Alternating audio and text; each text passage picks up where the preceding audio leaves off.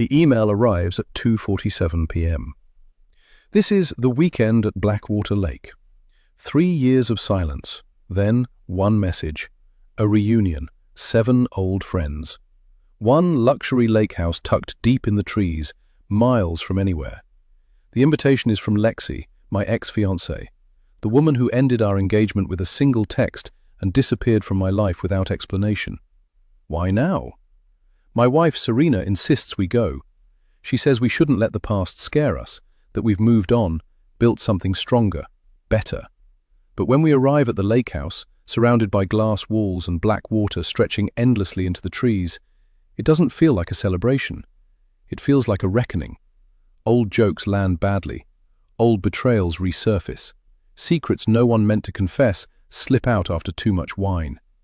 By midnight, the laughter sounds forced. By 2 a.m., someone is crying. By dawn, someone is dead. A body floats in the still, ink-dark lake, and suddenly the weekend isn't about nostalgia. It's about motive, because everyone here has something to hide. And someone decided the past wasn't going to stay buried.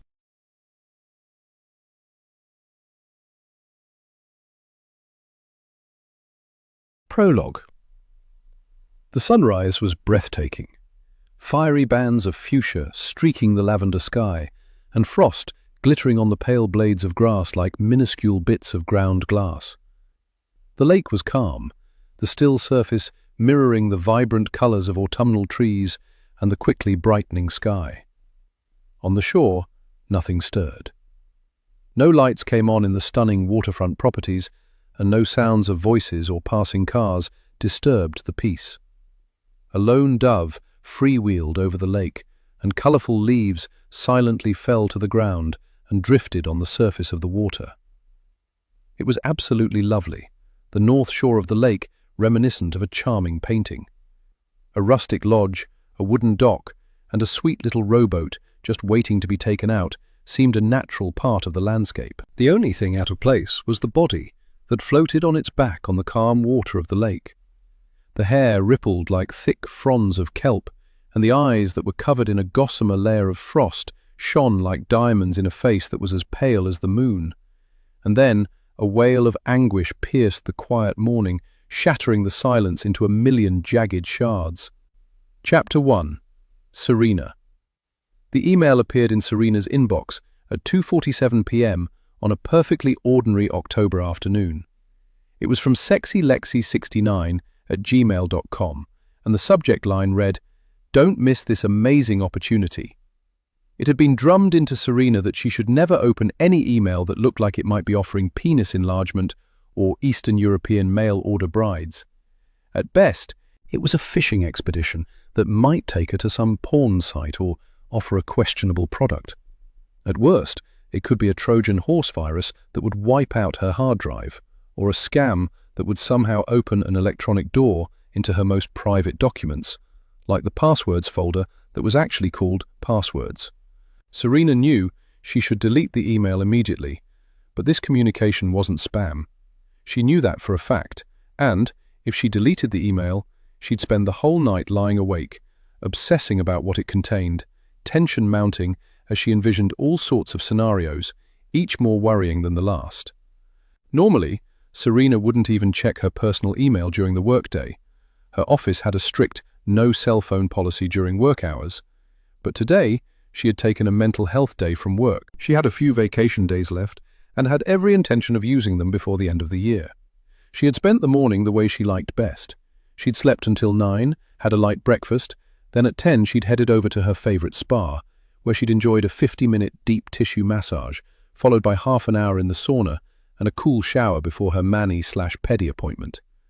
Afterwards, she dropped into a boutique she frequented on Lexington Avenue and bought several tops, all on sale and very reasonably priced. She'd been craving Tom Kha Gai soup for days and had picked some up on the way home. Serena had intended to check her email and social media and browse Pinterest for inspiration on a new project before binging several episodes of a new rom-com that had dropped on Netflix on Tuesday.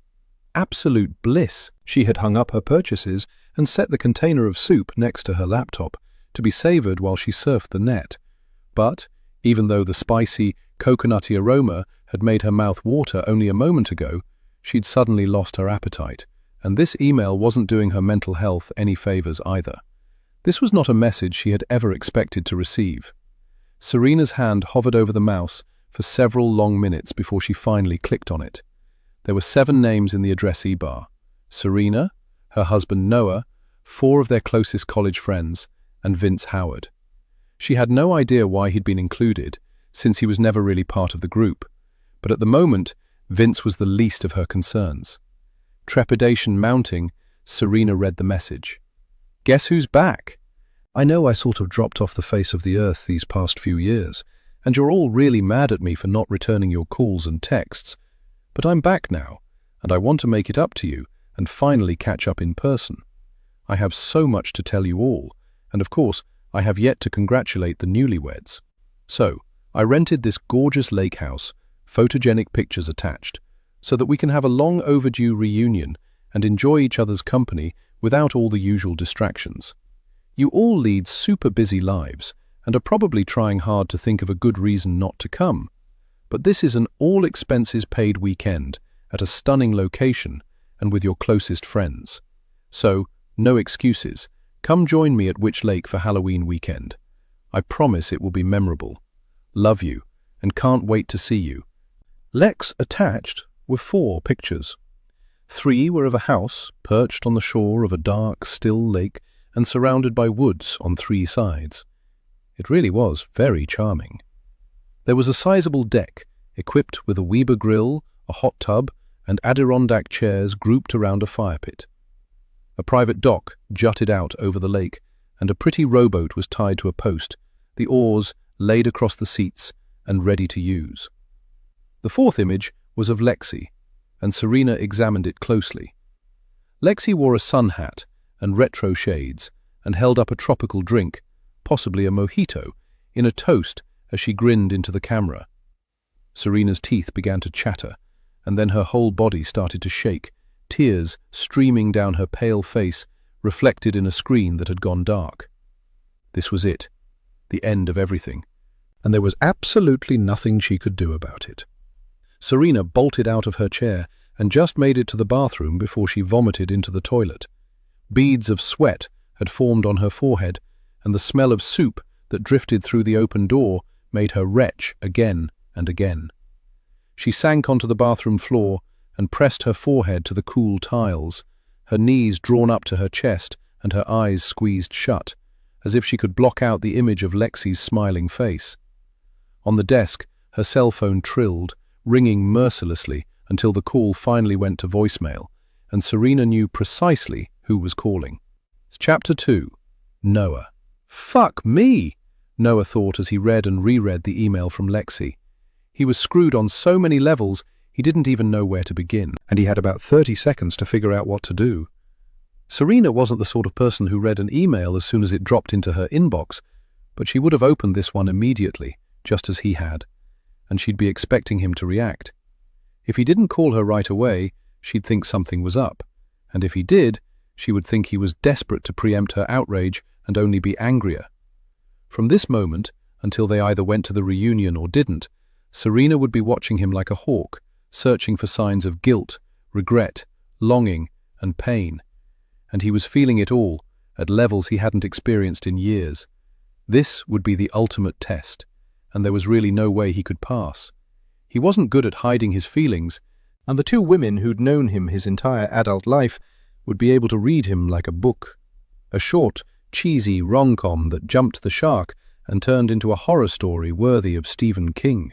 Carrie sprang to mind. What he really wanted to do was talk this over with Remy and Richie, but he didn't have time for a lengthy conversation, and they probably wouldn't even pick up during business hours.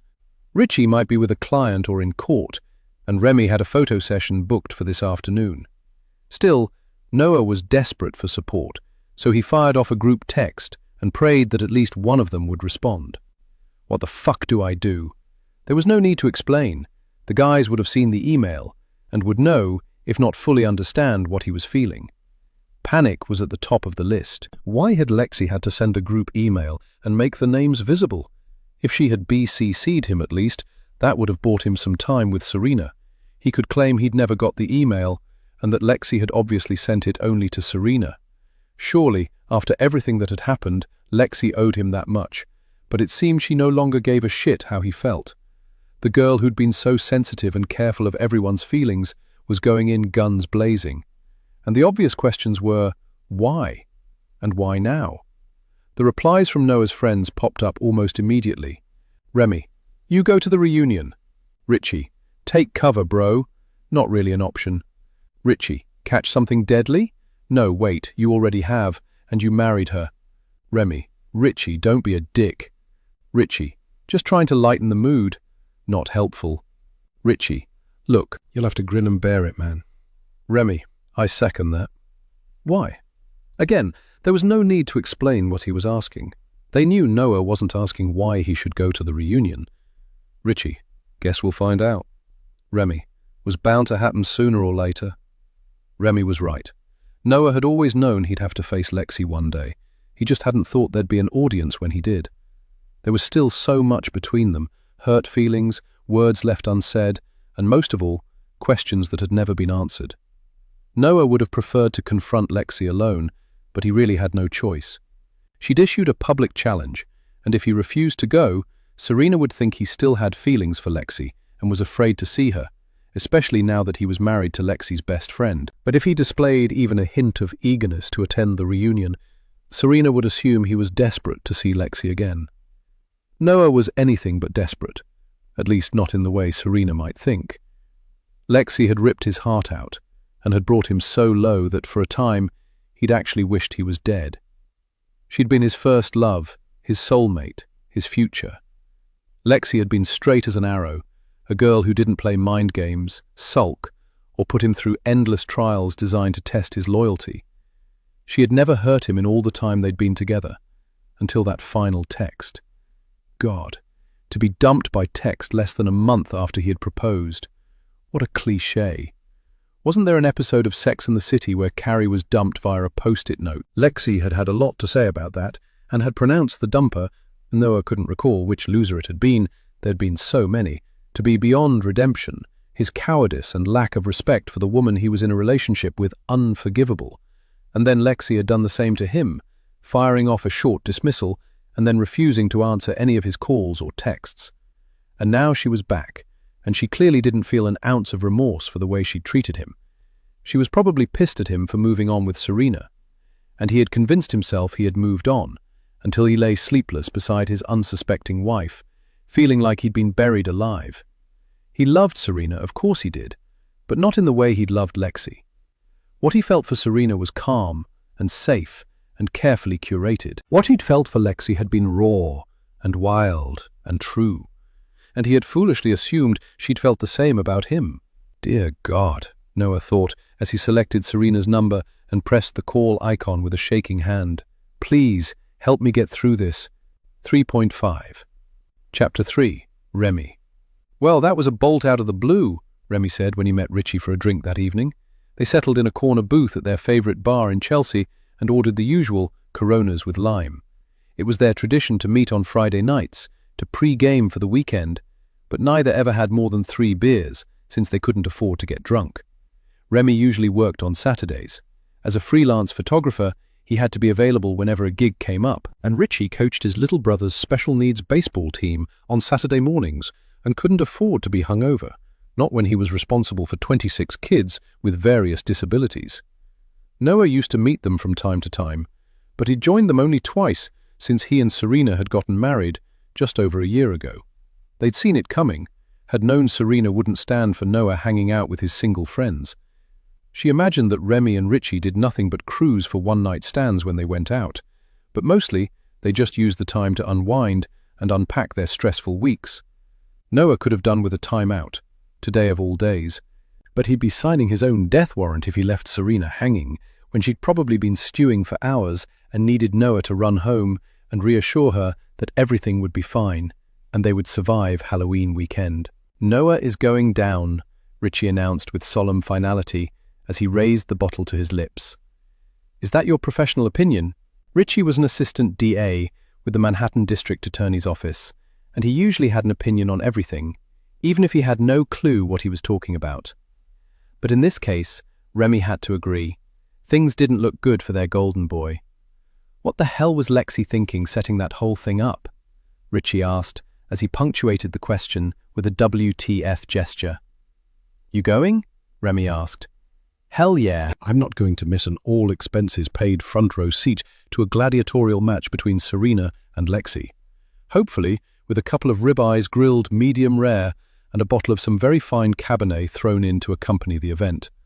I wouldn't say no to some mashed potatoes, or pasta too, he added wistfully. Richie had been on a low-carb diet for several months and dreamed of potatoes and refined flour the way some people dreamed of sex with a Hollywood star or winning the lottery. He allowed himself low-carb beer, hence the Corona, and the occasional glass of wine, but he had been fanatical about his diet and exercise regimen and had lost 25 pounds since April, when his latest Tinder flame had dumped him because he was fat, refused to wax his chest, and hadn't looked hot enough in her Instagram photos to make her ex jealous. Richie was anything but fat. He was solid. The kind of guy who wore his peasant jeans well and would appeal to a less superficial girl, one who actually liked him for his keen mind and great sense of humor. He was also the best friend a guy could have, and Remy thanked his lucky stars that he had met Richie at a time when he'd really needed someone to prop him up.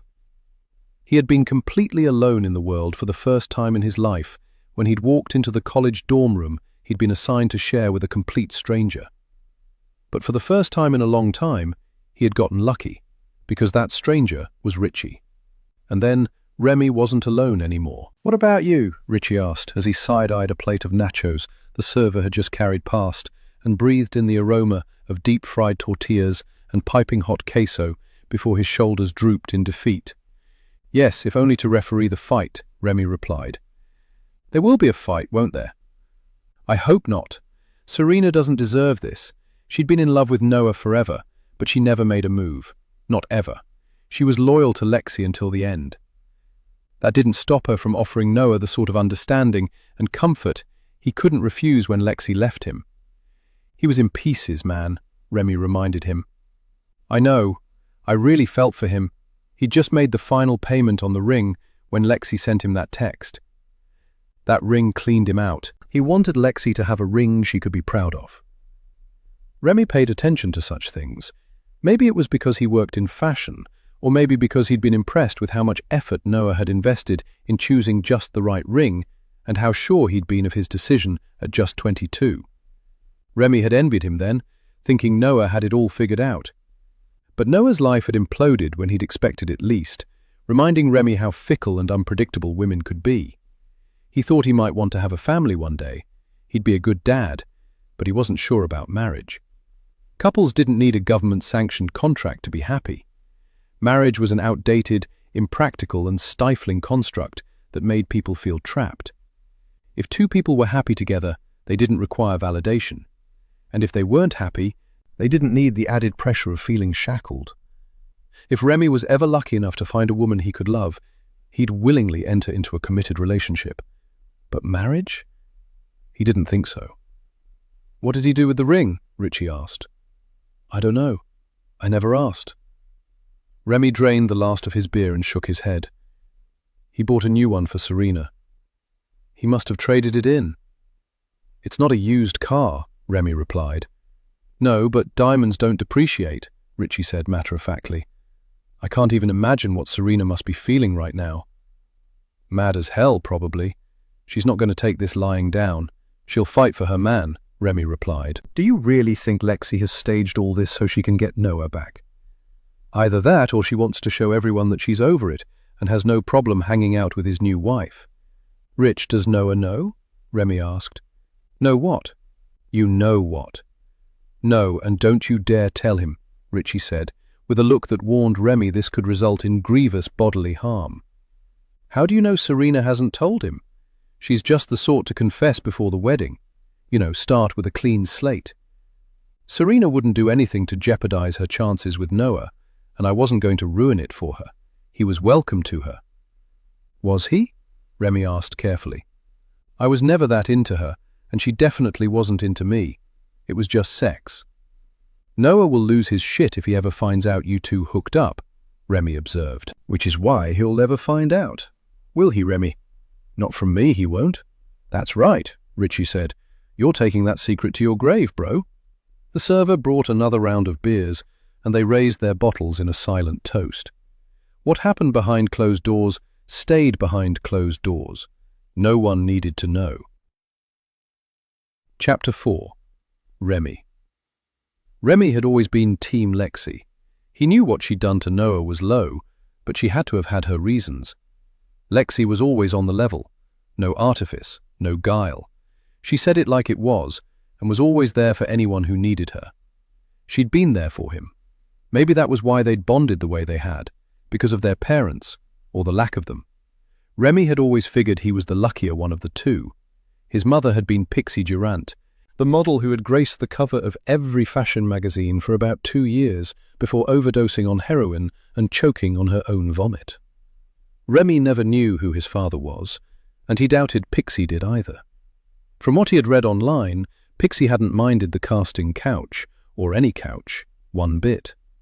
Remy used to wish he'd met his dad, just once, just to see what the guy looked like, to know what kind of man he was. When he was little, Remy thought his dad was from France because of his name, but then he discovered that Pixie used to tell everyone she was French. There was a French-Canadian ancestor somewhere up the family tree, but that was the extent of their French heritage. Pixie probably named him Remy to keep the pretense going, then had promptly handed him off to her parents and never looked back. Remy didn't remember her at all, but he did remember Grandpa and Gran.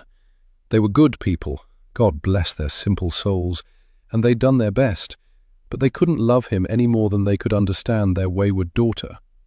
To them, Remy had been an embarrassment, the kind of shame you prayed over in church and explained away to your friends with tight smiles and mumbled excuses because you knew they called your grandkid a bastard and thought your daughter was a drug-addicted whore. Remy thought that was bad, but then life did him one worse.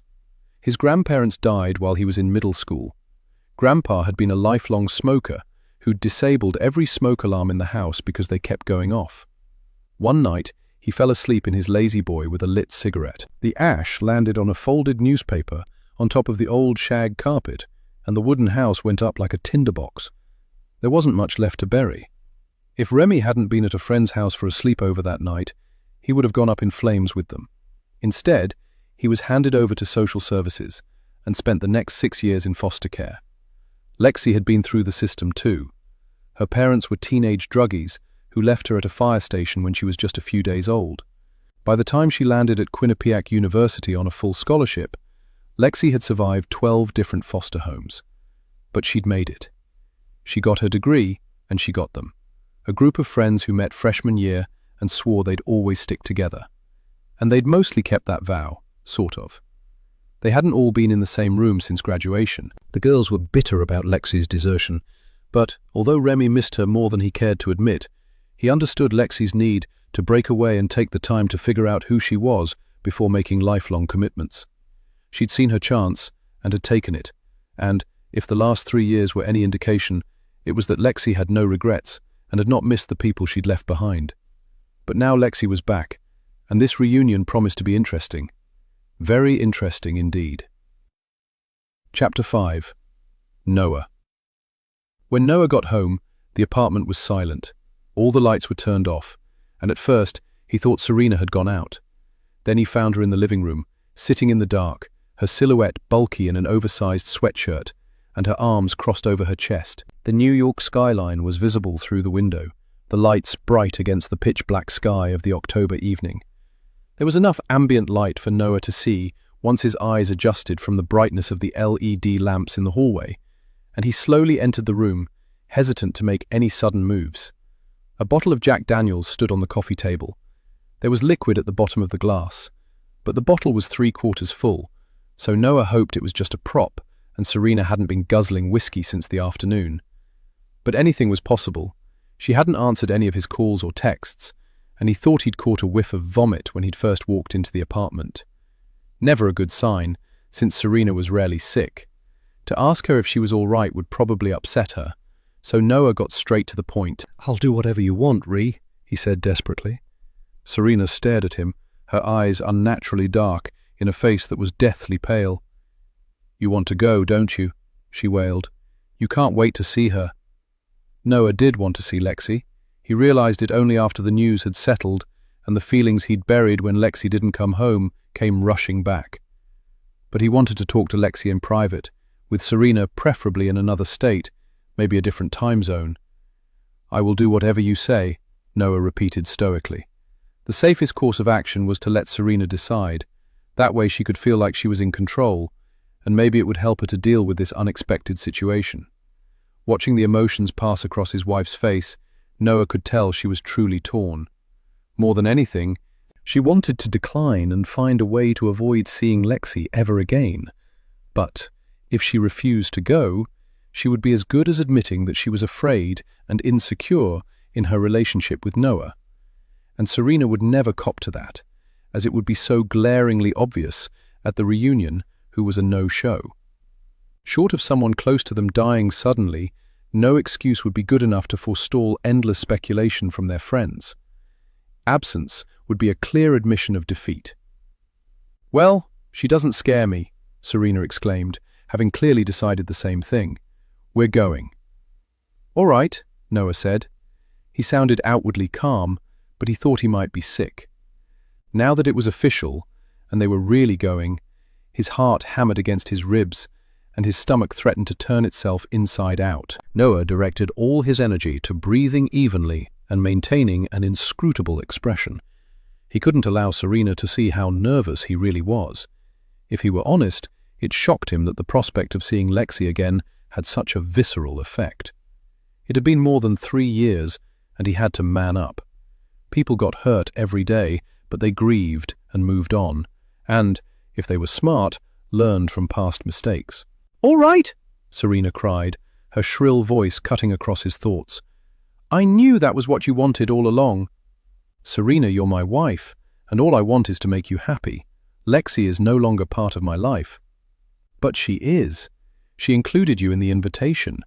Have you two been emailing on the sly?" "No. She emails Remy and Angelina from time to time." "Yeah, I know," they said. "You talk about her."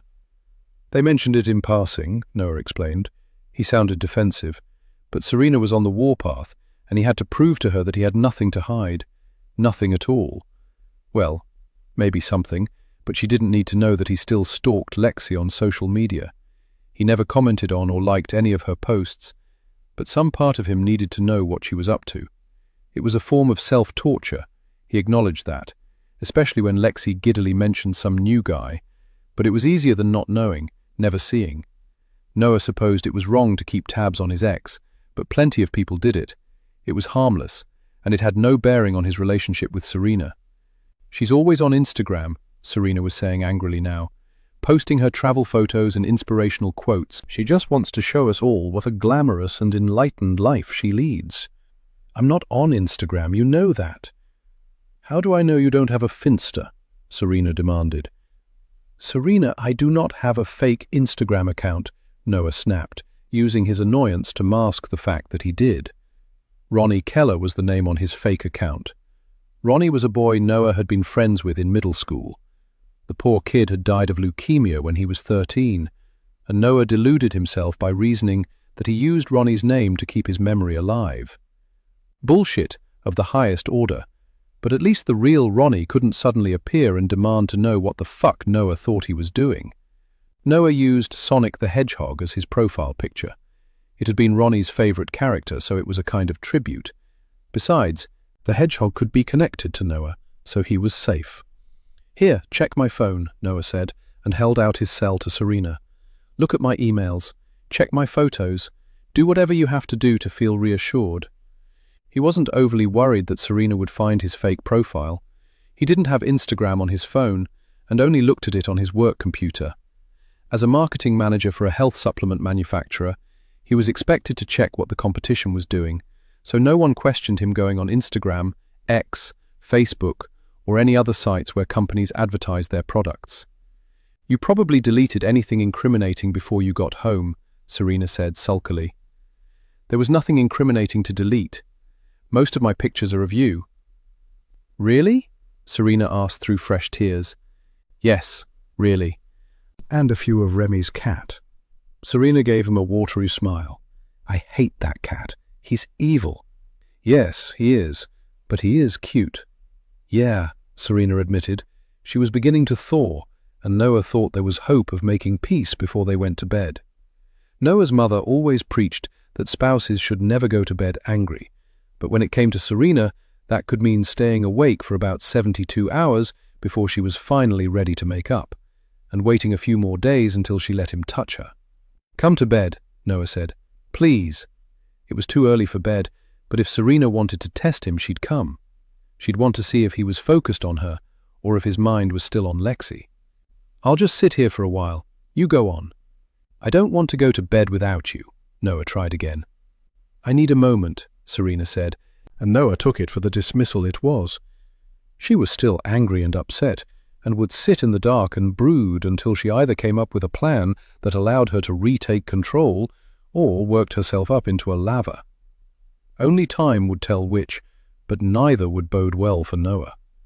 Richie hadn't been far off the mark when he'd told Noah to take cover. He wished he could. Chapter 6. Serena. As soon as Noah finally left her alone, Serena dropped her head and buried her face in her hands. She'd been about to work on her Pinterest baby board when the invitation had popped up. It had only been 3 days since she found out she was pregnant, and she hadn't breathed a word of it to Noah. She needed time to process the news. The pregnancy had come as a surprise, but not an unwelcome one. Far from it. She'd been elated to discover she could get pregnant so quickly and easily. Her mother had never been able to have children of her own. There had been every test imaginable on both her and her adoptive father, and yet, despite no medical explanation, they'd never conceived. Eventually, they'd adopted Serena. They had loved her as much as any adoptive parents could, but every so often her mother would let something slip. A wistful comment about the baby she never had, the milestones she missed, the experience she felt had been stolen from her. The heartbreak never seemed to fade, and perhaps that was where it started, her own longing to be a mother. She didn't just want a child, she wanted a child of her own. Several, in fact. A house full of little voices, colourful clothes and toys, and joyful laughter. A big, beautiful family that would fill every hollow place in her heart. And she wanted it with Noah. She'd already begun planning her pregnancy announcement, a heartfelt and emotional video she would post on social media. It would be sure to get more traction than Lexi's photos from an ashram in India, followed by a romantic weekend in Bora Bora. Only Lexi could pull an eat, pray, love routine and make it look like a spiritual epiphany. It infuriated Serena how easily people took the bait, flooding the comments with, "Stunning. Ooh, I wish I was there. So glad you're on a healing journey, Lex. The sunset is gorgeous. Please post a picture of the new man." There was no new man. It was all lies, a curated bid for attention. But now Serena would have to wait to share her precious news. She wasn't going to publicly open herself up when her relationship with Noah could be in jeopardy.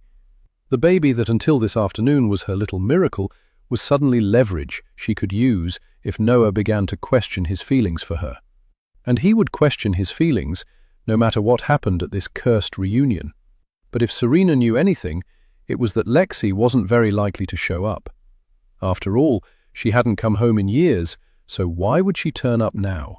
She'd cancel at the last minute and jet off to Bangkok or Sydney or some other exotic locale and post lots of scenic shots of perfect sunsets and sandy beaches. Serena didn't care about Lexi anymore, but something had changed. And if she was going to protect herself and the life she had built, she needed to know what it was and neutralize the threat before it was too late. Chapter 7. Angelina. Shutting the door behind her, Angelina tossed her coat over a chair, kicked off her shoes, and deposited her bag on the hall table. She ambled into the kitchen, took out a bottle of Chardonnay, and took a few sips straight out of the bottle before putting it back. It had been that kind of day. What she really wanted was to heat the lasagna her mom had dropped by last week, eat at least half a tray, and chase it up with a pint of Ben & Jerry's, but instead she made a salad, added some leftover grilled chicken, and congratulated herself on her virtuousness. She'd splurge tomorrow, but today she had to be good. Angelina set her bowl and a bottle of water on the counter and opened her laptop. She liked to scroll through her messages and social media while she ate. After a day spent with patients, first needy and anxious, then radiant with joy as they cradled their newborns, coming home to an empty apartment only made the loneliness more acute. And tonight, the maternity ward had been so overcrowded there were beds set up in the corridors. Happened every full moon. Deleting all the junk emails first, Angelina then turned her attention to the ones she intended to read. She'd noticed the email from Sexy Lexi 69 right away, but saved it for last. It amused her that Lexi had used that name. She could still remember the night she'd hit on it. They had gone to a frat party, then back to Lexi's dorm room. Her roommate, Bella, was home for the weekend, so Angelina had crashed on Bella's bed. It had been the four of them: Angelina, Alexei, Serena, and Mia. They'd smoked a joint, totally against dorm regulations and grounds for expulsion, and giggled madly as they decided to come up with stripper names. Angelina couldn't recall the silly names Serena and Mia had made up, but who could forget Sexy Lexi 69? It totally worked too, because Lexi's birthday was on June 9th, or at least that was the birthday that'd been assigned to her when she'd been turned over to whatever agency took charge of abandoned children. Angelina had refused to play, saying she would never be a stripper, so to invent a name would be pointless. She'd been a spoilsport even then, she decided as she opened the email. Very nice, she thought as she clicked on the pictures of the house. She wouldn't mind living in a place like that all year round. Beautiful, spacious and peaceful, and far enough away from the neighbors to have complete privacy, but not so far that she'd feel isolated. The others were bound to be impressed and accept Lexi's invitation. She knew she would. She didn't care if she holed up in a leaky tent during a thunderstorm, as long as she could get out of the city for a while and spend time with people she actually liked. The past few months had been lonely and sobering. She had thought she and Jake would be engaged by Christmas. Instead, he had moved out and was now shacking up with his firm's summer intern, who was barely 19 and had been living with her parents until Jake had rented an apartment in Hoboken and moved her in. Jake's betrayal had come like a thunderbolt out of the blue, and now Angelina knew, or could guess, how Noah must have felt when Lexi broke off their engagement by text, gave up her spot at a prestigious law school, and took off on her 3-year adventure without a word of explanation. None of them had seen Lexi in the intervening years, but now she was back, and Angelina looked forward to catching up, but she didn't imagine this would be a fun, relaxing weekend. Tensions were bound to run high, especially if Serena and Noah showed up. Lexi might have broken up with Noah, but Serena was bound to feel threatened and wonder why Lexi had decided to get them all together like this. Serena would never admit to feeling insecure, but she had to be seriously worried. As Angelina ate her lonely dinner, she thought that for once she wouldn't be the most pathetic person in the room, which she supposed was something positive to cling to. Her breakup with Jake was child's play compared to the drama that was bound to unfold once they were all together again, and she could hardly wait. Chapter 8. Noah. If he were honest, Noah was glad Serena didn't come to bed. He really wasn't in the mood to play the devoted husband, not when all he could think about was Lexi and the way it used to be with them.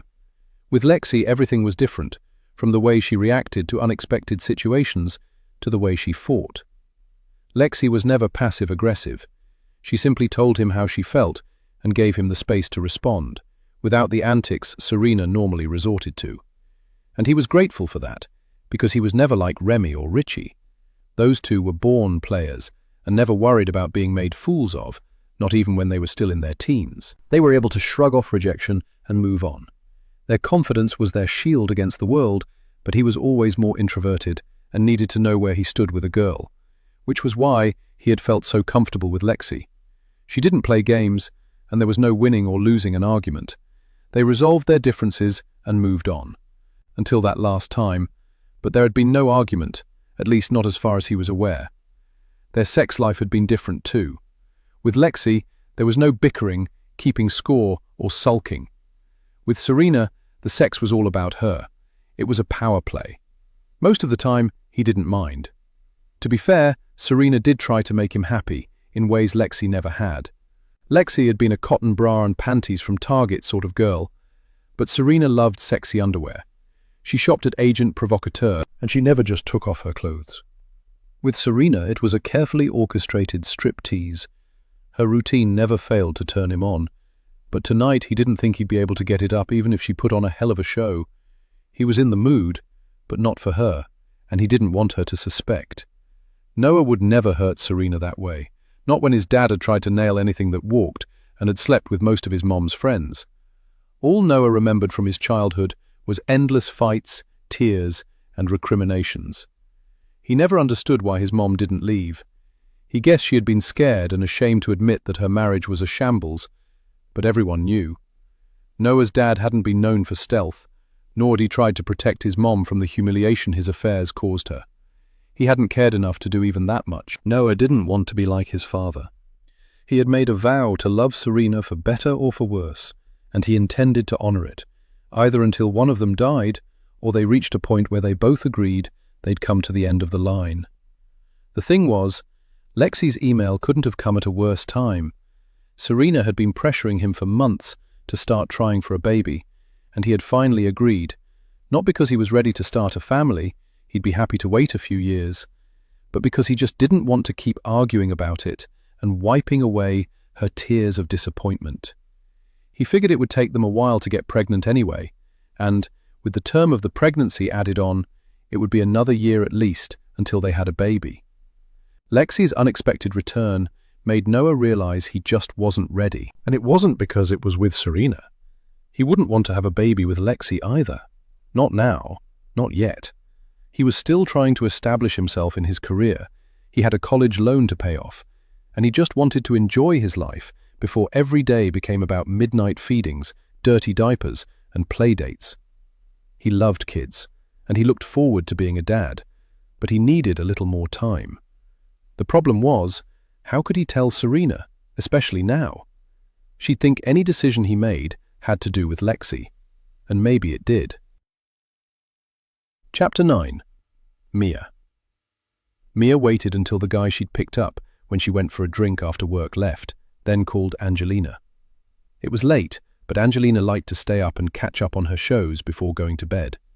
She'd been doing that since Jake moved out, so that she was tired enough to fall asleep once she finally went to bed and didn't stay awake analyzing her failed relationship. Angelina picked up on the second ring. "You going?" Mia asked without bothering with a greeting. "Wouldn't miss it." "Why is Lexi doing this?"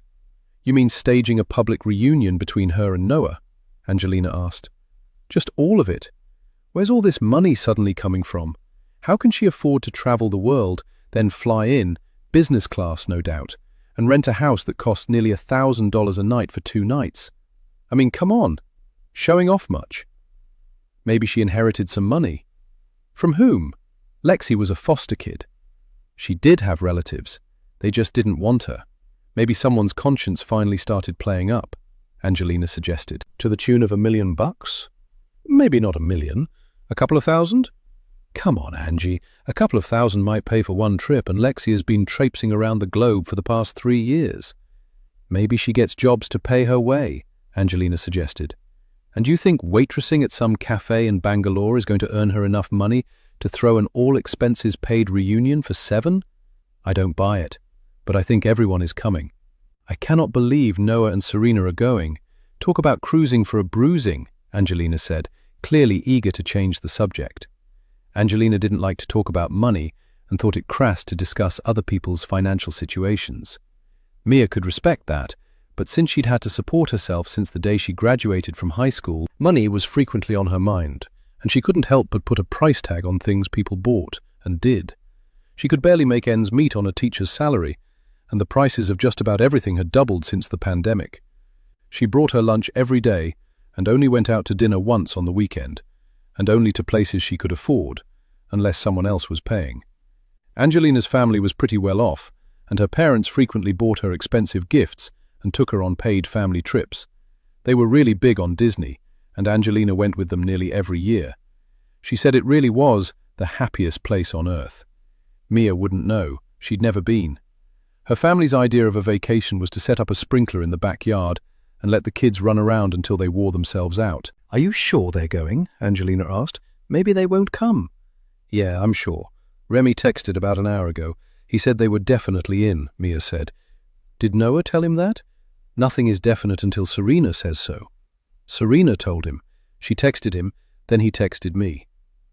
Mia had actually been surprised that Remy had reached out to her. He'd been a bit distant the past 2 months, but that was Remy. He was moody and temperamental, always had been. Maybe there was a new woman. He was always secretive about the people he was seeing until they split up, and then he tore them to shreds. But in a way that was so funny, it was impossible to judge him and tell him he was a shit. I don't know. This is all really weird, but I'm coming for sure, Angelina said. Did you see the pictures of that house? There's a private deck, a boat, and a hot tub. I don't care if Serena and Lexi try to kill each other. I just want a few days off. Me too, Mia said on a sigh. I'm seriously thinking about changing careers. I love the kids, but I hate the parents. Their little darlings can do no wrong, and everything is the teacher's fault. How about you put your phone down, Karen, and help your kid with his homework instead of posting endless selfies?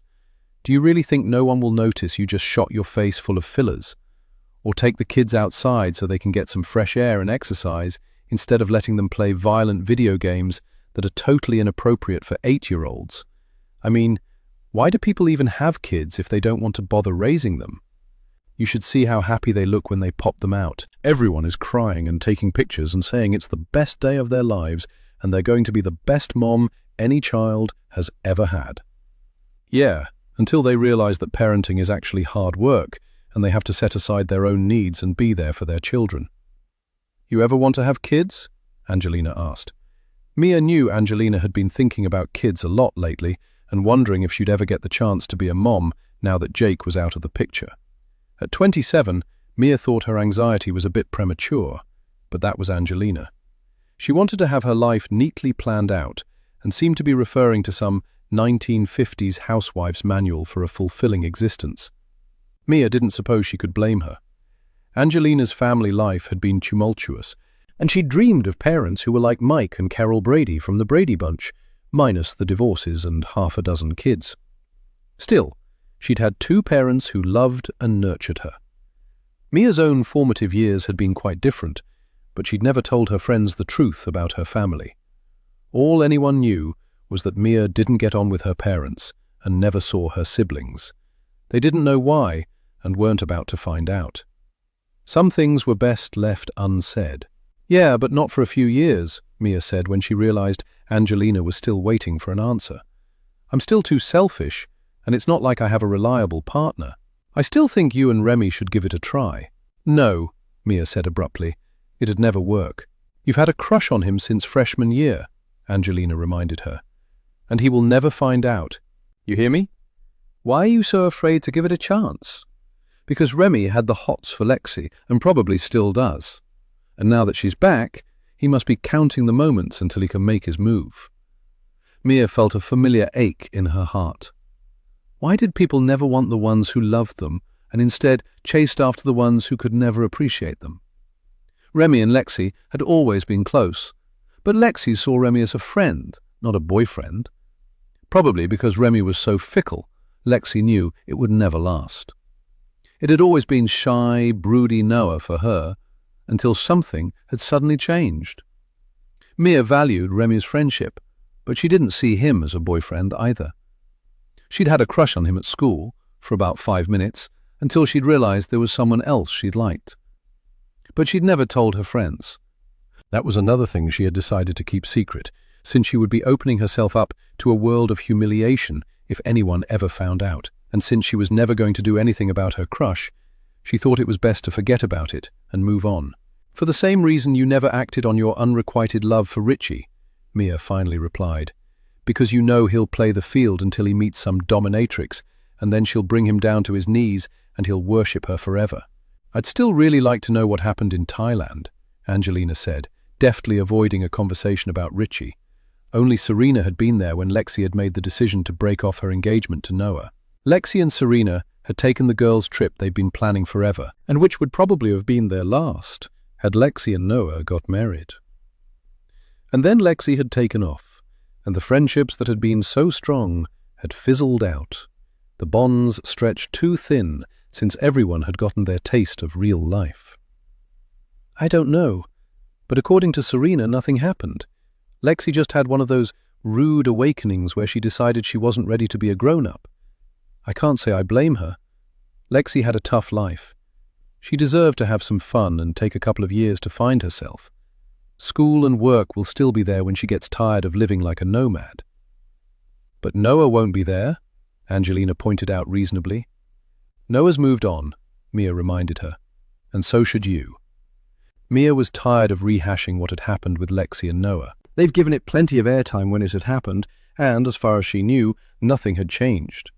In fact, she suddenly realized she didn't really want to go to this reunion. She didn't like to have things forced on her, and she worried she'd be expected to pay her share after all. But she was too curious to see what would happen to stay away. Besides, she had no plans for Halloween, and, if things between Lexi and Serena got ugly, Halloween would be scary as hell. I have to get up early, Mia said. I'll talk to you tomorrow. All right? They said goodbye and ended the call, but Mia knew they probably wouldn't talk again in person until they saw each other at Witch Lake. Chapter 10. Vince. Vince opened the email for the second time while he waited at Starbucks to get his pumpkin spice latte. He wasn't really sure why he had been included. He'd only met the group in their senior year, when he'd started going out with Angelina. They had already been tight, and he had always been on the periphery, tagging along if Angelina wanted to spend time with her friends. He liked the group for the most part, but they weren't his friends, and he had always known he wouldn't really stay in contact if things with him and Angelina didn't work out. They had parted ways shortly after graduation. It wasn't a painful or messy breakup. They had just sort of drifted apart, with Angelina going on to a nursing program and Vince taking a job with a prestigious hedge fund. If it wasn't for social media, he wouldn't have kept in touch with any of them. He'd been shocked when Serena had posted that she was engaged to Noah less than a year after Lexi had left him. It seemed too soon, but maybe Noah was just one of those guys who needed to be in a relationship, and rather than take his chances on the dating scene, had settled for a girl who loved him and wasn't overly worried about being the runner-up. Vince's grandfather, who played the sax in his younger days and had performed at clubs all over Fort Washington and Harlem, had taught Vince everything he knew about women. One thing Terence Wright had said was that you should never get serious about a girl who was on the rebound, and the second was that you should never marry anyone who isn't your grand passion. Terence used terms like that, but, although old-fashioned, they still rang true. Terence had enjoyed his share of affairs, but Vince's grandmother had been his grand passion until the day she died.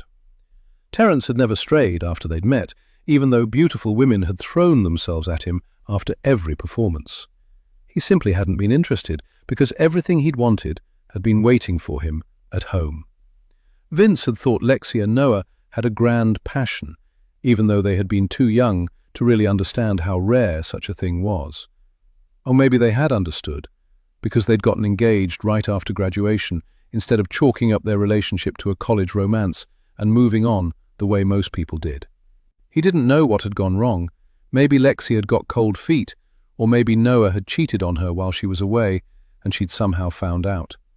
In any case, Vince never would have imagined Noah winding up with Serena. They just seemed so different.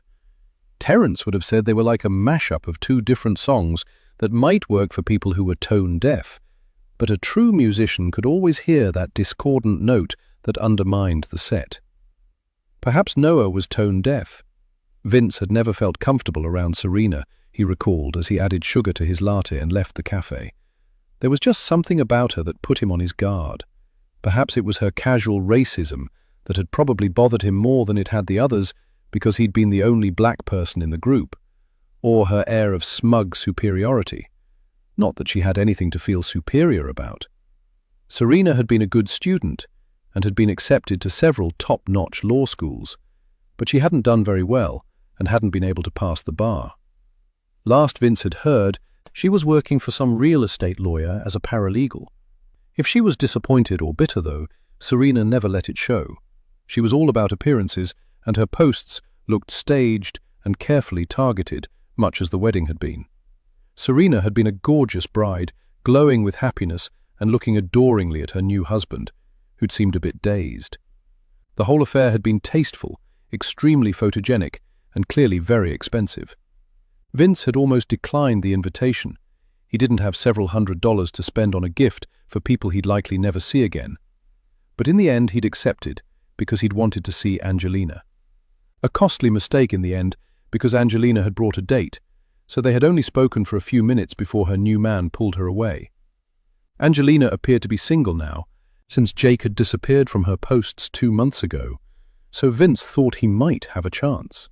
He didn't think that Angelina was his grand passion. He'd come to understand that he was too methodical and rational for such intense and unpredictable emotions. But Angelina was just the same, and he'd never quite been able to get over her. Which wasn't to say that she wasn't capable of passion or devotion.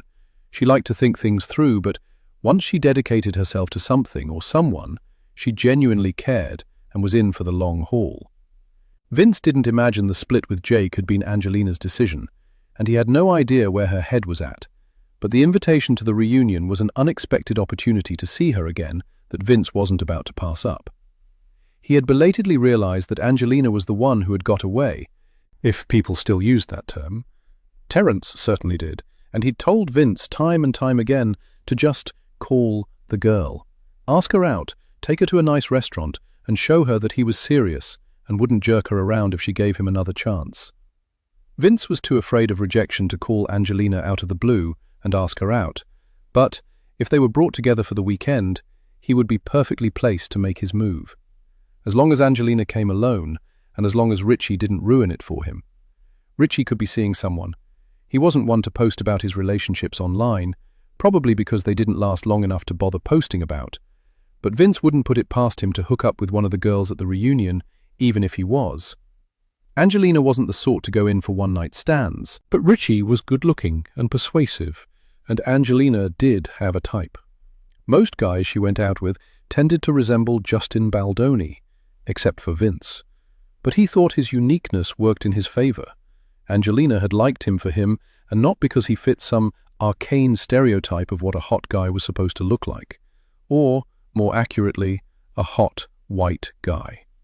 Vince didn't have any trouble attracting women, and the ladies were always charmed by his manners. Terence had taught him well, and had impressed on Vince that class never went out of fashion. Hold the door, help her with her coat, pick up the bill, and always compliment her while looking into her eyes, never at her cleavage. Terence was a sly old fox, and knew what he was talking about.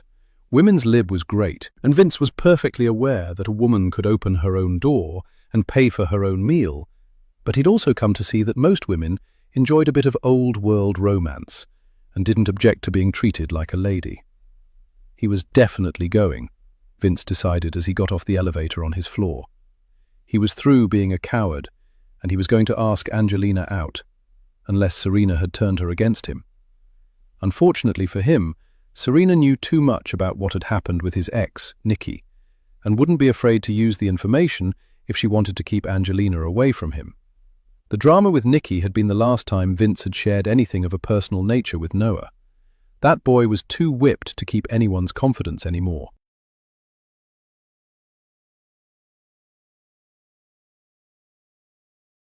Chapter 11. Serena. Friday, Halloween. The week leading up to the reunion had been tense, but by Friday, Noah seemed strangely resigned.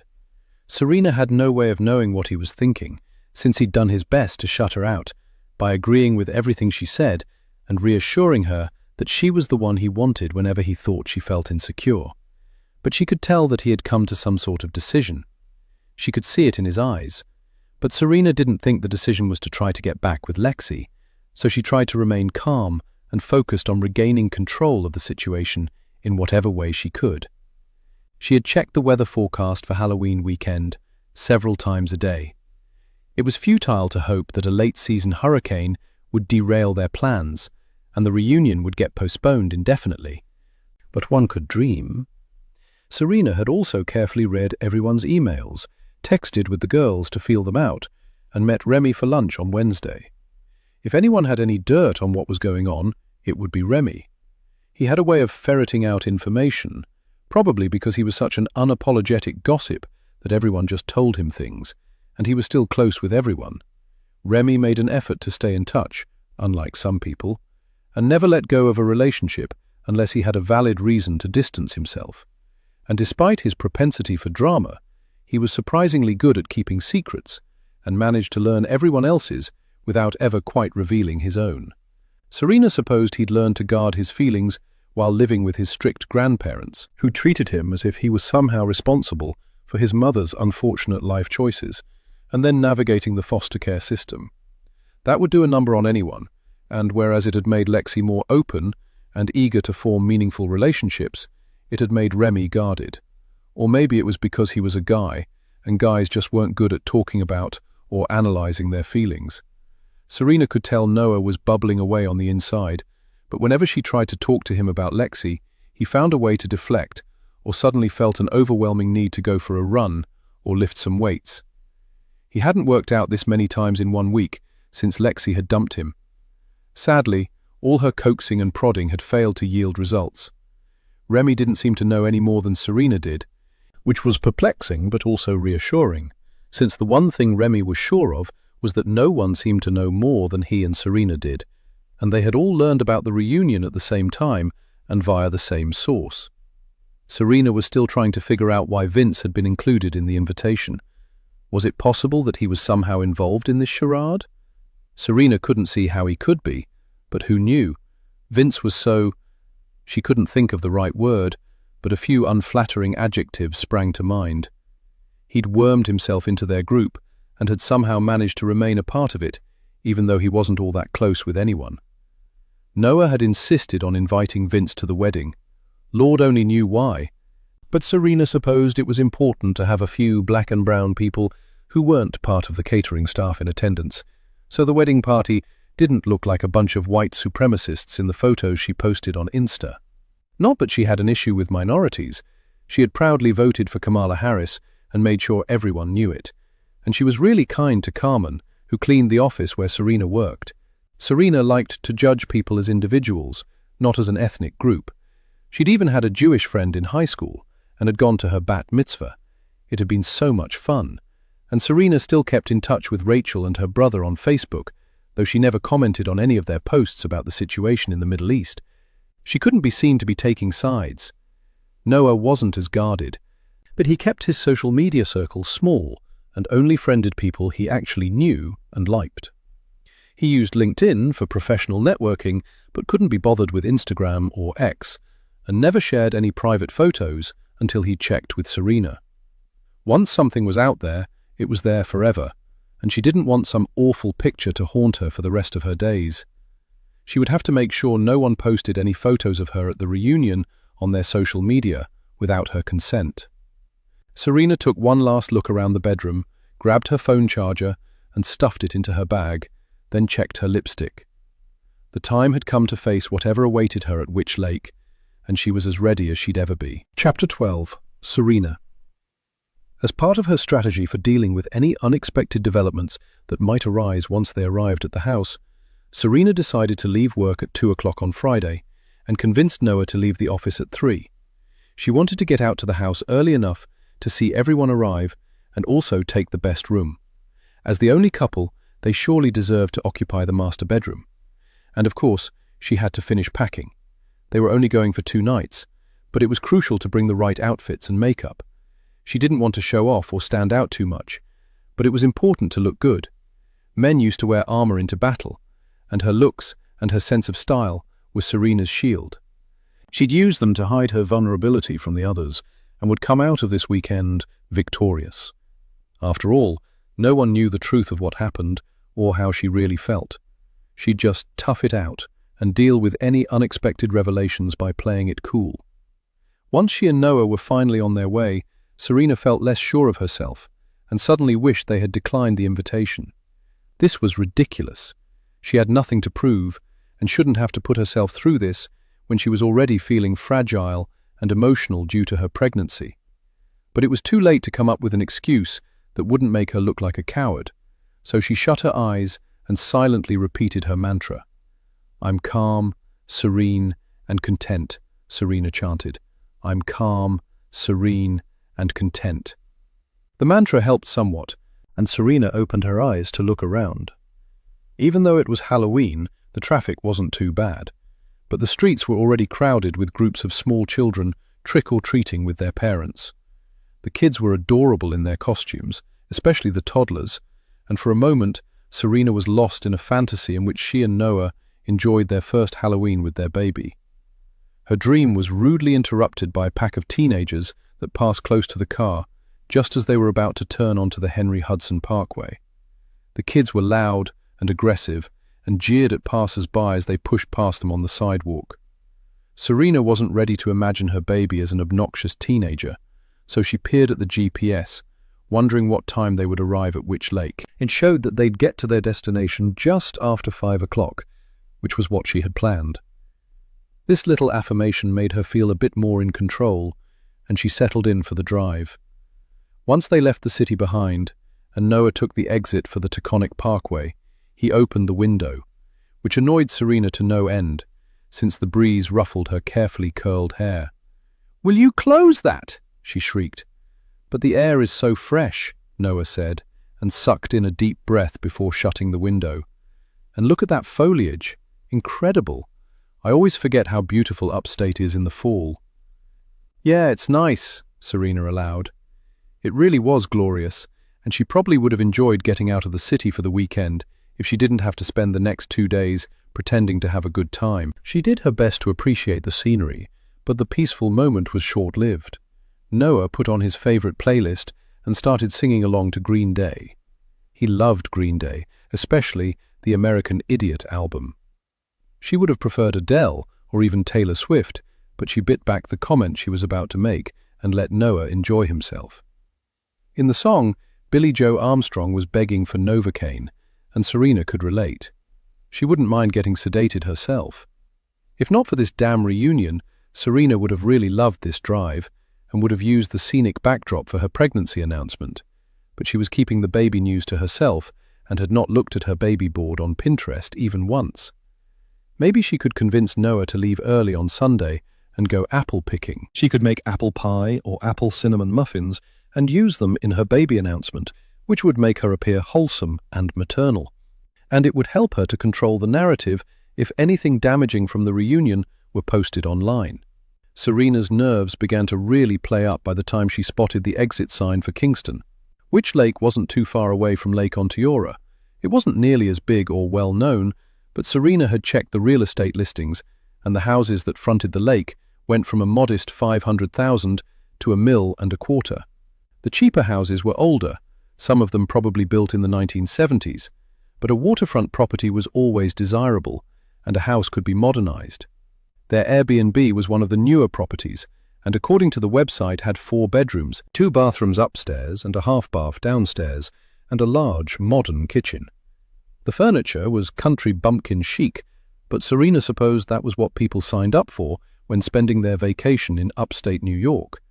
Witch Lake didn't offer any water sports, but the reviews of the area mentioned that there was fishing, hiking trails, and some historical sites.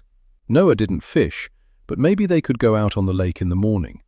The pictures would look amazing on Insta, especially if she wore the burnt orange top and her new green jacket, which would work great with the backdrop of lake, sky, foliage, and those very expensive homes. And then in the afternoon, maybe they could skip out on the togetherness and go for a scenic walk, or visit the State House or the old Dutch church. The less time they spent with the others, the better. According to the GPS, they were about 10 minutes from the house, and Serena's heart thumped painfully in her chest. She really was nervous. No, not nervous. Nervousness was reserved for job interviews and lunch with Noah's needling mother and leering father. She was terrified, and she wished Noah would reassure her, but he was staring straight ahead, his posture so rigid, Serena could only assume he was as uncomfortable as she was, and mentally preparing himself for the awkwardness that was bound to ensue once they were all together. Noah turned off the music, and the unexpected silence was jarring. The air between them crackled with tension, and Serena suddenly felt very cold.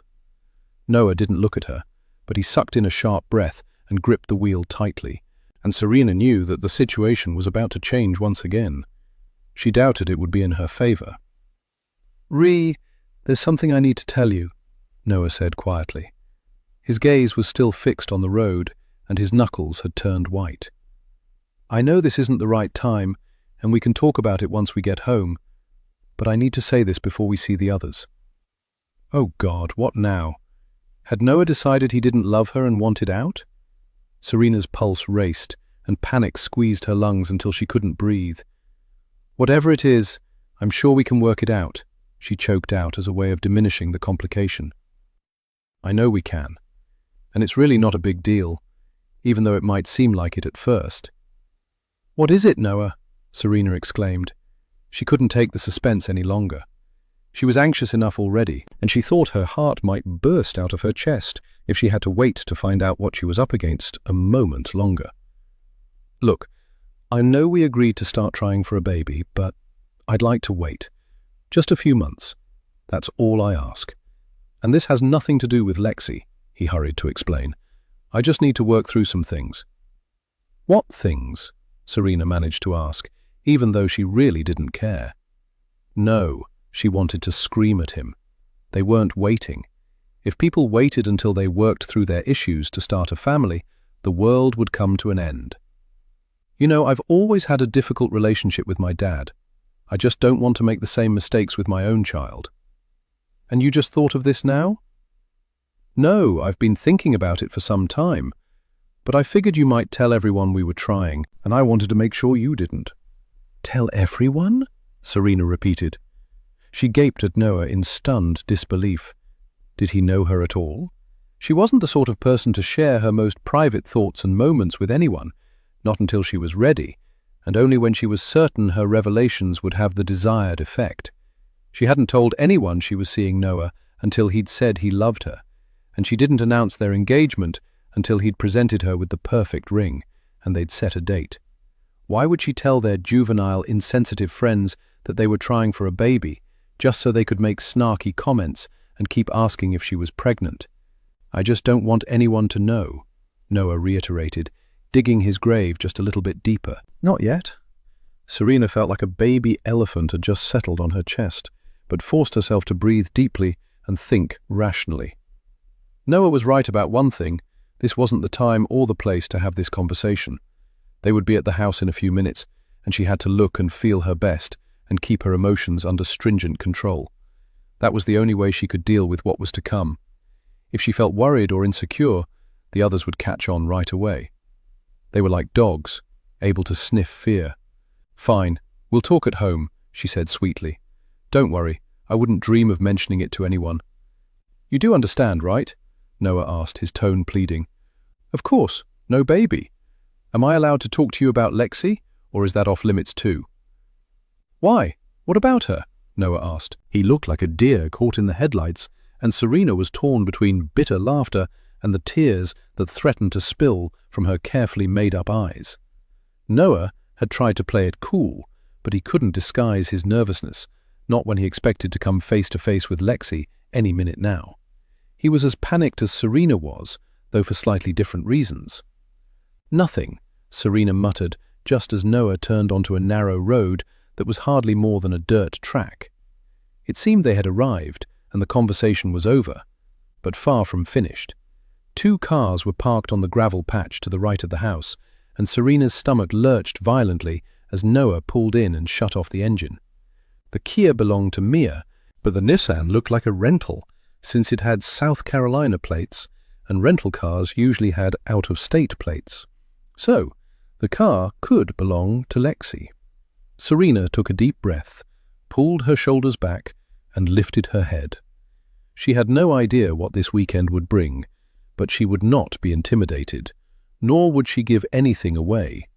Beauty was her shield, but silence wasn't her only weapon. Chapter 13. Remy. Remy, in the car he'd rented for the weekend, was the first to arrive, well before 5 o'clock.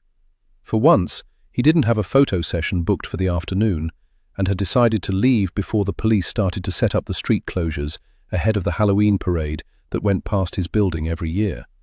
The key was in a lockbox to which Lexi had provided a code, and there were several packages on the step, all addressed to Lexi. Remy moved them inside and took a peek. There was an assortment of booze, a box of fruits and vegetables, and a large styrofoam container packed with dry ice and filled with all sorts of goodies. Expensive goodies. After he put the groceries away, Remy opened a bottle of red and, once it had a chance to breathe, poured himself a glass. While he waited, he set out the charcuterie board Lexi had ordered on the kitchen counter. He loved a good charcuterie, and this one didn't disappoint. It even had candied pecans and dried cranberries, both of which he adored. Remy sampled a piece of cheddar, popped a few nuts and berries into his mouth, then stepped out onto the deck and settled in an Adirondack chair. The view of the lake was spectacular. The air was crisp and smelled of wood smoke, and the sun would soon begin to set. Remy would not have enjoyed spending the weekend at the lake house all by himself, but since his friends were about to arrive, he savoured the brief interval of peace. Mia pulled up just before 5. She used the deck stairs to come up and gave Remy a hug and a kiss on the cheek. "You okay?" she asked. "Yeah, I'm good. Why?" "No reason." Remy knew exactly what Mia was referring to, but didn't want to engage. He'd been a bit less available to Mia and Angelina the past 2 months, but he had his reasons and didn't care to get into them. And after today, he hoped it would no longer matter and things would go back to normal, or as normal as they could be with Lexi around. "Do you think Lexi is going to stay?" Mia asked, once she'd set her things down in one of the bedrooms, poured herself a glass of wine, and joined Remy on the deck. "I don't know. I haven't spoken to her. I called and texted, but she never got back to me." "She didn't get back to me either. Seems odd that she hasn't reached out to any of us now that she's back in the country," Mia said. "I think she wants to see us all at the same time. Maybe she's going to make some big announcement," Remy speculated. "Like what? Maybe she's getting married. Or maybe she's pregnant and wants her baby to be born in New York, where she has friends and a support network," Mia suggested. "But things are different now. Everyone has their own life, and people have changed since the pandemic." "It seems like everyone got just a little more selfish and self-serving, don't you think?" "I'll be there for her," Remy said firmly. "I haven't changed." "No," Mia said, even though she clearly didn't agree, and probably would have liked to list all the ways Remy had changed. When Remy said nothing, Mia excused herself and went inside to pick at the charcuterie board. Remy heaved himself out of the deep chair, descended the steps, and walked to the end of the narrow dock. It would be dark in less than an hour, but just then the sky was lavender and pink, the lake slate blue with vibrant slashes of burnished orange and red at the edges, where the stunning fall foliage was reflected in the water. There were only 6 houses on Witch Lake, and the other 5 were almost entirely obscured by the leafy trees, only their lifeless docks visible in the gloaming. It was still early, so the occupants might make themselves known later on, but at the moment it felt like Remy and Mia were the only people in the world, the lake and its surrounds exactly as they must have looked hundreds of years ago, when Native Americans, Remy thought it was the Mohicans or the Lenape, had lived on this land, before the first Dutch pioneers had begun to build their settlements and introduced a European way of life to the new colony. A shiver ran down Remy's spine, and he turned his back on the lake. He was a city boy through and through, and loved his life in Greenwich Village. Those people were his tribe, and the city streets were his stomping ground. He felt intimidated by all this quiet nature. Most people assumed it was peaceful and harmless, but they were wrong. Nature was primitive, cruel, and unpredictable. Remy had no idea where this conviction had come from, or why he was suddenly afraid, but all he knew was that, although he could tolerate this place for 2 nights, he couldn't wait to get the hell home. Chapter 14. Mia.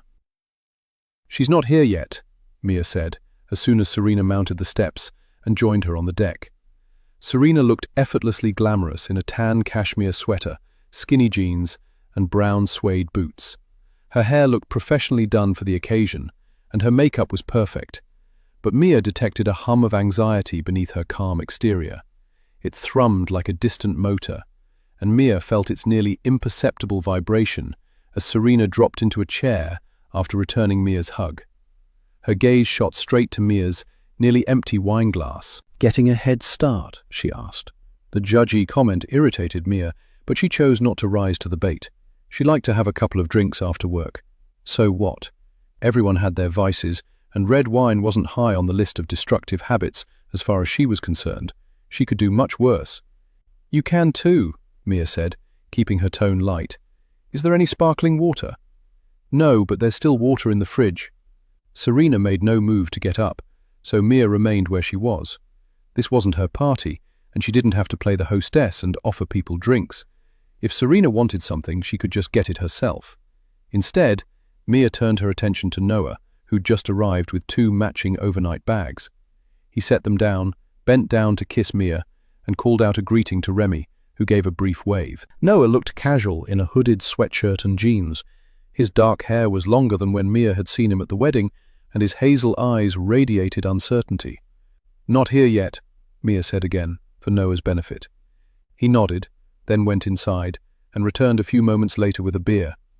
Noah went to speak to Remy, so Mia returned her attention to Serena.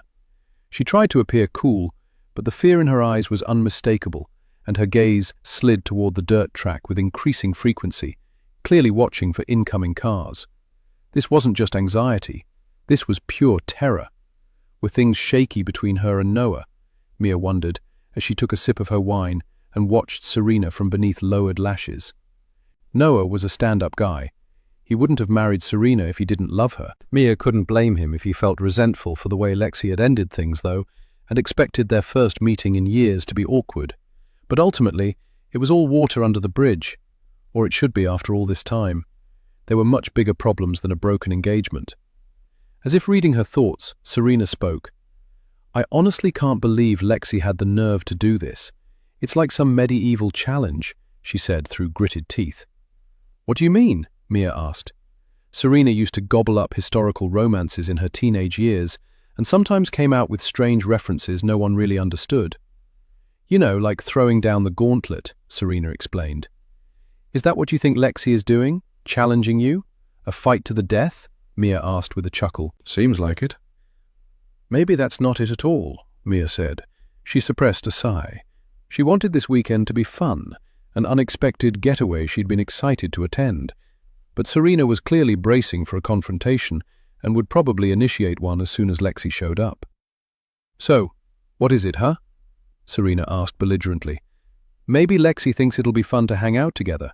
She knows you and Noah are married. She could conceivably be happy for you. She was the one who walked away, remember?" "Yes, but Noah never got closure, and Lexi hasn't spoken to me since Thailand. It's not like I haven't tried." "Maybe Noah doesn't need closure anymore," Mia said. "And maybe Lexi has her reasons for not speaking to you," Mia added inwardly. Something had happened on that trip, but neither Serena nor Lexi had ever addressed the rift and had carried on like they'd had a great time. Everyone was allowed to reevaluate the direction their life was going in and change course, but taking off like that had been completely out of character for Lexi, who'd craved security and stability after being bounced around from one foster family to another for 18 years. It hadn't occurred to Mia until that moment, but she suddenly realized that there was one thing that would change everything for Lexi and cause her to re-examine what she thought she wanted. Perhaps Noah and Serena hadn't started seeing each other after Lexi had left, but had hooked up while Lexi and Noah were still together. Mia wasn't going to say anything, but now that the idea had come to her, she knew she'd be looking out for clues that might support her theory. "You know, Lexi might be coming with someone," Mia said instead. "Did that ever occur to you?" "Why do you say that? What do you know?" Serena practically pounced on her. "Nothing. I'm just saying. Maybe things got serious with one of the guys she met on her travels, and he's come back to the States with her." "Do they have ashrams and silent retreats for couples?" Serena asked acidly. "Probably. I wouldn't know. Not really my thing." "Mine either. And anyway, you were there for Noah when Lexi broke his heart. You stood by him, supported him, swooped in when he was lonely and vulnerable, and carved out a place for yourself," Mia added silently. "You've been the perfect wife," she said aloud, and raised her glass to Serena. "So, cheers to you." "You're right, Noah is lucky to have me." "He is," Mia agreed. She was growing tired of talking about Noah and Lexi and wanted to move on. "The fridge is stocked. There's shrimp, salmon, and tomahawk steaks. Remy is in heaven. There's even cake." "What kind of cake?" Chocolate mousse and strawberry cheesecake, and there's lots of booze. Sure you won't have a glass of wine? You seem a bit tense. Which was the understatement of the year. I'm not drinking this weekend, Serena announced. Something you want to tell us? Mia teased. I'm on antibiotics. I always have to take them before a dental procedure, so I can't mix. Well, there's Diet Coke. I no longer drink diet soda. Anything else you no longer do? Yeah, drugs. I'm clean as a whistle these days. Really? When was the last time you indulged? With Lexi, in Phuket. We met these guys from Australia and we partied on the beach. We stayed there all night, Serena said, and smiled at the memory. Mia realized that was the first time she had smiled since she had arrived. Did you guys hook up with them? Mia asked. Was that before Lexi broke up with Noah? My lips are sealed, Serena said with a sly grin. Didn't Lexi go to Australia after Thailand? Was it to be with the guy she met? Serena's gaze slid away toward the lake, but the answer was clear even before she spoke. Sometimes the attraction is so strong, you just have to give in to it and see what happens. I wonder what happened to him. What was his name? Mia asked. Jason. No, Jared. I don't think he was looking for anything serious, though. Anyway, he was a cokehead. I would never date a guy who lives for a fix. Me neither, but it's tough out there, Mia admitted. The guys I meet are either total douches, men who are divorced and will always prioritize their kids, or computer geeks who don't know how to talk to women. You'd think they'd use ChatGPT to write a script, Serena joked. They both chuckled, and Serena's gaze floated toward Noah and Remy, who were talking on the dock. Remy seems to be seeing a different girl every month. He always did say that he liked to try all the flavors. That was ice cream, Serena reminded her. Ice cream, women. It's all about pleasure and keeping an open mind. I don't think he'll ever date a model, though. Not after the way his mother. I guess. He looks good, though, Serena said, content. Noah looks good too, settled, Mia observed. To me, that usually means the guy has a beer belly and is starting to lose his hair. That's not what I meant, and you know it, Mia protested. Noah was hot. If Serena wasn't her friend and Noah wasn't married, she'd see how far she could take things. But Mia didn't believe in hurting other women. That wasn't her style. She might feel Richie out, though, when he arrived. He was still single, and, unless Angelina finally went for it, maybe they could at least have a good time this weekend. Mia didn't think Richie was up for more. Too good-looking and too immature. But it did bother her that he'd hooked up with Serena. It had happened their senior year, during a party off campus that had got out of hand and turned into a free-for-all. Serena had never told anyone and wouldn't be drawn on the subject, but Mia had seen her stumble drunkenly out of the bathroom, then seen Richie follow her outside a few seconds later, her pink panties sticking out of his pocket. They'd totally done it. The only question was, had they ever done it again? Whether they had or not really hadn't mattered then, but it did now. Noah and Richie were friends, had been since before they'd both started at Quinnipiac. They'd played football in high school and had been teammates. It would put an end to their friendship for sure if Noah ever found out, and possibly create problems in a marriage that already seemed to be going through a rocky patch. You guys have been married for a while now. Are you thinking about having kids? Mia asked. Noah is desperate to start a family, but I'm not ready. Serena sighed dramatically. It's just so nice when it's the two of us, having that freedom. She gave Mia a meaningful look, probably meant to convey that they went at it like bunnies and had fucked all over their swanky apartment. Mia would think twice about eating anything that had been on their kitchen counter. Well, you have time. You're not even 30. Exactly. 30 is a good age to start a family, Serena agreed. 30 loomed large, and Mia suddenly felt a desperate longing for something of her own. She was tired of being alone, and recently had even caught herself missing her family. But there was no going back. Not now, not ever. Lexi had been like a sister to her all through college, but then Lexi left without a word of explanation. She had probably made new friends and had people who mattered to her a lot more than her college pals. Mia had missed Lexi, and she was looking forward to seeing her, but she doubted they would pick up where they'd left off. That ship had sailed, as had so many others. Mia was glad of the distraction when headlights sliced through the near darkness and a black Jeep slowly approached the house. I wasn't expecting that, she said, when the deck lights that worked on a sensor briefly illuminated the front seat of the oncoming car before it turned into the parking area. Richie was driving, and Angelina was in the passenger seat. "Me neither, but good for her," said Remy, who'd just joined them. Angelina would be good for Richie. "Is Vince coming?" Serena asked. "I didn't see his reply." "He'll be here. That's probably him now," Remy said.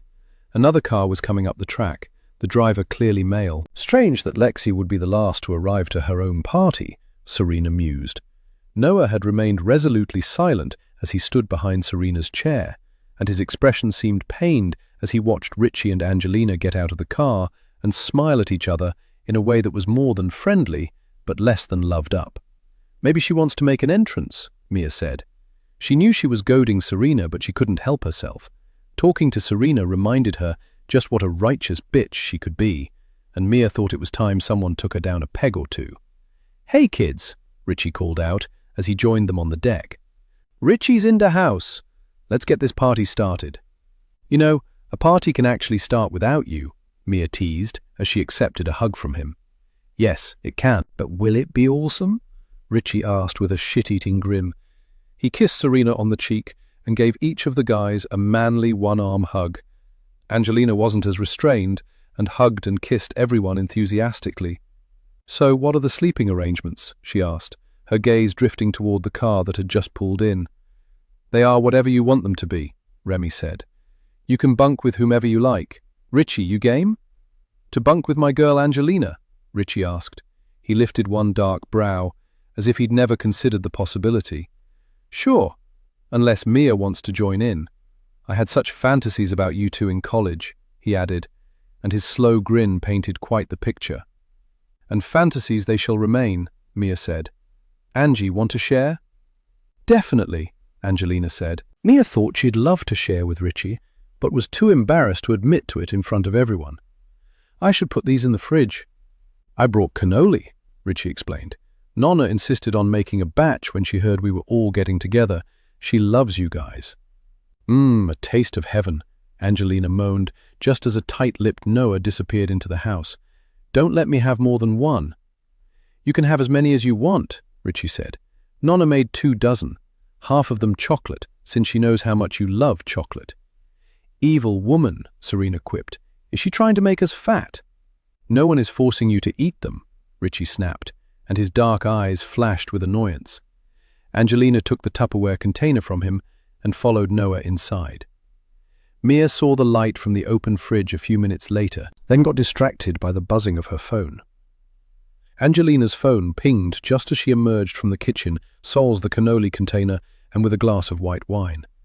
Remy's phone buzzed too. Pulling out her cell, Mia checked the text that had just popped up. "It's from Lexi," she told everyone. "She says she's stuck in traffic and to start dinner without her. She'll get here when she gets here." "I got the same text," Angelina said. "I didn't realize she still had the same number." "I guess it's working again now that she's in the States," Remy said as he looked down at his own phone. "She'd have to pay for an international plan for the phone to work overseas." "You would think she'd splurge on an international data plan if she can afford this pad," Richie said, looking up at the house. "Sweet, when's dinner? I'm starving." "We should probably start cooking," Serena said after she'd checked the time. "Remy, I assume you're grilling?" "Of course. I wouldn't trust any of you losers with those steaks. They're worth their weight in gold. Take them out to breathe, and I'll get the grill going. Ladies, if you would make some sides." "Richie, make yourself useful for once and help with the cooking," Mia said. "I only know how to cook pasta," Richie said sulkily. "Seriously?" Remy teased, hands on hips. "Is that your only talent?" "Oh, I have other talents, just not in the kitchen," Richie replied, and smiled suggestively at Mia, then Angelina. "They don't call me the Sicilian stallion for nothing." "And who calls you that?" Remy demanded. "Nonna Immaculata?" "You leave my nonna out of it, bro," Richie said. "And if you don't know why the ladies call me that, then I guess no one's ever commented on the size of your baguette, Frenchie." Remy looked horrified by the metaphor, but Richie had already moved on. "Vince!" he exclaimed as Vince came up the steps and smiled around awkwardly. "Hello," Vince said, and his gaze immediately went to Angelina, who smiled in welcome. "Good to see you, buddy. Is that Tito's I see?" Richie immediately appropriated the bottle of vodka Vince was carrying. "A man after my own heart. Let's get this opened. Who wants a drink?" "I'll have a glass of white wine," Angelina said. "And I'll take a refill on the red," Mia chimed in. "A beer if there's any left," Vince replied when he spotted the bottle in Noah's hand. "I'm not drinking," Serena said gloomily. "Antibiotics." "Your loss," Richie replied, and went inside to open the bottle he'd taken from Vince, while Vince, predictably, sidled up to Angelina, who spoke to him for less than a minute before she followed Richie inside. This was going to be interesting, Mia decided, as she watched Angelina through the patio door. She looked tense, and Mia wondered what she was thinking. Perhaps she was annoyed with Lexi for inviting Vince without consulting her. Or maybe she was just upset that Lexi was running late. Mia knew how much Angelina had looked forward to seeing Lexi and hoped they'd reconnect now that Lexi was back. But as far as Mia was concerned, nothing good ever came from going back. Chapter 15. Noah. Noah soaked up the quiet of the empty house. Most rooms were dark since no one had bothered to turn on the lights, but he could navigate by the deck lights. He wished he could go to bed and stay there until morning. His head was pounding. Maybe he could find some painkillers in one of the bathrooms. He was sure Serena had brought a bottle of Advil or Tylenol, but he didn't want to ask. She would immediately assume that his head hurt because he was tense about seeing Lexi. That, coupled with her cold fury about putting their baby plans on hold, was bound to make for an excruciating night. It was the worst thing he could have done, telling her like that just before they'd arrived. But he didn't want her making an announcement just to stick it to Lexi. To him, making the decision to start a family was intensely private, and he didn't need everyone making jokes about his lazy swimmers or Serena's boobs finally getting bigger once she got pregnant. She had always been sensitive about the size of her breasts and envied Angelina, whose double Ds he'd noticed during junior year when Angelina had dressed as a Hooters waitress for Halloween. Mia was well stacked too, but there was something about her that had always put him off. She was a bit butch, and he resented the way she had just taunted Serena downstairs. Women could be so catty, even when they were supposedly friends. Noah had overheard part of the conversation, and he'd felt sorry for Serena. She could be snide and judgmental, and he knew his friends wondered why he'd turned to her after Lexi had left him. But they didn't know Serena the way he did. Under the surface, she was so insecure, and the only way she could deal with everyone's judgment was to develop a hard shell that kept her safe. She had once told him that she was like an M&M, hard on the outside, but soft and sweet on the inside, and that had probably been the moment he'd truly seen her. She'd opened herself up to him and had shown him her vulnerability when he had been likely to reject her. That had taken guts, and Noah knew Serena would never be unfaithful. She had fought too hard and valued what they had too much to ever jeopardize their relationship. She was in it for the long haul, and Noah had to be mindful of her feelings. At times, he wondered whether he was too mindful. He'd been close with Angelina at school, and they had spent many a night talking on the phone after everyone had fallen asleep. Angelina was perceptive and genuine, but he'd had to distance himself from her once he'd started seeing Serena. Serena had been bound to read something into their friendship. Noah supposed it was a small price to pay to keep her happy. He still had Richie and Remy, and even though he couldn't go to their Friday night hangs anymore, he hoped they'd be friends for the rest of their lives. Serena wasn't close to Richie, but she'd kept in touch with Remy, mostly because Remy worked in the fashion industry and had insider knowledge. He'd helped Serena decorate their apartment and sometimes gave her fashion tips and texted her about sample sales. Noah didn't mind. Remy had never been interested in Serena in that way. She wasn't his type. Or Richie's. Richie liked women who looked like Barbie dolls and were just as empty-headed, but would probably end up with some super smart, dark-haired Italian chick who'd keep him on a short leash and own at least one housecoat and a rolling pin. The image made Noah smile, but that small action sent a bolt of pain into his skull. The medicine cabinet in the half-bath on the first floor was empty. Noah supposed the owners weren't going to leave drugs lying around, even garden-variety painkillers, so he made his way upstairs. The second floor was lost in darkness, the light from the deck not reaching the hallway, but Noah didn't feel like turning on the light. The darkness was soothing. He pushed open the door to the bathroom, his eyes adjusting to the gentle glow from the moon and stars' nightlight. There was nothing in the cabinet, but a girly toiletry bag sat on the vanity. Noah unzipped it and looked inside, and was thrilled to find several single-use packets of Advil. He ripped one open, popped the pills in his mouth, and dry swallowed them. When he went to zip the pouch, he spotted an orange prescription container. He knew he shouldn't look, but he couldn't help himself, and if he knew whose Advil he'd taken, he could thank them and apologize for rifling through their toiletries. The medication was esopiclone, and the prescription was made out to Mia. Noah had no idea what it was for, so he pulled out his phone and Googled the name. Generic Lunesta. So, sleeping pills then. Well, at least it wasn't something serious. Noah didn't have a prescription, but he kept a bottle of Unisom in his bedside table for emergencies. He was about to return the prescription to the pouch, then changed his mind. He opened the bottle, took out one pill, and wrapped it in a tissue, then stuffed it into his pocket. Mia would never know, and the medication would help him get to sleep if he got too anxious about the upcoming confrontation and wasn't able to talk himself down. Where was Lexi anyway? Noah wondered as he left the bathroom and reluctantly headed downstairs. Surely she should have been there by now. Chapter 16. Angelina. Angelina missed Lexi. After Lexi left, she tried calling and emailing. She just wanted to talk to her, to share what was going on in her life, and to hear about Lexi's experiences firsthand. But Lexi never picked up and rarely replied to her emails. And when she did, they were short and non-committal. Miss you too. I'm having such an amazing time. We'll do something just you and me when I get back. Love you. But she never came back, and eventually the emails stopped. If Lexi could find time to post on Instagram, surely she could find time to call or write a longer email. Angelina got it. Lexi had moved on. Angelina's mom had always said that would happen. Most of her school friends had drifted away once real life set in, and they suddenly didn't have much in common. It was normal, expected even, but she never expected it of Lexi. Lexi wasn't like anyone else she had ever known. She'd never worried about what others might think. She was warm and genuine, and the most real person Angelina had ever met.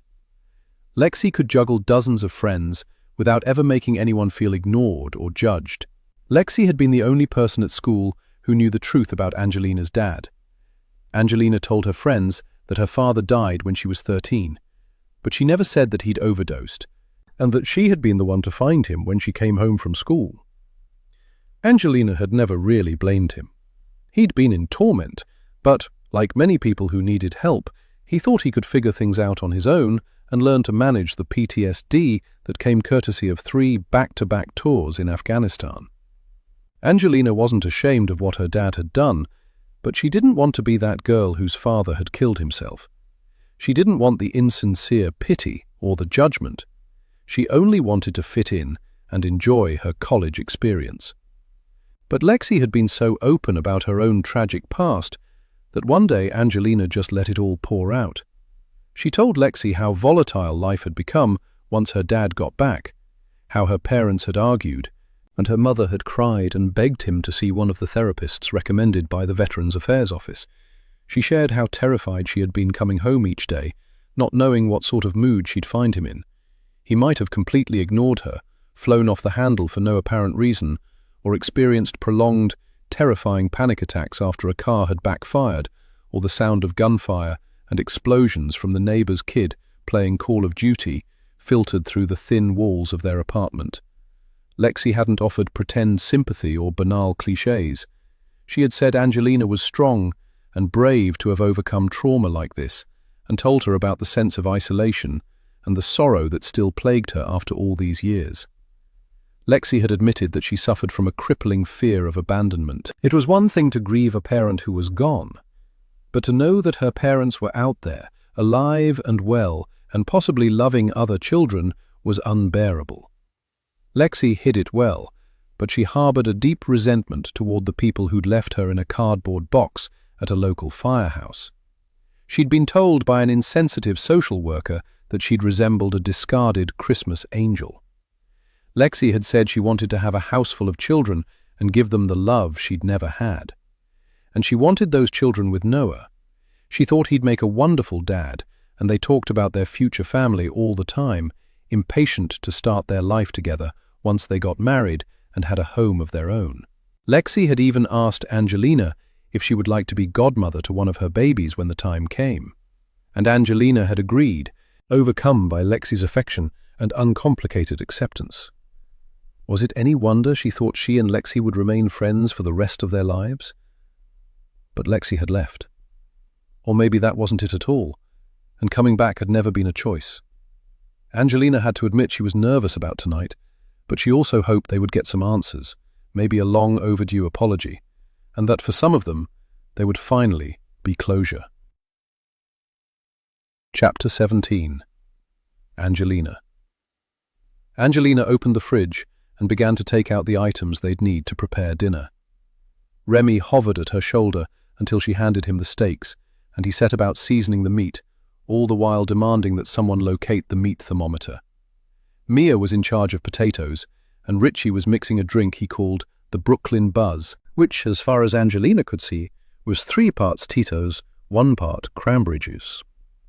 Vince stood by the door, unsure what to do, until she suggested he set the table.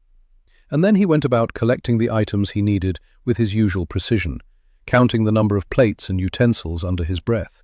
Angelina reached for a knife and started to cut the potatoes. Mia was taking forever with each one, and at this rate, they'd never eat. And then Serena finally deigned to come inside, and paused by the kitchen island, looking unsure. "What can I do?" she asked. "You all know I'm not much of a cook." Serena could cook, but she clearly didn't want to get her hands dirty. "Can you make a Caesar salad?" Angelina asked. "Sure. Is there ready-made dressing?" "I'll make the dressing," Richie offered. "Are there any anchovies?" What about Worcestershire sauce? You'll have to make do without either, Angelina replied, remembering the contents of the fridge. Richie scoffed. "Then it won't be real Caesar dressing." "It's just salad, dude," Serena said, and accepted the package of romaine lettuce from Angelina, while Richie hunted for the ingredients. Serena approached the sink to wash the lettuce, then stopped and looked at Angelina, her gaze sliding to the neckline of Angelina's top. "That's a stunning necklace," she said. "Looks expensive. What are those gemstones?" "It was a gift," Angelina replied softly. She had worn her favorite new necklace with the dragonfly pendant. It was handcrafted and priced at nearly $200, and Angelina had fallen in love with it the moment she'd seen it, and knew she had to have it. The wings were fashioned of paper-thin blue fire opal, and the head was a tear-sized aquamarine. She'd returned to the Grand Bazaar flea market several times, strolling casually past the jewelry stall until her decision had been made. "A gift?" Serena asked, smiling in that knowing way Angelina hated. "From whom? Some unsuspecting merchant?" Serena turned away then and fixed her attention on washing the lettuce, but the shot she'd fired had struck its mark. Angelina didn't want to give Serena the satisfaction of letting her see that she'd rattled her, but she really needed a moment to regroup. "I forgot my phone outside," she muttered, and strode toward the patio door.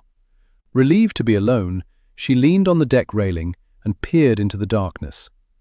The lake shimmered in the light spilling from the house, and the trees moved gently in the soft breeze, the leaves rustling in whispered conversation. It was as if they were sharing confidences, the way Angelina, Lexi, Mia, and Serena had done so long ago, when there had still been trust between them. Secrets, everyone had them, and some were more damaging than others.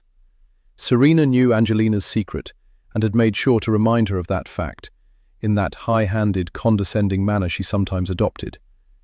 Had Richie heard what she had said? Would he think less of her if he knew the truth? Angelina didn't know why she felt compelled to take things. It wasn't that she couldn't afford to purchase a $200 necklace.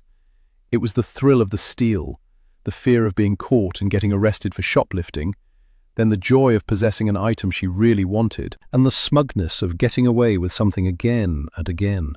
She had been busted twice, but had managed to talk the piece's owners out of calling the police, and had ended up buying the things she had taken in the name of goodwill.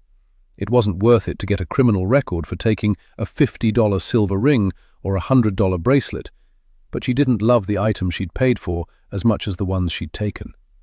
They seemed flat and boring, and when she wore them she felt uninspired. So, Angelina had stolen again, but she also acknowledged that one day her luck would run out, and the fallout could result in the loss of her job and her reputation. Once something was posted online, there was no suppressing it, and if a potential employer or even a nosy boyfriend looked her up, they would know what she had done. Would Serena tell anyone? She was certainly capable of being a bitch, but what would be her endgame? Had she been trying to deflect attention from herself, attempting to discredit Angelina, or simply making an off-the-cuff remark? There was no way to know, but if Serena alluded to the necklace again, Angelina would have to take her aside for a carefully worded warning. Chapter 18. Serena. There was something to be said for the comfort of old friends. Funny how quickly everyone fell into the old patterns. They were changed from their college days, but also almost exactly the same, only a few years older. The guys had matured and no longer resembled the gangly, insecure boys they'd been at 18. Richie looked good. Serena had always had a soft spot for him, but he was one of those guys who peaked in his 20s, maybe early 30s. Then he'd settle down and become one of those fat, boring suburbanites who talked about mortgage rates with their wife's friends' husbands and coached their kids' baseball team, if they could be bothered to get up off the couch. Remy was being Remy, and Noah was brooding and doing his best to avoid being drawn into a conversation. Serena hadn't seen Angelina and Mia in a long while. Angelina was her usual self. She was the mother of the group, and everyone was happy to let her take the lead, at least in the kitchen. Although Serena did think the way Angelina had brandished the knife when she'd asked her to make a salad was a bit aggressive. Angelina probably hadn't even realized it. She took herself so seriously, but Serena wouldn't be micromanaged. She wasn't going to be made to cook, not here. Angelina had clearly been spending a lot of time in the kitchen lately, Serena observed. She had gained weight since the pandemic, and those mom jeans were not doing her any favors. She had the potential to be attractive, but she always downplayed her looks. That wouldn't help if she wanted to get with Richie, which she clearly did. If Angelina wanted him to see her as a sexy woman and not just as a friend, she should wear a tight, low-cut top and show some cleavage. Richie was always a boob man, and he did like brunettes. Vince couldn't take his eyes off her, though, and Serena thought that Angelina should go for the guy who actually wanted her. But it was just like Angelina to self-sabotage. Mia's transformation was a surprise. She had finally highlighted that mousy brown hair and learned how to put on makeup. With her space buns, cat eyeliner, cropped pink sweater, and low-rise cargo pants, she looked like an anime girl.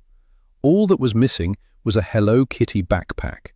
She was clearly spending way too much time with 8-year-olds, but, Serena had to admit, Mia did look kind of hot.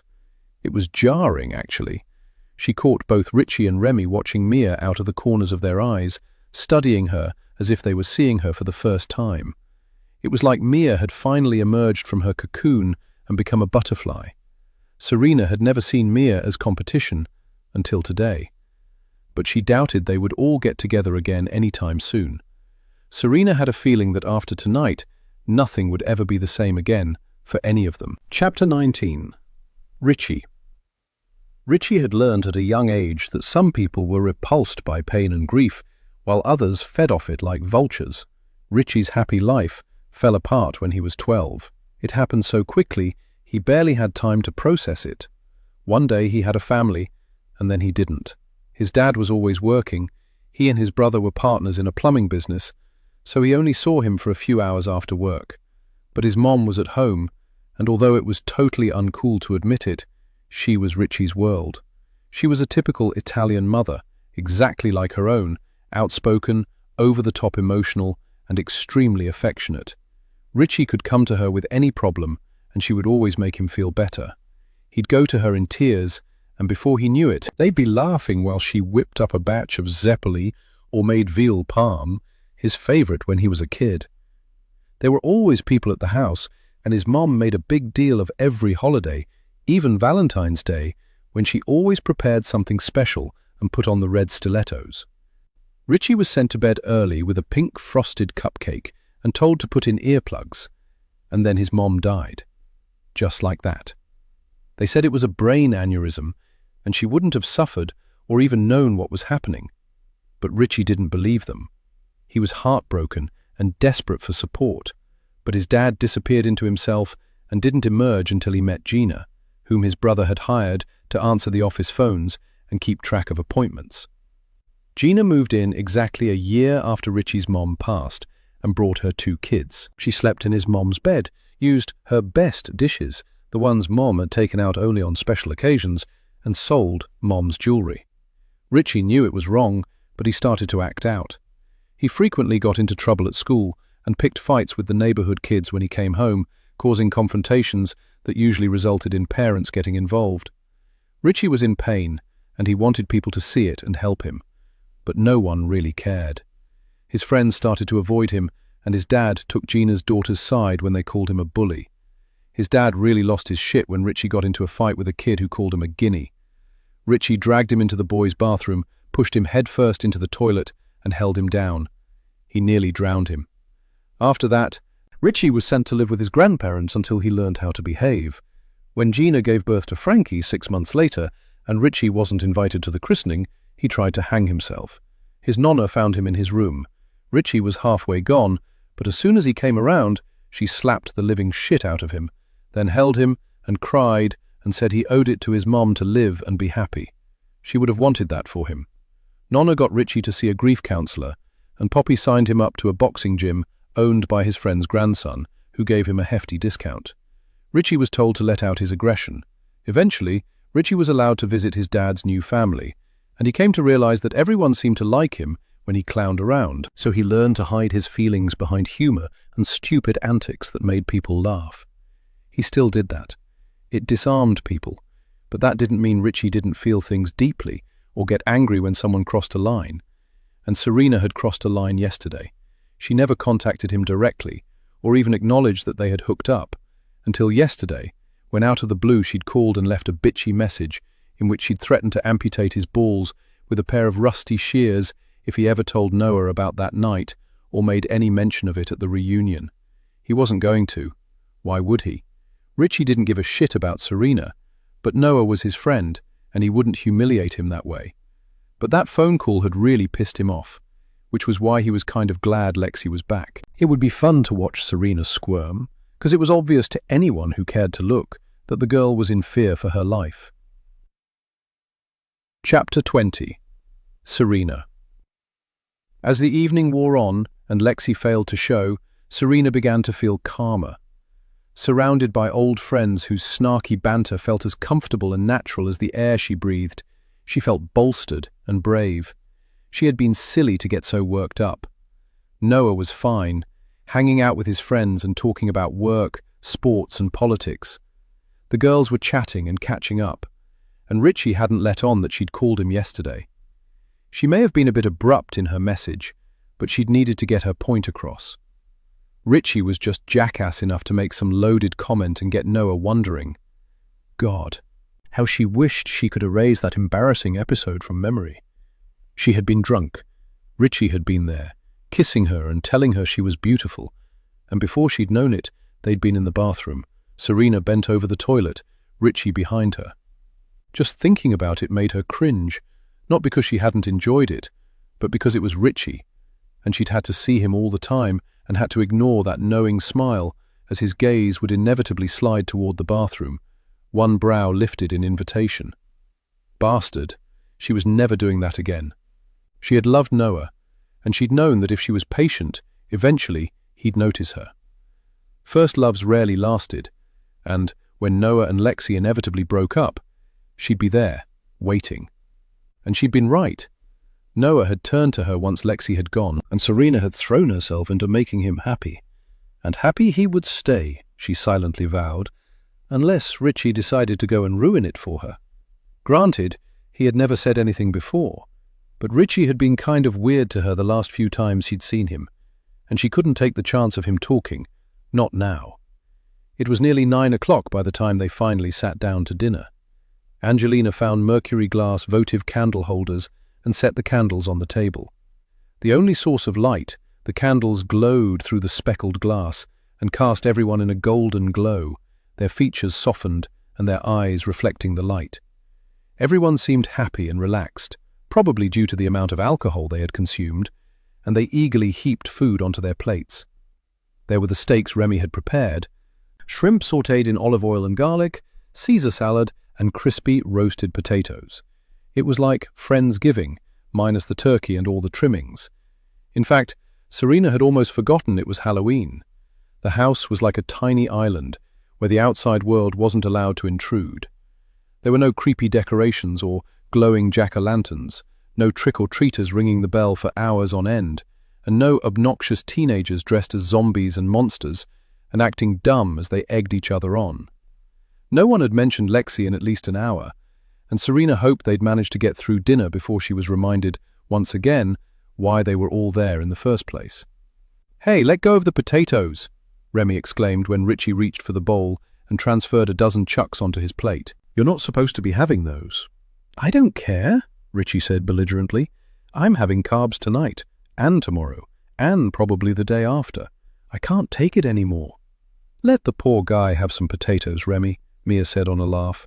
"You'll thank me in the morning," Remy said as he took half the potatoes off Richie's plate and transferred them to his own. "You'll pay for that," Richie growled. "Really? What are you going to do?" Richie glared at him but didn't reply. He stuffed a potato into his mouth, then closed his eyes and moaned in ecstasy. "Better than sex," he announced once he'd swallowed. "You must be having seriously mediocre sex," Remy said. Everyone laughed, but Richie's gaze slid to Serena, and a cruel little smile tugged at his lips as he cut his eyes in the direction of the hall bathroom. Except this time, the silent suggestion wasn't playful. Richie's dark eyes glinted with menace, and Serena quickly looked away, suddenly afraid of what he might do.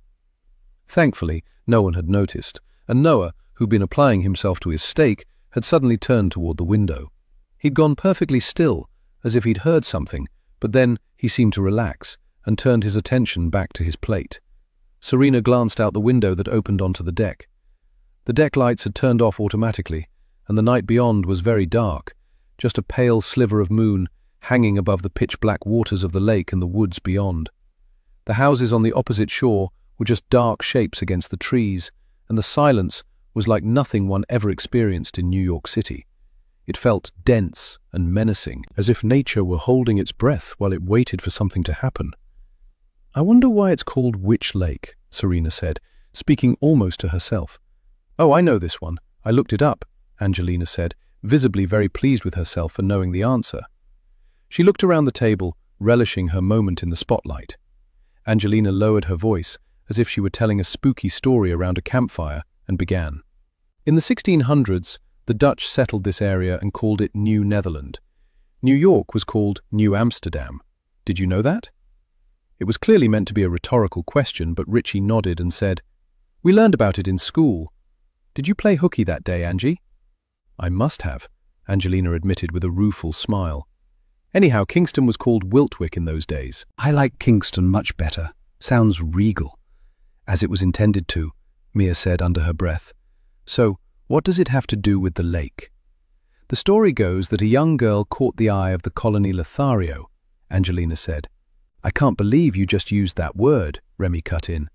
"Will you shut up and let me finish?" "By all means. I believe you were at Lothario," Remy replied.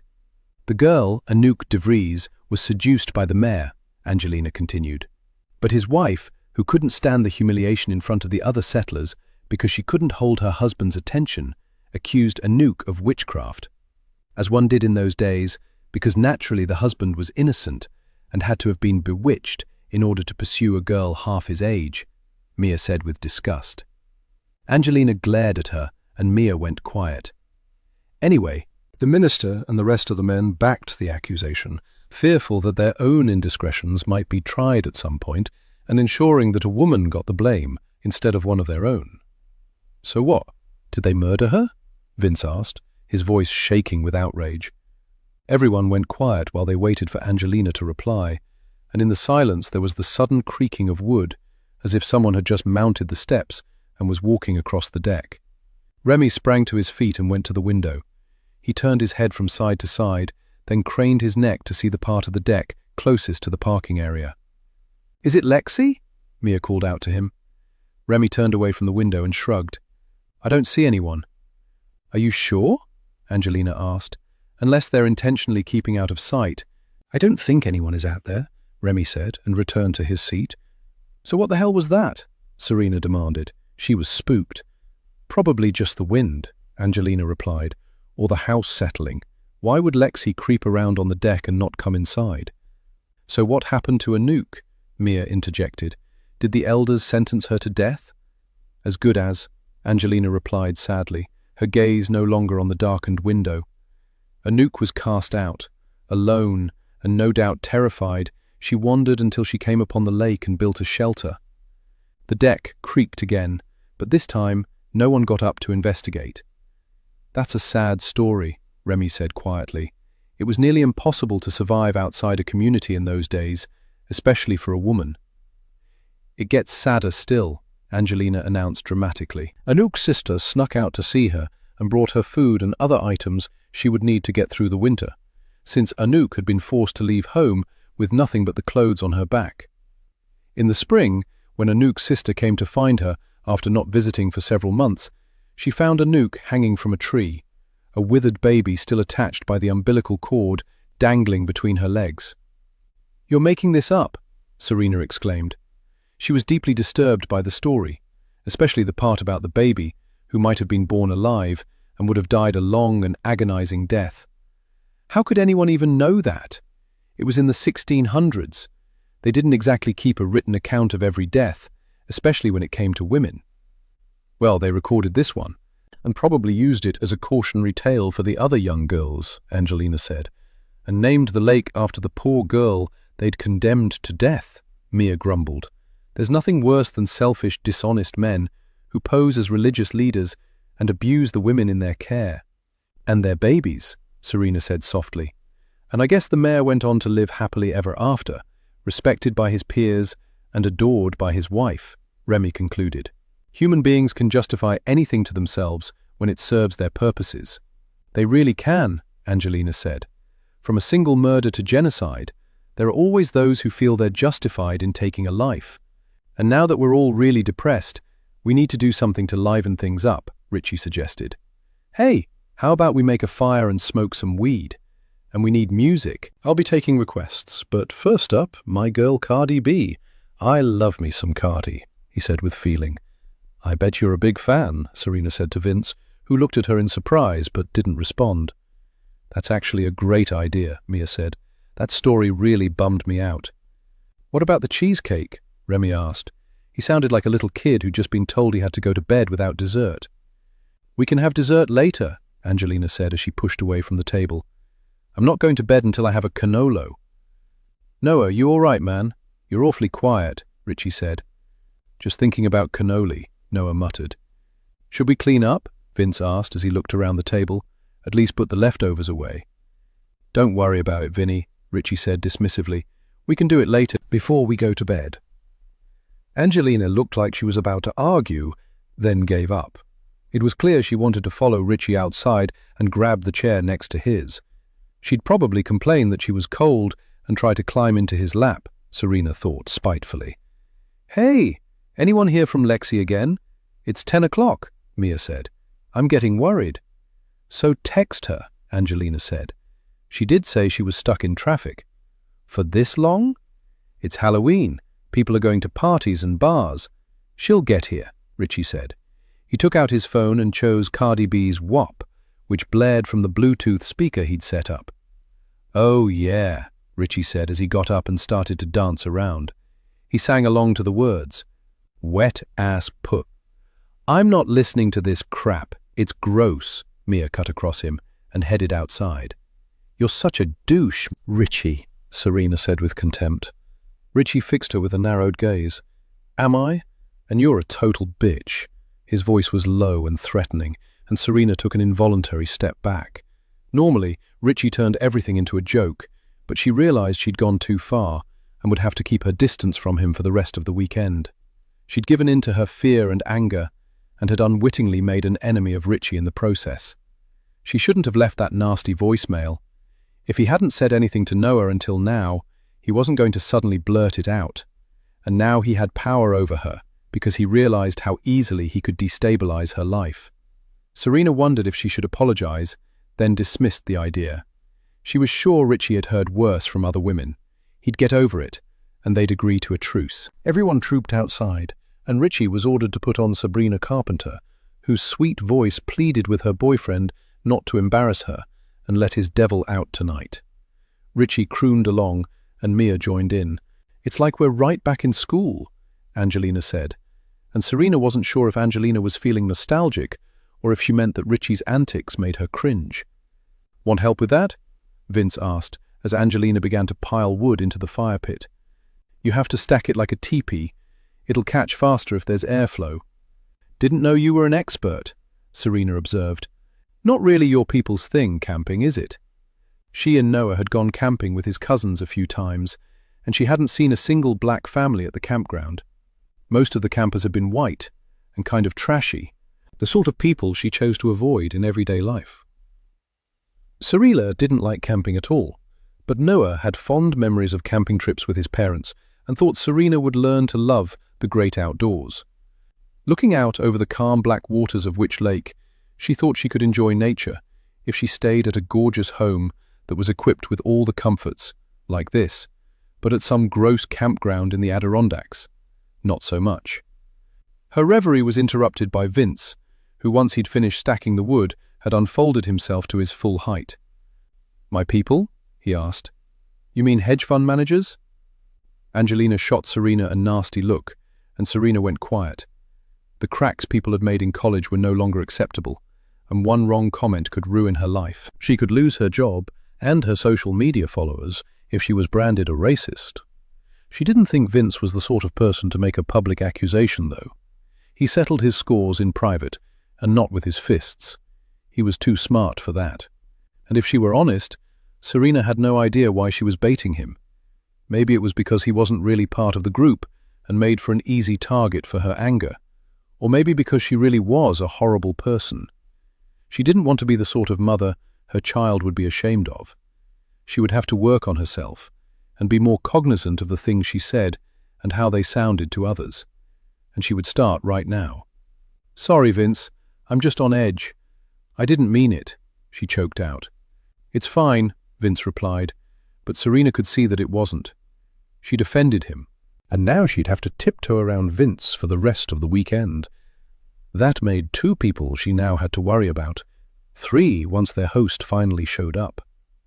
Serena walked to the edge of the deck, leaned on the railing, and peered into the darkness beyond. With the deck lights off, the lake resembled a huge puddle of gasoline. The oily water rippled at the center, as if there was something hovering just beneath the surface, and Serena suddenly thought that maybe taking out the rowboat wasn't such a good idea. Who knew what lived in that lake, or what sort of harmful bacteria polluted the water? She was just about to turn away when she thought she'd spotted a light in a second-floor window of the house diagonally across the lake. Serena expected other lights to come on, now that someone had finally come home. But the glow was extinguished. The house plunged into darkness. After a while, Serena wasn't even sure if the light had been inside the house. The luminescence could have been a reflection of the moon, or the glint of distant headlights from the opposite shore. She was just feeling jittery, unnerved by the loss of control, and intimidated by the creepy eeriness of this isolated spot.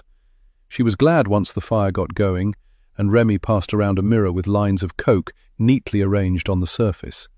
He was nothing if not thorough.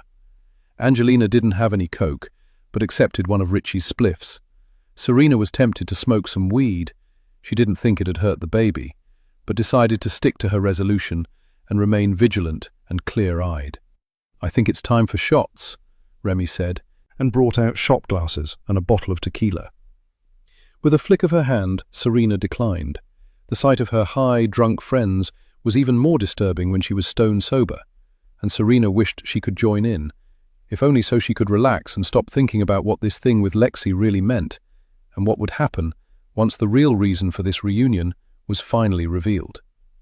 She fixed her attention on Mia, who kept glancing fearfully at the attic window. Serena looked up, but didn't see anything other than darkened panes of glass.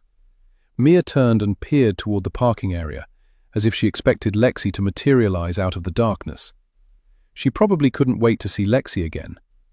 Mia and Lexi had been close, but Serena had always suspected there was more to it for Mia. Mia liked men. God knew she'd gone through enough guys in college, but Serena thought she might also have had a crush on Lexi. Lexi had never alluded to it, but she'd distanced herself from both Mia and Angelina toward the end of their senior year, and had been adamant that neither of them should come to Thailand. Had something happened between them? Had Mia misread the situation and made a move that was rebuffed? Or had Lexi been into it, and the realization had thrown everything she'd known about herself into turmoil? The possibility had never occurred to Serena before, but things weren't so black and white anymore when it came to people's sexuality. People were more open to experimenting, and many heterosexuals had engaged in a same-sex experience at least once. It would be interesting to see how Mia acted this weekend, and if she would be interested in hooking up with either Remy or Richie. Mia disappeared inside and returned with a second bottle of tequila. More shots were poured, another baggie of white powder appeared as if by magic, and the fire started to peter out since no one was paying it any attention. Serena was cold, tired, and jittery, and wished she could go upstairs. Tomorrow was another day, and maybe she'd find an excuse to go home. She was sure Noah would agree to leave. He was joining in, but there was tension in his shoulders and a defensive set to his jaw. He periodically glanced toward the parking area, no doubt searching for oncoming headlights and bracing for the moment Lexi would finally make an appearance. Not wanting to be the first to go to bed, Serena went inside to grab her warmer jacket. If she had to keep up the pretense of having a good time, she may as well be warm. Chapter 21. Noah. The booze and the coke had taken the edge off a little, but Noah still couldn't relax.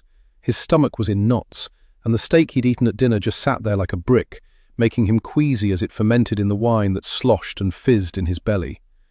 The headache had receded somewhat, but he still felt pressure behind his eyes, and the throbbing in his temples was becoming more insistent. This place didn't help either. The darkness beyond the deck felt like a solid, ominous mass, the houses that fronted the lake as featureless and lifeless as the plastic Monopoly houses he liked to play with as a kid. The unnatural quiet was making him twitchy. On any other day, Noah might have enjoyed the peace and would have appreciated the soothing backdrop of nature. But today it seemed all wrong. He wanted to be back in New York, where the lights blazed all night long, the traffic never came to a stop, and there were always other people around to take the focus off him and remind him how small and insignificant he was in a city of millions. There were times when the faceless multitudes made him lonely, but tonight he felt lonely among his friends, and he realized how far apart they'd grown these past few years, and how little they actually cared for one another. All Noah wanted was to go to bed, wake up in the morning, and leave before anyone else was up. Lexi hadn't shown, and although he was worried about her, he was also relieved that the confrontation he dreaded had been pushed off by one more day. But not the argument with Serena. She would tear into him as soon as they were alone. He could see it in her eyes. Serena had been bracing herself for this reunion all night and was clearly on edge. She hadn't partaken in the partying and had sat there like an ice queen, her nose wrinkled with disgust and her gaze shifting from one person to the next with an air of self-righteous judgment. She was determined to make this as difficult as possible for them both, until he proved his loyalty and undying love, neither of which he was feeling at the moment. Not for the first time that evening, he found himself wishing he hadn't rushed into marriage and was still free to choose his own life. But he'd made his bed and would have to lie in it until he either got comfortable or decided to set the bed on fire. Desperate for some water, Noah went inside and found a clean glass in a kitchen cabinet. He filled the glass from the tap, gulped down the contents, then refilled it and drank the water slower this time. The charcuterie board was still on the kitchen island, the row of Ritz crackers untouched. Everyone was too weight-conscious to waste calories on the buttery treats. Noah grabbed a handful of crackers and ate them slowly, one by one, hoping they would help with the indigestion. He turned around when Richie slid open the patio door and walked into the kitchen. He moved slower than usual, and his heavy-lidded eyes were glazed with intoxication. Richie shut the door behind him, then stopped, as if he couldn't recall what he'd come for. Then his gaze settled on the crackers in Noah's hand. "You okay?" Richie asked, the words a bit slurred. Noah shrugged. Just can't seem to relax. Richie pulled a baggie from his jacket pocket and dangled it in front of Noah. I have some ketamine. It will help you to relax. But don't tell anyone. I could get in real trouble for this. No thanks. Suit yourself. I should offer it to Vince. He can't seem to relax either, Richie said with a sly grin, and Noah was sure he was referring to the ugly things Serena had said to Vince earlier. Richie cocked his head to the side and sighed dramatically. No offense, man, but your girl is a bitch. None taken, Noah muttered. He should be offended. Serena was his wife, and it was his duty to defend her, but he simply couldn't find the will to get into it with Richie, especially when he knew his friend to be right. Serena was nervous, and her nastiness was a defense mechanism in a situation that was making her extremely uncomfortable. But Noah couldn't blame the others for being annoyed by it. God knew he was. He couldn't stomach another cracker and tossed the rest onto the board as his stomach roiled in protest. Richie shrugged. I guess you're used to it, but the rest of us don't have to take her shit. So don't, Noah replied and walked away. He heard Richie scoff behind him, but didn't bother to turn around.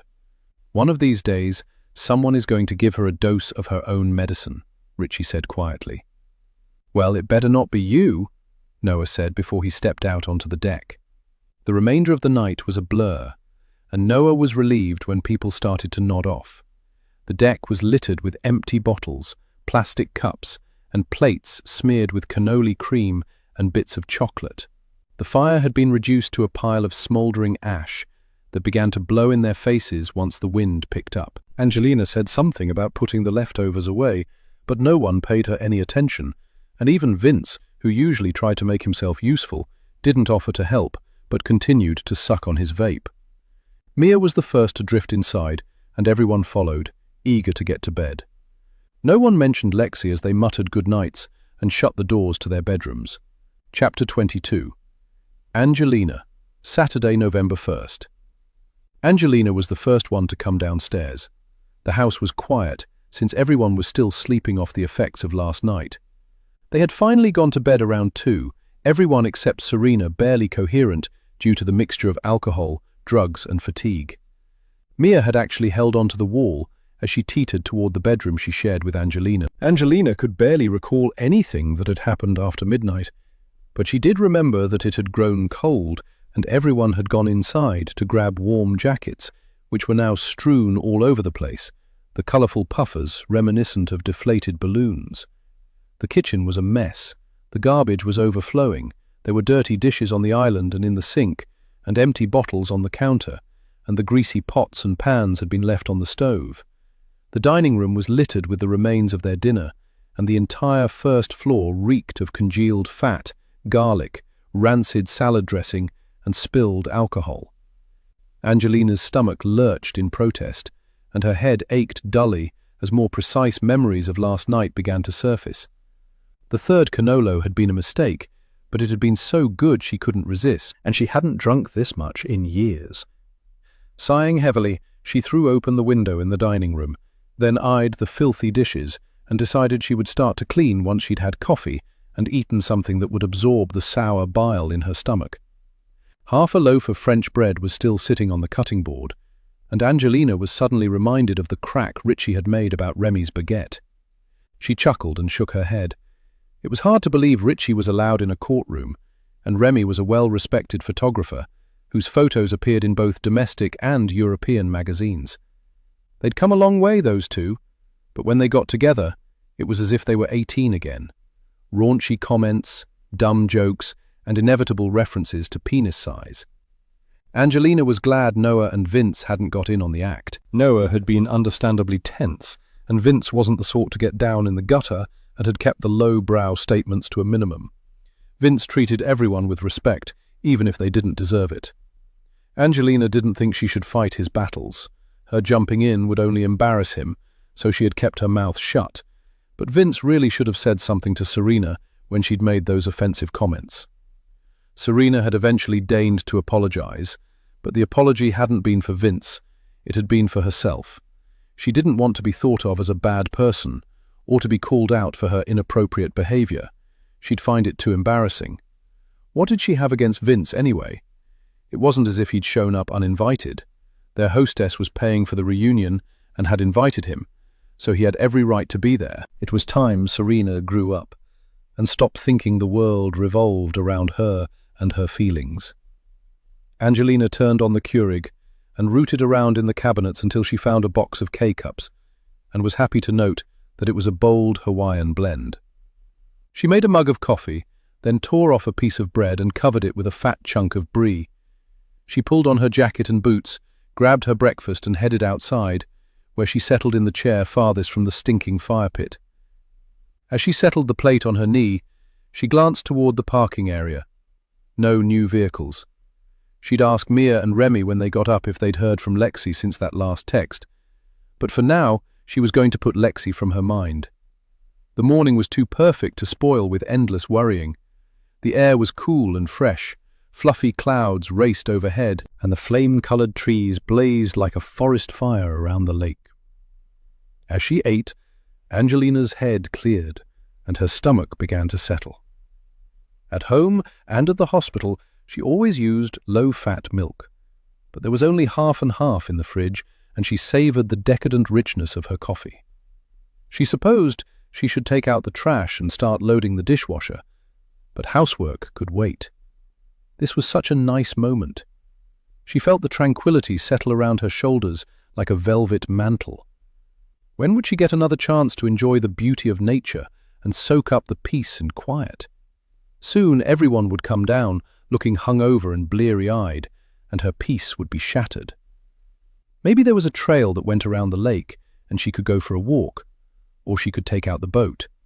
Rowing was good exercise, and Angelina longed to be out on the water, away from the sour smell of the empty bottles, the acrid stink of ash, and the reek of congealed fat that wafted through the open window. After setting her empty dishes on the deck, she went down the steps and walked toward the dock.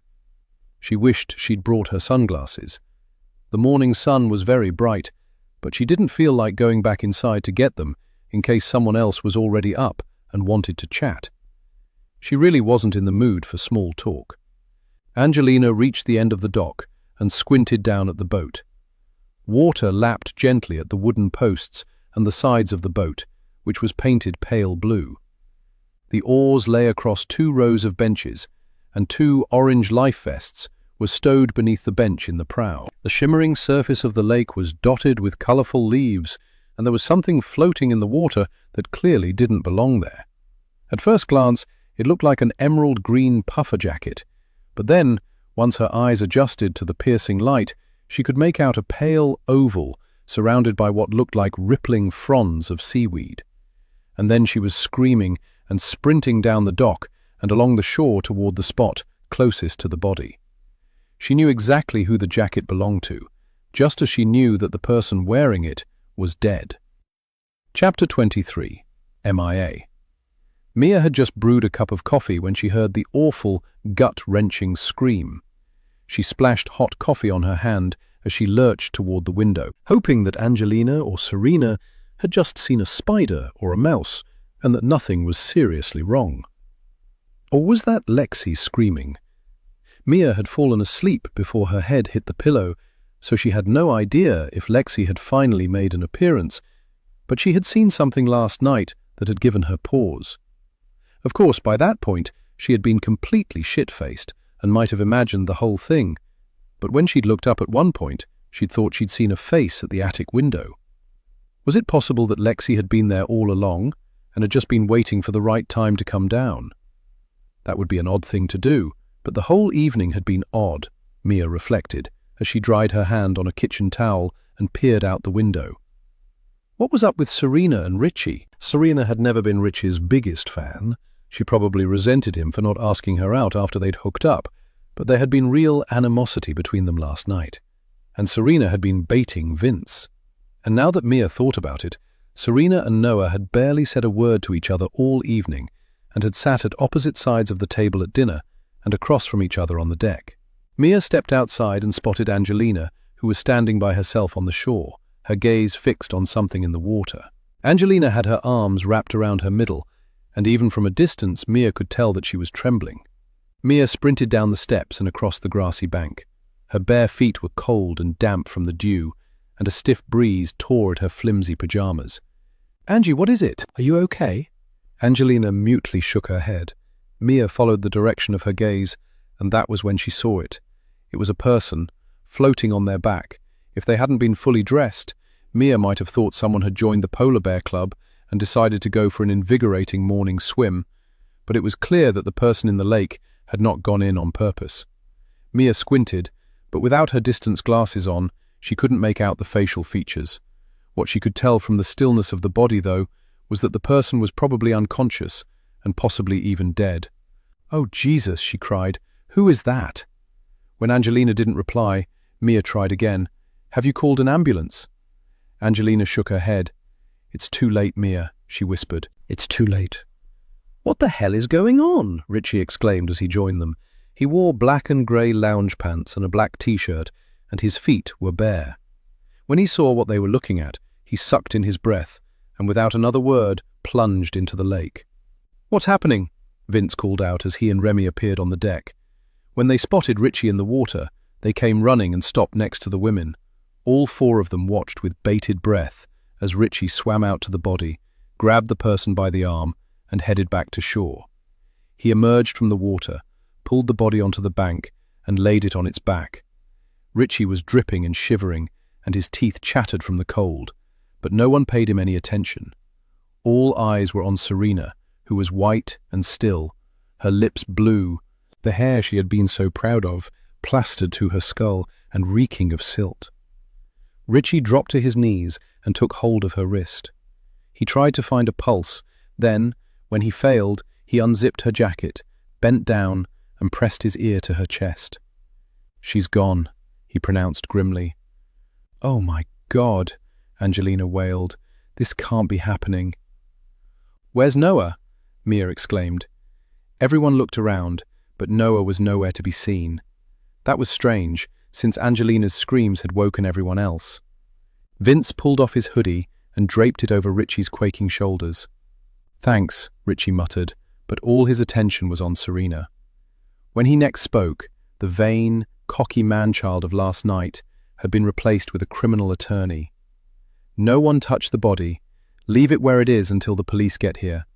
Remy, get Noah. Mia, get some clothes on. Your lips are turning blue. And take Angelina with you. She's clearly in shock. Vince, call the police." He pulled an iPhone from the pocket of Vince's hoodie and handed it to Vince, who took it without comment. "Where are you going?" Vince asked when Richie turned toward the house. "To get some dry clothes on and dispose of anything that can get us arrested." He looked at the silent group. "Well, come on." "What do you think happened?" Mia cried to Richie's retreating back. "Hell if I know, but before we start speculating, we need to take care of business," he shot back. Remy trotted after Richie, and Vince dialed 911.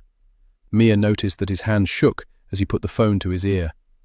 She couldn't bear to look at Serena, and angrily wiped at the tears she couldn't seem to stop dripping onto her pajama top. Angelina was white and dry-eyed, her eyes staring and her mouth moving as she repeated, "I don't understand. What was she doing out there?" "Come on, Angie. Let's get you inside." Mia put her arm around Angelina and guided her toward the house. Angelina was trembling, even though she was the only one fully dressed. Richie was right. She was in shock. Otherwise, she would have examined the body. Mia knew Richie had taken a first aid class, and since he worked with special needs kids, he needed to know the basics in case of emergency. But Angelina was a nurse. Maybe she could have spotted something Richie had missed. But dead was dead, so it probably didn't matter. Mia was glad Richie had taken charge. She was good at following orders, but she didn't want the responsibility, and Richie was an officer of the court. He would know what needed to be done. As soon as they came inside, Angelina sank into a kitchen chair and buried her face in her hands. Mia was shaking with cold and desperately wanted to put on something warm and take a moment to process what had happened. But she couldn't leave Angelina, so she made her a mug of coffee, added some sugar and cream, and set it before her. Then she made another coffee and brought it out to Richie, who changed into jeans and a sweatshirt and was rooting around the deck. He was on his hands and knees, checking for drug-related paraphernalia. Richie was still shivering, his hair was damp, and his jaw was covered in dark stubble. He resembled an addict looking for a fix, Mia thought, and instantly felt ashamed of herself. No one would bat an eyelash at the weed, but if he was caught with illegal drugs, he might face disciplinary action, or maybe even get disbarred. He had every right to be worried, and needed to make sure the police found no traces of cocaine or ketamine. Mia handed him the steaming mug, and he took it and nodded his thanks before taking several hurried sips and setting the mug on the deck. Vince was still standing next to the body, phone in hand. His lips were moving, so perhaps he was explaining the situation to the police. Mia hoped someone would come soon. It seemed wrong to leave Serena's body out there in the cold, her hair sopping wet, and her clothes smelling of lake water. She would have hated that.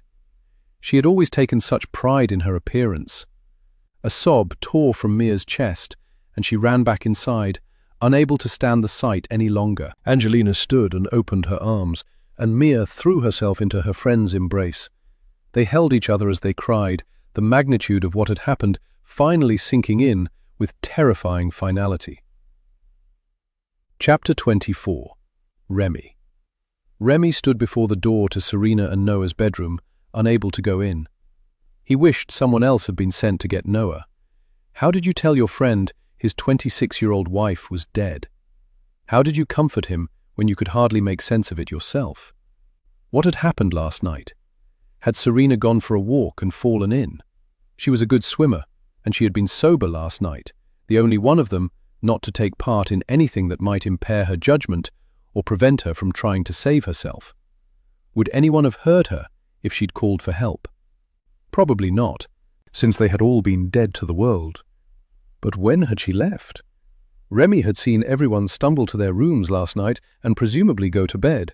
And why would Serena go outside by herself in the middle of the night? It had been windy and cold, and once the lights were off in the house, the darkness would have been nearly impenetrable. Had she gone out this morning then? Serena always said she was an early riser. Maybe she had woken up early and gone for a walk. But that made even less sense. How could she fall into the lake in broad daylight? Had she suddenly passed out? Or had she gone in on purpose? The question struck Remy like a bolt out of the blue. He hadn't considered suicide, not until that moment, but he supposed it was possible. Had Serena been so devastated by Lexi's sudden return that she'd taken her own life, rather than face the possibility that she might lose Noah? Remy thought Serena had been more emotionally fragile than she'd let on, but suicide, and before anything had even happened. Except that maybe it had, and they'd all slept right through it. What if Lexi had shown up last night? If she had, she wasn't here now. So where the hell was she? Remy was still standing in front of the door when Richie pounded up the stairs. "What the hell, Remy?" he demanded. "Why didn't you wake him?" I couldn't bring myself to tell him," Remy said. "Do I have to do everything myself?" Richie bitched under his breath as he shoved open the door. Noah was sprawled across the queen-size bed, his face ashen in the light streaming through the window. At first, Remy thought he was dead too, and grabbed the door jamb to steady himself, but then he realized that, although his breathing was shallow, Noah's chest was rising and falling, and he was simply in deep sleep. "Noah!" Richie called. "Noah, wake up, bro!" Noah didn't respond. "Noah!" Richie sat on the edge of the bed and took Noah by the upper arm. "Noah!" he tried again. Noah didn't stir. Getting frustrated, Richie slapped Noah lightly across the face. Then again, a little harder, then harder still. Noah's eyes flew open, and he stared at his friends, his cloudy gaze befuddled with sleep. "What the fuck, Richie?" he moaned. "Noah, you need to wake up, now." "Leave me alone," Noah growled, and his eyelids began to flutter closed. "Noah!" Richie roared, startling him awake. "Noah, something's happened," Remy said gently. Noah struggled to wake up, but when he finally pried his eyes open, his gaze was clearer. "What's wrong?" he groaned. "I took a sleeping pill last night. I'm really groggy." "Noah, it's Serena," Richie said. His tone was softer now, his eyes warm with compassion. "What about her?" Noah sat up and rubbed his eyes, then glanced from Richie to Remy and back again. Where is she? Angelina found Serena this morning. She's gone, Noah, Richie said. Gone where? She's dead, Remy said, and his voice quavered with emotion. Serena is dead. Noah seemed frozen with shock, and then he exploded out of bed and ran toward the door and down the stairs, Remy and Richie behind him. Wait, Richie called. Noah, don't touch the body. Remy grabbed Richie by the arm and yanked him backward. Why do you keep saying that, man? Because I don't think it was an accident, Remy. Serena was murdered. Chapter 25. Richie. Richie hadn't wanted to say it out loud, not until the police got there and he could share his suspicions, but Noah was sprinting towards Serena and would no doubt throw himself at the body. Richie ran after him and tackled him from behind before Noah could go down on his knees next to the corpse. Noah, no, he yelled over Noah's roar of protest. You can't touch her. What the hell are you talking about, Richie? Noah bellowed. She must have fallen and hit her head. She could still be alive. She's gone, man, she's gone, Richie cried. We need to wait for the police. The police? Yes. Vince called the police. You called them, right, Vince? Richie asked. Vince was standing off to the side, a dazed look on his face as he watched Noah and Richie wrestle. There was a pile-up on 9W. Everyone is there. The dispatcher said they'll send someone as soon as they can. We can't leave her here, Noah wailed. I'm not leaving her here. All right, Richie said in what he hoped was a soothing tone. How about we cover her up? We need to bring her inside, Noah insisted. We can't do that. Maybe we can just lay her on the bed or something, Remy said. We can't do that. Remy, please, get Noah inside. I'm not going anywhere, Noah ground out. He planted himself on the grass right next to Serena's body. I'm going to wait right here. I'm not leaving her alone. All right. I'll stay right here with you. How is that? Remy, can you bring our jackets? It's cold out here. Sure, Remy said, and headed toward the house. Do you need anything else? Vince asked. Richie shook his head, and Vince left them alone. Once Vince and Remy were gone, Noah went into some sort of trance. His lips were moving, and Richie thought that maybe he was praying, either for Serena's soul or for his own. This didn't look good. It didn't look good at all. Richie had noticed the bruises around Serena's neck as soon as he'd unzipped her jacket. Angelina must have noticed them too. She was a trained professional, but she had been in shock and had tried to avoid looking at the body, so there was a chance she hadn't. But surely they could all see this wasn't an accident, and it was important to preserve the scene. Richie shivered as a blast of cold wind ruffled his wet hair. He was so cold, and the ground was spongy and damp beneath his jeans. Noah seemed oblivious to the discomfort and stared straight ahead, unable now to look at his dead wife. But Richie looked at her, not as a friend, but as someone who'd analyzed the minutes for dozens of murder trials while in law school. Serena had been floating face up, which was unusual. Drowning victims usually floated face down due to the weight of the head and the limbs. Richie thought the air in her thick puffer jacket might have acted as a life preserver and prevented the body from flipping over, which meant that someone had either pushed her and she'd fallen backward, or she had been backing away from someone and had gone over the side of the dock. But if she had been facing up the whole time, she wouldn't have drowned.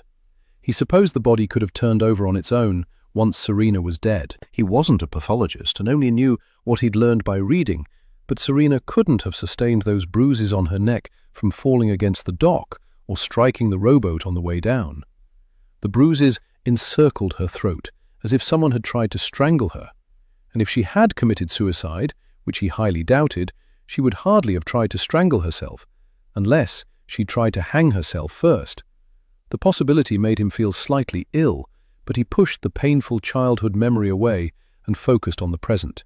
He looked around, searching for rope or a branch that was thick enough to hold a body, but didn't see anything in the near vicinity. Besides, why would Serena kill herself? Sure, she had been understandably nervous about seeing Lexi, but she'd had nothing to truly worry about. Lexi had been the one to leave, to blow them all off as she went in search of a new life and new friends. It had always struck Richie as odd that she'd do that. Lexi had been so focused on going to law school and had been the one to drill Richie when they'd studied for their LSATs together. She had been determined and brilliant and had been very definite about her choice of family law. But perhaps she'd had some sort of spiritual awakening while abroad. People sometimes did. Maybe getting the best settlements for her clients and working out custody agreements hadn't seemed important anymore, and she'd realized that wasn't the way she wanted to spend her life. Richie could understand that. He'd had no illusions when he'd chosen criminal law. Statistically, a large percentage of the accused were guilty, which was why lawyers never asked their clients if they had committed the crime. Knowing the truth would make it morally reprehensible to represent the pervert who'd molested a child, or the husband who'd murdered his wife, stuffed her remains into a suitcase and thrown it into the East River. Richie had graduated top of his class and had entertained several offers from private law firms, but he had refused. Maybe once he was older and considerably more disillusioned, he'd take on the fat cats who needed someone to invent reasonable doubt and were willing to pay top dollar for a barracuda who'd do anything to win. But Richie was just starting out. He was young and idealistic, and he needed to see justice done, at least some of the time. As he sat next to a silent Noah, Richie wondered if Lexi had found God during her travels. She had never been a churchgoer, but maybe she had hit on something out there that had helped her make sense of it all. Richie could never see going to an ashram himself. His spiritual awakening had been the first time his dad had taken him to a baseball game when he was 6. He had dreamed and prayed every night that he would become a famous ball player. God had chosen to ignore his pleas, just as he had ignored most of his prayers over the past 20 years.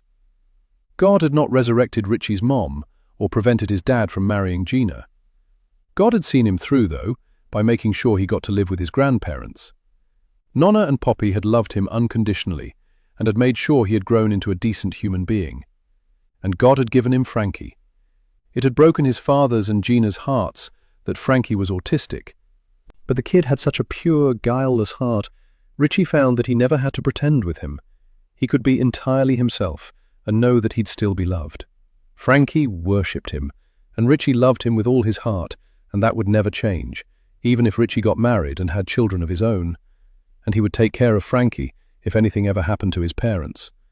It wouldn't be a burden, but his privilege. Noah began to tremble, so Richie put his arm around him and held him until Remy finally returned with their coats and Noah's sneakers. Noah was catatonic, so Richie pushed his feet into the shoes and draped the jacket over his shoulders. Richie would have killed for dry sweatpants and another cup of coffee, but he could hardly focus on his own needs when his friend was dealing with the death of his wife. Remy. "Stay with Noah for a while," he said, and got to his feet. "Where are you going?" Remy asked. "I'm going to call the police again and make sure no one leaves."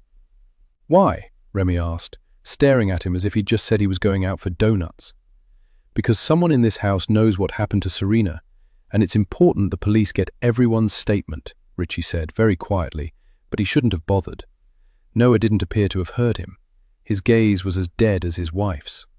Chapter 26. Vince. Vince made a cup of coffee, then poured himself a bowl of raisin bran from a box he found in the kitchen, and went to eat in the living room. He needed time to think, and the dining room reeked of alcohol and food that had been left to sit out overnight. It was gross, and he would have gladly started on the cleanup, but he worried that someone might question his motives and think he was trying to dispose of incriminating evidence. He had gone to bed at the same time as everyone else, around 2 o'clock in the morning, and had a room to himself. He had been relieved not to have to share, but in light of the morning's events, his solitude had suddenly become problematic. He was a black man in a house full of white people, well, except for Angelina, whose dad was of mixed race, and he was a visitor in a town that was probably pretty colorless. He knew the statistics, and the cops, who were probably as snow-white as the cocaine they had enjoyed last night, would surely focus on him as a person of interest. He'd complained to Angelina only yesterday that Serena was a world-class bitch, and he'd be happy never to see her again. He'd almost blurted out that the only reason he'd come to the reunion was to see Angelina, but it hadn't seemed like the right time. Vince never had understood why Noah had settled for Serena after he'd had someone like Lexi. Serena had been stunning, he couldn't deny that, but it was a remote sort of beauty, the kind that reflected the coldness within her. She had cared about Noah, that was plain to see, but there was something off about her relationships with the others. Vince thought the only reason Lexi had befriended her was because they had been assigned to the same room their freshman year, and Lexi tended to attract the walking wounded. Most of her friends came from broken homes and were emotionally fragile or brittle, as was the case with Serena. Back when they'd been dating, Angelina had mentioned that Serena had been sexually abused as a child. Vince thought it might have been by her uncle, but he wasn't sure and had never asked. It was none of his business, but Angelina liked to talk, and he was happy to listen and took it as a sign of acceptance. Vince had never told anyone in the group that his father had walked out when he was 2, and then his mom had died of ovarian cancer 3 years later. But Angelina might have, and Lexi had welcomed him into her club like he was a card-carrying member. But Lexi wasn't here now, and the only person he felt close to in this band of misfits was Angelina. Would she tell the police what he'd said about Serena? People talked smack about each other all the time. It didn't mean they were going to murder them. And it had to be murder. Vince had seen the bruises around Serena's neck, and Richie had instantly assumed that the police would look for forensic evidence. Weed was legal now, but they could still be charged with possession, especially if the local police decided to accuse someone with intent to supply. And who would be the most likely suspect in this group? It didn't take long to come up with an answer. Vince wished he could leave and pretend last night had never happened, but the police would probably order them all to remain until they could either make an arrest or, should they fail to find any evidence of wrongdoing, let them go. The cops would probably read volumes into Lexi's desertion in Thailand and then her sudden desire to reconnect, but, privately, Vince didn't think Lexi's decision had anything to do with any sort of betrayal. He thought the about-face resulted from the pandemic. He saw it in his business all the time. People weren't planning for the future as much as they used to, and indulged in what the media like to refer to as doomsday spending, their rationale being that they may as well enjoy their money while they were still alive. Lexi hadn't had any money as far as anyone knew, but she might have decided to give herself a break and put off adulting for a few years. She could defer her acceptance to law school, and what was the rush to get married? She'd been 22 when she and Noah became engaged. These days, that was the emotional equivalent of 12. Privately, Vince thought people had no business getting married before 30, when they finally had a sense of themselves and understood what they needed in a life partner. His thoughts were interrupted by what sounded like a police siren in the distance, and he Googled the population of the nearest town. Just over 2,000 people, so it wasn't likely to have a large police department. They would have had to call it into Kingston or Albany. Vince wished he could talk to Angelina, but she had gone up to her room with Mia. Remy and Noah were still by the lake, presumably waiting for the police to arrive, and Richie was on the dock, talking on his cell. The siren faded into the distance, and Vince let out a long breath, then took his dishes to the kitchen and put them in the sink. It was a beautiful day outside, so he stepped out onto the deck, desperate for a breath of fresh air. Squinting at the row of cars, he noted that no one had come or gone since he had gone up to bed last night. What had happened to Lexi? Chapter 27. Noah. Noah felt a sense of relief when Richie walked off. He appreciated the support, but he needed to examine his feelings honestly, and he couldn't do that with Richie watching him like a hawk. Thankfully, Remy also finally got cold and went inside, leaving Noah on his own. Noah's first reaction to the news had been shock, followed by disbelief, and then fear. His first, crazy thought was that Serena had done this to punish him, but she wasn't the sort of person to do something this dramatic and not hang around to enjoy the aftermath. Serena's death was either the result of a tragic accident or something much darker, and that terrified him far more. Noah had been miserable the night before, conscious of everyone watching and speculating on how he might react to seeing Lexi after all this time. He was relieved when she didn't show, but his outward calm had been the result of a dangerous combination of booze and drugs. By the time he stumbled up to bed, he could barely stand, but he'd been worried he wouldn't be able to sleep, so he took Mia's sleeping pill. Noah had craved oblivion, not an argument with Serena, who was sure to lash out as soon as they were alone. He'd dropped a bomb on her when he said he wanted to hold off on the baby and hadn't given her a chance to respond. He was certain that, beneath her cool exterior, she was seething and ready to boil over the moment they were alone, which was why he made sure to come upstairs while she was talking to Remy. He'd needed a few minutes' head start. Sleep had come like death, quick, dark, and deep. Noah couldn't recall getting drowsy or dreaming, and he couldn't remember feeling Serena's body next to his in bed. Had she even come to bed? She'd been wearing her coat when Angelina found her, so she must have gone outside after everyone had gone to bed. Why? Had she seen someone or heard something? Had she hoped for a confrontation with Lexi? Had she gotten it? Did anyone see or hear anything? And were they waiting to tell the police? He looked over at her body. Serena looked white and still. Her eye makeup was smeared, and her hair was starting to frizz as it dried out. She hated her hair frizzy or too curly, and always used a flat iron to make it straight, then curled it with a curling iron. Serena's makeup had always been perfect, even when they weren't going anywhere and were just hanging out at home. Now she'd never do her makeup again. Noah just couldn't believe she was gone. His brain refused to accept it, and he kept thinking she was going to open her eyes and rip into him for leaving her cold and wet on the bank. Richie had said not to touch the body, but Noah couldn't help it. He needed to be sure, so he reached out and touched Serena's face. His hand recoiled when his fingers met cold, damp skin that somehow no longer felt human. Noah yanked it away, unable to bear the touch but also glad no one was there to see his revulsion. He grieved the loss of a life and felt apprehensive about the changes Serena's death would bring, but somewhere, deep inside, a tiny seed of relief had taken root and a bubble of hope had floated to the top. After Lexi left, Noah had been crushed, broken. Lexi had been his first love, and he hadn't known how to put up walls to protect his heart. He'd been full on, ready for anything as long as Lexi came with him. When Noah turned to his family and friends for support, everyone had said the same thing. You're better off. You're too young for such a serious commitment. Better you let her go now before you've built a life together.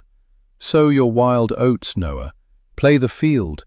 There's plenty of fish in the sea. But Noah hadn't wanted to sow his oats or catch other fish. He had wanted Lexi. He had needed her, and had felt as if something vital had been stolen from him and would never be returned. Serena had been the only one who understood his grief. She had been there for him, and had filled in the cracks Lexi left, the way a Japanese artist mends a broken plate and fills the fissures with gold, turning it from a useless piece of junk into a work of art. Serena had anticipated Noah's every feeling and every need, and, when she kissed him one night, he kissed her back. Not because he loved her, but because he couldn't bear to hurt her, and because he was lonely and sad and could pretend she was Lexi if he shut his eyes. She hadn't smelled the same, or kissed the same, or felt like Lexi beneath Noah's hands, but she had made him feel like a man again, and given him her love, even though she knew he still loved her friend. Noah had allowed himself to be seduced by the promise of security and unconditional love. But even as he stood under a flower-bedecked canopy with Serena by his side and made his vows, a part of his heart had still longed for Lexi. And as the minister pronounced them man and wife, Noah had wondered if he'd just made a terrible mistake. As the months passed, his doubts had intensified. Serena was no longer as understanding or as giving. She wanted to control everything, and sometimes he felt as if he were being erased, his thoughts and feelings irrelevant to a woman who had clearly had a very precise plan all along and was willing to put in the work to get what she wanted. And the latest thing she wanted was a child. And now Serena was dead, and Noah was suddenly free. He could sow his wild oats, play the field, and fish in the sea. The prospect didn't seem as daunting or painful, and perhaps he'd catch Lexi, and this time she would remain on the hook. Chapter 28. Angelina. Angelina looked up when Richie walked into her and Mia's room. She was sitting on her bed, leaning against the wall for support. Mia had stayed with her for a while, then gone for a walk to clear her head. Angelina thought Mia just needed to be alone, and she was glad to be on her own as well. She needed time to process this in her own way. Richie sank onto Mia's bed. He looked like he'd aged a decade since last night, and his eyes were filled with deep sadness. "Are you all right?" he asked. Angelina nodded. What do we tell the police? We stick to the truth, Richie said. We tell them everything, except the part about the recreational drugs. I got rid of everything, and if they find traces on the deck, they won't be able to prove it's from us. These houses are rented to new guests every week. He was really worried, Angelina thought in a detached sort of way. Should she be worried as well? No one would care if a photographer or a hedge fund manager did a line of coke, but she was a nurse, and Mia was a teacher. For them, a drug charge could prove career-ending. Did you see or hear anything that might explain what happened? Richie asked. Angelina swallowed hard. She'd been going over it in her head, debating whether she should say something, but she knew she would. She couldn't keep this to herself any longer. I heard something last night, she blurted out. Richie's focus instantly sharpened, his dark gaze watchful and alert. I woke up. I don't know what time it was, but I wasn't feeling well and wanted a drink of water. I heard someone arguing outside. Who was it? It was a man and a woman. Mia was asleep and Lexi never showed, so the woman had to be Serena. I think she must have been arguing with Noah. What makes you say that? Asked Remy, who'd just appeared in the doorway. Did you not notice the tension between them last night? Angelina asked, looking from Remy to Richie. Remy nodded. Now that you mention it, yes, they barely looked at each other. Maybe they had a fight on the way up, Richie said. They were probably both anxious about seeing Lexi. That's what I thought, Angelina admitted. But when I saw Serena this morning, and Noah looked so... So what? Richie asked. Guilty, Angelina said. Do I tell the police? Did he look guilty to you? Richie asked Remy. Remy shrugged. He looked stunned, but maybe he had no recollection of what happened. He was pretty out of it last night. We all were. Richie turned back to Angelina. Did you hear what was said? No, I wasn't really listening. I drank some water and pulled the blanket over my head. Richie sighed heavily. Whenever a woman dies in suspicious circumstances, the police always look at the partner, because statistically, they're the most likely suspect. Wait, what are you saying? That Noah murdered Serena? Mia exclaimed. She'd just come up the stairs and slipped past Remy to get inside. She sat down, her shoulder brushing against Angelina's, but all her attention was on Richie. Richie instantly backtracked. I'm not accusing Noah. I was just saying. How did Serena actually die? Mia asked. I'm not qualified to answer that. The coroner will order an autopsy, Richie said. Who would have reason to murder Serena? Angelina asked. No one replied. I think I heard a car last night, Remy said. It was around 2:30. Did you hear it leave? Richie asked. I fell asleep. Did you hear anything? I slept like the dead, Richie said apologetically. Didn't hear anything until Angelina started screaming this morning. Has anyone heard from Lexi? Mia asked, looking around the group. I tried calling her last night, but it went straight to voicemail, Remy said. Richie nodded. I tried calling her too, same. I texted her this morning, before I came down, Angelina said. The text showed delivered, but she didn't reply. Let's try her again, Mia said. She pulled out her phone, selected Lexi's number, and put the call on speaker. The call went to voicemail. Where is she? Mia cried. And what the hell is she playing at? Her phone must be off, Richie said. Angelina looked from one anxious face to another. I didn't want to say anything before, but this whole thing feels really off. Lexi suddenly comes home without telling anyone, books this place without speaking to any of us first, and then doesn't show. It doesn't make any sense. And all this, Angelina gestured at their surroundings. This had to cost a few grand. Where would Lexi get this kind of money from? And even if she did have money to burn, she was never one to show off. This is so unlike her. People change, Richie said. None of us have seen Lexi in years. Look, all I'm saying is that we don't know what really happened between the three of them, Angelina said. We know Lexi sent Noah a text and broke off their engagement, but we don't know why, or if Lexi and Serena got into a fight while they were away. Something happened on that trip.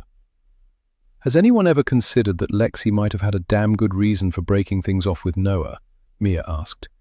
What would make you break off your engagement and walk away from your best friend like that?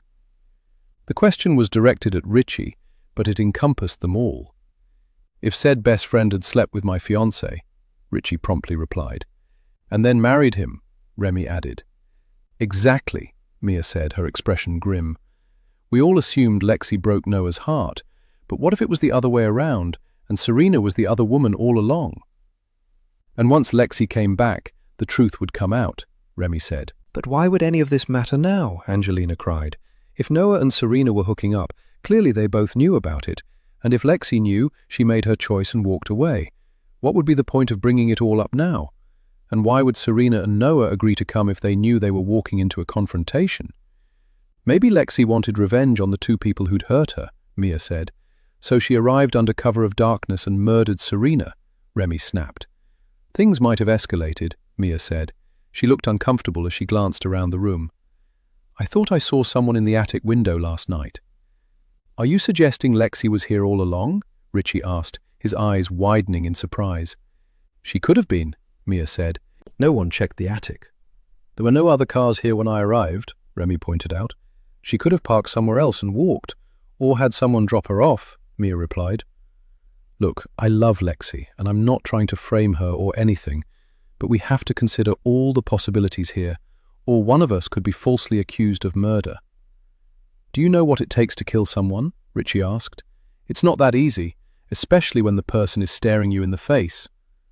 Why, have you tried it? Remy asked, clearly going for humor and failing miserably. No, I haven't. I don't think Lexi is capable of that, Angelina said. But Noah is, Mia asked. Statistically, how often do women strangle other women, Richie? Angelina retorted. Not very often, Richie admitted. He turned to the window and looked toward the bank, where Noah sat perfectly still, his head in his hands, his shoulders slumped. I think I need to advise Noah before the police get here. Advise him to do what? Mia asked. Not to say anything dumb, Richie replied. If he no comments the interview, the police will think he's guilty, Remy argued. Maybe he is, Richie said. Who else among us would have reason to kill Serena? What about Vince? Remy asked. Vince? Angelina exclaimed. Serena was always taking pot shots at him, putting him down. Maybe he'd had enough, Remy replied. No way, Angelina retorted. Richie sighed. Let's be honest. The only reason any of us became friends with Serena was because of Lexi, and we stayed friends because of Noah. I would have never kept in touch with her if it hadn't been for him. Me neither, Angelina said. Serena had this way of looking down at people, making them feel small. I never liked her, Mia said, but that doesn't mean I wished her dead. She really wasn't that bad, Remy protested. She could be a bit high and mighty, but she was just insecure. And you're the one who screwed her, he reminded Richie. Yeah, once, and I regretted it, and so did she. She called me on Thursday and told me not to tell Noah. Why would you? Angelina asked. Not like it happened last week. I don't know. I guess she thought with Lexi here everyone would suddenly start confessing their sins. And that would make someone decide to commit murder, Mia asked. Unless you're a hitman, you don't walk into a situation ready to kill, Richie said. Hence the bruises on her neck. Strangulation is a crime of passion. It's up close and personal. Whoever went for Serena didn't come prepared, Remy reasoned.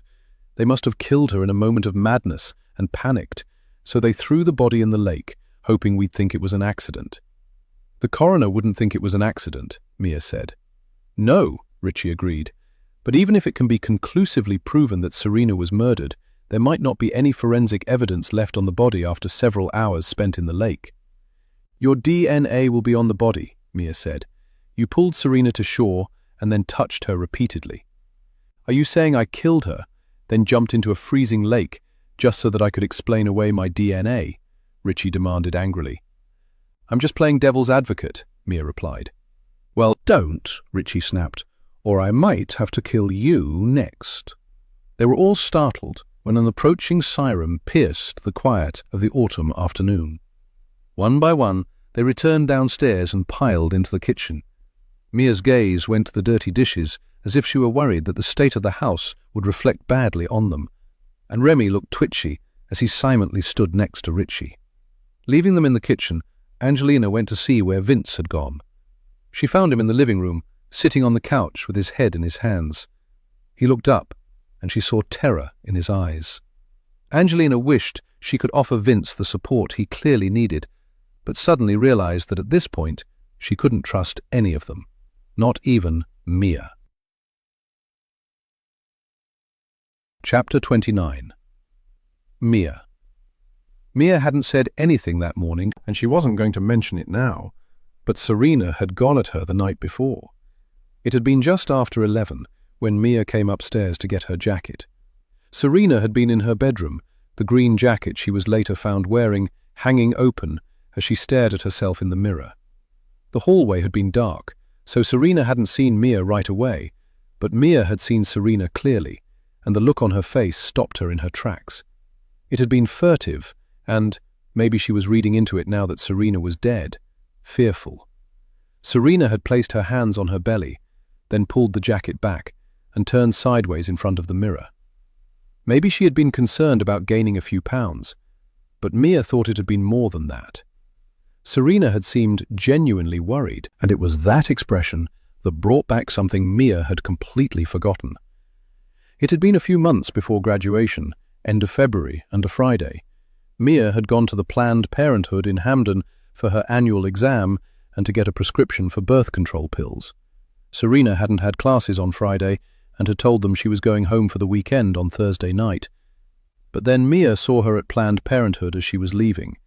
She had been white as a sheet and walking very slowly, as if she were in pain. Mia had been about to go up to her and ask if she was okay or needed a lift back to school, but then Serena's mom had pulled up. She had gotten out and helped Serena into the car, and as Serena turned to buckle up, she had seen Mia. She had that same look then, secretive and fearful, and when Mia raised her hand and waved, Serena had turned away and hadn't looked back as her mother drove off. Mia never asked Serena about it.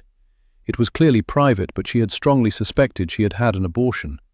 Serena hadn't been dating anyone, and as far as she knew hadn't hooked up with anyone for months. But if it had been some minor procedure, Serena wouldn't have felt the need to keep it secret and lie about going home on Thursday night. Clearly, she had called her mother and asked her to come with her, and then stayed at home until she was ready to come back to school on Monday. And then, a few months later, Lexi had broken off her engagement and taken off for Australia. Had the baby been Noah's? Was that why Lexi never came back? And Noah felt he had to marry Serena? Did he feel guilty or obligated? Or had Mia invented the whole thing because she needed to make sense of what had happened? But why would Serena be worried about getting pregnant now? She was happily married, or so she told them at every opportunity, and Noah had always liked kids and said he wanted to be a dad. It didn't make sense, unless there was something else at play that Mia didn't know about. Mia must have made a sound, because Serena had whirled around and gone off on her. "Are you spying on me?" she had exclaimed, her tone so accusing anyone would think Mia had a history of stalking people. "No, Mia had begun, but Serena had cut her off. "So why are you sneaking around? You startled me." "Sorry, I didn't mean to. I just came up to get my coat," Mia had hurried to explain. "Are you pregnant?" She knew she shouldn't have asked as soon as the words left her mouth. Serena clearly wasn't in a sharing mood, and her eyes had flashed with anger. "If you tell anybody, I swear I'll make you regret it." "You don't need to threaten me," Mia had said, "and there's really nothing you can do that would make me regret anything." She shouldn't have said that either. It was the equivalent of waving a red flag in front of a bull. Serena's eyes had narrowed, and at that moment she had looked surprisingly ugly and older than her 26 years. "Are you sure?" Serena had asked, her voice low and menacing. "I can think of a few things. Your extracurricular activities, for one." "What are you talking about?" Mia had asked, playing dumb and hoping Serena was referring to something else. She thought only one person in the house knew what she had been doing, but given the gleeful derision in Serena's gaze and the nasty smile playing about her mouth, Mia now had to assume it was two. "I know how you earn your money," Serena had said, watching her for any sign of weakness. "And?" Mia had challenged her. "Does your principal know you're on OnlyFans? Or your co-workers? Or the teachers' union? Imagine what the parents of your students would say if they found out their little darlings are being taught by a stripper." Mia's heart had sunk. "I had no choice," she had choked out.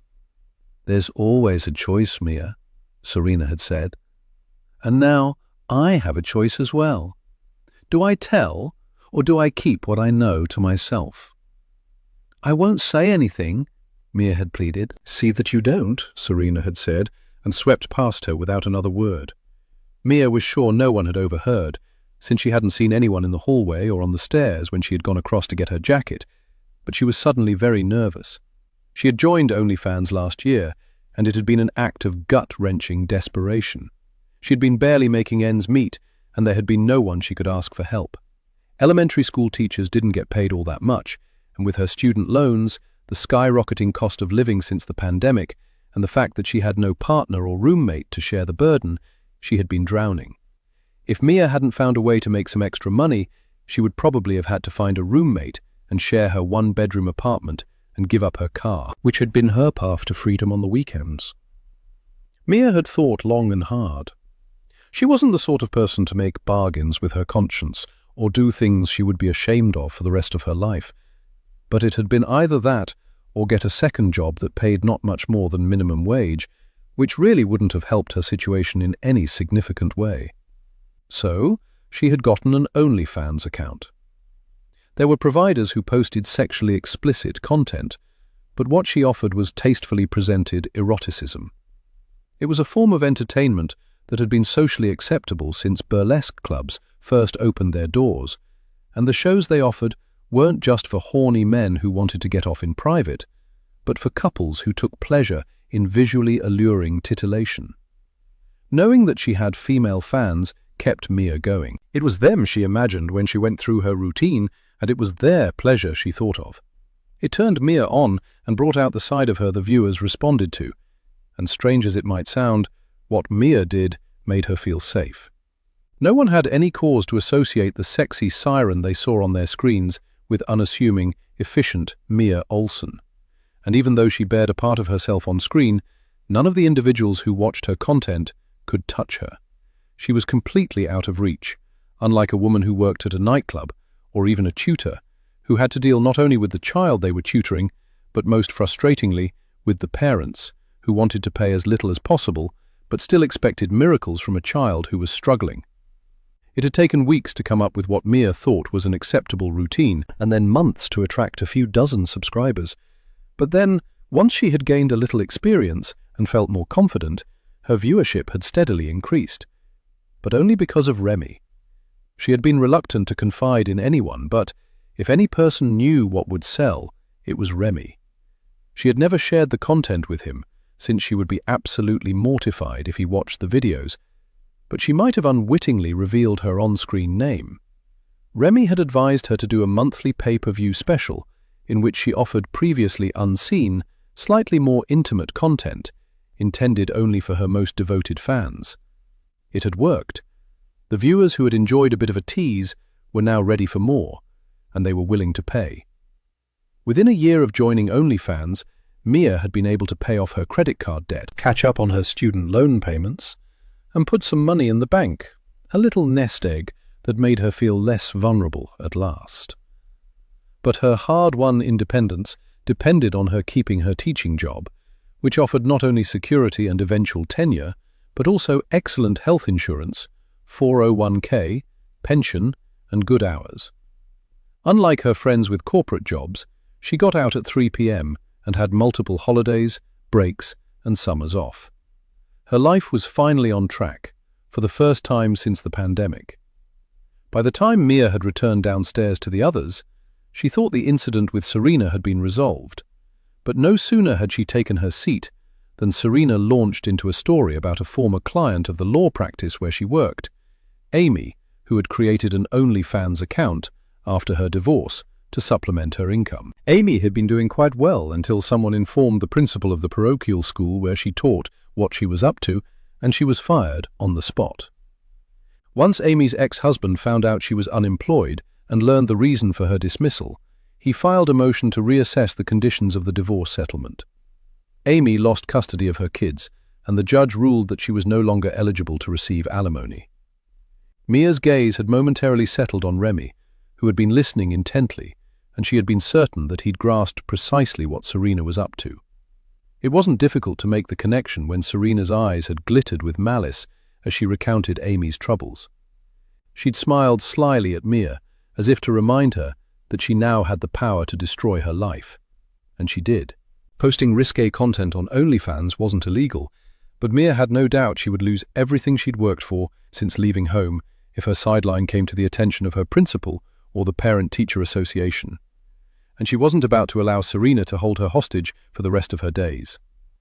Mia hadn't had a chance to confront Serena after her nasty little performance out on the deck, but if the police found out that Serena had threatened her, they'd think Mia had a motive to kill her, so she had to ensure that the one person who knew the truth remained silent. Because if the police got wind of her OnlyFans account, they'd also discover that Mia went by Sexy Lexi 69. Chapter 30. Richie. "Let me do the talking," Richie said as a police cruiser pulled up, the vehicle blocking all the cars in the parking area. If the rest of them were going to make a break for it, they would have already done so the positioning seemed like an unnecessary act of police intimidation. Sheriff was stenciled on the side of the car, and Richie braced himself for a difficult meeting. These small-town cops usually had a chip on their shoulder when dealing with someone from the city and felt they had something to prove, and maybe they did. How could they compete with the knowledge and experience of New York City police officers? These guys were used to dealing with feuding neighbors, parking violations, and the occasional car theft or break-in. Had they even had a murder here in the new century? If they had, it had probably been something straightforward that hadn't required too much investigating or manpower. Two officers got out of the car. The driver was a woman of about 40 with frizzy dark hair pulled into a bun and a makeup-free face. She was what Richie's nonna would call an apple, someone who carried all their weight in their torso and had disproportionately narrow hips and thin legs. The unflattering uniform didn't help, but there was something kind in the officer's face, and Richie thought she looked maternal and empathetic. Her passenger, who was clearly the sheriff, was the full melon. Everything about him was round, from his buzzed head to a belly that strained against the buttons of his shirt. He had wide hips, short legs, and a combative stance that didn't bode well for the upcoming interview. He was sure to distrust young, up-and-coming urban dwellers. "Good afternoon," Richie said politely as he stepped onto the deck and descended the steps. He held out his hand to the sheriff. "Richard Vaccaro, Assistant DA, Manhattan District Attorney's Office." Angelina and Mia followed him outside and stood near the steps. Remy and Vince hung back, remaining close to the sliding door. "Sheriff Alan DeVries and Officer Nunez," the sheriff replied. It was clear he didn't want to shake Richie's hand, but it would have been rude, not to mention antagonistic, to snub him, so he gave a brief and very aggressive shake, then yanked his hand away. "DeVries?" Mia asked behind Richie. "That's right. Have we met before, young lady?" "No, it's just that we were talking about the story behind the name of the lake." Mia's voice trailed off. "My family has lived in these parts for centuries," the sheriff replied dismissively. "So, what happened here?" His gaze went to the lake, where Noah still sat cross-legged next to Serena's body. Richie decided to give DeVries as little as possible and keep his suspicions to himself. For one, the sheriff would probably not welcome his insights, and for another, Richie was curious to see how much the man would deduce for himself. "We came up last night for a long overdue reunion," Richie said. "We had dinner, enjoyed a few drinks around the fire pit, and went to bed. Angelina was the first one up this morning." Richie gestured to Angelina, who gave a shy wave. "She was going to go for a walk when she spotted something in the water. On closer inspection, she realized it was the body of our friend, Serena Paulson." "Who's he?" DeVries asked and jutted his chin toward Noah. "Her husband, Noah Paulson," Richie amended. DeVries turned to Officer Nunez. "Start taking down their contact details. I need to look at the body." The sheriff's gaze was narrowed and hard as it swept over them, but Officer Nunez smiled sympathetically as she came up the steps. "Shall we go inside?" she asked politely, and gestured toward the sliding door. Richie went first, and she followed him in, the others trooping in behind her. Officer Nunez wrinkled her nose in disgust when she saw the stacks of dirty dishes and must have got a whiff of the rotting food coming from the dining room. Despite the open window, the house stank of rancid meat, and the smell of alcohol lingered in the air. "We were going to clean up, but then Richie told us not to touch anything," Angelina explained, and smiled ruefully. Officer Nunez's gaze sharpened, and she shot Richie a questioning look. Angelina seemed to realize that she shouldn't have said anything, and looked at Richie apologetically. "You don't think it was an accident?" the policewoman said. "I thought it prudent to leave things as they were," Richie replied. He wasn't about to spout that he thought Serena had been murdered and put any more attention on himself. "Smells like coffee in here," Officer Nunez said as she walked into the kitchen. "Would you like some?" Angelina asked, obviously glad to have something to do. "I wouldn't mind. It's been a hell of a morning, and now this. Milk and 2 sugars, please." Angelina made the coffee, while the rest of them crowded around the island, not sure what to do. Officer Nunez took a sip of coffee, sighed with contentment, then turned to the group. "If you wouldn't mind waiting in the other room, I'll speak to you one at a time." "Do you want our statements?" Mia asked. "Not yet. For now, just your name, address, cell number and email. Once Sheriff DeVries comes back, we'll have a clearer idea of what's required. Ladies first?" Mia remained in the kitchen, and Richie followed Vince, Remy and Angelina to the living room, where they settled in to wait their turn. Richie couldn't sit still, so he walked over to the window and looked on as Sheriff DeVries squatted next to Serena. He couldn't think of Serena as a corpse, even though he'd referred to her as a body. That would surely come later, but for now, she was still a person, a woman he'd had some strong feelings about only yesterday. Had anyone noticed that he'd been snarky towards her? Would they mention it to the sheriff? There were a few things Richie had noticed last night, like the fact that Mia wouldn't look at Serena after she'd come down with her jacket, or that Serena had barely looked in Noah's direction all night.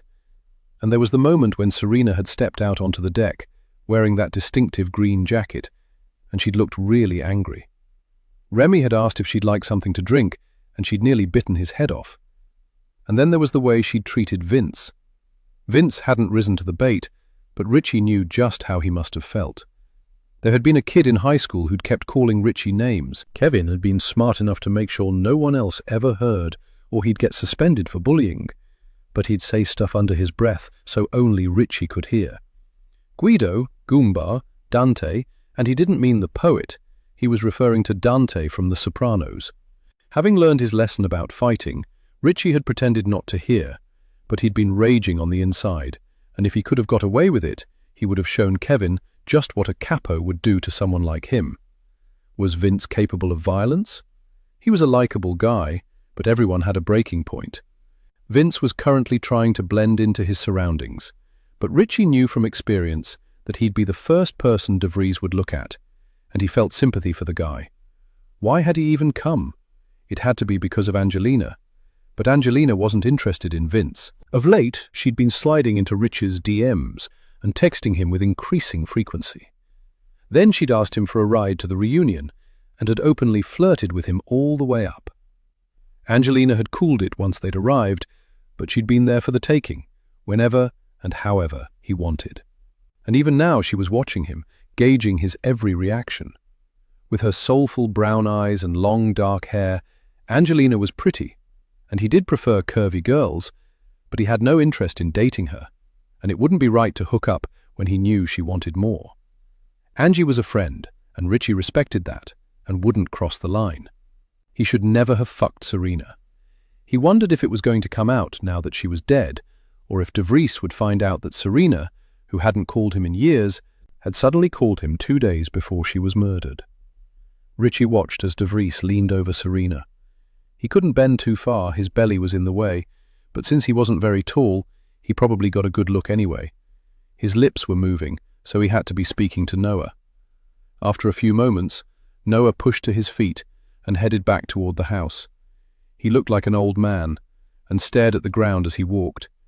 He had to be chilled to the bone after sitting out there for so long, but getting warm would have to wait, especially since DeVries had pulled out his cell phone as soon as Noah had walked away and was talking into it urgently. "What did he ask you?" Richie demanded as soon as Noah walked into the room. He kept his voice low so Nunez, who was speaking to Remy now, wouldn't hear him. "He just asked what happened." Noah was shivering. His skin had a grey cast and his eyes looked glazed. Shock, Richie thought, as he studied his friend's stony face. He'd seen it so many times, both at home and in the courtroom. Noah was still processing what had happened, and then the grief would come and level him like a steamroller. "What did you tell him?" Richie asked. The truth. Did he ask any leading questions? Richie tried again. Like what?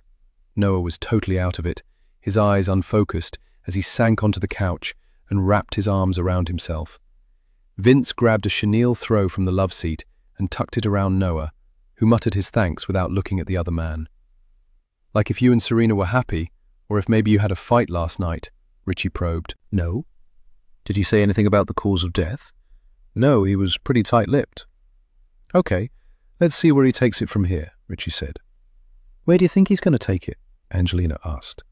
That all depends on how cocky he is. What do you mean? Angelina pressed.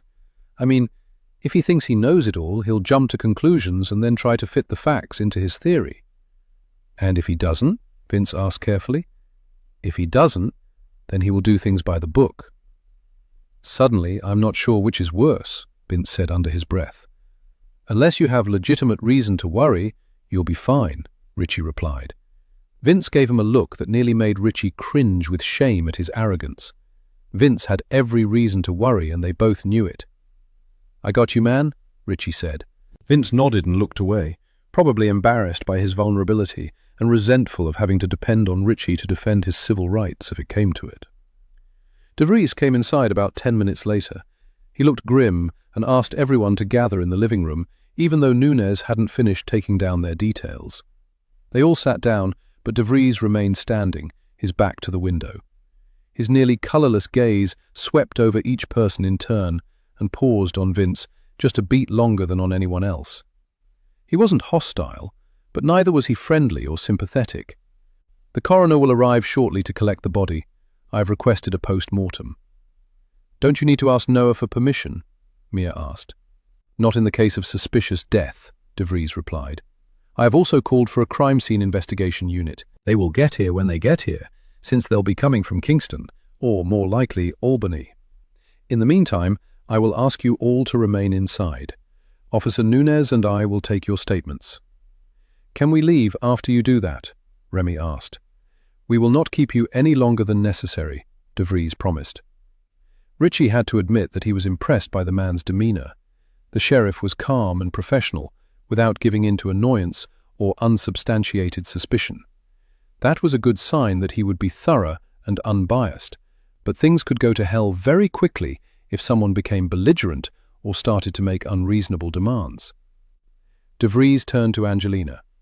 Since you discovered the body, I'd like to start with you, if you don't mind. Of course, Angelina said, her gaze flitting toward Vince for just a second. His attention was fixed on De Vries, but there was no challenge in his eyes, only resignation. Richie would do whatever he could to help his friends, but at this point he wasn't sticking his neck out for anyone. At least, not yet.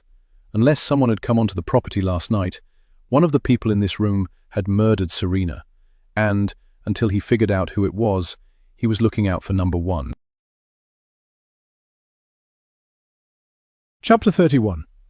Remy. The questions seemed to go on forever, interrupted only by the arrival of the coroner. Sheriff De Vries went to speak to the man in person, and they stood over Serena's body for a few minutes before the coroner returned to his van. Everyone watched in solemn silence as the body was bagged and deposited on a folding gurney, which went into the back of the van. Remy blinked away tears, embarrassed to be seen crying, but he wasn't the only one. Everyone was sniffling and blowing their noses, except for Noah, who stared straight ahead, his gaze unseeing. Remy stepped out onto the deck, turned a chair to face the lake, and sat down. The sun was warm on his shoulders, and the lake shimmered in the afternoon sun. Today would have been perfect, a day filled with laughter, silly banter, and the usual jokey snark. They might have gone into town or for a walk. There were probably some great antique shops in the area, and these little towns always had quaint diners and places that sold homemade ice cream. That night, they might have ordered pizza and watched a movie, or sat outside and looked at the stars. Instead, they woke up to tragedy. It had been a shock to learn Serena was dead, but this morning there was still room for them to hope that her death had been a tragic accident. Now that her body was on the way to the morgue and would undergo an autopsy, shit had just got real, especially since they had been told they couldn't leave. They hadn't been officially detained, but they were all suspects, and the thought was quite frankly terrifying. Who would point the finger at whom, and how far would someone go to divert suspicion from themselves? How far would he have to go? Remy had been discreet, so much so that he'd kept his distance from Mia and Angelina these past few months. Guys were usually clueless when it came to the subtle undercurrents within the group, but girls could smell subterfuge a mile away and might have caught on that he was keeping something to himself. Remy never meant to get involved in Serena's plan, but she'd asked him to do her a favor, and he had agreed.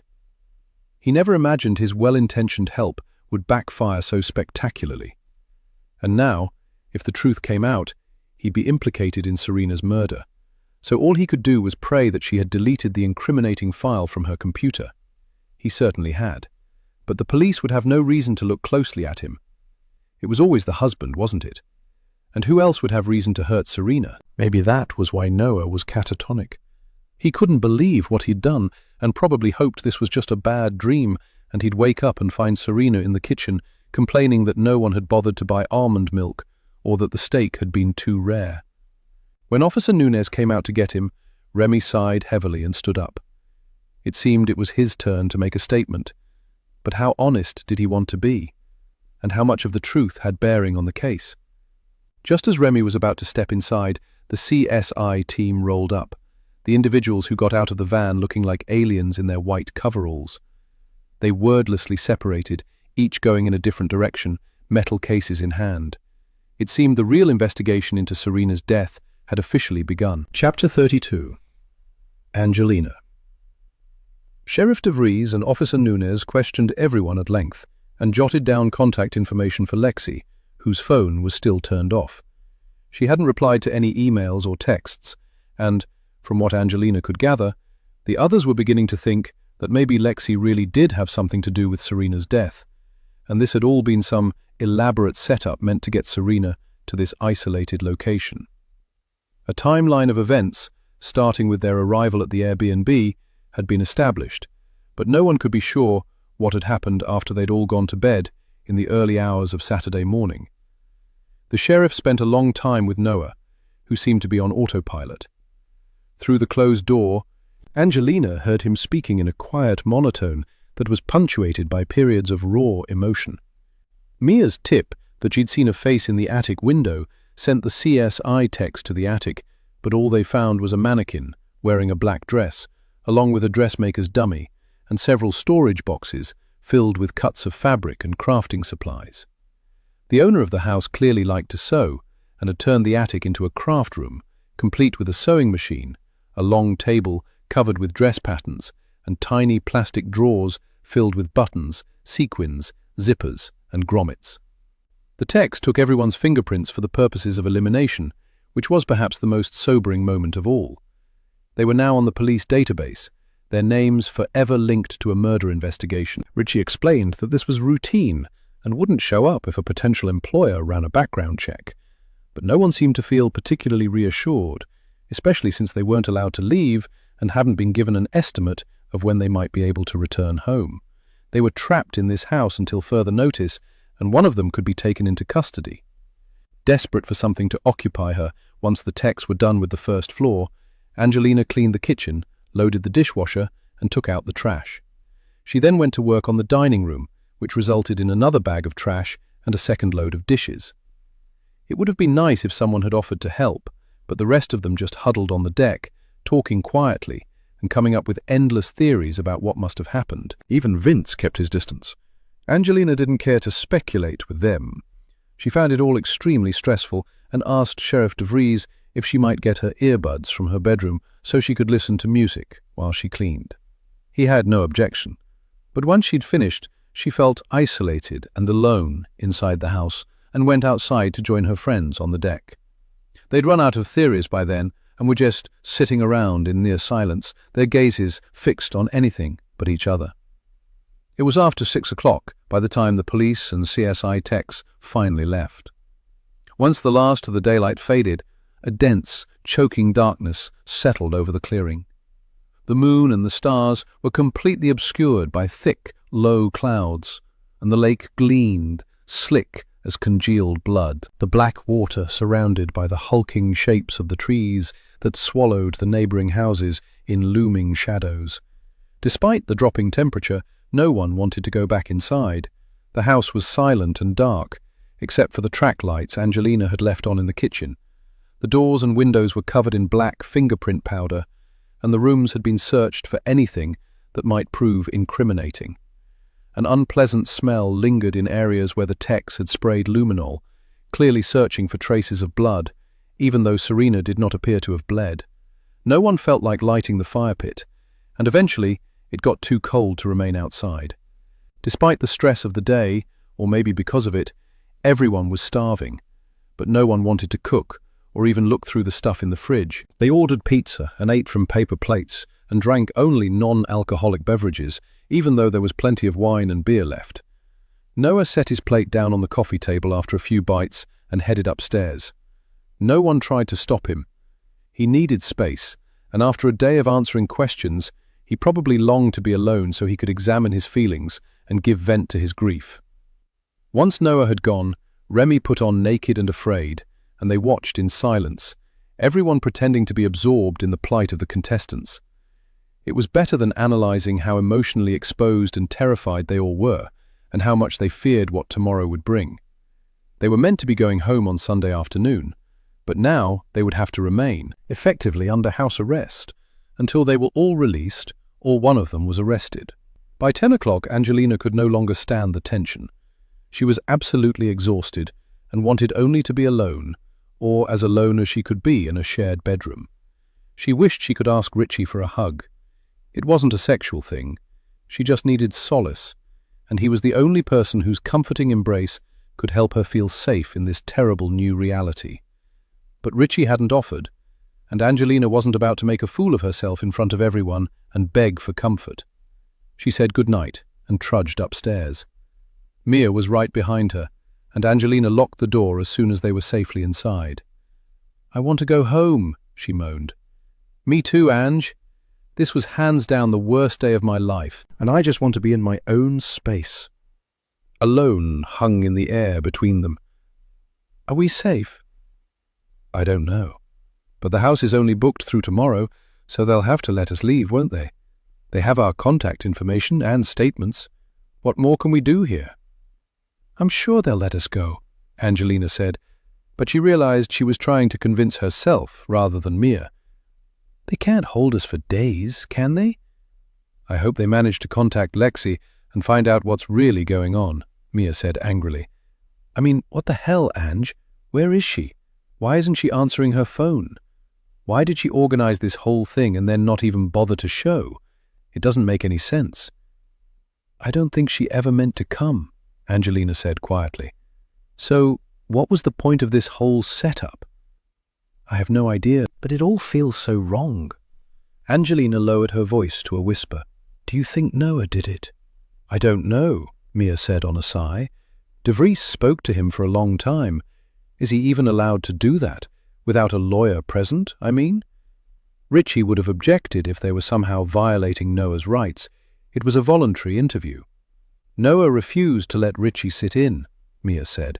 "That could be the best or the worst decision of his life," Angelina replied. She didn't know Richie had offered to represent Noah, but could an attorney who was also a suspect represent another suspect? Probably not. That had to be illegal.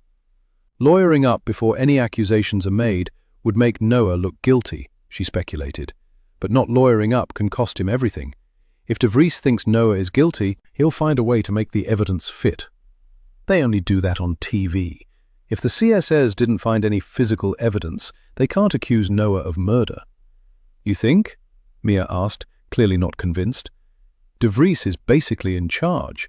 It's not like in the big city, where they have to answer to their superiors and the police commissioner. "He must answer to someone," Angelina protested. Mia sighed again. "I have no idea how any of this works, but he did call in the forensic unit, so I guess maybe he does." "What about the rest of the group?" Angelina asked. "Do you think any of them might have had a motive?" "Look, we've known these guys since freshman year. Well, everyone except Vince. And have you ever known any of them to hurt a woman?" "No, but that was before the #MeToo movement. Maybe they did, and no one was brave enough to speak up. I don't believe it, Mia said with a stubborn shake of her head. You can tell when someone is capable of violence. I've seen Richie lose his shit and punch a wall, and I've seen Remy get really pissed when that girl in our accounting class called him Pepe Le Pew. He was embarrassed and posted some nasty comments on her socials, but he never threatened her physically. And Vince? Angelina asked carefully. I can't see Vince killing Serena because she said some stupid shit. There's stupid and there's racist, and Serena was definitely racist. Then why did you remain friends with her? Mia asked. Because if I cut out every person who ever said something hurtful, not realizing my grandmother was black, I'd have no white friends left. Do I say hurtful things? Mia asked, and Angelina could tell that she was really worried. Am I racist? No, you're not. And I love you, Angelina said. And I love the rest of them, especially Richie. Yeah, we all know. Maybe one day you'll finally get to ride the Sicilian stallion, she said with what was probably meant to be a teasing smile, but looked more like a grimace of pain. Richie doesn't see me that way. I'm his pal Angie. The end. Vince does. He watches you with this lovesick look in his eyes. Do you think you could ever be with him again? I can't think about that right now, not after everything that's happened. I'm too exhausted. Let's go to bed. I wish we had some CBD gummies, but Richie got rid of everything, even those. I swear he was like the cleaner, getting rid of all the evidence like a pro. He is a pro, Mia. If anyone knows how to avoid culpability, it's Richie. He literally has a degree in it. Did he have motive to hurt Serena?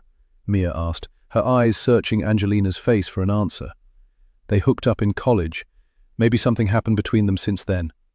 Something was definitely going on between them last night, Mia said, her gaze sliding to the door as if she were afraid someone would overhear.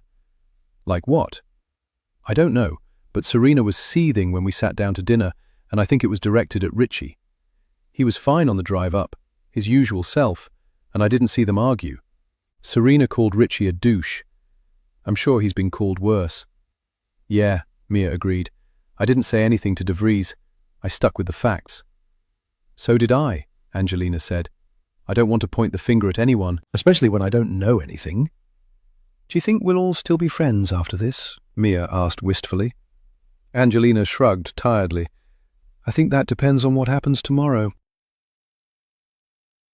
Chapter 33. Vince. Sunday, November 2. On Sunday, everyone got up early and gravitated toward the kitchen. As if by mutual agreement, they wore somber colors, and no one had bothered with their appearance. Angelina and Mia wore no makeup and their hair in messy buns, and the guys hadn't shaved or even bothered to brush their hair. Everyone looked tired and unkempt, and they peered around uncertainly, as if unsure if they should try to engage in conversation or maintain a respectful silence around Noah. Although still visibly shaken, Angelina assumed the role of house mother and made pots of coffee and a stack of toast and put out cheese, butter, yogurt, cereal and fruit. Noah nursed a cup of black coffee while the others helped themselves to the food. They ate in near silence, their faces swiveling toward the window every time they thought they heard a car. Vince was surprised when Mia announced, I'm leaving. Sheriff DeVries told us we couldn't. Angelina was clearly startled, the toast she was about to bite into suspended halfway to her mouth. He has no right to hold us prisoner, does he, Richie? Mia demanded. No, but it's probably best to wait. He'll be by this morning, Richie replied, through a mouthful of yogurt. How can you be so sure? Remy asked. He's on the level, Richie said. I admit I misjudged him. Vince was reserving judgment. DeVries and Nunez had seemed all right, and had treated him no differently than the others. But he was still a prisoner in this house, with these people. He'll let us go today, Richie said. How do you know? Mia asked. Serena was murdered outside, so I doubt the techs were able to find anything useful in the house, Richie replied. Unless the pathologist can isolate her assailant's DNA in the course of the autopsy, DeVries will have no cause to hold us. And if they are able to identify someone else's DNA, Vince asked, then they will take samples from us and arrest whoever is a match. Everyone looked suitably spooked at the prospect of having their DNA tested. "Can they do that?" Angelina asked. "I thought they could only take a DNA sample if someone is under arrest." "They can ask for a voluntary sample," Richie said. If someone refuses, they can arrest them if they feel there's sufficient cause. "I just want to go home," Angelina said miserably. "Can I give you a ride home?" Vince asked. It was out of his way, but he really didn't mind making a detour, not if it gave him an opportunity to spend time alone with Angelina and offer what he hoped was comfort.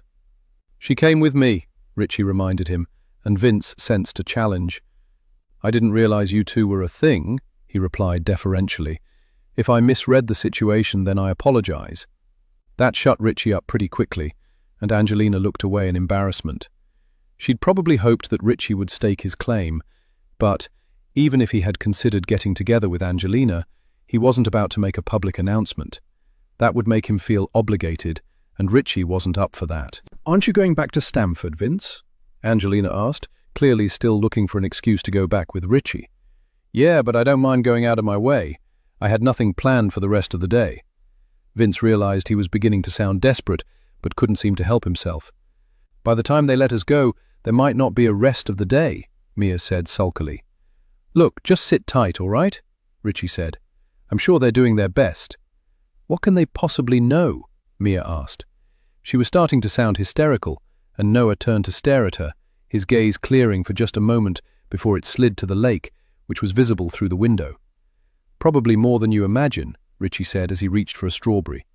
"How?" Mia demanded. "The science is so advanced, They can sometimes crack a case using evidence derived from one skin cell or a partial fingerprint," Richie said. "Does anyone want more coffee?" Angelina asked. Her eyes seemed to ask, "Must we keep talking about this?" She jumped up and grabbed the box of K-cups, which was quickly emptying. Angelina needed to keep busy to feel less anxious, so Vince said, "I'll take a cup if you're offering. Is there any more toast?" "I'll make some. Do you want scrambled eggs?" Angelina asked. "No, thank you, just toast." That was all he could eat when he was nervous. The bread soaked up the bile that flooded his gut before it could travel upward, burning its way up the esophagus. He probably shouldn't have more coffee, since it might upset his stomach and make him more jittery. But if it helped Angelina to feel better, then he'd take it and say thank you. But as he accepted a refill, he wondered just how deeply De Vries was going to dig into their pasts. "Would you like to take a walk after breakfast?" Vince asked Angelina once she'd handed him a piece of toast and sat down. "Vinny, my boy, this really is not the time to be making a move," Remy chided, his mocking tone making Vince want to punch him in the throat. He was so smug and sure of himself, even now, when they were in uncharted waters and needed all the support they could get. Vince felt heat rising in his face, but he wasn't going to back down from an argument. He had nothing to lose since he'd probably never see Angelina again after this. "I don't recall asking you for advice, Remy, my boy. Maybe you should focus on your own life." Richie sniggered into his coffee, and Angelina looked at Vince with something akin to respect. That made it all worth it. Remy held up his hands in a gesture of surrender. "Just saying, man." "Well, don't," Vince replied, pressing his advantage. "Sure, I'd love to, Vince," Angelina said, shooting him a look of gratitude. "I could really use some air." Vince and Angelina finished their breakfast, stacked the dishes in the sink, and grabbed their coats. It was cold outside and windier than yesterday. The falling leaves danced on the breeze and settled gently on the surface of Witch Lake, making it look like a speckled tablecloth. The air was fresh and crisp and smelled slightly of wood smoke. Maybe there was someone close by, even if they couldn't see signs of life. Vince glanced at the houses around the lake, but saw no plumes of smoke rising from their chimneys. They looked as uninhabited as they had when he and the other guests had first arrived. "Thanks," Angelina said, as they walked along the shore. "I really needed to get out of there." "Me too. This has been brutal." "Do you mind if we don't talk about it?" Angelina asked. "Sure. What would you like to talk about?" "I don't know," Angelina said, and began to cry, her shoulders quaking with the force of her emotions.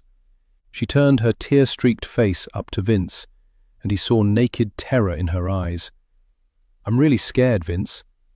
"Do you think you're in danger?" Vince asked. "I think we all are." Vince hadn't thought so until that moment. All he'd worried about was being wrongly suspected of being involved in Serena's death.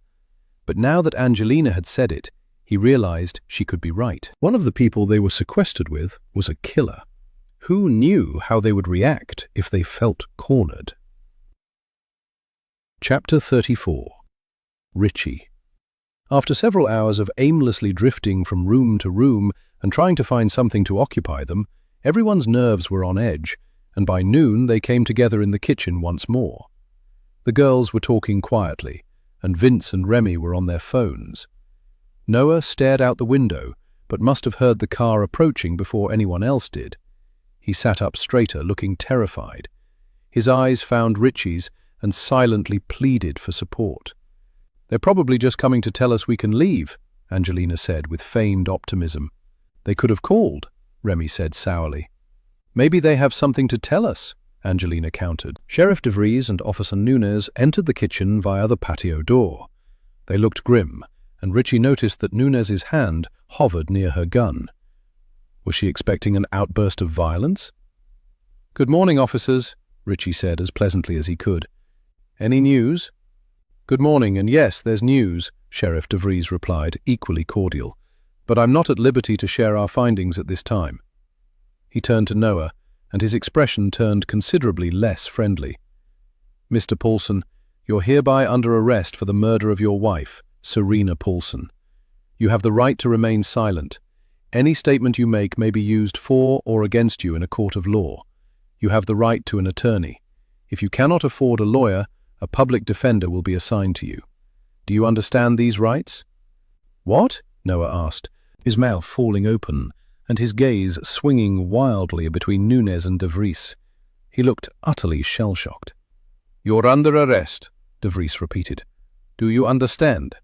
"I didn't kill Serena," Noah cried. "You will have an opportunity to state your case," DeVries responded calmly. "Now, hold out your hands." Noah balked. "You don't need to cuff me. I'll come quietly," he said. "Hold out your hands, Mr. Paulson." Noah held out his hands to DeVries, but turned to face Richie, his gaze pleading. Richie had about 5 seconds to decide if he was willing to represent Noah or if he should step aside. There were ethical concerns, but also private doubts. He couldn't think of anyone else who would have reason to murder Serena. Noah was the only one who had something to gain by her death, both her trust fund, which had been left to her by her wealthy grandparents, and his freedom, unless he was found guilty and sent to prison. Even with good behavior, it would be years until he was eligible for parole. "Richie," Remy appealed to him quietly. That jolted Richie out of his thoughts. Of course he had to help Noah. Noah was his friend, and he was innocent until proven guilty. Representing Noah wouldn't tarnish Richie's reputation, even if he lost the case. He would give it his best if it came to a trial. But for now, he had to question every statement and do his utmost to invalidate whatever evidence the police had against Noah. Unless they had irrefutable proof, in which case maybe he could help Noah work out a plea agreement. "I'll meet you at the station," Richie told DeVries. "I am Noah Paulson's legal counsel." "Is that acceptable to you, Mr. Paulson?" DeVries asked. Clearly it was a formality, but procedure had to be followed. "Yes." The word was more an exhalation than an actual sound, but it was enough. Noah looked like he could breathe again and allowed Sheriff DeVries to walk him out the door and toward the cruiser. DeVries put his hand on Noah's crown and pushed him downward so he wouldn't hit his head while entering the car. Richie had seen that done so many times, but never to anyone he actually knew. It was surreal to see Noah cuffed and in the back seat of a police car, his head bowed in either resignation or shame. He grabbed his jacket, phone, and keys and strode toward his jeep. The others spilled out onto the deck, watching silently as he backed out and followed the police car down the track. As Richie drove, pretty houses with neat front lawns, all decorated for Halloween, slid past his windows. Life-size skeletons, witches, and carved pumpkins looked harmless in the bright light of day, the toothy smiles of jack-o'-lanterns playful, and the skeletons and gravestones dotting manicured lawns, nothing but cheap plastic ornaments. Had Noah killed Serena in a fit of anger? DeVries had to have some pretty solid evidence to have arrested Noah. No one wanted to be accused of prejudice against the suspect or find themselves the target of a social media hate campaign that could result in a public lynching. Did Nunez wear a body cam? And was there a dash cam on the cruiser? Was any of what De Vries was doing properly documented should it come to trial? As he drove down the main street that looked like a Norman Rockwell painting depicting small-town American life, Richie wished he'd resisted the impulse to do the noble thing and allowed De Vries to call in a public defender. He felt in his bones that he'd just made a terrible mistake. Chapter 35. Richie. The police station was a squat, utilitarian red brick building that had parking on 3 sides and a narrow lawn on the other end, with a round green metal table surrounded by a curving bench. When he parked and walked in, Richie was greeted by an excited-looking and very young officer who asked for his ID, then waved him right through since he was expected.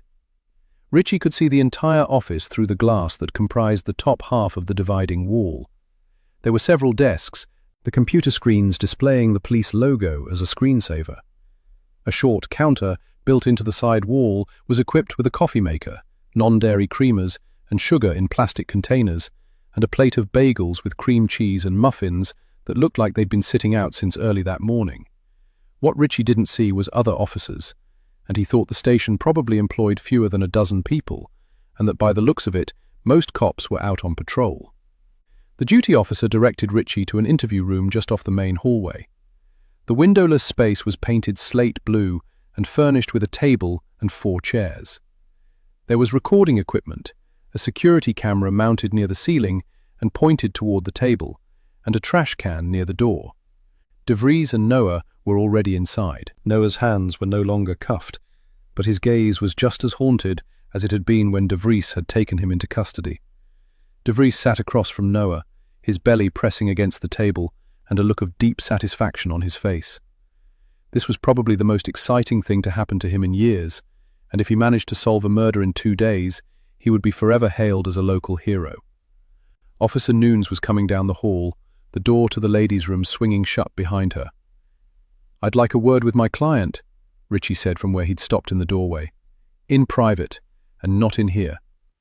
He didn't want to confer with Noah in a room full of recording equipment. De Vries had no right to record their conversation, and if something was caught on tape, it wouldn't be admissible in court. But it might point De Vries in the right direction when questioning Noah, or lead to a second search of the property. "Of course," De Vries said, and pushed heavily to his feet. He approached the door and pointed to a room just down the hall. "You can talk in there." "Noah, come on," Richie said when Noah failed to move. Noah stood slowly and shuffled across the room as if his ankles were shackled and he was afraid to rattle the heavy chains. They entered the room, and Richie shut the door behind them. There was a small white table and 2 white plastic chairs. He didn't see any cameras. "Sit," Richie ordered. "Richie, I didn't do it," Noah began, but Richie cut across him. "I didn't ask you if you did. Now listen to me. We don't have much time." "They must have evidence if they arrested me," Noah said. His hands were trembling on the table, and Richie wished he'd pull himself together. Appearances mattered, and Noah looked terrified. Innocent people had nothing to fear, other than a miscarriage of justice, which Richie intended to prevent. But Noah needed to do his part. "I doubt they have anything concrete," Richie said, as he sat down across from Noah. "This is a fishing expedition, so don't get caught. Tell them how devastated you are and how much you loved Serena. She was the perfect wife. If they ask leading questions, don't answer." "What sort of leading questions?" "They will try to imply that you had a difficult marriage. You fought all the time, or you didn't trust each other. They need to build a foundation." "The marriage was fine. We were good," Noah said defensively. "Then act like it. I need you to walk in there and look like an innocent man." All couples fight. People have moments of jealousy, insecurity, and doubt. It's normal and human. Unless they have rock-solid evidence that points to you killing Serena, they can't hold you. Now, are you ready? "I guess." "That's not good enough." "Yes, I'm ready," Noah replied in a stronger voice. "Let's do it then." They walked back to the interview room, where De Vries had resumed his seat and was now speaking to an attractive Asian woman who sat beside him.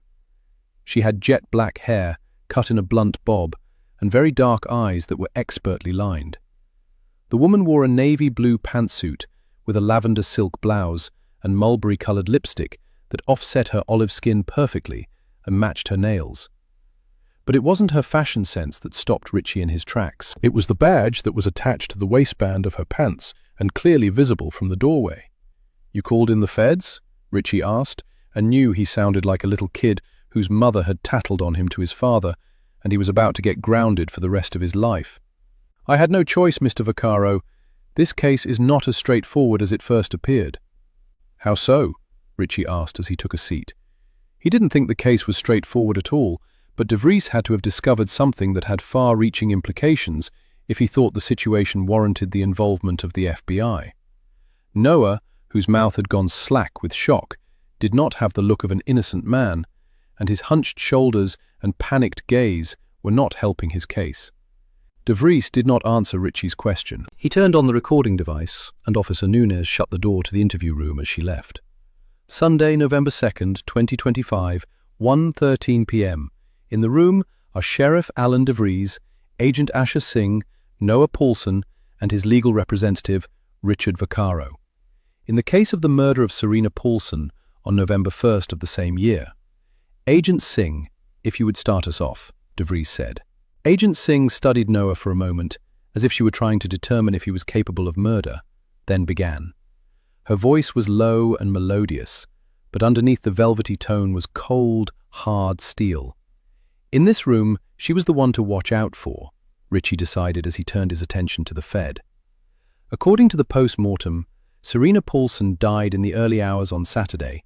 She was strangled, then either fell or was pushed from the dock. The water in her lungs indicates that Serena was still alive when she went in the lake. "How do you know she didn't jump off the dock?" Richie asked. "Serena was struck on the back of her head.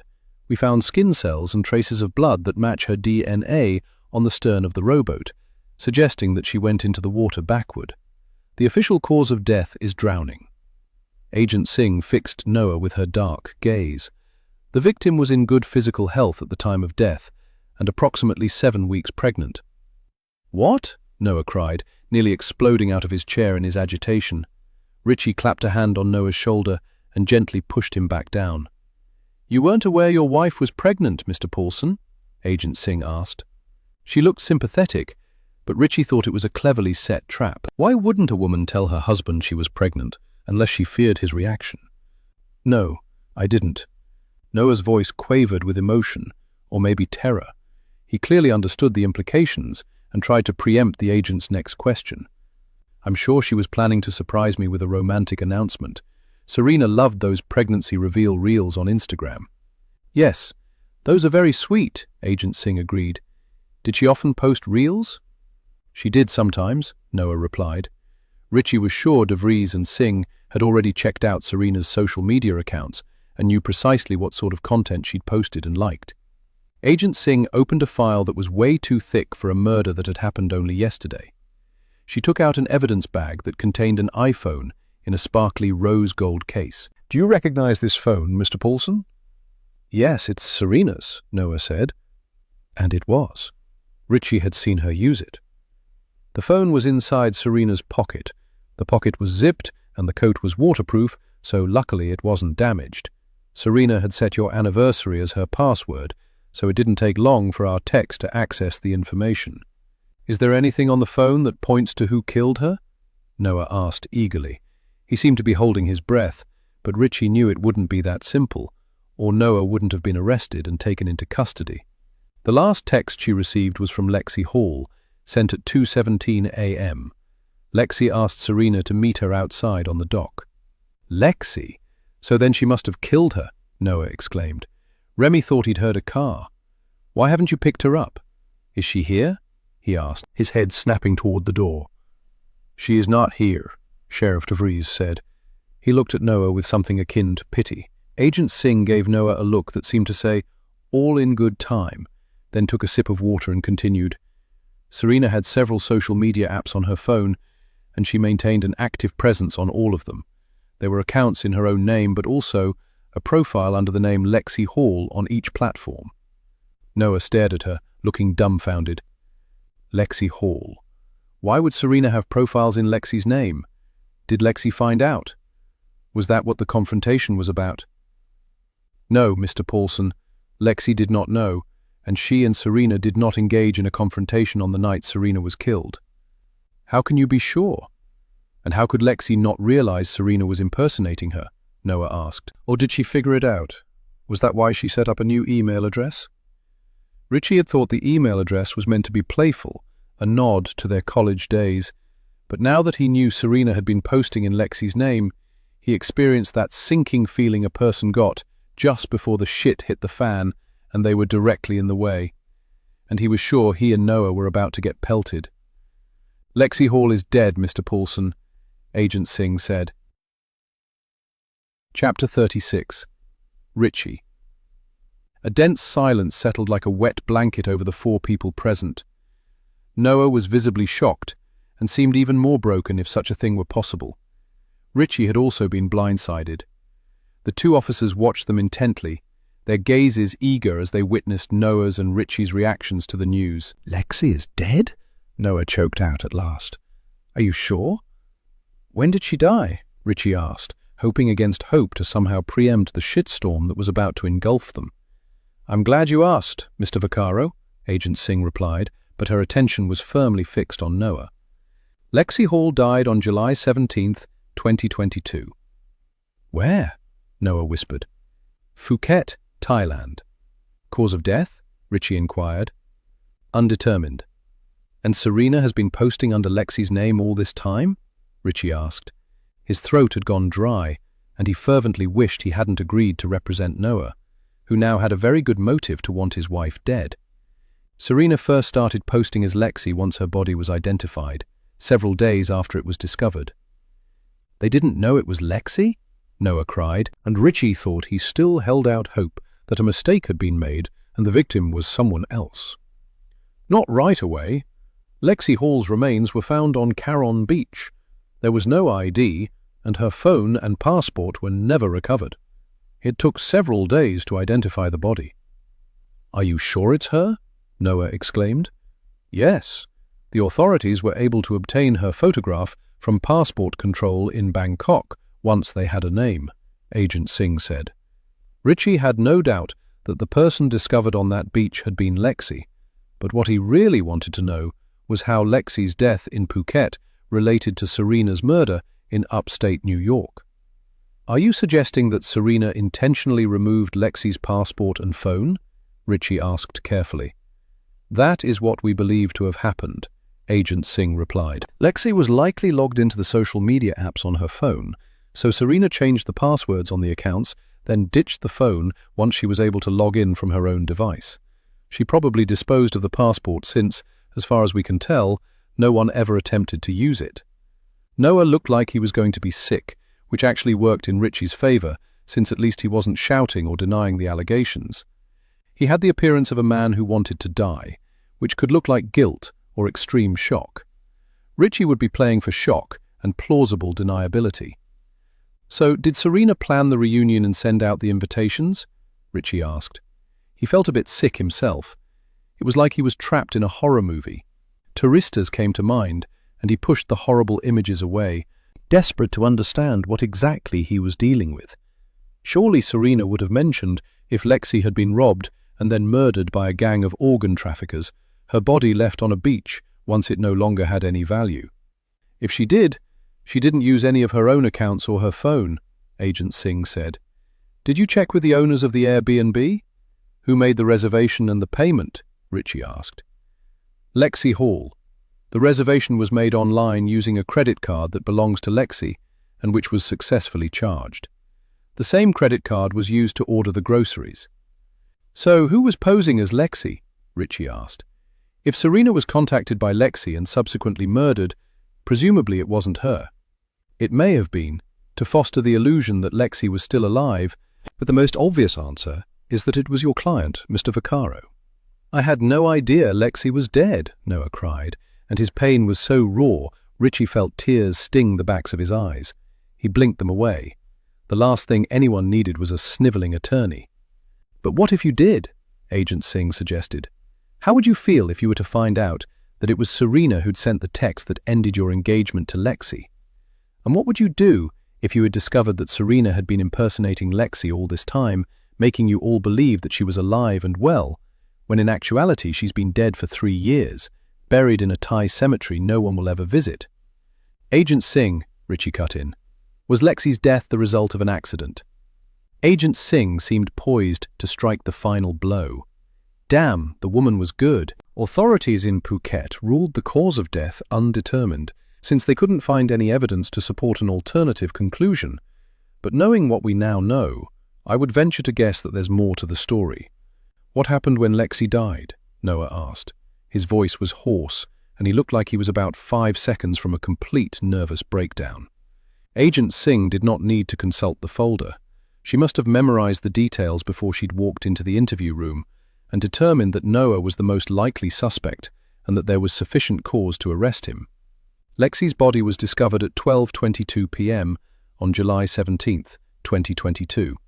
She was lying on her beach towel, wearing a bathing suit, sunglasses, and a sun hat that was pulled over her face. The same items seen in the photograph that was sent to all of you, along with the invitation. It was when the couple who had been sunbathing next to her realized that she hadn't moved in several hours that someone finally checked if she was all right. She had been dead for approximately 12 hours. The police didn't find anything besides a tube of sunscreen and a silk sarong in the deceased's beach bag. It was only a tip from 2 Australian tourists who had heard about the unidentified body and had thought it fit the description of a girl they'd met and had partied with several times during their time in Phuket that led the police to the hostel where Lexi and Serena had been staying.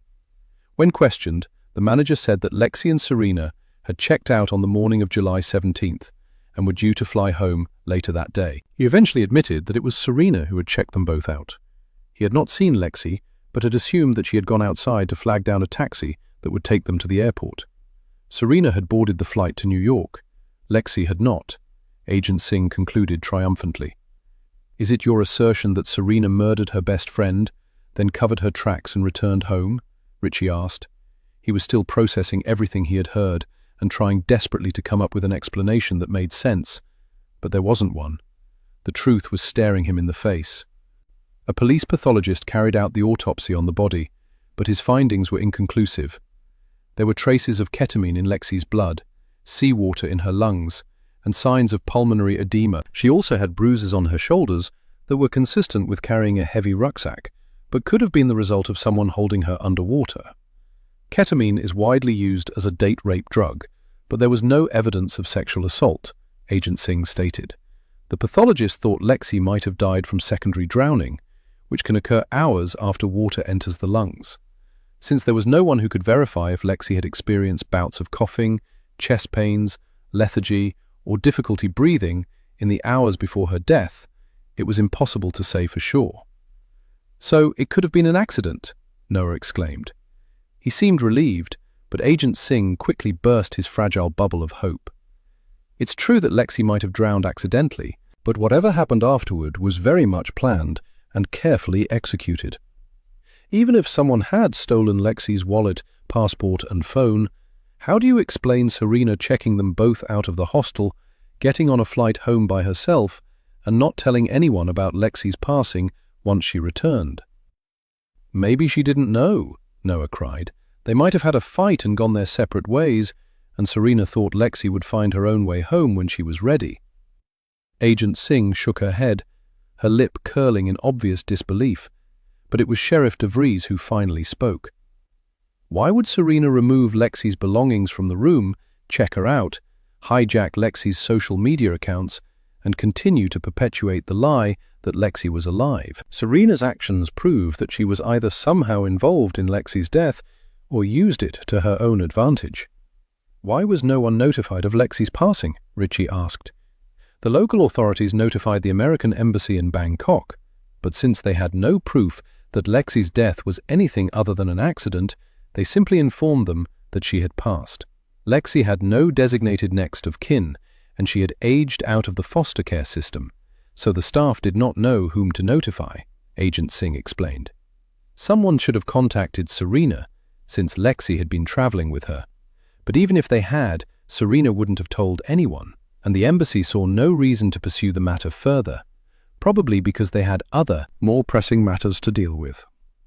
It amazed Richie that Agent Singh had found all this out in a matter of hours, but he supposed that once Sheriff de Vries had pronounced Serena's death suspicious and alerted his higher-ups, the wheels had begun to turn.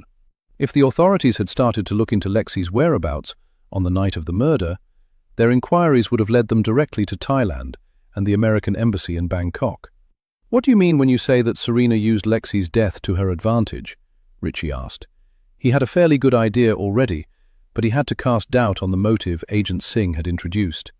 "You were in love with Lexi Hall," Agent Singh said, addressing Noah. "You were engaged and planning a life together. Serena made you believe that Lexi had callously broken up with you via text and had gone on to date other men. Serena worked slowly and methodically to discredit Lexi and replace her in your affections. Even if you had moved on and were now devoted to your wife, to suddenly find out that Serena had done all that to destroy your happiness would make a compelling reason for murder." Noah let out a strangled noise that could be interpreted as an admission of guilt, but managed to regroup. "You're right, it would be. But I didn't do it," he said. He was beginning to look angry now, the shock finally wearing off. "I had no idea Lexi was dead until today, and even if I had, how would I orchestrate all this? I didn't have Lexi's phone or her credit cards, and you can be sure I was not the person hiding behind Sexy Lexi 69. "You will find no trace of my involvement, Agent Singh. We only have your word that you were unaware of your wife's online activities, Mr. Paulson," Sheriff de Vries chimed in. "You could have found the posts on Serena's phone. She was surprisingly careless and didn't even bother to come up with a complicated passcode. We weren't like that. We didn't check each other's phones. Are you completely sure she never checked yours and hadn't perhaps discovered something you didn't want her to see?" de Vries asked. "At this point, I'm not sure of anything," Noah stated, and his gaze shifted away from the sheriff and toward his folded hands on the table. "Do you have an Instagram account?" Agent Singh asked. "Yes." "In your own name?" Noah hesitated. "No," he admitted at last. "But it's not against the law to create a fake Instagram account. I never did anything but look." Noah's gaze was infinitely sad. "I missed Lexi. Is that a crime? I wanted to see what she was up to, but I couldn't admit that to Serena. She would have been hurt. And now she's dead, murdered," de Vries reminded Noah cruelly. "Agent Singh," Richie interrupted, addressing the higher-ranking officer in the room and firing off all his questions at once before he could be interrupted. "Do you have any physical evidence that connects my client to the murder? Can you show that he organized the reunion or sent the invitation?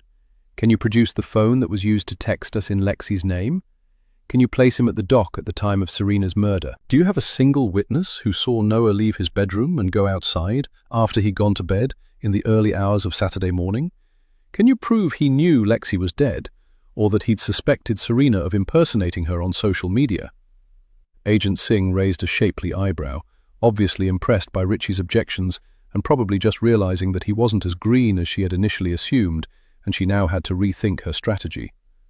"Not yet, but we will," she replied. "Well, until you do, you have no case," Richie stated with more confidence than he felt. "Release my client effective immediately." "We can hold him for 24 hours before we formally charge him," de Vries reminded him.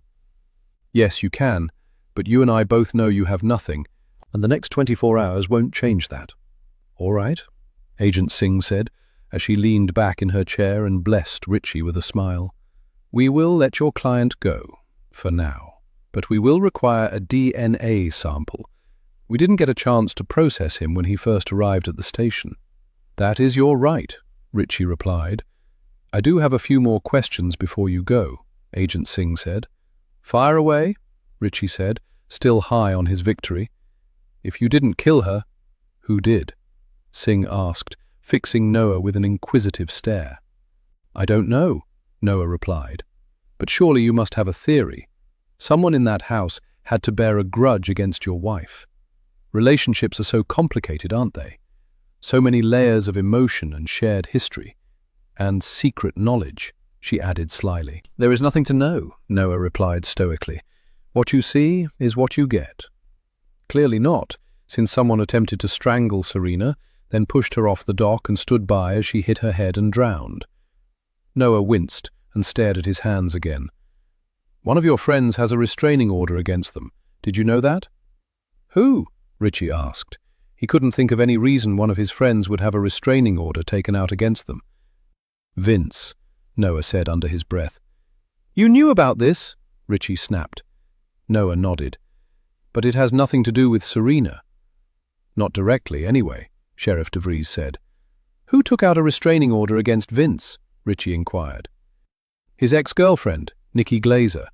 It seems your friend became not only verbally but physically abusive toward her. Did you know that, Mr. Paulson? Vince didn't go into the details. No, I'm sure he didn't, Agent Singh said. Are you familiar with the circumstances? Richie asked. Agent Singh did not reply. She pushed away from the table, the legs of her chair scraping the floor.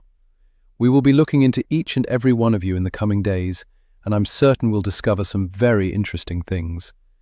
Again, that is your right, Richie reiterated. It's your duty to discover who murdered Serena and why, but unless you have evidence against my client, I think we're done here. I'll ask Officer Nunez to take Mr. Paulson's DNA sample, DeVries said, and stood as well. She'll be right in. And then you're free to leave, but don't leave the county. Not until our investigation is complete. Noah looked panicked at the prospect of a DNA test, but Richie gave him a nod. There was no way around it. Noah could either do it voluntarily or be forced to comply. DeVries would get it either way. As Richie watched Officer Nunez swab the inside of Noah's cheek, he thought only God could help Noah if the CSI techs had been able to collect the killer's DNA from Serena's remains, and it was a match to his. Chapter 37. Noah. When they left the police station, Richie unlocked the car and got behind the wheel without saying a word. It wasn't that he had nothing to say. He simply understood Noah's need for silence and probably had thoughts of his own to digest. Noah couldn't even begin to articulate what he was feeling. It would take far longer than the ride back to the house to recover from what he had just learned. To say he was in shock would be a gross understatement. In the past 24 hours, his wife had been murdered, possibly by one of his closest friends. He'd lost a child he hadn't even known existed, and he'd discovered truths he would never be able to unknow about the two women he'd loved most in the world. The grief and shock pressed in on him so forcefully it felt like a metal cage had been welded around his chest, and panic threatened to tip him over the edge. Noah shut his eyes, counted to 10, then did it again, forcing himself to breathe deeply until the pressure started to loosen. But the absurdity of it all tugged at his frayed nerves until a hysterical chuckle bubbled up in his throat. Richie glanced over, clearly assessing Noah's mental state. But he didn't seem alarmed enough to call for a psych hold, so he kept driving, his profile calm and composed. Noah turned to look out at the street. Halloween decorations adorned the windows, fake cobwebs, pumpkins, plastic bats, all of it achingly familiar, painfully normal. But nothing in Noah's life would ever be normal again.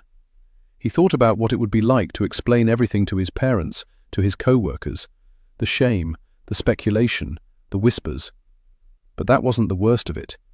Richie had bought him some time, but what if he was charged with Serena's murder? What if he went to prison? His life as he knew it would be over. Richie pulled into a Dunkin' Donuts drive-thru and ordered 2 large coffees with sugar and cream. He passed one to Noah, placed his in the cup holder, and drove off as if they were just 2 guys on a road trip, instead of a murder suspect and his attorney heading back to a house full of suspects. The coffee was hot, strong, and comforting. It reminded Noah of all the little things he'd taken for granted. But if Agent Singh could prove his guilt beyond a reasonable doubt, he'd lose everything, including his freedom. "Rich, pull over," Noah said. "You going to be sick?" Richie asked, frowning. "Don't you dare puke in my car." "I'm not sick. I just need to talk." Richie nodded, slowing as he scanned the area. He spotted a park and coasted in, parking as far from the playground as possible. A handful of kids were running around while their parents hovered nearby.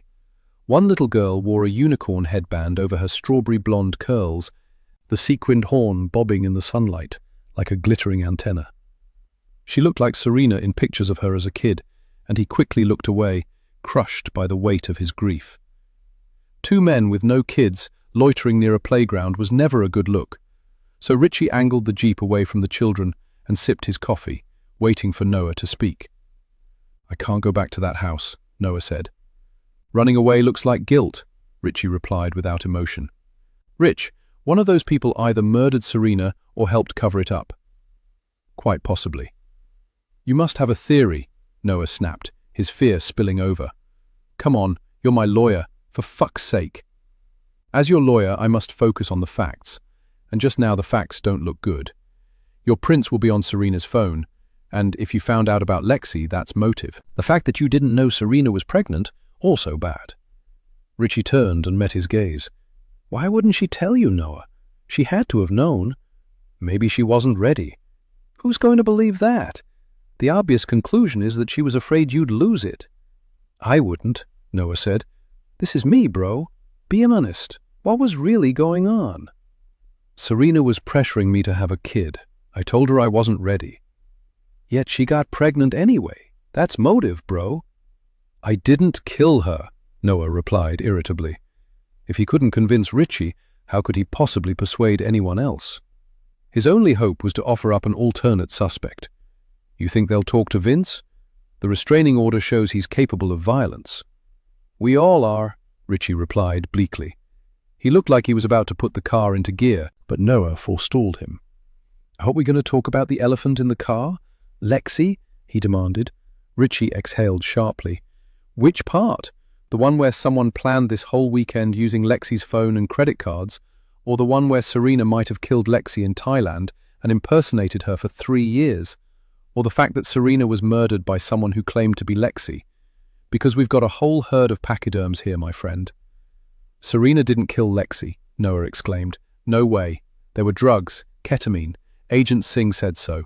I think Serena panicked and ran. You know how harsh the Thai legal system is." "Sure," Richie replied skeptically. "But how do you explain the rest?" Noah felt the exhaustion hit him like a freight train. His body sagged with the weight of it.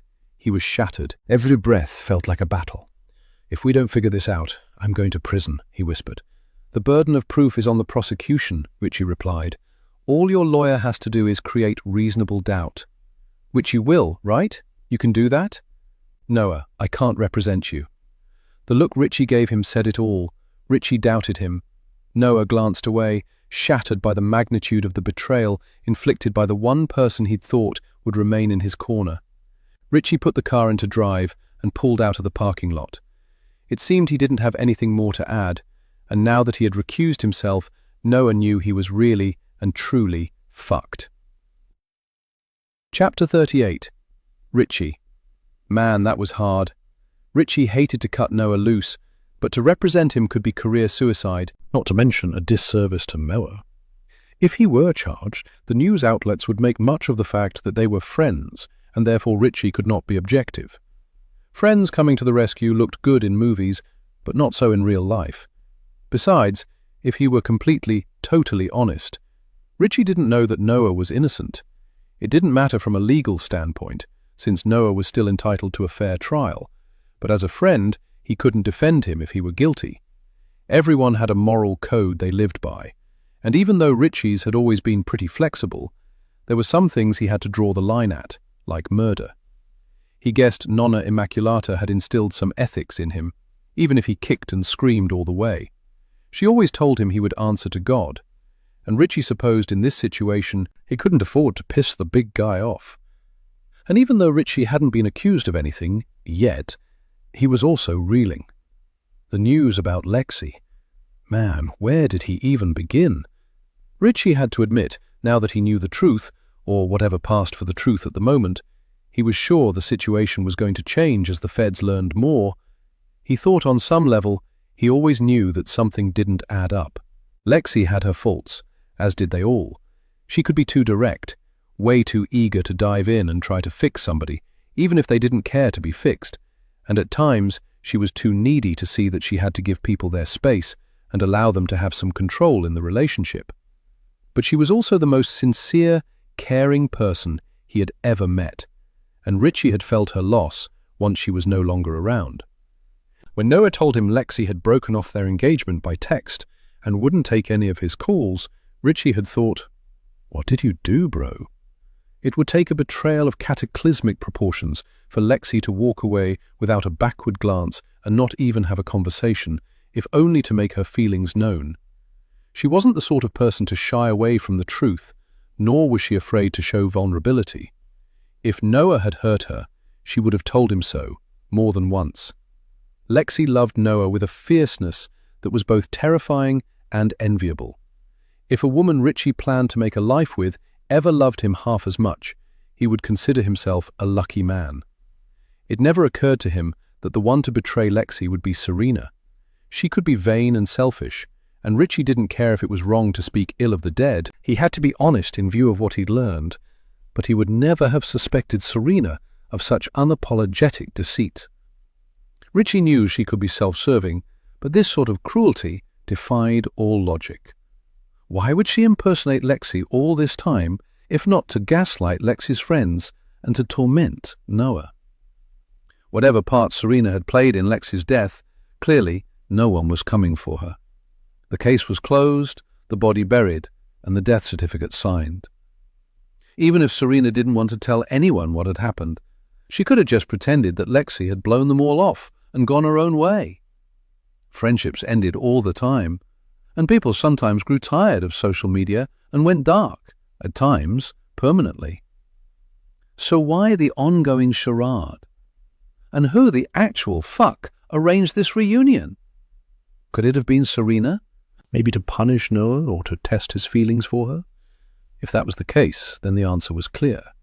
Noah somehow found out and lost his shit so spectacularly that he went for her, and when he thought she was dead, he pushed her off the dock in the hope that the authorities would treat her death as an accident and he'd be off the hook. And if not for the bruises around Serena's neck, they would have. All the evidence would point to Serena having fallen, hit her head on the way down, lost consciousness, and drowned. But if it wasn't Serena who planned this whole thing, and if it wasn't Noah who killed her, because let's be honest, no one saw him leave his bedroom after he'd passed out, then who was responsible for all this? Richie doubted it was Vince, but the revelations about him had come as a shock as well, and Vince had a room to himself, so who knew? Maybe Serena's death had nothing to do with Lexi, and everything to do with her pushing someone too far. Richie needed to speak to Remy, but he couldn't talk to him at the house where anyone could overhear, and he couldn't be seen to unquestioningly support Noah, because if he did, it could cost him. At this stage, Richie didn't trust anyone, not even himself, since clearly he knew nothing about the people he called his friends. Chapter 39. Richie. The rest of the drive back to the house was made in complete silence. Noah stared out the window, while Richie tried to act normal, when all he wanted to do was drop Noah off and keep on driving. The prospect of seeing everyone and answering their questions set his teeth on edge, and he thought he'd claim client attorney privilege, even though he wasn't going to represent Noah in the future. What Noah decided to tell them was up to him. When the Jeep rounded the house, Richie was surprised to find an official car blocking the parking area once again. "They're back," Noah said. Richie shook his head. "This is not the police. This is the feds." "I'm guessing that's not a good thing," Noah said morosely. "No." Noah looked understandably worried, probably thinking he'd get rearrested as soon as he got out of the car. Richie was worried for different reasons.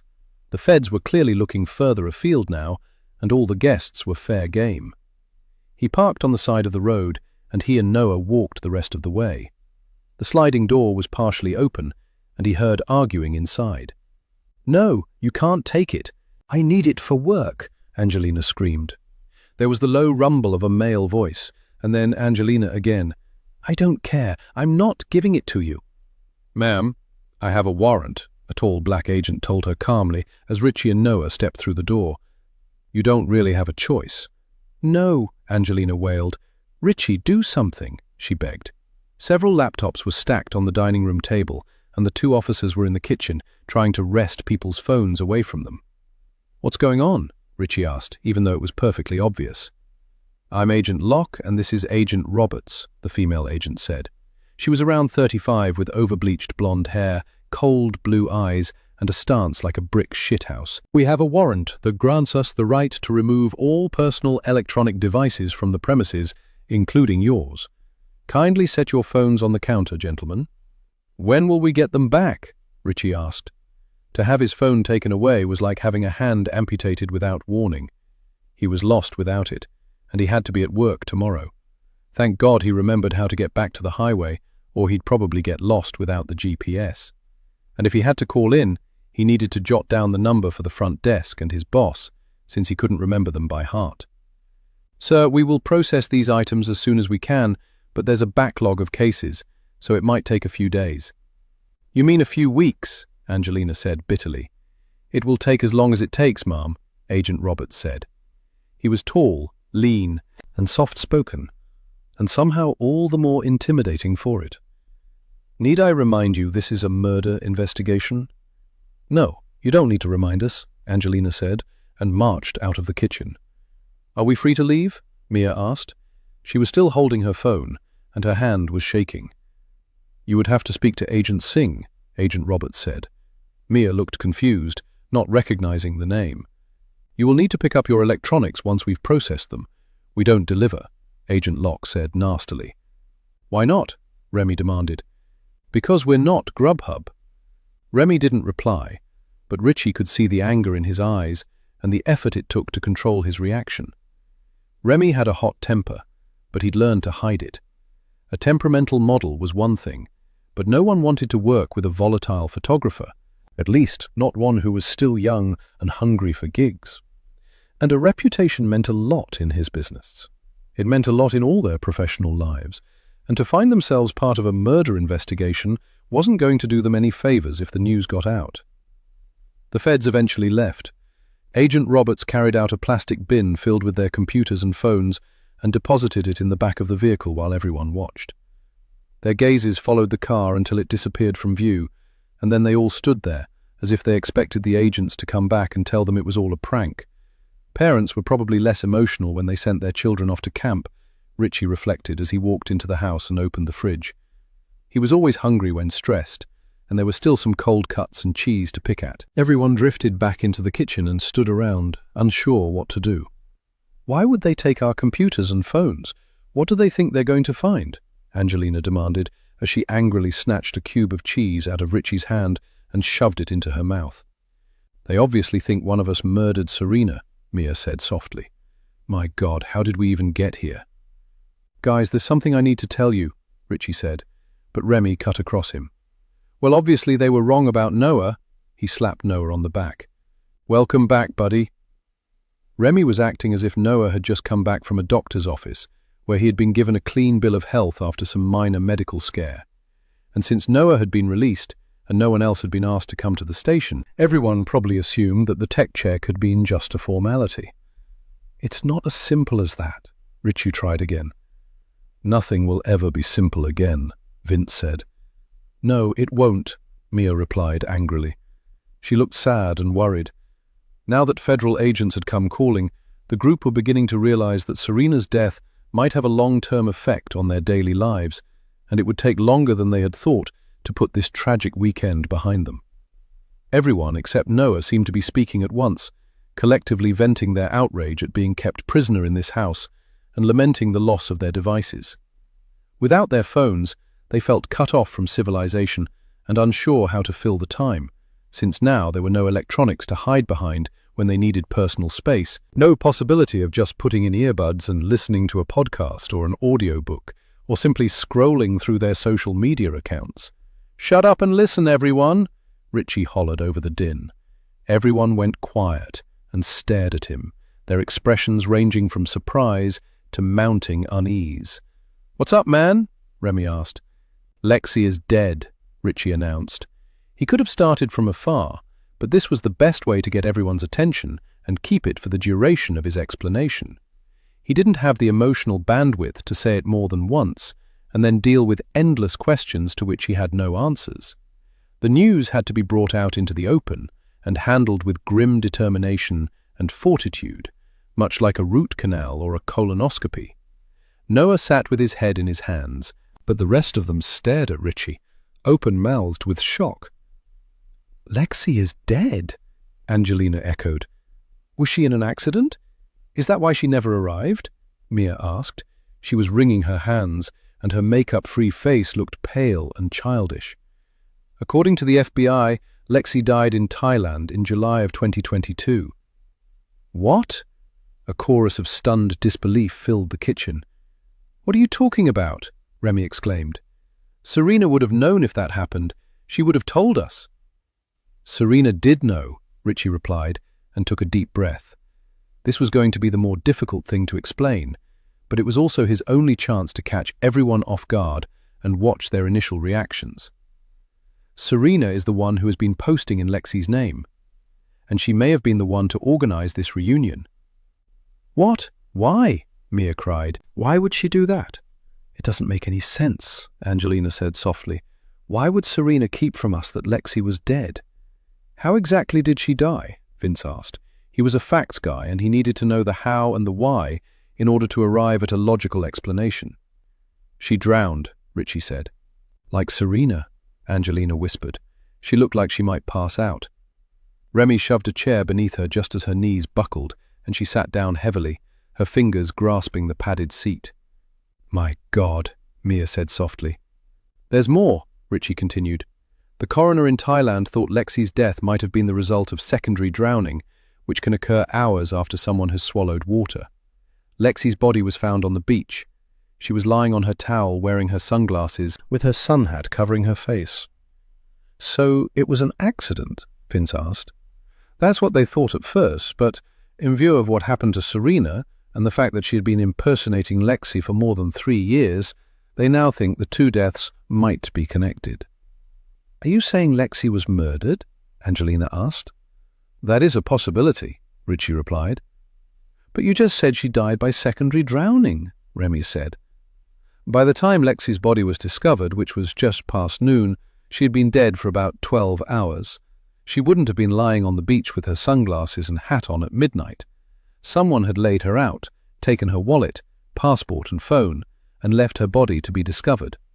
And Serena checked them both out of the hostel, took Lexi's things, and boarded a flight to New York later that day. "Jesus!" Remy exclaimed. "Are you saying she murdered Lexi and fled?" "Lexi had ketamine in her system at the time of her death," Richie said. "Her death might have been an accident, but what Serena did afterward proves that she not only knew Lexi had died, but must have had something to hide if she thought she needed to leave the country before she could be detained." "But why didn't she tell anyone?" Angelina asked. She looked a little less pale, but no less bewildered. "We would have believed her. We were her friends, both their friends. We had a right to know." "Serena must have believed she was still in danger," Noah said quietly. "She probably thought someone would come after her." "But who?" Remy exclaimed. "If the authorities believe Lexi's death to be an accident, maybe whoever was actually responsible for Lexi's death," Noah said. "You think someone else killed her?" Angelina asked.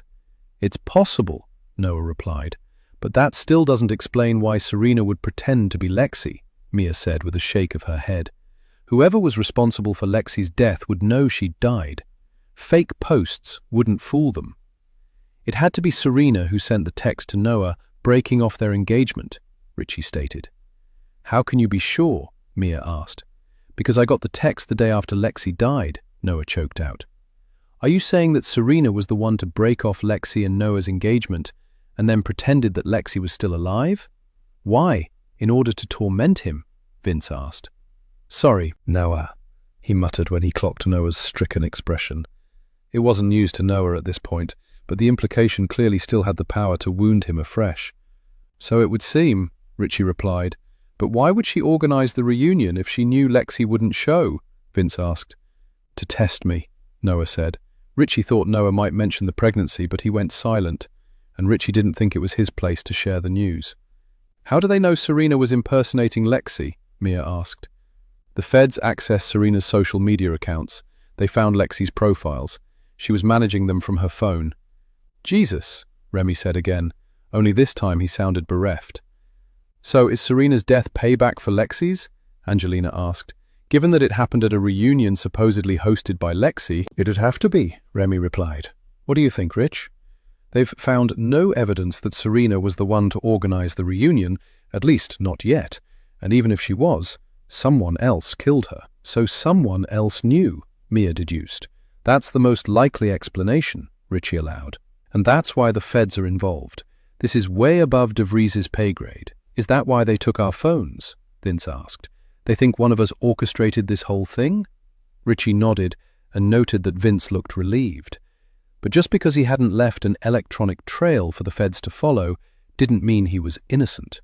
It was entirely possible that one person had murdered Lexi, another had arranged the reunion, and either of those two people or an unrelated third person had then killed Serena. All three things might be connected, or maybe only two events were linked, and the third was a crime of passion that had nothing to do with anything that had come before.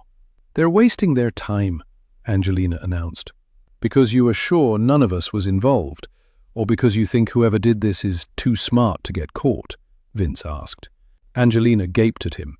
"Because I don't think any of us were involved, obviously." "So, what do you think happened?" Remy asked. "Look, I don't know, okay?" Angelina exclaimed as she exploded out of her chair.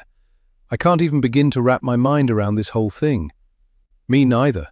I need some time to process," Mia said. She looked shaken, and her gaze kept shifting to Remy, who seemed to be avoiding making eye contact. "Noah, are you all right?" Angelina asked gently. She bent over Noah and wrapped her arms around him, and Noah pressed his face into her shoulder. His shoulders were quaking, and it was only then that Richie realized Noah was crying. Everyone's expressions were pained, and, except for Angelina, no one seemed to know what to do.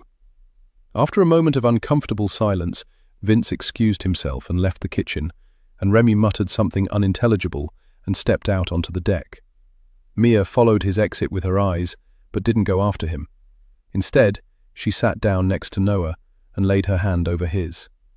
Noah pulled his hand away and wrapped his arms around Angelina's middle. She rested her cheek against his head and held him close, her own eyes wet with tears. Eventually, Remy and Vince returned, and Noah seemed to get a hold of himself and let go of Angelina, who glanced around the kitchen as if searching for something useful to do. Looking at the faces of his friends, Richie thought they all appeared genuinely shocked and saddened by everything that had happened, but, given the empirical evidence he had been presented with, he was certain that at least one of them had to be putting on an act. Chapter 40. Mia. Fucking Remy. Mia could kill him. He was the one who suggested she use Sexy Lexi 69 as her OnlyFans name when she had turned to him for advice. Mia had reminded him that Lexi had come up with that name, but he had just shrugged and said, "Well, it's not like she's using it." And it was the perfect name, especially since she couldn't seem to come up with anything on her own that didn't sound like a cartoon character. And it wasn't as if Lexi was ever going to find out, was it? Mia should never have told Remy about OnlyFans, but he was the only person she could rely on to give her useful suggestions on what sort of content would garner followers without turning her into a porn star. She had to admit that his ideas were on point, but now that some federal agent might watch her videos, Mia felt sick with dread. Remy had been the one to suggest that she play around with erotic asphyxiation in her pay-per-view content. She didn't actually strangle herself, but she did put on a studded dog collar and tighten it so that the viewers believed she was gasping for breath as she brought herself to a shattering climax. That video got the most views, and if any of this came out, Mia's family would be sure to hear about it, and then they would say that everything they had warned her about and tried to protect her from had come true, and she would be forever used as a cautionary tale for other young girls who were struggling against the dictates of the cult she was raised in. The price Mia had to pay for leaving was the rift with her family, but somewhere, at the back of her mind, she had always known she could go back if she wanted to. She could still make peace with the mother who was happy to share her husband with 2 sister wives, and who unquestioningly accepted whatever edict her father, to whom she had been married at age 16 and without her consent, had issued. Mia could still reconnect with her siblings, and maybe not feel so alone in the world. But once the truth came out, those connections would be severed forever, as would be the bonds of friendship she had formed at school and relied on so heavily during those first terrifying years of independence. Mia hadn't been overly worried when she thought the invitation had come from the real Lexi. If Lexi had found out about her alias, she'd explain herself and apologize for not asking for permission. Mia had actually thought Lexi would get a kick out of it. But Lexi was dead, and had been for 3 years, and someone else had used the name only they knew about to lure them all to this isolated spot. And now, Serena was dead as well, strangled like the sexy Lexi in Mia's feed, and then drowned like her namesake. Mia was so scared she didn't know what to think. The only person who could help her was Richie, but if Richie was representing Noah, he couldn't represent her. That would be a conflict of interest, but Mia couldn't afford to hire an attorney to defend her, not if she was to take down the OnlyFans account. And who'd want to take her case anyway? They'd take one look at the evidence and think she was guilty as sin. And what about Remy? Mia fumed. Did he suggest the name on purpose and then tell Serena all about it? Did he know all along that Lexi was dead? He couldn't have, but then Mia never would have believed Serena could be capable of keeping such an awful secret or intentionally perpetuating the vicious lie. Did Serena ever worry about getting caught? Or had she enjoyed the power the lie had given her over everyone who had stupidly believed her? And Mia sure as fuck never imagined one of her friends could be capable of murder. Possibly 2 of her friends, if Serena had been the one to murder Lexi. But as she looked at the stricken faces, she still couldn't quite believe it. Who? Why? How? And were they now done? If God helped her through this, Mia swore, she would take down the smutty content and seriously consider becoming a nun, or a sister wife, which as far as she was concerned was far worse. But she didn't want to go to prison, or die.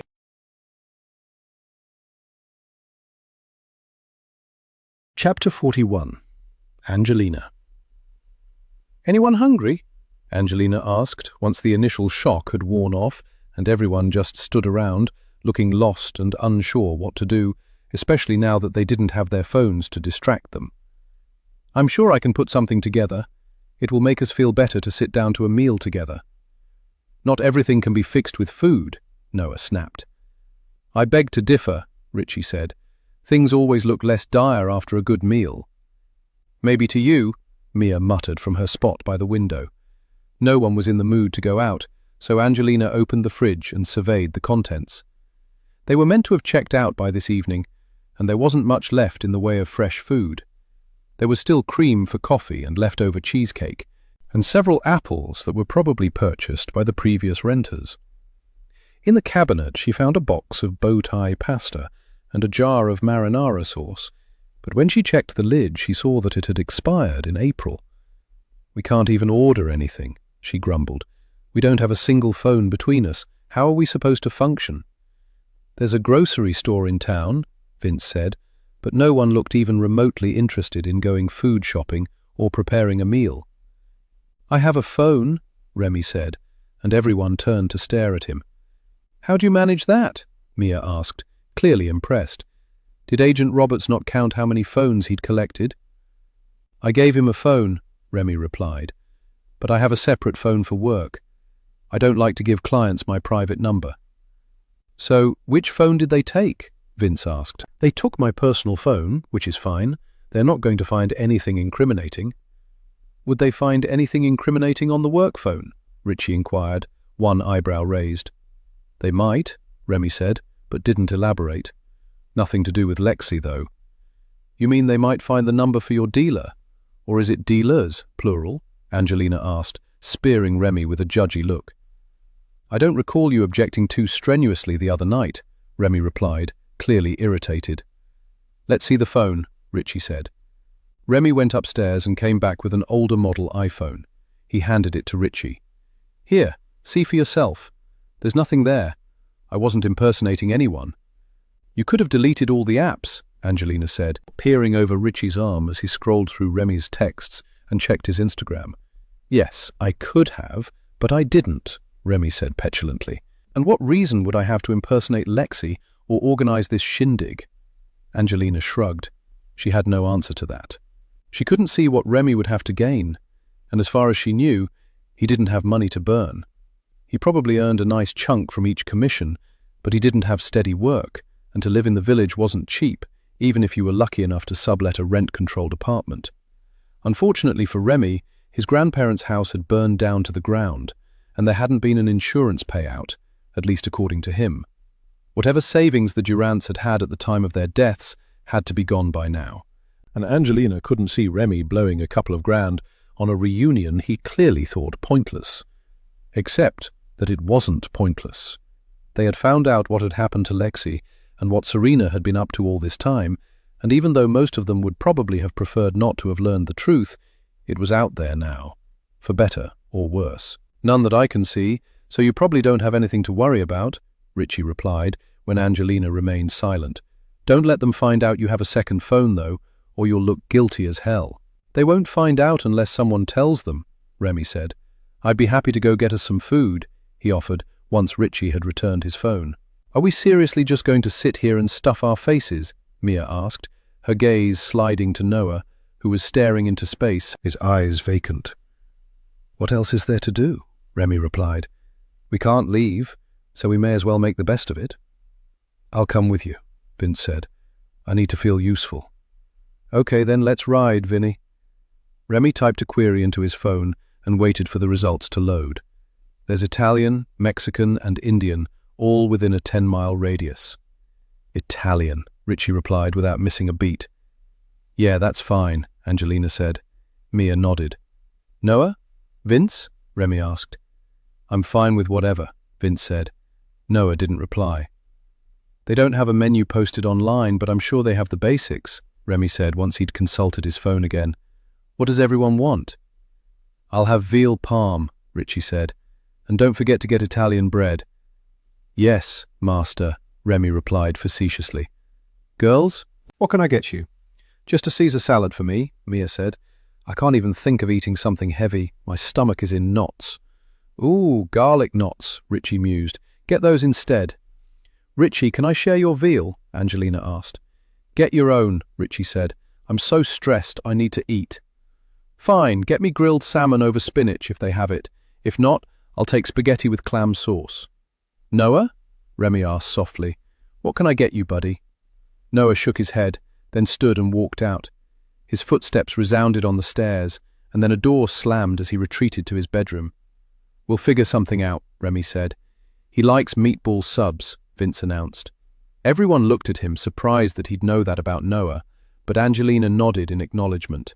Vince was right. Noah always used to order a meatball sub from Subway. Vince was not someone who said much, but he noticed everything and could usually connect the dots faster than anyone else in the room. Chapter 42. Angelina. Noah refused to come down when Remy and Vince came back with the food. It was understandable that he'd want to be alone in view of everything that had happened. Angelina did take him the sub, though, and a can of Diet Coke, in case he got hungry. Noah just lay there on the bed, looking at the ceiling with that dead-eyed stare. Angelina set the plate and the Coke on the bedside table and let herself out. She didn't think he even noticed she was there, or didn't care. It was too late for lunch and too early for dinner, but they didn't know what else to do, so they opened a couple of bottles of wine and dug in. Eating together and talking things over was a comforting thing to do with people Angelina had turned to for support for so many years. But by the end of the meal, all she felt was fear and dark, bottomless grief. For Lexi, for Serena, for Noah, for the baby who never got to draw breath, and for Richie. He had told them about it over dinner. She could tell he'd been deeply torn between keeping the baby news to himself and opting for full disclosure. But he knew, as well as they all did, that the truth would eventually come out, and it was best if they knew. Mia seemed strangely relieved when Richie had also announced that he wouldn't represent Noah if he was charged with Serena's murder. It might seem disloyal, but Angelina could understand Richie's reservations, and he was right. Noah would need someone with more experience and fewer personal ties. Richie would make a fine second chair, but he wasn't ready to fly solo, especially not at the trial of his closest friend. Noah would never forgive him if he lost, even if he was guilty, and he would be found guilty, wouldn't he? Because who else would have reason to murder Serena? What would happen to Noah, she wondered? A plea deal? Life in prison? Angelina wouldn't have believed Noah was capable of such violence, but everyone had a breaking point, and if Noah found out about Lexi's death and what Serena had been doing all this time, it'd be understandable if he snapped. Everything he believed until now had been a lie, orchestrated by his wife. After 3 glasses of wine, and bolstered by a dose of Dutch courage, Angelina mentioned her theory to the group, and they all agreed that it was possible, and Noah was the most likely suspect. At least, he now knew that Lexi had loved him until the end, and he had probably been the last person she'd thought of before she died, if she was even conscious. Angelina prayed she was not. She'd heard of secondary drowning, of course, but she had never come across anyone who'd been treated for it, or had died from it. It was fairly rare, given all the other things people died of, but it was possible, and she wanted to believe that Lexi's death was an accident. But how could she justify the rest? Serena was Lexi's best friend, the person she trusted above everyone besides Noah. Funny, but even at school Mia had said that Serena couldn't be trusted. In fact, Mia and Serena didn't really keep up with each other these last few years. Friday was the first time they'd been in the same room since Serena and Noah's wedding, and Mia kept her distance, especially later in the evening. It wasn't really obvious when they were all together and everyone was talking, but the chill was definitely there. Did Mia know something? Did she blame Serena for Lexi's death? She could have told the rest of them if so, but would they have believed her? Everyone thought Lexi was fine, living her best life and documenting her journey on social media. There had been shots of her attached to the email, but Serena could have posted pictures they'd taken in Thailand that none of them had ever seen, and it was easy enough to say a photo was taken in India or Bali when all you saw in the background was a beach, palm trees, and tables at some outdoor cafe. Angelina still found it hard to believe Serena could be that devious, but no one suspected the posts were fake. And why would they? Angelina would love to know what Serena thought when she received the invitation. If she hadn't sent it, she must have realized someone was onto her. Did she know who it was? Was that why she came to the reunion? To confront them and hash things out once and for all? And was Mia really asleep when Serena died? She was when Angelina woke up feeling queasy, but Richie said Serena received a text at 2:17 a.m. Angelina woke up around 3:30 a.m. Serena might have already been dead by then, Mia back in her bed, sleeping the sleep of the just. Should she mention this to Richie? Chapter 43. Alan. Agent Singh looked tired by the time she finally emerged from Alan's office, which he'd been forced to vacate since she needed a private place to work. Asha had been on her laptop and phone most of the afternoon, and Alan had heard her raise her voice more than once as she berated some poor schmuck on the other end. She was an impressive woman, beautiful too, but not in an approachable sort of way. Alan didn't think she would respond favorably if he invited her to discuss the case over a meal, or even a drink. Asha was all business. Alan didn't have any romantic designs on the FBI agent. He was happily married. But he found that people worked better together in a relaxed atmosphere and could interact like individuals rather than a boss and their subordinates. He didn't really think of Asha Singh as his boss, but in this instance, she was the senior investigating officer, and he had to follow her lead. And a good thing it was too, because he didn't have any suggestions worth mentioning. Normally, Alan relied on the locals to point him in the right direction. In small towns, people knew things about each other, and even if a couple looked like the picture of domestic bliss, their neighbors and the kids' friends could often tell a different story. With the murder of Serena Paulson, Alan had nothing to go on and couldn't rely on local intel. There were 6 houses on Witch Lake, and before the pandemic, they had all been occupied year-round. But things had changed. The house directly across from the property where Serena was murdered had been empty for nearly 2 years. The owner, a reclusive widower, had died intestate, and the house was still in probate, as was his boat. 2 properties, including the one where Serena had died, had been converted into Airbnbs, and 2 more were for sale and had been on the market for months, currently unoccupied. But what if someone had been squatting at one of the vacant properties? Would they have cause to murder Serena if she had seen them? But seen them do what? Cook heroin?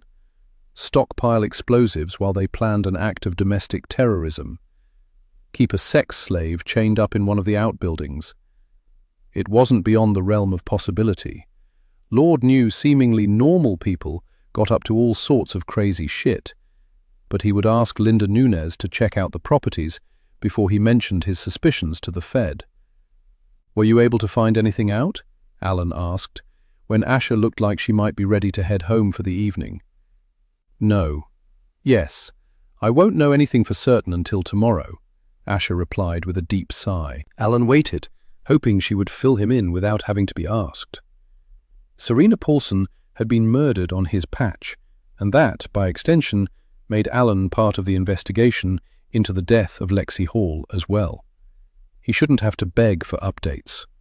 Asha nodded and motioned for Alan to follow her into his office. There really wasn't anyone around to overhear their conversation, but she clearly didn't feel comfortable discussing the case in the open. Asha had the decency not to sit behind Alan's desk and took the guest chair, while Alan heaved his bulk into his chair and leaned back a little, feeling like they were equals for the first time that day. "We have several avenues of investigation to follow, but no real leads not yet," Asha said. "I've spent the past few hours speaking to various officials about the possibility of exhuming Lexi Hall's body. I would like a second autopsy to be performed, preferably by an American pathologist." "That must have ruffled a few feathers," Alan said. "The issue is not who performs the autopsy, but the order to exhume. When dealing with a foreign government, everything takes longer. There are more forms to fill out and more signatures to obtain. I don't think the Thais have an issue with the request, per se, but the wheels of justice never turn fast. And in this case, the wheels are not even on the wagon. It might take months to see this done." Alan nodded. He had never had to deal with foreign officials during the course of his investigations, not even the Canadians, but he knew enough about government agencies and the blight of bureaucracy to understand that this would take some considerable time. "Do you think the original pathologist botched the autopsy?" Alan asked. "Maybe, or maybe he did a competent job based on the facts that were available to him at the time. The authorities weren't treating Lexi's death as a possible murder, remember?" "Which makes no sense," Alan interjected. "Even if Lexi's death was accidental, the circumstances surrounding it are suspicious as hell." "Suspicious, but not criminal," Asha replied. "Serena could have said that Lexi had asked her to check out and had promised to meet her at the airport. When Lexi failed to show, Serena got on her flight. Thai authorities would have no cause to check Lexi's social media once Serena returned to the States, so, unless the pathologist was certain that Lexi was murdered, the police would have no reason to pursue the matter any further." "I guess," Alan muttered. He would have pursued the matter further had it been his case, but he supposed the police in Phuket were kept very busy with all the tourists that came through and got up to God knew what in a place they saw as their personal paradise. After Alan had seen the images of the tsunami that had obliterated Phuket in 2004, he couldn't think of Thailand without recalling the death toll and the devastation. But the young people who flocked to Phuket these days had probably been toddlers when the tsunami hit, and to them it was all ancient history that could never repeat itself. Since new information has now come to light, "I think it's our duty to look deeper into what happened to Lexi Hall," Asha said, interrupting his thoughts. "What about our suspects? We can't keep them here indefinitely." "No, we will have to either charge or release," Asha replied. "The techs are working on the devices we collected this afternoon, but these things also take time. We need access to everyone's call and text records, but I'm not holding out much hope. Whoever planned this was devilishly clever. They wouldn't have used their own computer or phone to make the arrangements. There's another phone out there, Lexi's phone. But even though the techs now have the number the text came from and can request records from the provider, it has been disconnected. If I had to guess, I'd say the phone is probably at the bottom of the lake or buried in the woods." "You don't think someone switched the SIM card?" Asha shook her head. "It's not something you can do quickly with an iPhone. You need a special tool or a paperclip to open the card tray, and whoever had the cards would need to switch them several times throughout the evening. So, someone has a second phone," Alan concluded. Asha nodded. "I'm sure of it. What do we do about Noah Paulson?" "I've requested a few additional tests to be carried out on Serena's remains. With luck, we'll have the results by morning." "You look like you could use a drink," Alan said carefully. Asher smiled tiredly. I could, but I must get home. My little boy is with my mom, And I would like to tuck him in and read him a bedtime story, if I can, tonight. Alan didn't ask about Asher's domestic situation. It was none of his business, and it was time he got home as well. It had been a long and frustrating day, and all he wanted was a good meal, a beer or two, and a couple of episodes of Breaking Bad to take his mind off the investigation. He and his wife had only recently got into the series and allowed themselves 2 episodes per night so they wouldn't get through it too quickly. Good night then, he said. I hope we have a breakthrough tomorrow. Don't hold your breath, Asher said as she got to her feet. My guess is that we'll have to return the devices and allow them all to go tomorrow. Chapter 44. Vince. Vince would sell his soul to get away from this place, but he had to stay. For one, if he left, he wouldn't be there to defend himself if someone started throwing around accusations, and for another, he couldn't leave Angelina on her own. There was no car the night Serena was murdered. That was a blatant fabrication concocted by Remy. Vince would have heard it if there was. He was a light sleeper, and his room faced the woods and the road. No car, no mysterious killer. Serena was murdered by someone in this house, and, since he knew he didn't do it, it had to be one of the others. Noah was at the top of his list for obvious reasons. The fact that the police let him go didn't mean a thing. These days, police work was all about the probability of success. They had to have a solid enough case to go to trial. Otherwise, it was a waste of valuable resources and the loss of favorable public opinion. All the speculation in the world would not sway the jury. Forensic evidence had to back up the prosecutor's arguments in order to get a conviction. The feds might still find what they were looking for, so Noah was not in the clear just yet. Mia wasn't a fan of Serena's, especially in recent years. She was always closer to Angelina. Vince liked Mia and always had, but she had a short fuse, and she got real nervous when Agent Locke asked her to surrender her phone. People hid a multitude of sins on their phones these days, and, if Mia didn't think her phone data would be combed through, she might not have taken the time to delete anything that might appear incriminating. And she might have had reason to resent Serena. Mia and Serena had been arguing on Friday night when Vince came inside to grab a bottle of water.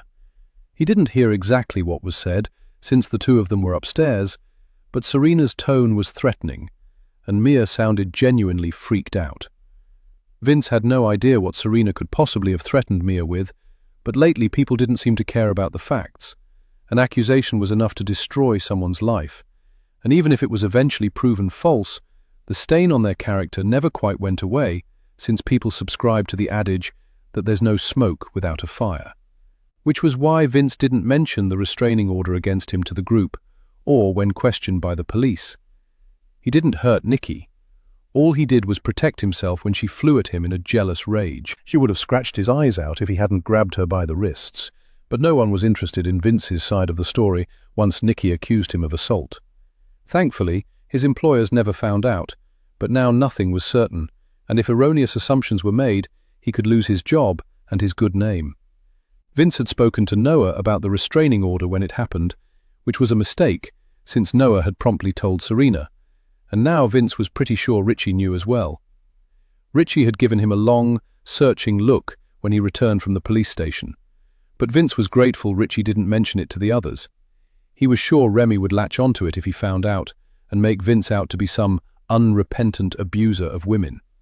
Remy always deflected attention from himself by turning the spotlight on someone else. He must have learnt that trick from Richie, who wore his irreverence like a suit of armor. This weekend was the first time he had seen him drop the act and behave like a grown-up. Remy and Richie, or, as he liked to think of them, Thing 1 and Thing 2, were high on his list too. They were both good-looking, charming, and outgoing, which made them attractive to both men and women. The women were attracted to their bad boy vibe, but the men wanted guys like Remy and Richie on side. They were more likely to succeed at work, or with women, when they were part of the proverbial cool crowd. What people didn't see right off the bat was that Remy and Richie were a lot smarter than the average pretty boy.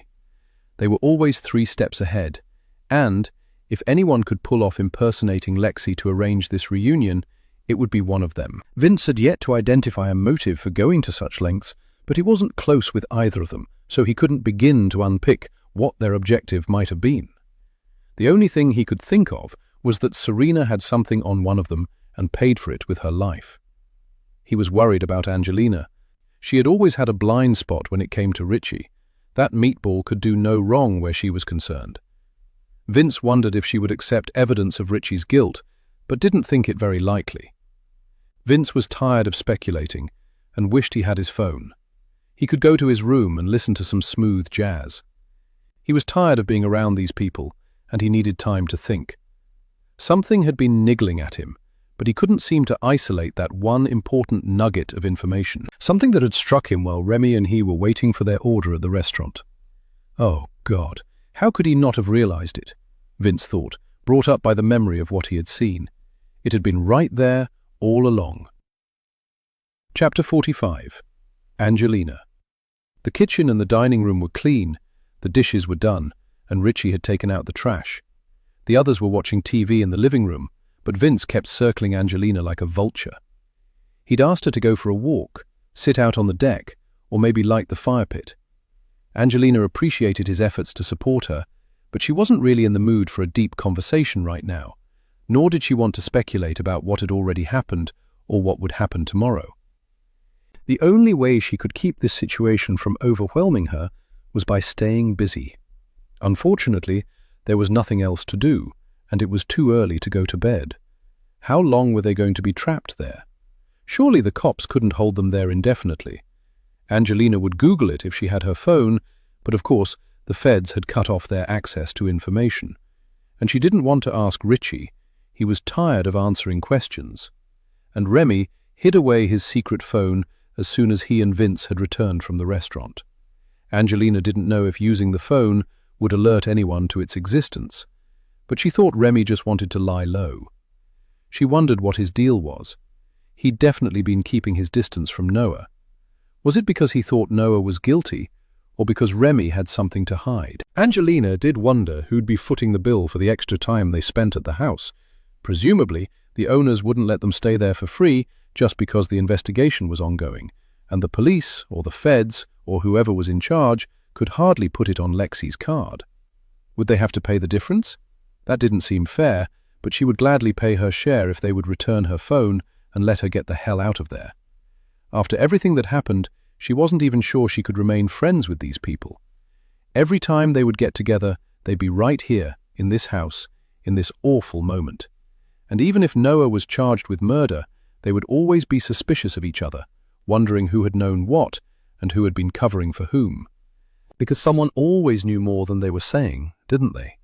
Times might change, technology and science might advance by leaps and bounds, but human nature hadn't evolved since the first people murdered each other for food, drove someone defenseless from their shelter, not caring if they died of exposure, or forced the people they defeated into a lifetime of slavery. Those were human beings for you, self-serving, power-hungry, and cruel. All you had to do to see evidence of their depravity was look at the news. Something unspeakable was happening in every part of the world, and, where someone was fighting for their very survival, someone else was profiting from the suffering of others and spewing falsehoods to justify their greed. Angelina sighed with her whole body, desperate to release even a fraction of her anxiety. All this fear and sorrow was too heavy to carry. Maybe she could go outside to the fire pit, where she could see Vince sitting and hang out with him for a bit. She couldn't go out there alone. All she would think about was Serena, floating in that lake, her face as still and white as some martyr in a Renaissance painting. And that baby, please God it didn't suffer when Serena died. Chapter 46. Mia.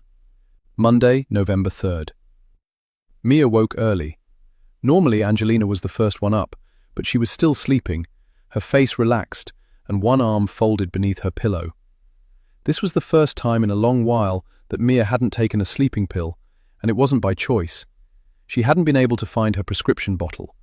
It had been there yesterday morning, but when she went to brush her teeth before bed last night, it hadn't been in her toiletry bag. With this crew, she wouldn't be surprised if someone had helped themselves. Maybe it was Noah. He was probably in hell, and lying awake in the middle of the night was the worst. She knew from experience that was when the scariest thoughts came and anxiety kicked in, sometimes leading to full-blown panic attacks. If Noah hadn't suffered from anxiety before, he was sure to start now. By this time next week, he could be in prison. Did he do it? Mia wondered as she pulled on jeans and a sweater and tiptoed downstairs. She wouldn't blame Noah for lashing out, not if he'd found out what Serena had done. And although she hated to think badly of her friends, she had to admit the truth. Noah was capable of violence, but so was Richie. Mia recalled a bar fight that broke out after a soccer game in which Noah, Remy, and Richie had played in their sophomore year. She had no idea what caused the argument. She'd been in the bathroom when the brawl started and then hid behind the bar to avoid getting hurt, but it had been an absolute free-for-all. Remy wisely stepped outside, but Richie and Noah went berserk, punching the guys from the visiting team until the floor was slick with blood and someone called the cops. Everyone scattered before the police arrived. But when Mia saw Noah and Richie later that night, neither was particularly remorseful. In fact, they were quite proud of themselves and happily recounted the highlights for their audience. Could spontaneous violence be a prelude to something more deliberate in later years? Or was the fight a one-off, the result of teenage stupidity fueled by peer pressure and hormones? And what about Serena? She could be catty and insensitive, but this? It was difficult to imagine that even Serena could sink so low. And for what? Why lie to everyone and keep the ghost of Lexi alive? There was only one plausible explanation. As long as everyone thought Lexi was out there, no one had any reason to suspect Serena had killed her. Had she murdered Lexi? And if she had it been an accident or a premeditated act of brutality? The very idea that Serena could murder her best friend was unthinkable.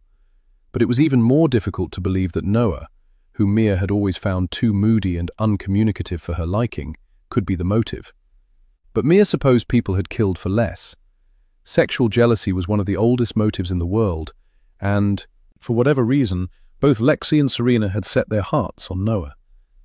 Had Serena truly loved him, or had she only wanted him because Lexi did? Mia had twin sisters she hadn't seen since she had fled her family's compound when she was 17, but the two girls had fought incessantly while Mia was still there, always desperate to have what the other one had. It had nothing to do with the item, but with the principle. Once they got what they wanted, they usually lost interest. But until it was theirs, they were ready to do anything. And Mia had been made to referee because their mother hadn't had the time or the emotional fortitude to deal with their antics. She had been too preoccupied with maintaining her position in the family and making sure she wasn't overshadowed by a sister wife who'd then wield too much power and make her life a misery. Thinking of her family forced Mia to confront her own problems. Would the FBI want to speak to her? Would it be today? Would they ask about her father? And would everyone find out about her upbringing and learn what she'd had to do to support herself? She'd almost confided in Richie last night, but changed her mind at the last minute. She may as well wait and see what happened today, then beg Richie for help if the authorities came for her. Mia's thoughts were interrupted by the man himself, who came downstairs in a pair of lounge pants and not much else. "Is there any coffee?" Richie asked groggily. "I'll make some, but there are only 2 K-cups left, and we don't have anything to eat for breakfast." "I'm not hungry." 2 days ago, Mia would have made a crack about Richie's lack of appetite, but today she remained silent. She wasn't very hungry either, but she would have gladly made something and eaten it. Breakfast would have given her something to focus on, and would introduce a semblance of normalcy into this warped new reality. "Rich, do you think they'll give us our stuff back today?" Mia asked. "We're dealing with a government agency, Mia. Have you ever known anything to happen quickly?" "No, but how long can they keep us here?" "We're free to leave." "What?" Mia exclaimed. "Have you heard something?" "On what? My Star Trek communicator?" "So how do you know?" Mia demanded. She wasn't in the mood for sarcastic comments. She was too wound up. "The police can hold a suspect for 24 hours without charge. I believe the FBI has 48 hours, but then, unless there are extraordinary circumstances, they have to release them." "Are these not extraordinary circumstances?" Yes, but unless a motion is filed with a court, the suspect must be released. Are you sure? Mia asked. I'm sure about the police. I've never had to deal directly with the FBI. There could be loopholes. But if they don't file a motion this morning, they'll have to let us go. But I need my phone, Mia wailed. My life is on that phone. I don't even remember the attendance office's number at my school, much less anyone else's. And how would they let me know I could come get my phone if I don't have a phone? They'll return the devices to De Vries.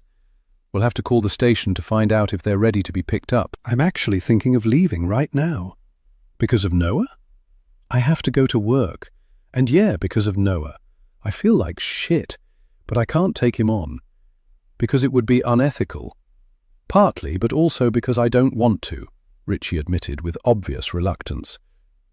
You think he's guilty, Mia stated. It doesn't matter what I think. It's not for me to pass judgment. I don't want to get involved, but I will help Noah to find a good defense attorney. I have several people in mind, but their numbers are all in my phone. I'll be able to contact them once I get into the office. Mia handed Richie the first cup of coffee, then popped in the last pod to make coffee for herself. Richie took a carton out of the fridge, added a splash of cream to his coffee, and handed the carton to Mia. Then he walked toward the sliding door and looked outside. Holy fuck, he exclaimed. What is it? What's wrong? Mia cried. She dashed toward the door and froze, her mouth falling open in horror. Oh, Jesus, she whispered. We have to call the police. Richie slammed the mug down on the counter and raced upstairs, but Mia couldn't move. She was rooted to the spot, terrified yet unable to look away. Vince sat facing the patio door, the fire pit before him filled with cold ash. Mia didn't need to go outside and check for herself to know Vince was dead. His eyes were closed, but he wasn't sleeping. His skin was as ashen as the cold cinders in the pit, and there was frost in his hair and around his mouth. He wasn't wearing a coat, and what looked like a vape had slipped from his limp hand. It was only when hot coffee dripped onto her feet that Mia realized she was trembling. One death might be an accident, two a coincidence, although probably not in this case. But 3 deaths was a pattern. Even though she couldn't see any evidence of foul play, she didn't believe for a moment this had been a natural death. 3 of her friends were dead, all under suspicious circumstances. Which one of them would be next if they didn't try to save themselves?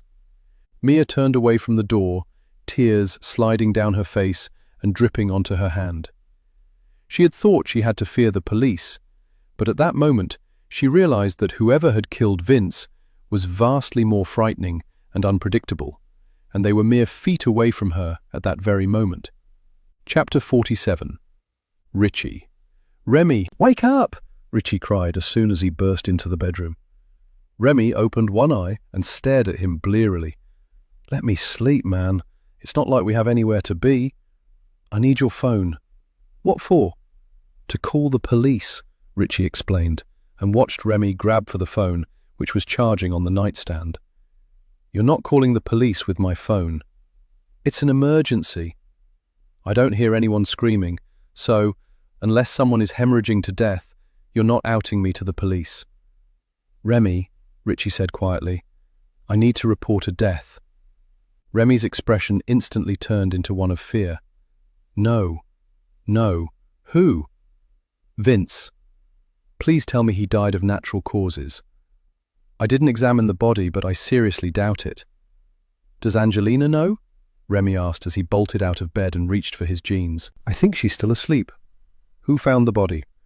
I saw him first. He's on the deck. How? Remy choked out as he yanked the zipper with trembling fingers. How did he die? I don't know, and I don't want to speculate. Richie, what the fuck happened? Remy choked out. We all saw Vince last night. He was fine. You didn't come up until after midnight, Richie said, watching Remy for any hint of deceit. Was Vince still outside? Remy shook his head. He went up around 11:30. He said goodnight to me. I have to make sure no one goes near the body until the police arrive. Richie pulled on a sweatshirt, then pushed his feet into sneakers, grabbed the phone, and left the room. Remy and Vince had been the last two people downstairs after Richie and the girls had gone up, and Remy and Vince had gone to pick up the food together that afternoon. Had something happened while they were alone? Had Vince begun to suspect Remy, and now he was dead? Fuck, what the hell is going on? Richie muttered as he walked past Mia, stepped out onto the deck, and dialed 911 without looking at Vince. He couldn't bear the sight of another dead body, not when he could wind up being the next victim. Chapter 48. Alan. Asha Singh was already in the office when Alan walked in. She sat at one of the empty desks, her gaze fixed on a printout she was holding, a cup of coffee and a muffin from a local bakery on the desk before her. Alan took off his jacket, hung it up in his office, then settled at the desk across from Asha. She looked up and smiled, but despite the stretching of the lips, she looked sad and tired, the smile more a grimace. "Any new leads?" Alan asked, not sure how to take her response. "Possibly." "Tell me." Serena Paulson created a new Gmail account for Lexi on July 23rd, 2022. My guess is that Lexi wasn't logged into her email on her phone, and Serena got locked out when she tried to log in. So she created a new, almost identical email address and used it to keep in contact with Lexi's friends stateside. They, of course, assumed the emails were coming from Lexi as she traveled from place to place. "Is that significant?" Alan asked. "We already know Serena was impersonating Lexi." "It is because the email address the invitation came from is different. Which means someone wanted everyone to think the invite had come from Lexi, but since they couldn't create an identical address or log into the account Serena was managing, they created an email address with a name everyone in the group would recognize." "Exactly," Asha said. "I'm certain none of them looked at the address too closely since they believed it to be from Lexi, but Serena would have had quite a shock if she wasn't the one to send the email. I believe this is proof that someone else sent the invitation for the reunion." "So, why did Serena go to the reunion if she knew someone was onto her?" Alan asked. "I don't think she felt she had a choice. She needed to find out who sent that email, no matter the risk. She probably thought they intended to blackmail her and had some sort of plan for dealing with the situation. But things got out of hand," Alan concluded. "So it would appear." "And there's more," Asha said. "Oh?" "Mia Olsen opened an OnlyFans account 13 months ago. She goes by the name Sexy Lexi 69. The same as the email address. Now that is interesting," Alan said. "Should we pick her up?" Asha shook her head. "Not yet. The techs have thoroughly checked Mia's devices, and there's nothing to connect her to what happened to Serena. Mia did not send the invite, nor did she look for rentals in the area or place any orders with local vendors. The only time Mia accessed the Airbnb site was when she clicked on the link in the invitation email. That doesn't mean she's not involved." "No, it doesn't," Asha agreed. "And it would seem that Mia Olsen is known to us." "Really? In what context?" Alan asked. "Mia's father is Jaram Young." "The Jaram Young? You know of any others?" Asha challenged him. "That man is guilty of multiple counts of statutory rape, tax evasion, incitement, and a litany of other offenses. But we haven't been able to arrest him for lack of evidence. If we were, he'd be serving a life sentence, like his idol Warren Jeffs," she said with disgust. "So, how is it that Mia is living in the outside world unchallenged?" Alan asked. "After she escaped from the compound, Mia found her way to a women's shelter in Salt Lake City, and a civil rights lawyer took her case pro bono. She was given a new identity in exchange for testimony against her father, but she didn't know enough to really help our case. Her birth name is Miriam Allred, and her mother is Jaram Young's second wife, Hannah Allred. Do you think Mia's friends know about her past?" "I don't know. Maybe. I don't think that's relevant, but her OnlyFans alter ego is. And the fact that she grew up around a man who's avoided justice for years is not a detail to be ignored. She doesn't strike me as someone who wants to follow in her father's footsteps," Asha scoffed. "Jaram's disciples are all men, but children absorb information by osmosis, and girls are rarely noticed in places like the one where Mia grew up. She could have learned how to cover her tracks just by observing, and Mia is the only one of a handful of women who managed to escape from the compound who didn't get caught and dragged back by the hair. She's living life on her own terms, and to me that speaks volumes. But what would be Mia's motive? I don't know too much about her relationship with Lexi, but if Serena had threatened her anonymity, that would be a solid motive for murder. But why would Serena threaten Mia? Alan asked. If Serena found out what Mia had been doing, that would give Serena ammunition to blackmail her. Alan nodded, but he wasn't swayed by Asher's theory. The person who organized the reunion had a phone with Lexi's old number, and they used it and Lexi's credit card to book the Airbnb and make all the arrangements. If Serena took Lexi's wallet and phone, then she would be the one to have both, he reasoned, and the only person who could gain access to said phone and wallet would be her husband, Asher replied with a nod of acquiescence. Which brings us back to Noah, Alan said. Yes, but without the phone or a credit card found in his possession, our case against him is circumstantial at best, and the clock is ticking. We need to file a motion to extend the detention window for Noah Paulson, Asher said. I'll get on to the judge. Asher was about to reply when her cell phone vibrated, and she held up one finger, presumably asking Alan to wait until she was done. A panicked officer exploded into the room. Sheriff, a 911 call just came in from the house on Witch Lake. Which house? Alan demanded, already halfway out of his chair. 4 Lake Drive, the one where Serena Paulson was murdered.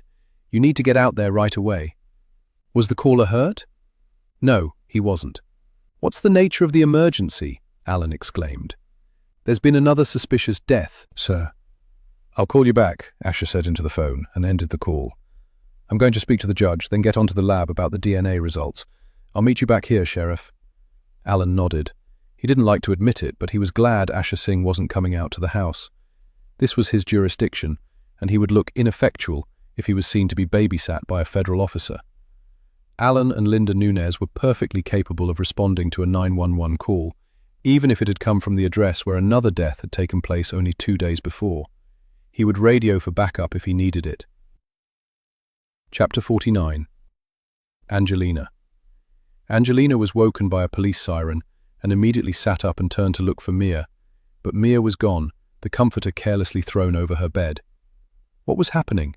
Had the police come for Noah again? Angelina pulled on a pair of leggings and a long sweater and shoved her bare feet into Uggs. She was glad she'd brought them. It was cold, and no one had thought to turn on the heat last night. She was desperate to get downstairs and see what was going on, but first she needed to pee and brush her teeth. She had a terrible taste in her mouth after all that wine they'd drunk yesterday. When she came down a few minutes later, Sheriff DeVries was in the kitchen, his expression murderous as he looked at all of them in turn. Officer Nunez was on the deck, standing next to a man who looked vaguely familiar. DeVries glared at her just as she remembered who the man was, then stepped outside and shut the sliding door behind him as he went to speak to the coroner. What happened? Angelina whispered to Mia. It was white as a sheet, her hand icy when Angelina touched it to get her attention. It's Vince, Mia said quietly. Vince is dead. Angelina's hand flew to her mouth, but not before she let out a pitiful wail of distress. Bile pooled in her mouth, and she rushed over to the sink to get some water. The water was tepid, but it did help, and she took several long gulps before setting the glass on the counter. As soon as she felt better, Angelina turned to Richie, who stood silently behind Mia, the counter at his back. Noah occupied the same chair he'd sat in the day before, his gaze stony. There was no point asking him anything. He seemed barely aware of his surroundings. And Remy was looking out the window, all his attention on the coroner and DeVries. Richie, what happened? Angelina asked hoarsely. Richie shrugged. Mia and I found Vince when we came down this morning. He must have died sometime last night. How? Angelina moaned. I think he froze to death, Mia ventured softly. Froze to death? Angelina repeated. Are you kidding me? We're not in Alaska. This is upstate New York, and it's early November. It got really cold last night. Surely not cold enough to freeze. Angelina turned back to Richie, who wore a closed expression and refused to meet her gaze. You don't think he froze? She spat at him. I can see it in your face. No, I don't, Richie replied, but didn't elaborate. What did Vince ever do to anyone? Angelina cried. He wasn't even part of the group. Why would anyone want to? She turned to Remy, who was now watching her, but stopped herself from saying something accusatory just in time. She wasn't going to point fingers in front of the sheriff, who was just waiting for someone to give him an excuse to make an arrest. Remy seemed confused by Angelina's obvious hostility, then looked at the floor. He backed away from the door when De Vries slid it open and came back inside. "What happened?" the sheriff demanded, his demeanor pugnacious and his eyes narrowed in suspicion as he looked around the group. "Can you not spend a night together without someone winding up dead?" "Could Vince have frozen to death?" Mia asked. She sounded shaky but seemed determined to push her ridiculous theory. "I very much doubt it," De Vries replied dismissively. Angelina instantly felt defensive on Mia's behalf, but held her tongue. This wasn't the time to antagonize the sheriff, not when he looked like he was ready to haul them all to the police station, and she agreed with his assessment. "First, I'm going to need an account of your movements last night, and then I'm going to take this house apart piece by piece," De Vries said. "And this time, I will have CSI search through your belongings." "I hope you have a warrant," Richie said. "I do. The judge just emailed it over, Mr. Vaccaro." De Vries held up his phone so Richie could see the copy of the warrant. "If you'd like to examine the hard copy, you'll have to come to the station. Now, get dressed and wait outside, all of you, and leave by the front door. I don't want you traipsing all over the crime scene." By the time the 5 of them filed outside, the coroner had zipped Vince into a body bag, and with the help of his assistant, maneuvered the gurney down the steps and toward the waiting van. They all stood in silence as the body was loaded into the back, and the doors were slammed shut with heartbreaking finality. Mia was crying softly. Noah had his hands in his pockets and was looking at his feet. Remy was staring at the lake, but Richie looked on, unflinching in the face of another sudden death. Angelina didn't want to watch, but she felt she owed it to Vince to bear witness. She hoped she would be invited to the funeral. She wanted to pay her respects to a man she had overlooked in life and could only love in death. As soon as the coroner's van pulled away, the CSI unit arrived. It was difficult to tell if it was the same team, since the techs looked identical in their white suits and snug hoods that reduced their faces to pinched ovals. As before, they split up. Several people heading up to the deck and the rest using the front door to access the interior of the house. Angelina glanced at the rest of the group. No one seemed to know what they should do or made eye contact. Everyone gazed toward the lake, since they clearly didn't care to look at one another. It was all too much, and Vince's death had hit too close to home. "It's too cold to stand out here," Remy finally said. "Let's go to a diner. We can have some breakfast and hang out until they're finished, and we can come back inside." "How can you even think about food?" Mia screeched. She looked horrified, and despite her overall pallor, the tip of her nose was pink with cold. "We can't just stand here," Remy retorted. "This might take hours." "And at least we'll be warm, and there will be coffee."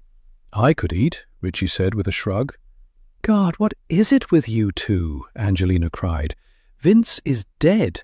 Do you not even care?" "Not eating won't bring him back," Remy pointed out reasonably. "If you don't want to eat, maybe we can find a library or a park where you can wait in noble solitude. We'll pick you up on the way back." "Fine, I'll come," Angelina exclaimed. She was angry and frustrated, but didn't feel righteous enough to sit by herself in the library or freeze her ass off in some park. "Does anyone have their car keys?" "Right here," Richie said, and dangled his keys before her. "Remy, give me the phone. I need the GPS." "You may as well hand the phone over," Mia said. "You know they'll find it now that Richie called the police." "I'm not handing it over till they make me," Remy said, and passed the phone to Richie. "Come on, let's go." Noah hadn't said a word, but when Richie got in the Jeep and slammed the door shut, he suddenly pivoted on his heel and vomited into a nearby bush. He wiped his mouth with the back of his hand, then silently got in the car and turned to stare out the window. Chapter 50. Angelina. No one spoke during the drive to the diner. Only the perky female voice of the GPS could be heard guiding Richie toward the corner cafe. Angelina tried to hold back tears as she sat in the front seat next to Richie.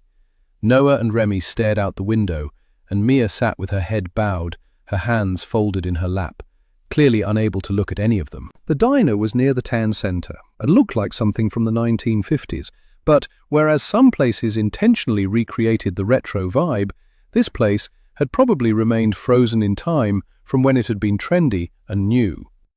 The diner resembled, or actually had been, a train car, and there were the obligatory red vinyl stools at the counter, matching booths whose seats were faded and cracked, and a black and white checkered floor. A few old-timers sat at the counter, nursing bottomless cups of coffee and chatting up the woman behind the counter. 2 short-order cooks could be seen through the opening behind the counter, and 2 middle-aged waitresses moved up and down the length of the establishment, delivering food, pouring coffee, and exchanging news with the customers. Everyone turned to gawk when the group walked in, the patrons' glances ranging from curious to hostile.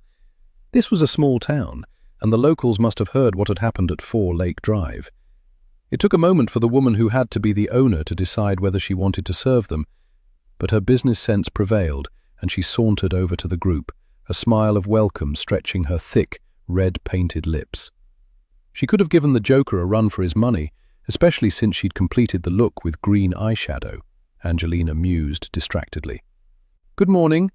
Will it be the 5 of you, or are you expecting one more?" She wouldn't have heard about Vince's death, but she clearly knew who they were and where they'd come from. 5, Angelina said. "Can we take the booth at the back?" She couldn't bear to sit in the middle, where everyone would keep looking at them. "Sure, honey," the woman said. "Go on. Your server will be with you in a minute." The woman retreated behind the counter, but her gaze followed them as they walked toward the back and settled in the booth. Mia, Noah, and Angelina sat with their backs to the room. Richie and Remy sat facing forward. One of the servers, a tired-looking woman with faded bleach-blonde hair, approached as soon as they were settled and set down menus that were sticky with use. "Coffee for everyone?" she asked, looking around the group. "Please," Richie answered, and everyone nodded. The woman nodded and walked away, leaving them to peruse the offerings. She returned with a fresh pot of coffee, filled their cups, then left again, presumably to set down the pot before she returned to take their orders. Everyone pretended to be deeply absorbed in reading the menu, but they closed their folios and set them on the table as soon as the waitress came back. For a group of people who were grieving and in shock, they ordered a lot of food and settled in to wait once the server stalked off, everyone intensely focused on fixing their coffee to their liking. "Noah, did Serena keep in contact with Vince?" Mia asked, finally breaking the silence after several long minutes. Noah shrugged. "I don't think so, but I'm clearly not the right person to ask." "Don't beat yourself up," Angelina said. "You couldn't have known." "Known what?" Noah asked belligerently. "That Serena knew Lexi was dead? That she might have been involved? That she lied to me for years? Or that she did everything in her power to drive the knife a little deeper with every post and every revelation about Lexi's new life?" His gaze shifted from one sad face to another. "The question is, what did Vince know?" "Maybe he didn't know anything," Angelina said. "Sometimes people just die. They have conditions they're not aware of or an allergic reaction." Noah turned to stare at her. "Are you seriously suggesting that 2 days after Serena was murdered, Vince suddenly suffered an allergic reaction that killed him?" "I really don't think we should speculate until we find out the cause of death," Richie interjected. "Why?" Noah demanded. "So you can decide whether you should distance yourself?" "It's okay. I get it, Richie. You need to look out for number 1. "Noah," Richie began, but didn't finish his thought since the waitress approached their booth, somehow carrying all their orders at once. She set the plates before them, asked if they needed anything else, then retreated behind the counter, where she muttered something to the owner. The woman nodded, her gaze sweeping over them, before she made a point of looking away. "Guys, can we not make a spectacle of ourselves?" Mia asked quietly. "Everyone is staring at us." "So let them stare," Noah said. He turned to look at Remy. "Enjoying that omelette?" "It's fine. Why don't you just eat, Noah?" Remy replied coldly. "This is neither the time nor the place to talk about this." "And what would be the right time, Remy?" Noah snapped. "If you want to get into it, we can do that once we're back at the house, where we can at least speak in private." Noah nodded and stared at his plate, which contained 2 slices of whole wheat toast, 2 packets of butter, and 2 plastic containers of strawberry jelly. He took a bite of his dry toast, then set it down again, his Adam's apple bobbing as he tried to swallow. It was obvious he couldn't get it down, so he took a sip of coffee and turned toward the window, looking out over the parking lot with that vacant stare that was becoming so familiar. It seemed his anger had burned out, and now he wanted to be left alone. In the harsh light streaming through the window, Noah looked pale and gaunt, his 3-day beard making him seem unkempt rather than sexy, and his weight loss suddenly obvious. He'd hardly eaten anything since Friday night, and his hands shook slightly as he set down his coffee cup. Seeing Noah's suffering made Angelina uncomfortable, so she turned to look at Remy and Richie, who looked unperturbed as they applied themselves to their breakfast. Chapter 51. Remy. Remy could feel the tension swirling around him. Noah shut his eyes and leaned his head against the wall, too depleted by his outburst to engage with anyone. But tortured as he might feel, his initial shock was beginning to wear off, and he was entering the anger stage of the grieving process. It was probably happening sooner than anyone would expect, but, given everything he'd learned in recent days, it was perfectly natural for him to feel hurt, betrayed, and angry. Remy could only hope that, when Noah finally did lose it, it would be in a controlled environment. Mia was avoiding making eye contact with Remy, and Richie, who could always be counted on to break the ice in any situation, was inhaling his breakfast burrito and not speaking to anyone. Angelina was openly staring at Remy, the question right there in her eyes. Did you kill Vince? And by extension, Serena? Remy could ask her the same question. In fact, he could ask it of any of them. Someone at this table had killed at least once, but who? Remy had known these people since he was 18. There were times when he really liked them, and times when he'd hated their guts, but he couldn't accept that one of them was a remorseless killer. And why Vince? Were revelations about what he'd been up to forthcoming? Was there more than had met the eye to mild-mannered, soft-spoken Vincent? Or had Vince figured it all out? The only person he would have shared his suspicions with was Angelina, but Remy saw her go up last night, and then Vince went up to his room nearly 2 hours later. What happened after he went to bed? Remy guessed the autopsy results would tell them more, but at this point they were all fucked one way or another. De Vries was not going to let them leave, not now that there had been another death. They were trapped, sharing an isolated house with someone who might feel driven to kill again. Remy didn't often pray, but he was praying now. He prayed he'd make it out alive. Chapter 52. MIA. Mia ordered pancakes but couldn't manage to swallow more than a few bites. The dough was sticking in her throat and she felt like she was going to be sick. Her hands were sweaty and her heart was racing. She needed to speak to Sheriff De Vries, but she didn't have a phone and couldn't approach him in front of the others. She had to tread carefully, or she might be the next one they zipped into a body bag. Mia could tell Angelina thought Remy was somehow involved. She might be right. Remy and Vince were alone together for at least an hour last night. Remy must have said something that had tipped Vince off, and now Vince was dead. Poor, sweet Vince. Mia thought he'd loved Angelina. Not in that crazy, let's throw caution to the wind and ride off into the sunset kind of way, but in a quiet, dignified manner that lasted a lifetime, not a few sexually charged months or several volatile years. Vince had been a keeper, the sort of guy any woman would be lucky to meet. What had Vince seen or heard that had suddenly made him a threat?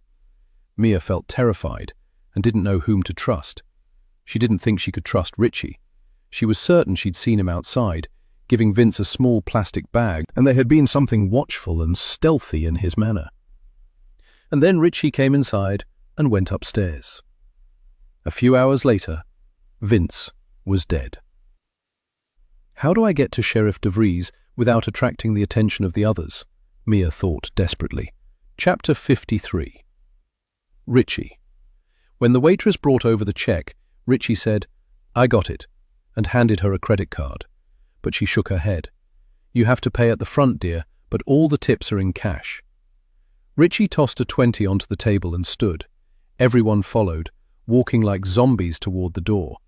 He thought it was probably too soon to go back to the house, but they had sat over breakfast for as long as it was bearable and wanted only to be in a place where they could be safe from judgmental looks and whispered comments. At least at the house, they could all hide in their rooms or go for a walk if they needed to be alone. Although, given the current situation, being on one's own could be detrimental to one's health. Richie stopped by the register and handed his card to the hostess, who'd followed their progress to the door and had come out from behind the counter to take the payment. It was just as Richie replaced his credit card in his wallet that a police cruiser, with the siren blaring, pulled up before the diner. Everyone froze for a moment, then looked around, but no robbery was in progress, and no one was engaged in an altercation.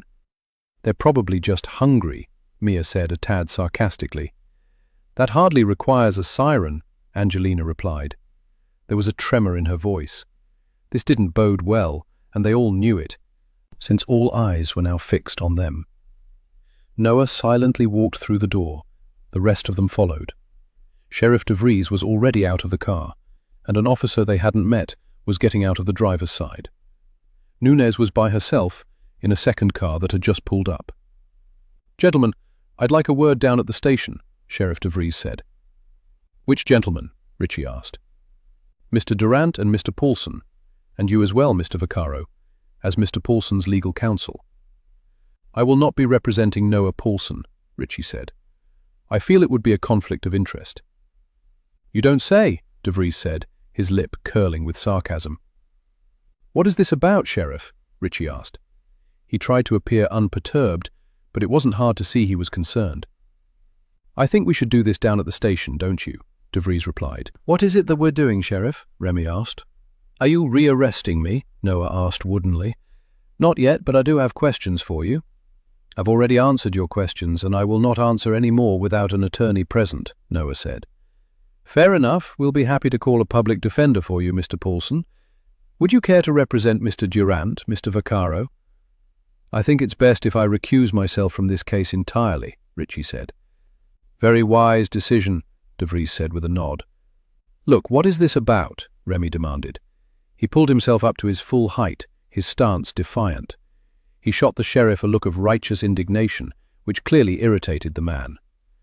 "All right, if you insist. Agent Singh requested further DNA testing, and the results have just come back," DeVries announced. He appeared to be enjoying himself, especially since he had a live audience that wasn't limited to his suspects. Diners were looking through the windows, their food forgotten as they watched the drama play out before them. "And?" Richie demanded. "You really want me to answer that in a parking lot?" "Why not?" Richie replied. "Everyone may as well hear what you have to say, since what happened concerns us all." DeVries nodded, a small smile tugging at his lips. "Some of you more than others, it would seem." He fixed his gaze on Remy, who appeared to be trying to work out how additional DNA testing might relate to him. "It seems you are the father of Serena's baby, Mr. Durant. So, you can come voluntarily, or I can arrest you. The choice is yours." The shock was unanimous. Everyone staring at the sheriff as if waiting for the punchline that surely had to come. Noah made a sound that was difficult to classify, but had to be a combination of shock, pain, anger, and unimaginable betrayal. Angelina's hand flew to her mouth as she turned to look at Noah, and Richie shook his head in disbelief. He'd asked DeVries to share the news, but the fact that he had, and so publicly, was still as inappropriate as it was incendiary. Remy stood stock still, his mouth partially open, and his gaze reflecting his incomprehension. He was so distracted, he did not notice Noah lunge toward him. Before anyone could react, Noah slammed into Remy, his roar of agony so raw and laced with such visceral pain, it had the power to chill anyone within hearing distance. And then Remy went down, his head hitting the asphalt with a dull thud as Noah threw himself on top and punched him in the face again and again. Remy gasped for breath as blood poured from his nose and mouth. He tried to protect his face, but the gesture only seemed to infuriate Noah all the more. He punched Remy on the side of the head, and then, when Remy's hands jerked away, Noah hit him squarely on the nose. The impact slammed Remy's head against the ground again. There was the crunch of breaking bone, and bile and blood spilled from his injured mouth. He managed to turn his head sideways to avoid choking on his vomit. Richie and the nameless cop finally sprang into action and dragged Noah off Remy. The cop attempted to restrain him, but Noah was completely unhinged. He tried to free his arms and spewed obscenities at the policeman, who grabbed him from behind, all the while trying to kick Richie. The cop finally managed to cuff Noah and push him up against the sheriff's car. Richie, who'd taken a punch to the stomach, was bent over, panting as he rested his hands on his thighs. "Noah Paulson, I'm arresting you on a charge of aggravated assault," Sheriff DeVries intoned. He read Noah his rights, then pushed him into the back of the cruiser, while Officer Nunez radioed for an ambulance. Looking horrified, she fell to her knees next to Remy, who was gasping for air. Nunez laid her hands on Remy's shoulders and urged him to calm down, but Remy didn't appear to be paying any attention to her. "The ambulance is on its way," she told him softly. "Try to breathe through your mouth. In and out. In and out." Remy's chest heaved with the effort, and his legs jerked, but after a time he seemed to grow quieter, then went completely limp. His eyes fluttered shut, and his head rolled to the side. His face was a pulpy mess, and his sweatshirt was covered in vomit and blood. "He's passed out," Officer Nunez cried. "Where is the ambulance?" It was another 10 minutes before a siren pierced the air, and then an ambulance with the name of a local hospital on the side pulled into the parking lot. The paramedics jumped out and went to Remy and checked his vitals before they strapped an oxygen mask over his nose and mouth and lifted him onto a gurney. "Can I go to the hospital with him?" Mia cried as she lurched toward Sheriff DeVries. "He'll need someone with him." DeVries shook his head. "Sorry, you can't go with him in the ambulance, but my officer will go with him. He won't be on his own." Looking down at Mia's desperate expression, he added, "You can meet them at the hospital if you like." "Sheriff, I need to speak to you," Mia pleaded softly. "Then come to the station, Miss Olson." Mia looked like a dog that had been kicked, but backed away, and stopped only when she reached Angelina. As soon as Remy was lifted into the back of the ambulance and the cop climbed in after him, DeVries got into the car and pulled out of the parking lot. Officer Nunez trailed the ambulance, and within a few moments all was quiet, the pool of blood and vomit on the asphalt the only evidence that a fight had taken place minutes before. Chapter 54. Alan. Once Alan returned to the station, he locked Noah in a holding cell, then placed a call to the public defender's office. He thought he'd get a sandwich from the deli at the corner, since going back to the diner would result in him answering questions for the better part of an hour, and he needed time to think.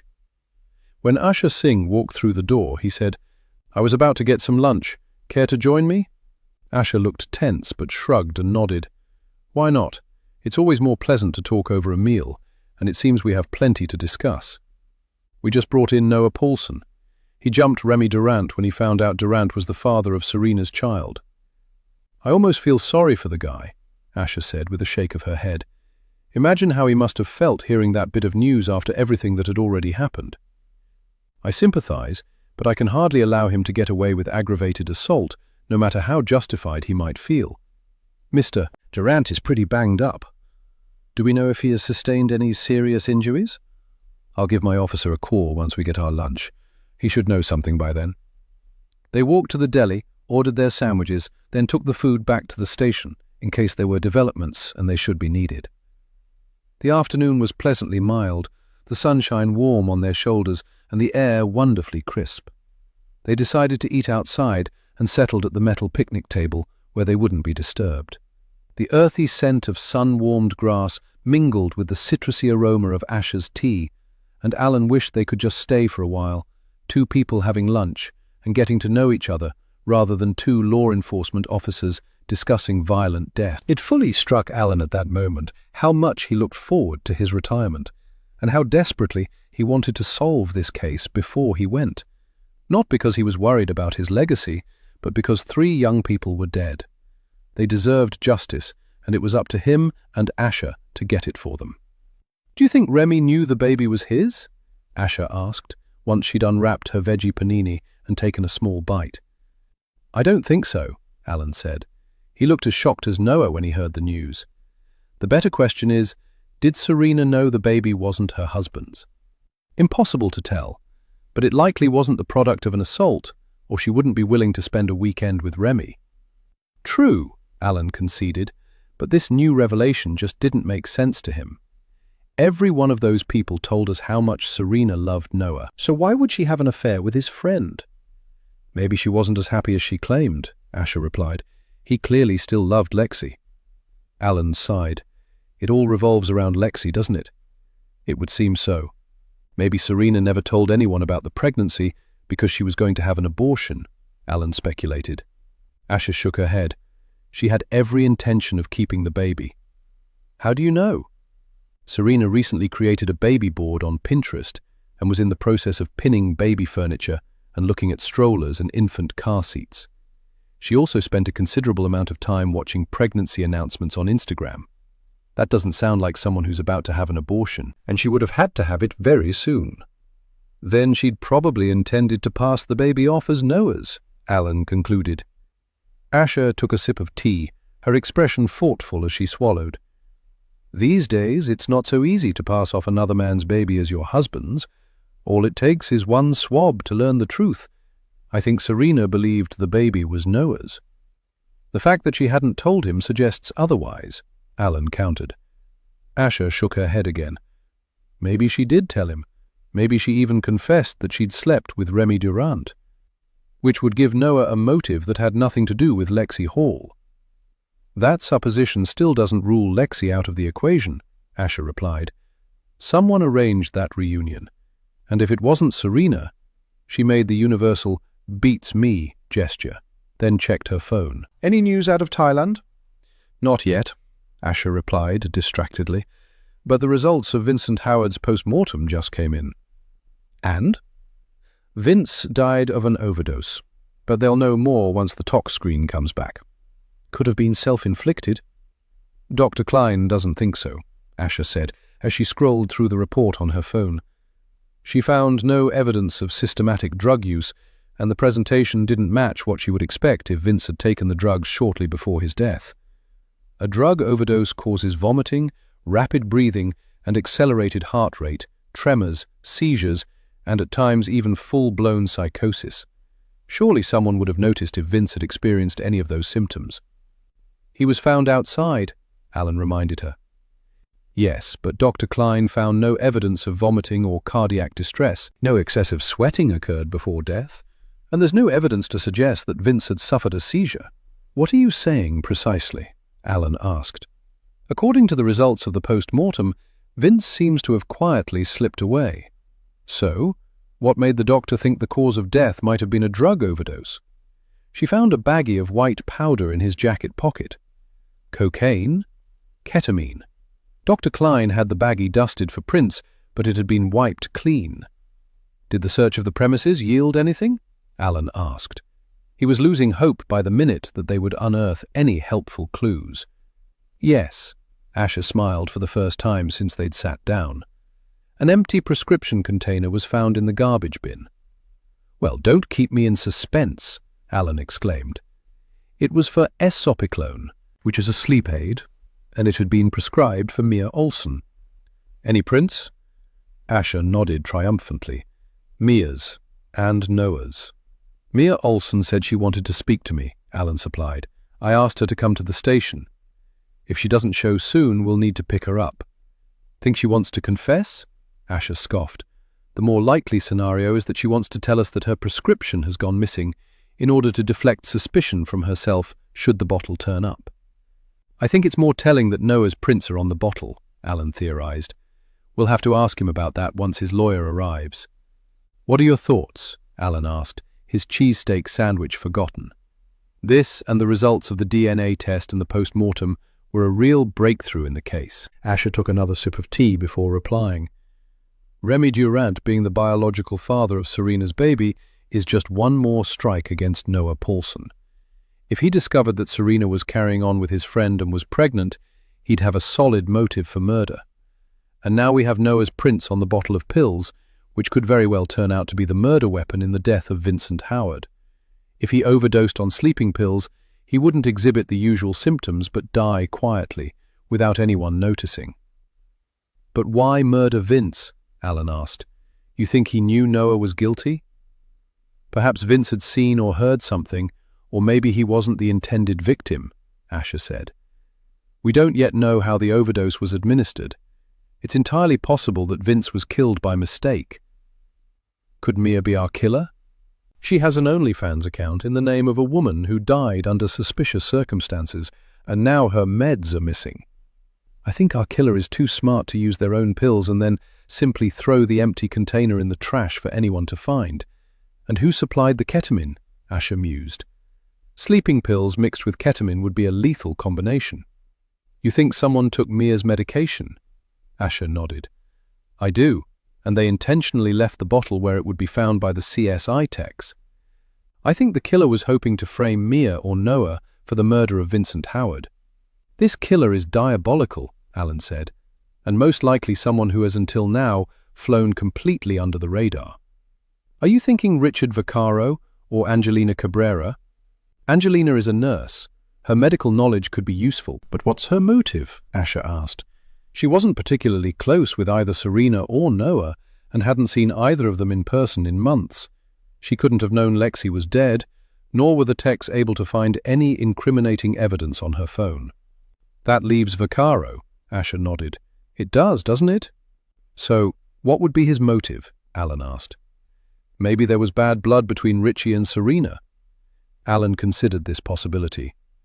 "Richie would be able to get away with murder, unless Vince happened to see something that might have incriminated him." "My thoughts precisely," Asher said. "He's a criminal attorney and knows exactly what we would be looking for and how to avoid getting caught. Also, by first agreeing to represent Noah, he was present for the interview and now knows what we know. If you ask me, It's the perfect cover. But is there any physical evidence to link Richard Vaccaro to either murder? Richie and Serena weren't in contact, but then he received a call from her last week. She left a message, which has since been deleted. The techs were able to retrieve it from the deleted messages folder." "What did the message say?" Alan asked, really on tenterhooks now. They were finally getting closer. He could feel it in his bones. "Serena threatened Richie, quite graphically, I might add. It seems she was afraid her husband would find out that she'd slept with him." Alan screwed up his nose. "But is that really motive for murder? So they had a fling. It's amoral, but not illegal. And clearly she was putting it about. But why kill her? And why murder Vince, or Remy, if he was the intended victim?" Asher looked thoughtful, as if she were trying to connect the dots. "Did Richie and Lexi ever date? Was he in love with her too?" "I don't believe so. But maybe he's the sort who holds his cards close to his chest when it comes to matters of the heart." "Could be," Asher allowed. "My theory is that when no one had spoken to Lexi in person for over 3 years, Richie grew suspicious and decided to do a little digging. With his level of access, it wouldn't be too difficult for him to discover that Lexi was dead and had been since her trip to Thailand with Serena. If he knew that, then he'd also know that the posts and emails were fake, and the only person who could have maintained an online presence in Lexi's name was Serena. So he arranged the reunion to flush her out," Alan supplied. "But was Serena's murder premeditated? Perhaps Serena and Richie had a late-night confrontation that resulted in Serena's death, and was witnessed by Vince," Alan concluded. "Exactly. I would even venture to suggest that Richie jumped in the lake and towed Serena's body to shore in an effort to explain his DNA on her body, if any was discovered, and also to check if the bruises on her neck were obvious. When he realized they were, he pointed them out to redirect attention from himself. So when Richie realized his whole life was now compromised, he stole Mia's medication and somehow got Vince to take it," Alan continued. "What about the ketamine?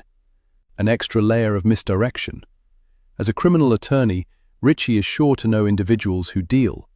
He might have brought the drugs with him, just in case he needed to frame someone, or make a death look like an overdose. But Richie and Noah go way back. Why would he try to frame Noah for the murder of his wife and then Vince?" "People will do anything to save their own skin, Alan. As law enforcement officers, we know that. Perhaps Richie never meant for any of this to happen, and only wanted everyone to find out what Serena had done. But then once Serena wound up dead, He had no choice but to cover his tracks.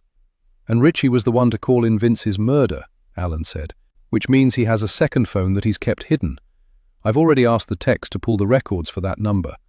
We'll see if anything incriminating comes up. Should Linda and I pick him up? Alan asked. Not yet, Asha replied with a shake of her head. Richie Vaccaro is not going to simply admit to what he's done because we present him with a theory. We need irrefutable evidence if we are to construct a case against him. We can hardly use one deleted message as proof that he had motive to murder Serena. Perhaps there's evidence on the second phone or on his personal computer. We'll have to obtain a warrant to search his apartment and seize his computer. And we have cause to pursue a case against Noah, especially now that his fingerprints are on the bottle and he attacked Remy Durant. Even if he's innocent of murdering 2 people, he is guilty of assault. We also have to conclusively rule out that someone we're not aware of visited the house. If we don't, the defense will try to float that theory. Alan shook his head. I had Linda Nunez and Officer Salter check the ring camera footage. It's stored in the cloud for 60 days. No one is seen coming or going on the night of either murder, and the other houses on Witch Lake are all empty. Linda checked the properties and there's no evidence that anyone has been there in recent days. They're all locked up tight, and the real estate agents have not shown the properties to anyone since before the booking for the reunion was made. So it was definitely someone who was already in the house, Asha said. It had to be. I have a suggestion. I'm all ears. I think we should drag the lake, not the entire lake, but the area within throwing distance of the dock. What do you hope to find? Asha asked. Our killer is too savvy to toss a cell phone, laptop, or iPad into the trash or hide them in the woods. The best way to dispose of anything incriminating would be to throw it in the lake. Asha nodded. I also think we need to analyze every bottle taken from the house. If someone mixed sleeping pills into Vince's drink, there will be residue at the bottom, and hopefully both Vince's and the killer's fingerprints. Then we should also test every glass and cup, Alan said. If they used a cup, they'd have already put it through the dishwasher, Asha replied. I know I would. But if they mixed the crushed pills into a water or beer bottle, they would have thrown it away so as not to attract attention. Alan nodded. Definitely worth checking. I'll ping the CSI team. And I'll put in a request for divers, Asha said. We're going to nail this bastard. Chapter 55. MIA. As soon as the sirens died away and they finally left the diner, Mia informed Richie and Angelina that she would be going to the hospital. She didn't mention that she would be stopping by the police station on her way to see Remy, and neither of them asked about her conversation with Sheriff DeVries. Mia thought Angelina might offer to come with her, but was relieved when she didn't. Angelina probably welcomed the opportunity to spend time with Richie and would make the most of having him all to herself, especially now when she had to be grief-stricken over Vince and probably even more afraid. The drive to the house was tense, no one daring to comment on what had just happened and what it might mean. Mia was the first out of the car when they pulled up, desperate to leave as quickly as possible. Thankfully, the techs had finished with the house, but 2 white-suited individuals were still working on the deck, and a few people were searching the nearby woods. Inside, the house felt empty and hostile, the silence so dense it almost felt solid. The thought of spending another night under its roof made Mia's heart race with apprehension, and she thought maybe she could ask Sheriff DeVries if she might be permitted to leave. She packed the essentials into her backpack, then stopped by Richie and Remy's room to collect a few things for Remy. He would need a clean t-shirt and sweatshirt, since the ones he was wearing were stained with blood, and he could probably use a fresh pair of jeans, underwear and socks, in case he needed to remain in the hospital for several days. Mia picked up the book Remy had left on the bedside table, a spy thriller she'd never read herself, but the sort he seemed to love, and stuffed it into the backpack. She looked around one last time, then grabbed Remy's deodorant and body wash from his toiletry bag in case he wanted to freshen up. She didn't think he'd be brushing his teeth, given his busted lip and swollen mouth, but she added the toothbrush anyway. Then she was ready to leave. Angelina was standing on the dock, staring morosely at the house across the lake. Richie had just slammed the trunk of his Jeep shut and was walking toward Mia. Unlike Angelina, who just looked sad, Richie looked angry and seemed to vibrate with nervous energy. "I'm off," Mia said. Richie nodded. "I'll pass on your good wishes for a speedy recovery," Mia added nervously. Did Richie realize she wanted to speak to Sheriff DeVries about him? Hopefully not. "Don't," Richie snapped. "Why not?" "Because the way I feel right now, I'd happily finish what Noah started." "Richie, Remy is still your friend, no matter what he's done." Richie shook his head sadly. "I'm not sure I have any friends, Mia. Not anymore." "What do you mean?" "I thought I knew these guys. I trusted them and shared my thoughts and feelings with them without reservation. But it seems they never trusted me the same way. All this was going on behind my back and I had no idea. I'm not so sure they knew it was going on either, if that makes you feel any better. I'm sure Noah suspected something was off." "And Remy slept with Serena at least once that we know of. He never said a word." "Surely you don't tell your friends everything," Mia countered. "I do, actually," Richie replied. "Those I trust, anyway. Lesson learned, right?" Mia nodded. She couldn't argue with that. She didn't think she'd be able to trust any of them after this, not even if they were all cleared of suspicion and life eventually returned to some sort of normal. Mia's neighbor, who moonlighted as a bartender on weekends and slipped her free drinks, always said that old friendships were 1/3 nostalgia, 1/3 resentment, and 1/3 delusion, a bitter cocktail some people were addicted to. Mia now realized there was probably some truth to that. What did any of them have in common anymore besides their college years and the misery of the pandemic, when they'd clung to each other, desperate not to feel so isolated and lonely, with nothing but Zoom for company? She'd keep in touch with Angelina, but she didn't think she'd ever see the guys again. It was time she moved on. "See you later," Mia said. Richie raised a hand in farewell and stalked off, heading away from the house. Angelina never turned around, not even when Mia started the engine. A sense of relief settled over Mia as she drove down the narrow track, then turned onto the 2-lane road that led into town. There wasn't much traffic, just the occasional car passing in the opposite direction. The asphalt was dappled with autumn sunshine, the trees that lined the road thick and tall, their towering canopies as wild and bright as a child's drawing. It felt wonderfully liberating to be on her own and surrounded by nature, and, although she had initially felt conflicted, she knew she had to do the right thing.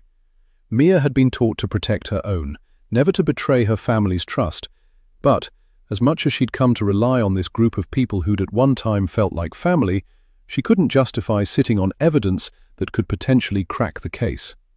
If Richie was innocent, he'd find a way to prove it, and if he was guilty, then it wasn't her responsibility to shield him from the law. Mia turned on the radio and found a local station that played music from the 1980s. She loved some of those old songs, and had danced to them with her mom when she was a kid. That was when they had still been allowed to listen to pop music. Boy George crooned lyrics that were oddly appropriate to the situation and her surroundings, and Mia sang that loving would be easy if colors were like dreams, red, gold, and green. She didn't immediately react when she heard a pop that sounded like a gunshot. It had probably come from the woods. Were people permitted to hunt so close to the road? Then the car suddenly lurched sideways, skidding off the road with a screech of tires. She gripped the wheel and tried to hold it steady, but the vehicle careened into the woods as Mia cried out in terror. The hood collided with the massive trunk of a leafy maple at full tilt. Her last conscious thought was that she should have put on her seatbelt, and then the vivid colors of the world around her faded to black. Chapter 56. Alan. "Boss, an accident has been reported on Route 39, Linda Nunez called out through the mic on Sheriff DeVries' shoulder. "The driver is Mia Olsen." Alan sat up straighter, immediately alert. Mia had to have been on her way to the station. "Is she hurt?" he called back. "She's on her way to the hospital." "Which hospital?" "Kingston." "Who's at the scene?" "Jim Salter." "What was the cause of the accident?" Asher asked. "Jim says she went off the road and slammed into a tree. No other vehicles were involved." "I want a forensic team on that car right now," Alan exclaimed. He was already halfway out of his seat and shoving the remnants of his lunch into the bag it had come in. Asher was doing the same. Alan tossed his garbage into the bin near the entrance to the station and hurried toward the police cruiser, while Asher disappeared inside the building. As Alan got in the car, he was faced with a choice. He could go to the scene of the accident and see what had happened for himself, or he could drive straight to the hospital and speak to Mia. He decided on the hospital. Officer Salter was young, but he was a smart kid and could be trusted to preserve the scene until the CSI unit arrived. They'd take it from there. Perhaps Mia had become distracted, or maybe she'd spotted a deer, or had been drinking. Until he saw her for himself, Alan wouldn't know what he was dealing with. When he arrived at the hospital, Alan headed directly to the ER. Mia Olsen was brought in about 10 minutes ago, the triage nurse confirmed. Dr. Lansky is with her now. Can I speak to her? Alan asked. It's important. The nurse shook her head. I'm afraid not. She's unconscious. Cracked her head on the windshield. Did the airbag not deploy? Alan asked. I really don't know. If you care to wait, I'll ask Dr. Lansky to come and speak to you as soon as he's finished. Okay, thanks. Alan took a seat and looked around. There were several people in the waiting area, but although a few were in obvious discomfort, no one looked seriously injured. A little boy was crying that his stomach hurt, a man was clutching his arm, and a frightened older woman kept poking at her left cheek. Alan's mother had suffered a stroke 2 years ago, and he thought he detected a touch of paralysis in the left side of the woman's face. Turning away, he pulled out his phone. There was a message from Linda. The CSIs were on the scene and examining Mia's vehicle. The crime scene manager, Mark Childers, would update him soon. Alan hated waiting, especially when he had nothing but endless speculation to occupy his mind. So he walked over to the shop, purchased Fly Fishing magazine and a Snickers, and tried to distract himself as best he could. He was finished with the magazine and more than ready for another candy bar when Dr. Lansky finally came out to speak to him. Alan had met Robert Lansky before and knew him to be a thorough and compassionate man. He was tall, lean, and very attractive, in an impoverished European aristocrat sort of way, according to Linda Nunez, who read nothing but romance novels set in England and France. Is Mia conscious? Alan asked. Can I speak to her? Lansky shook his head. Mia suffered a traumatic brain injury when her frontal bone collided with the windshield. 3 of her ribs were fractured, probably by the wheel when she was thrown against it, and she has 2 broken fingers and a badly bruised clavicle. There's swelling to the brain due to intracranial bleeding, and we will have no choice but to put her into an induced coma if the situation doesn't improve within the next few hours. Will she be all right? Alan asked softly. He felt genuinely sorry for the girl and hoped she would make a full recovery. It's too soon to call, but I'm hopeful. I had her admitted to neurology. Rob, was she driving under the influence? There was nothing in her blood, and I didn't smell any alcohol on her breath, Rob replied. Could she have suffered a seizure or a cardiac event of some sort? Alan asked. No evidence of either. Is there anything else you can tell me? I'd rather not speculate. You are welcome to call later. Ask for Dr. Pass. He's head of neurology. Thanks. What about Remy Durant? How's he doing? Better than Mia. He is severely concussed and has suffered a fracture of the zygomatic bone. That's the cheekbone in layman's terms. But otherwise he's all right. We're keeping him for observation. Has he said anything to you about the case? Rob smiled and shook his head in obvious disbelief. Alan, my job is to treat the patients, not to question them. Can I see Remy? Alan asked. That's not up to me since Remy is no longer in the ER. Maybe his treating physician will allow you a few minutes. Okay, thanks, Rob, Alan said, and headed for the elevators. Chapter 57. Richie.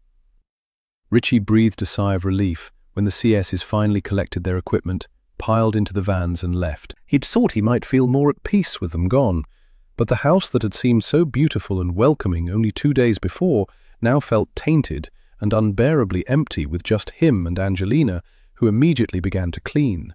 Richie could understand her need to keep busy. It was her way of controlling the chaos and imposing order on a situation that was beyond her comprehension. But Richie couldn't stand her furious banging or the sharp smell of the kitchen cleaner she used. He needed to think, and he always thought best outdoors, and often took solitary walks late at night, when the streets were nearly deserted and there were few cars on the roads. He went outside, tore off the police tape that had been used to cordon off the deck, and carried a chair that wasn't smudged with black fingerprint powder to the end of the dock, and set it with its back to the house. The lake was calm, the surface mirroring the cloudless sky above and the gently swaying trees. Nature didn't give a shit what people got up to. Their little lives were nothing more than fallen leaves, vibrant one moment, compost the next. But the leaves had their cycle, and humans should too. To die in your 20s, when you still had so much living left to do, was the ultimate waste. But before Richie could consider the weightier matter of untimely death, his thoughts returned to Serena and Remy. What the fuck was that all about? And the operative word here was fuck. How could Remy be the father of Serena's baby? Richie knew they had been friends, but he'd always thought the only reason Serena had made an effort to keep up with Remy was because he was the closest Serena could get to the world of fashion and celebrity. Remy had clout, as far as Serena was concerned. He met famous people and was sometimes invited to the sort of events she could only read about online. As far as Serena went, Remy was a rock star. But Richie had never ever imagined that Serena would want to sleep with Remy, or that Remy would be game. For one, Noah was Remy's friend, and some lines should never be crossed. And for another, Serena had never had eyes for anyone but Noah. How and why had Serena and Remy got together? And how many times had Serena been unfaithful to Noah? Had Remy been the first? And had Serena threatened Remy as well? This time a week ago, Richie would have had all the answers. But now he was ready to admit that he knew nothing at all. The revelations about Lexi's death had shocked him to the core, nearly as much as the possibility that Serena had known and might have had a hand in what had happened to her best friend. Had she murdered Lexi to get to Noah? In the course of his work, Richie met people who lied, schemed, and cheated, but it took a lot to murder someone, especially someone a person knew and had presumably cared about at some point. To look someone in the face and hurt them took not only guts, but the kind of detachment Richie had never seen in Serena. She had been emotional and needy, and always worried what people would think. Sure, it took all sorts of people to commit murder. Some of the most notorious murderers had been people you'd never suspect. Intelligent, respectful, often charming individuals who were never on anyone's radar until their faces were splashed all over the news. But if Serena had murdered Lexi, then who had murdered Serena? And who had killed Vince? Stunned as he had been to learn about Serena's part in Lexi's death, Richie simply couldn't accept that one of the people he trusted would intentionally harm Serena, or have it out with her in the middle of the night, and then stand by and allow her to drown if she fell in the lake by accident. And what had Vince to do with any of this? They rarely saw him, and he most definitely had not been in contact with Serena. She'd never liked him, and had been annoyed when Noah had insisted they invite him to the wedding. If Vince had seen something that had got him killed, why hadn't he said anything to the cops? Had he tried to blackmail the killer and been killed himself because of it? And could Noah really not have known that Serena was pregnant? He'd lived with her for God's sake. Richie had always known when his girlfriends had their periods. Hadn't Noah noticed that Serena was very, very late? Had they not had sex on a regular basis? They hadn't been married that long. Surely it took longer than a year of marital bliss for the passion to cool. And why would Serena not tell him? She'd made no secret that she wanted to start a family sooner rather than later, so why would she not share the happy news as soon as she found out? It didn't make any sense, unless she had known that the baby wasn't Noah's and had been terrified he'd figure it out. Had he? Was that why Serena was dead? Had Noah lost his shit when he found out? If he had, and Vince had seen something, that would explain Vince's death. But then, why had Noah gone apeshit this morning when Sheriff DeVries had named Remy as the baby daddy? Was it because Noah had been humiliated that everyone would now know the truth, or because he had to act surprised in order to divert suspicion? Richie sighed. Poor Vince. He had been innocent in all this, and would still be alive if he'd refused the invitation. The only reason he'd come was because he'd hoped to get back with Angelina. But it was clear she wasn't really into him. Angelina had seemed content with Jake, and it was a shame they'd broken up. He had been the yin to her yang, or maybe the calm to her storm. They'd made a good couple, until Jake had traded her in for a newer, less complicated model. Maybe he was happier, maybe not. These days, everyone seemed to be suffering from a raging case of FOMO. No matter what they had, they always thought something better was just around the corner. Richie's grandparents had met when Immaculata moved with her family from Alcamo to Palermo at the age of 15. Immaculata and Matteo had married when they were 17, had 4 children in quick succession, and never looked back. Now, nearly 60 years later, they were still happy in that insane, never-hold-back, passive-aggressive way of people who were raised by poor, uneducated parents in a time before couples therapy and political correctness, and said exactly what they thought the moment they thought it. The things they said to each other were as outrageous as they were hilarious, but neither took offense, and once they vented their anger, they simply kissed and made up, and never went to bed angry. Maybe that was the way to do it. Find someone you like and give it your all, without fear, reservation, or regret, and fight a lot so you can have incredible make-up sex. For the first time in his adult life, Richie thought he might be ready for a serious relationship. He was tired of dating shallow, spiteful girls who were always on the lookout for something better. He wanted to matter to someone, to be loved, to be the one. And now that he had been reminded once again how fleeting life was, he suddenly wanted so much more. But the path to any goal began by taking the first step, and the first step was to leave this place as soon as possible, before the cops found evidence that would implicate him in these murders, and the only person he'd have a meaningful relationship with would be his cellmate. Getting to his feet, Richie strode toward the house, his decision made. Chapter 58. Remy. All things considered, Remy was comfortable. He'd been given Percocet for the pain and felt pleasantly weightless, as if his spirit wasn't tethered to his body. After he'd gritted his teeth through an MRI, the nurses left him to rest, and the other bed in his room was empty, for which he was truly grateful.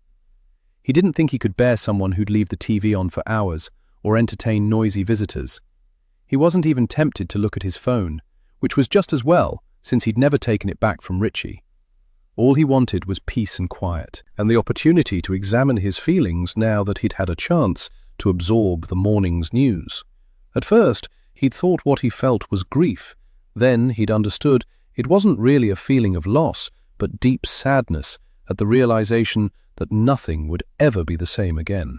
He'd missed Noah, since there was no way they could ever get past this, but he hadn't loved Serena, nor did he feel bad about the baby. The kid had been nothing but a tiny bean and wouldn't have felt any pain when Serena died.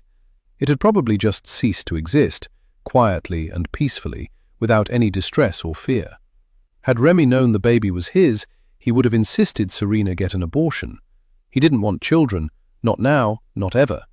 He'd seen what fucked up parents could do to a child, and he didn't want to be responsible for ruining anyone's life. No one deserved that, especially not an innocent child who only wanted to be loved and noticed. Pixie had never noticed him. She'd had more important things to think about. And his grandparents had never missed an opportunity to remind him that he was a burden, and they hadn't signed up to raise a child at their age. Remy couldn't say he blamed them. A person might do right by someone, but they couldn't force themselves to truly love another human being if their heart wasn't in it. But now, for the first time in his life, Remy understood that the circumstances forced on him weren't his fault, nor was anything that happened a punishment. He had been as innocent as Serena's baby, and he didn't have to answer for the sins of his parents or the failings of his grandparents. He was free to choose his own life, and perhaps he was fortunate that he didn't have to answer to anyone if he made a mistake. He supposed now he could see why Serena had suddenly been so desperate to try for a baby with Noah. She had intended to pass the child off as his, since she clearly hadn't wanted to get rid of the kid or tell Noah the truth. Remy didn't think she would have got away with it, not when a simple blood test or a drop of saliva could tell the real story. But Serena had always had a way of twisting the truth to fit her own narrative, and might have talked Noah out of any doubts if he ever suspected the child wasn't his. Remy had never meant for anything to happen between them. He'd never even wanted to be friends, but Serena had latched onto him after coming back from Thailand. She was always calling, asking for advice and confiding in him about her relationship with Noah. He had been happy to listen, since he quite enjoyed other people's drama, but he hadn't cherished Serena. Not as a friend and not as a woman. He had been lonely, though, and Serena had filled part of the space Lexi had left behind. He suspected Serena had been lonely as well. She'd got her man, and she'd got him to put a ring on it. But somewhere deep inside, she must have known that Noah had still loved Lexi. Maybe screwing Remy had been a way to get back at Noah for not giving her his whole heart. Or maybe it had been a momentary impulse that she'd regretted almost as soon as it had happened. Remy knew he had. He should have never agreed to do the photo shoot or allow her to take her clothes off. Serena had wanted him to take a series of tasteful nudes that she'd intended to give to Noah for his birthday. Nothing trashy, nothing obvious, just erotic black and white images that could be classified as art. Unfortunately, Remy's libido hadn't been able to make that distinction, and Serena had got pretty turned on as she turned this way and that, showing just enough to get him hot and bothered. Remy was accustomed to photographing beautiful, scantily clad women, but there were usually other people in the room, and the models rarely noticed him. He was there to make them look good. They were tools, like an extension of his camera. Serena had noticed him, and she had directed all her playfulness at him, making sure he'd been aware of her every gesture and facial expression. She might have regretted it later, but she had wanted it then, and she'd got it. It had been quick, rough, and utterly devoid of any genuine feeling. Remy had taken Serena against the wall, and they had both been driven by blind lust that had burned out as quickly as it had flared. He had assumed Serena was on the pill, since she hadn't asked him to take precautions, and neither of them had ever mentioned it again. He had sent over the file containing the photographs, but he hadn't thought Serena was going to give them to Noah after the way the session had ended. But if Noah had found the pictures, but there'd been nothing to indicate that he had, and Remy seriously doubted Serena would have come to the reunion if so. Noah had been as shocked by the child's paternity as Remy, and the uncharacteristic violence had been driven by the pain of betrayal by the two people Noah had trusted. Remy didn't even blame Noah for the beating. He deserved it, and would gladly suffer the consequences if Noah would only forgive him, but that would never happen. Some relationships, once fractured, could never be mended, nor should they be. Without trust, what was there left worth saving? And Vince hadn't trusted Remy either, he silently acknowledged. Vince had been quiet and weird on the drive back from the restaurant last night. He'd kept giving Remy the side eye, but Remy had no idea what he'd said or done to make Vince wary. They'd mostly made small talk, avoiding any mention of Serena or Lexi. Vince had talked about his job, and Remy had told him about a work trip he'd taken. He'd even shown Vince a few photos on his work phone. Remy's head began to throb as the Percocet started to wear off, and his hand went to his throbbing temple. The trip. It was something about the trip. Remy didn't have a chance to finish the thought, because Sheriff DeVries walked into the room. He pulled up a chair and settled next to the bed, looking at Remy and shaking his head in disgust. Remy wished he would leave, but the sheriff looked like he had a lot on his mind. "You're a sight," DeVries said. This observation didn't require a reply, so Remy remained silent. "I'd like to ask you a few questions," DeVries said. "I was told you were the last person to see Vince alive." "I'm not answering any questions without a lawyer present." "It's not a formal interview, son," DeVries said. Remy shook his head, which was a mistake since pain bloomed behind his eyes and a wave of nausea assaulted him. "Lawyer," he muttered. "Did you know Serena was pregnant with your child?" Remy yanked on the cord that told the nurse's station he needed assistance, then lay back against the pillows and shut his eyes. One careless reply, and he could be charged with murder, and he wasn't about to incriminate himself. He had to stall for time. The longer it took, the greater the chance that DeVries wouldn't find anything that could connect Remy to the murders, and would let him go once he was discharged. He'd suffered enough as far as he was concerned, and he wanted only to go home. A nurse came in. "I'm afraid it's time to go, Sheriff," she said.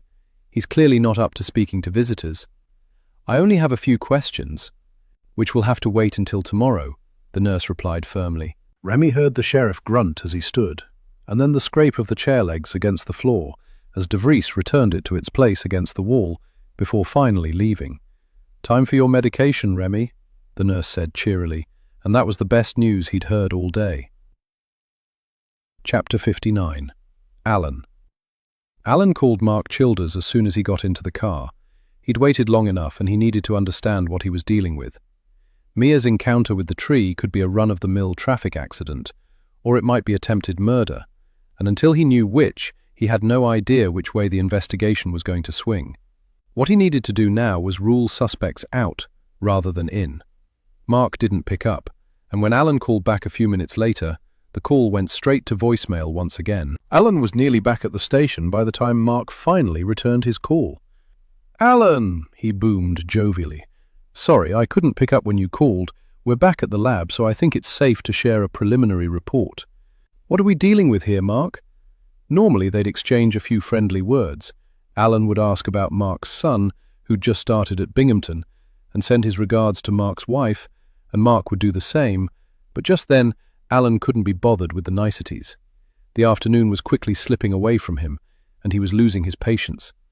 The accident was caused by a blown-out tire, and as far as I can tell, no other factors were involved.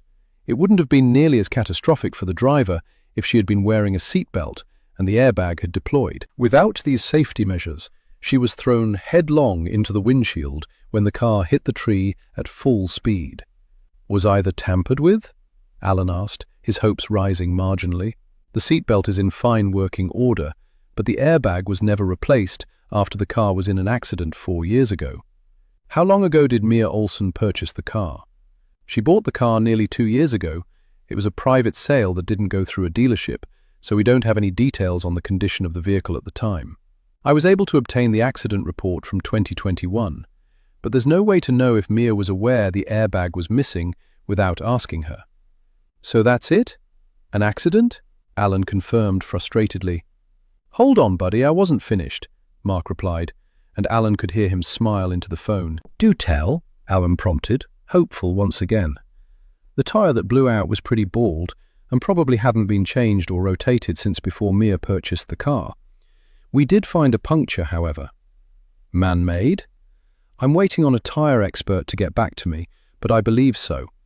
Of course, it could have been made by a piece of glass or a nail, but it could also have been made by a blade. The location of the cut is suspicious." "How so?" Alan asked. "It was in the deepest part of the sipe, so pretty difficult to detect, especially in a tire that's been blown to shreds. And even if the vehicle had driven over broken glass, it's not likely that the inner groove of the sipe would be punctured. The glass would perforate the outer, more exposed area. A nail could cause a puncture in that spot, but the hole would be smaller and circular in nature." "I can't believe you found it," Alan said, his elation on full display. "The only reason we found it was because we were looking for it." "Could a person have used a piece of glass to puncture the tire?" Alan asked. "Yes, they could have, but it would be more difficult to make such a deep cut with a hunk of glass. Unless the person was well prepared and had a pair of thick gloves and a piece of glass long and sharp enough to insert between the treads, chances are they would have cut their hand, and the cut would be more jagged in appearance." "That's something, I guess," Alan mused. "It would be easy enough to check if someone's hand was injured. If someone punctured that tire intentionally, then they probably used a knife." "And how would the expert know if it was intentional?" Alan asked. "He will check if bits of glass, debris, or rust are embedded in the rubber. If the cut is clean, then it's probably man-made. I'll email the report to you by end of day tomorrow," Mark promised. "But I'll text if there are any developments tonight." "Can you not get the report to me sooner?" Alan pleaded. "Alan, if you want information that can stand up in court, then I'm afraid you're going to have to wait. You know how thinly stretched we are these days." "Yes," Alan grumbled. "That seems to be the case everywhere. Be patient, my friend. Are you free on Friday? Maybe we can grab a beer." "I'd like that," Alan said, and ended the call. When he walked into the station, he was greeted by Asher, whose smile looked distinctly apologetic. "What is it? More bad news?" "I'm afraid so. My application to exhume Lexi Hall's body was denied. The medical examiner is confident that they will not find anything further, especially now that the soft tissue has decomposed and the pathologist would be working only with skeletal remains. And my request for divers was rejected as well. The powers that be don't believe the expense to be justified. Likewise, unless we have probable cause to detain anyone besides Noah Paulson, we have to let the others go. The judge won't authorize an extension." Alan shook his head in disgust. He'd come up against bureaucracy many times over the course of his career, but this was truly ludicrous. No probable cause. One of those people was guilty, possibly more than one. And if they could prove that Lexi Hall had been murdered, that would change the scope of the investigation. It was one thing to lie about a friend's death and impersonate them on social media.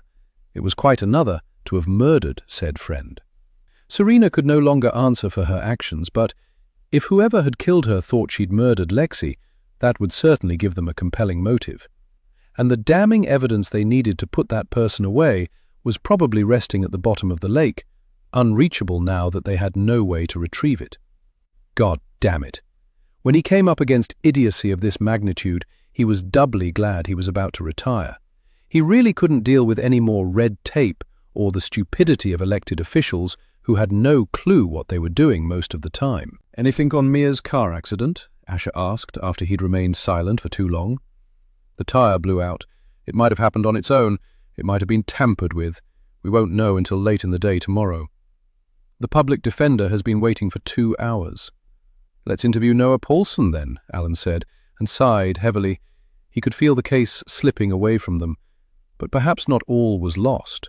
If new evidence was uncovered, the culprit could still be arrested, but if they were taken into custody near their home, Alan would have no access to the investigation. The case would be handled by the local precinct, especially if there was no proof of Lexi's murder, and so there was no longer reason for federal involvement, and Asher was taken off the case as well. Alan had done his best and had explored every angle. He could hold his head high in front of his friends and neighbors, knowing he'd done his job. Chapter 60. Alan. Noah looked awful. His hair was tousled, his face looked pasty, and his eyes were red-rimmed. His clothes were rumpled, and there were bloodstains on his shirt. The blood most likely Remy's, since Noah's face was intact. Alan went through the process of introducing everyone for the benefit of the tape, then turned to Noah. "Mr. Paulson, did you know your wife was having an affair with Remy Durant?" "No." "Are you sure about that?" Alan asked. Noah glared at him, his eyes glowing with anger. "Yes, I'm sure," he ground out. "And yes, I realize that knowing would give me a motive for murder, but I didn't. It seems I didn't know anything about her. And you know what? Now that I do, I'm actually glad she's dead. But I wasn't the one who killed her." Mr. Warren, the solicitor, whispered something to Noah, probably urging him to keep from incriminating himself, but Noah didn't seem inclined to listen. He was clearly at the end of his tether and no longer cared what happened to him. "You can charge me if you must, but I'm not answering any more of your questions. I didn't know about Lexi. I had no idea what Serena was up to, and I didn't kill anyone." He drew in a shuddering breath and continued, "I never had an issue with Vince. He was a good guy, and I'm deeply sorry he's dead. I did attack Remy, and I would do it again. He deserved it." Noah seemed to have run out of steam and sat back, staring balefully at the interviewers. "What about Mia? Did she deserve it?" Asher asked. "Mia? What's happened to Mia?" "She was on her way to the station to speak to us. Her car went off the road and hit a tree. Mia is in intensive care." "Are you suggesting it wasn't an accident?" Noah asked. Mr. Warren scribbled something on his legal pad but didn't comment. Alan was just about to reply when his phone pinged with a text. Normally he wouldn't read a message in the middle of an interview, but it could be important, so he excused himself and checked his phone. The text was from Mark. "Got the results early. The puncture is definitely man-made, most probably with a serrated blade." Alan quickly replied, then turned back to Noah. "The tire was tampered with," he said. "It was punctured with a serrated knife." Noah looked stunned, then shook his head. "I would never hurt Mia." "No one would." "Except that someone did," Alan pressed. "My guess is that they didn't want her to share whatever it was she was going to tell us." "Your fingerprints were on the bottle of Mia's sleeping pills," Asher said. We believe her medication was used to murder Vince. Perhaps Mia had realized that you'd taken it and was going to tattle on you.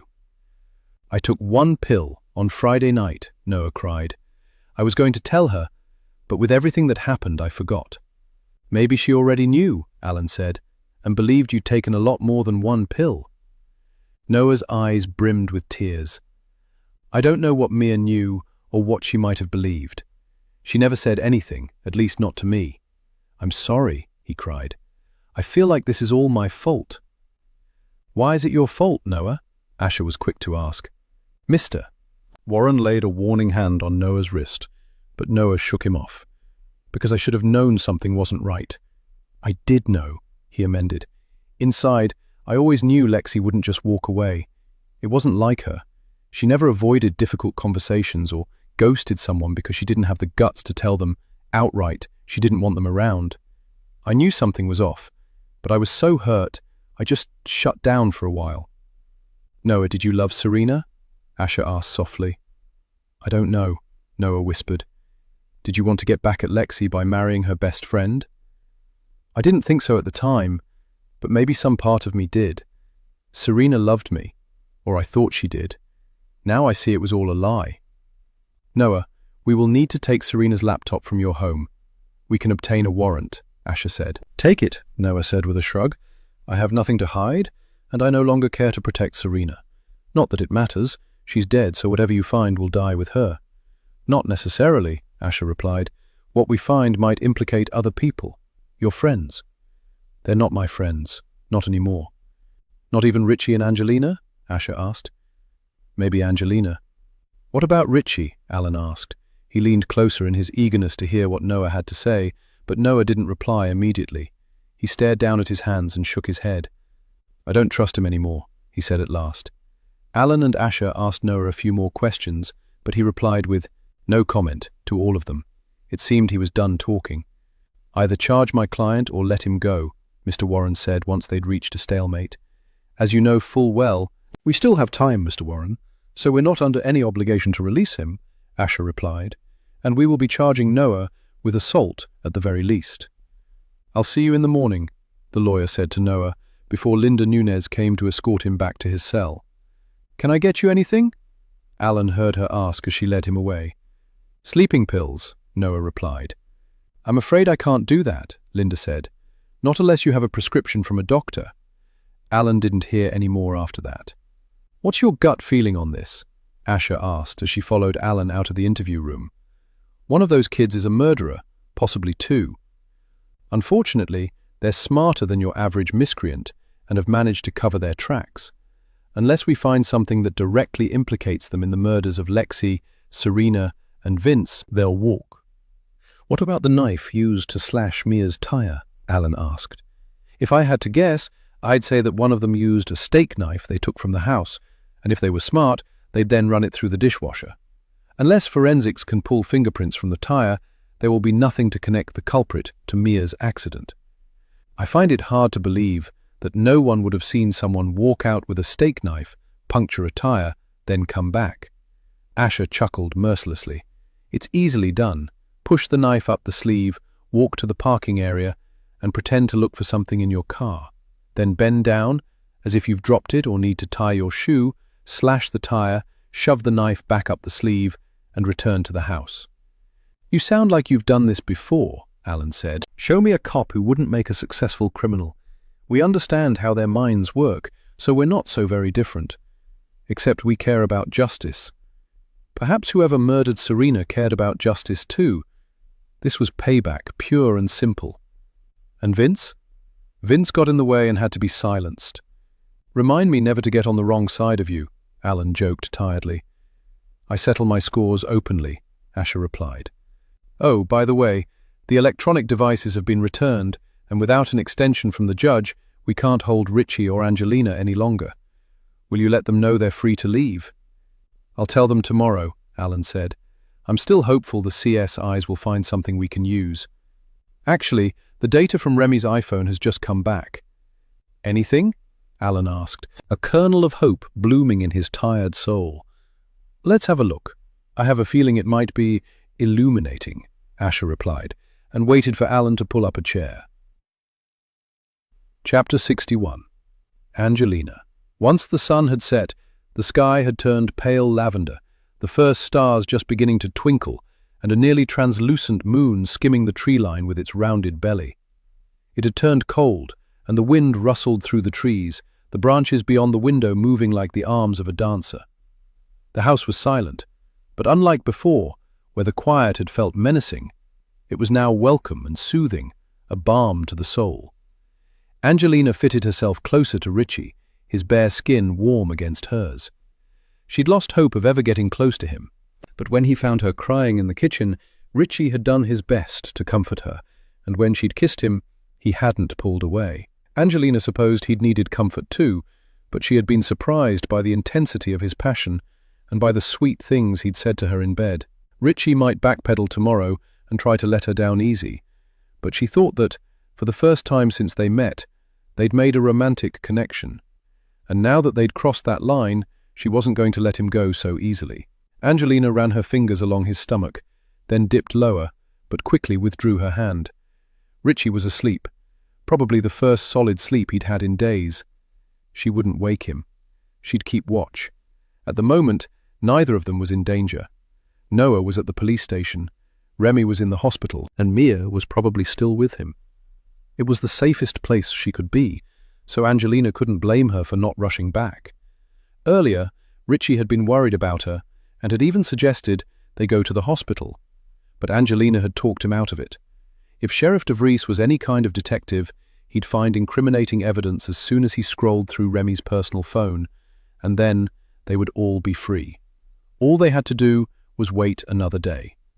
Richie wasn't convinced and wanted to leave, but Angelina had urged him to stay, and it had been the right decision, she reflected with a smile as she pressed herself even closer. Strange how none of them ever realized it, but Remy was funny when it came to sharing personal information. He always wanted to know the dirt on everyone else, but he was very private when it came to his own life. It was probably because his mother's life had been splashed all over the papers, and photographs of her dead body forever preserved online. Pixie Durant had been stunningly beautiful, but no one looks good in death unless they had planned it, and Pixie clearly hadn't, or she would have taken more care. Her face was chalk white, with only a slash of red lipstick bisecting her cheek like a livid wound. Smudged mascara made her look like a raccoon, and her hair was dirty and matted. The left side of her face rested in a pool of vomit, and her sequin spaghetti-strap top had shifted, exposing the underside of a pale breast. Pixie had been glorious in life and pathetic in death, so Angelina had never told Remy that she'd seen the photos. She hadn't wanted to hurt him, but now she didn't care. She was glad DeVries had outed him in front of everyone and that Noah had got in a few good punches before Richie and the cop pulled him off. Remy deserved it for what he'd done to Noah and for all the rest of it. Their friends were dead, and now the sheriff would know that Remy had to be the one responsible and arrest him. Remy had recently been to Thailand, Vince told her last night. He'd seen a photo of Phuket Big Buddha on Remy's work phone while they'd waited for their order at the restaurant, and Remy was sure to have pictures from his trip on his personal phone. He always took lots of pictures. Vince had tried to warn her about Remy, and now he was dead. It all made a terrible kind of sense, and she hoped Sheriff DeVries would get there eventually. Lexi, Phuket, Remy. The death in Thailand, a direct correlation to the two murders in upstate New York. Remy had been the first one to arrive at the house. He'd let himself in and had accepted the deliveries of the supplies Lexi had ordered. He greeted the guests she had invited, and Remy must have been the one to confront Serena about what he'd discovered while in Thailand. Strangulation was more commonly attributed to male suspects in the deaths of women, since they were sure of their ability to choke the life out of their weaker victim. And now Sheriff DeVries and Agent Singh would finally work it all out. They had to. Angelina wondered if she should share what she'd learned with Richie, but decided to wait. She didn't want to ruin this precious moment, and, since she knew for certain that Richie was innocent, there was no need to feel him out. She buried her face in the tender spot between his neck and shoulder and inhaled his wonderful scent. It was a mixture of body wash, the cologne Richie always wore, Sauvage by Dior, and his own smell that she found wildly intoxicating. Was it wrong to be happy in the midst of so much grief, and to dream about the future? But that was the essence of the human experience, wasn't it? The ever-present juxtaposition of light and dark, pleasure and pain, good and evil. There were highs and lows, life amid death, love that grew out of hate, and hope, even when there was little chance of a happy outcome. She had no reason to feel guilty. She had to fight for her own happiness. And, now that Richie had finally seen her, and she had shown him how good it could be between them, she would do anything to ensure they had a future together. Angelina sighed contentedly as she closed her eyes. In her daydream, Richie adored her, and they were finally together, two attractive, successful professionals building a life and planning a family. They would have a beautiful, romantic wedding and honeymoon in Italy. Maybe Richie would want to go to Sicily and visit the places his family had come from. She wouldn't mind, not if it would bring him joy. She'd be happy just to be with him and have his undivided attention. And once they got back, they would settle into a life of domestic bliss. Richie would be a devoted husband, and Angelina would be the perfect wife. Chapter 62. Alan.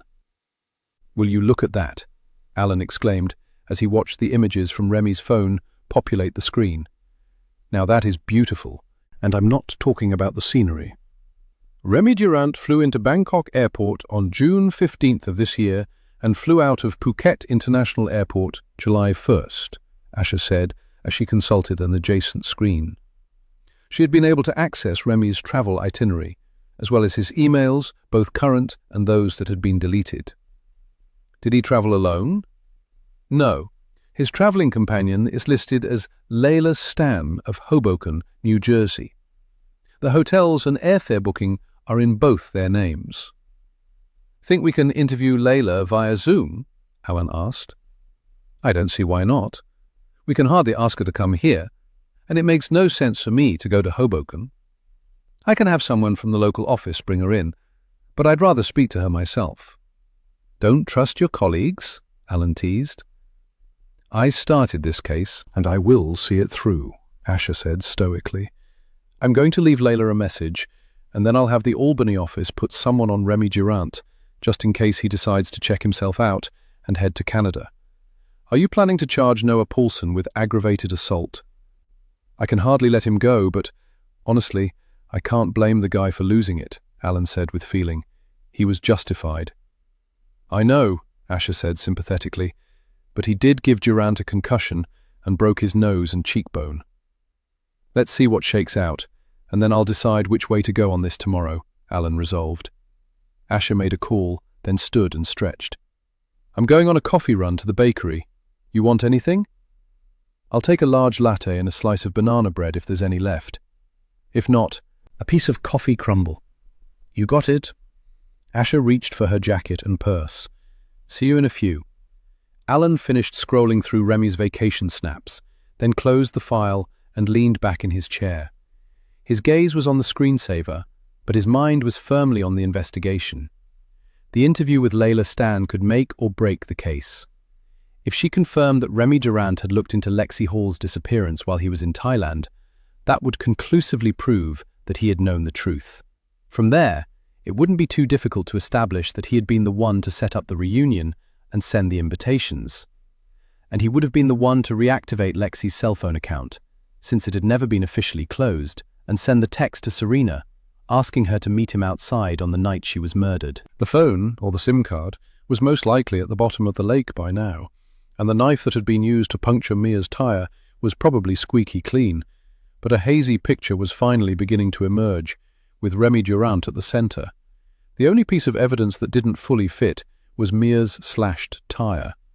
Mia had told Alan she was coming to the station after Noah attacked Remy, so Remy would not have been able to puncture her tire since he'd been taken directly to the hospital, and as far as Alan could see, he would have no reason to go after Mia before then, unless Mia had made her intention known last night or this morning, once she realized her prescription was gone and correctly assumed that her pills had been used to murder Vince. If Remy had slashed her tire before the group had arrived at the diner and the rest of the evidence checked out, Then they would have an almost foolproof case against him. And then there was the question of motive. It was possible that Serena's death had nothing to do with Lexi. Remy might have known about Lexi and decided to use the information to his own advantage, possibly to rattle Serena's cage if she had been making his life difficult. But perhaps the altercation that had ultimately led to Serena's death had been about her pregnancy and not Lexi's death. Alan didn't think Serena's murder had been premeditated, but he found it impossible to believe that Vince's death and Mia's crash had been mere accidents. Which brought him back to Noah. If Remy had not known about Lexi's death, then the whole theory fell apart. But if Noah had found out what happened to Lexi, he'd have a solid motive to kill his wife, which would become even more powerful if he'd found out about the baby. Noah's fingerprints had been found on Mia's prescription bottle, and he could have slashed Mia's tire. If Mia had seen Noah take her pills, she would know that he'd been the one to murder Vince, and that would make her a target.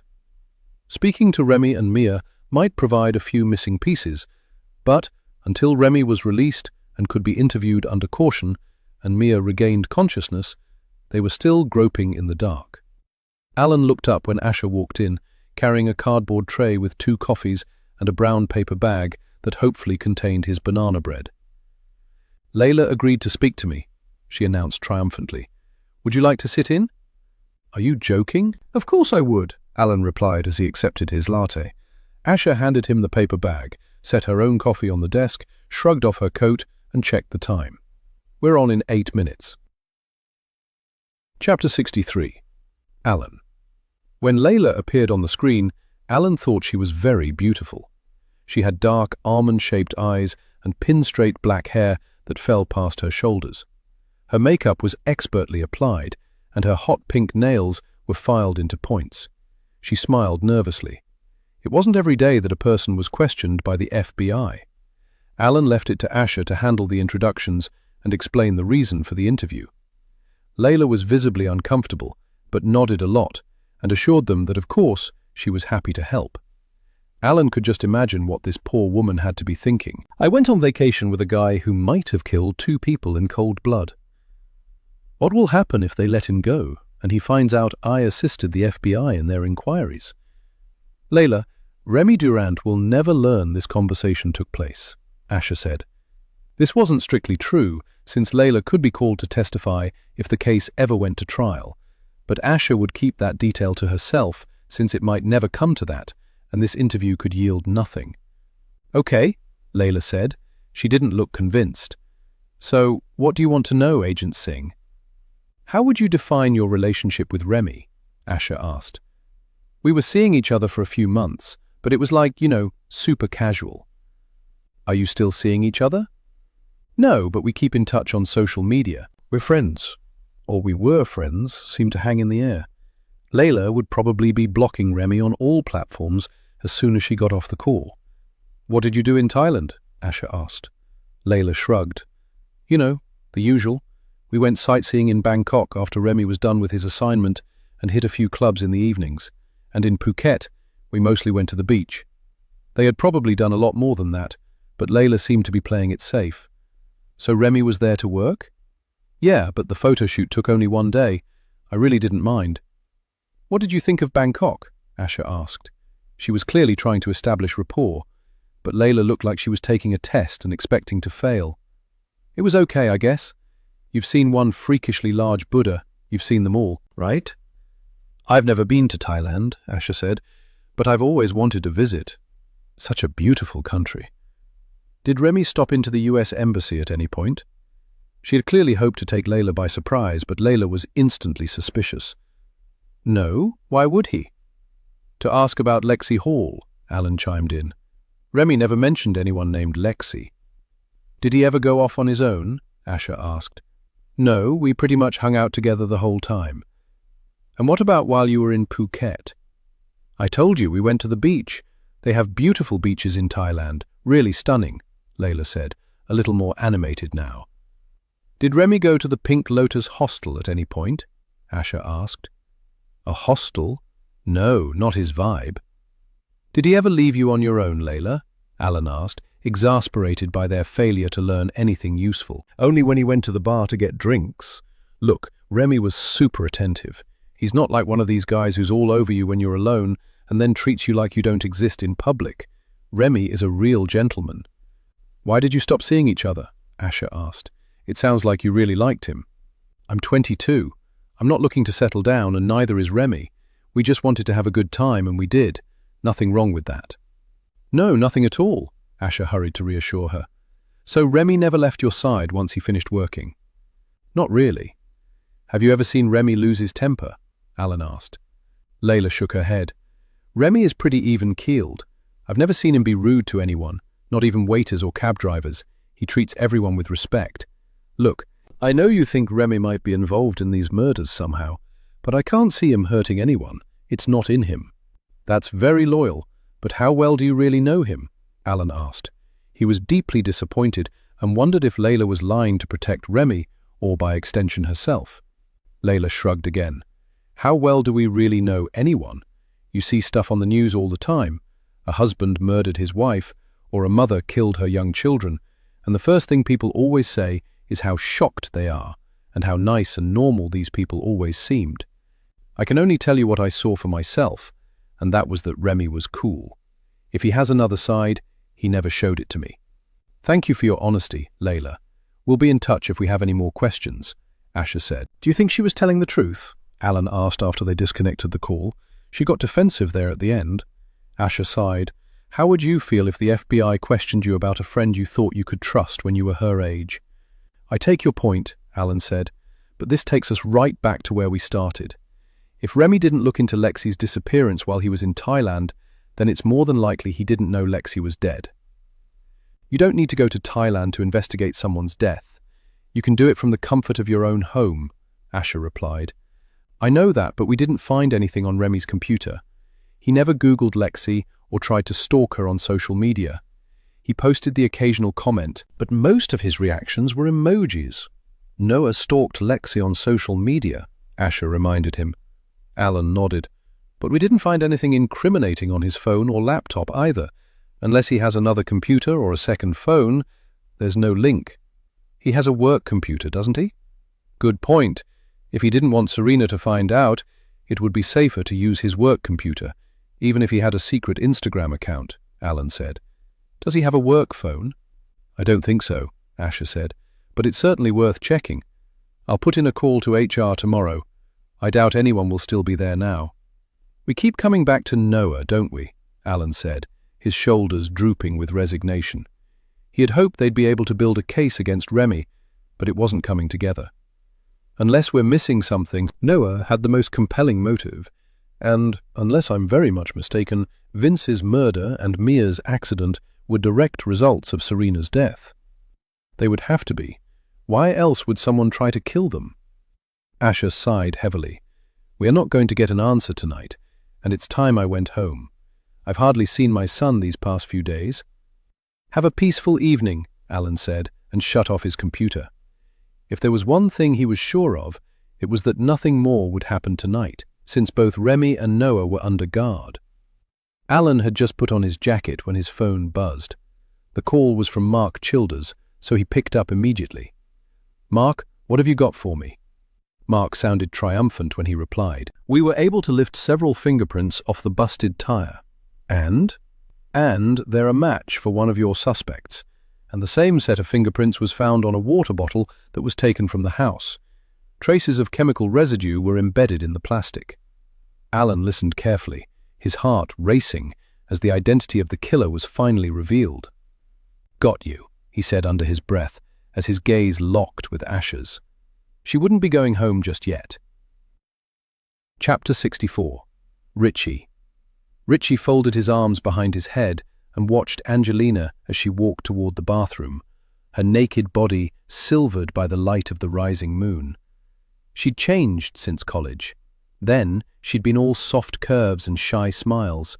Not really his type. But he could see the appeal for guys who were less confident and were attracted to quieter, needier girls. He'd always gone in for the ballbusters. That was probably why he'd hooked up with Serena. She would have gladly gone out with him.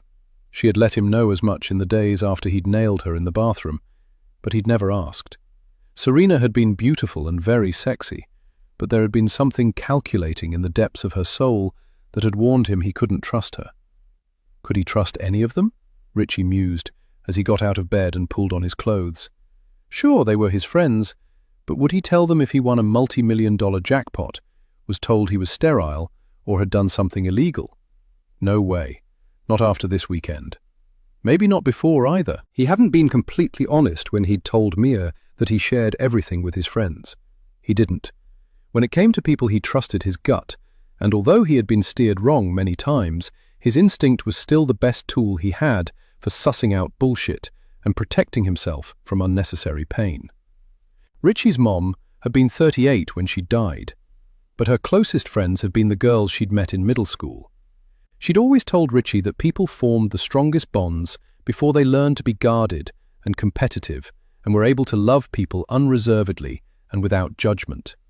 Such devotion didn't last past middle school, but as the friends grew older and faced more complicated problems, they were still able to be honest with one another and offer real, uncomplicated support. Not just pointless platitudes and empty promises. Richie had taken his mom's advice to heart and had kept up with most of his school friends. He and Noah had even applied to the same colleges, but he no longer held the same rosy view of friendship as when he was in his teens. He'd been forced to grow up, but he'd always been real and honest. Well, except for not telling Noah he'd had sex with Serena.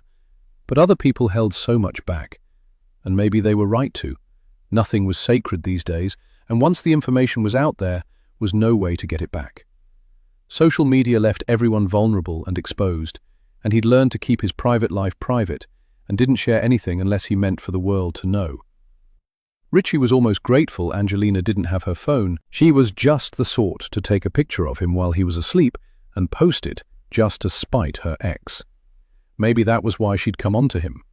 Or maybe it was because she genuinely liked him and hoped they could build something together. He wasn't sure how he felt about that, but he didn't have to decide tonight. Angelina understood that sex didn't obligate him to anything, and they could still be friends once this was all over, without things becoming awkward between them. A one-night stand was nothing compared to having two friends murdered in the space of a few days. Angelina turned on the shower, so Richie headed to the bathroom in the hallway and shut the door. He reached for Mia's toiletry bag and went through the contents, searching for the sleeping pills. He'd noticed the prescription bottle last night, but it wasn't there now. He checked Mia and Angelina's bedroom, but the bottle wasn't there either. Had Mia slipped the pills to Vince, or had someone else taken Mia's prescription? At this point, he wouldn't put anything past anyone. And where was Mia? She'd been gone for hours. Surely she should have come back by now. Richie suddenly remembered that he still had Remy's work phone. He never gave it back when they got to the diner, since he knew he'd need the GPS to find his way back to the house. Surprisingly, no one had asked him for it, presumably because they had been distracted by the results of the DNA test the pathologist had conducted on the fetus. Richie retrieved the phone from his jacket pocket and was going to call the hospital when he realized he had no idea which hospital Remy had been taken to. There had been a name on the side of the ambulance, but he hadn't been paying attention, and there were several hospitals in the area. He would ask Angelina, he thought. She was sure to have noticed, but then remembered she was still in the shower. Sheriff DeVries was bound to give him an update, so Richie called the station. "Sheriff DeVries just left," the duty officer said. "Is there anything I can help you with?" Richie explained who he was, then asked, "Have you heard anything about Remy Durant's condition?" He figured it was a small enough station that the duty officer had to know everything that had happened. "The doctor's keeping him overnight for observation, and then he will be released into police custody." Richie was just about to ask on what grounds Remy was going to be detained when the officer added, "Mia Olsen is still in a coma." "What?" "She was in a car accident this afternoon.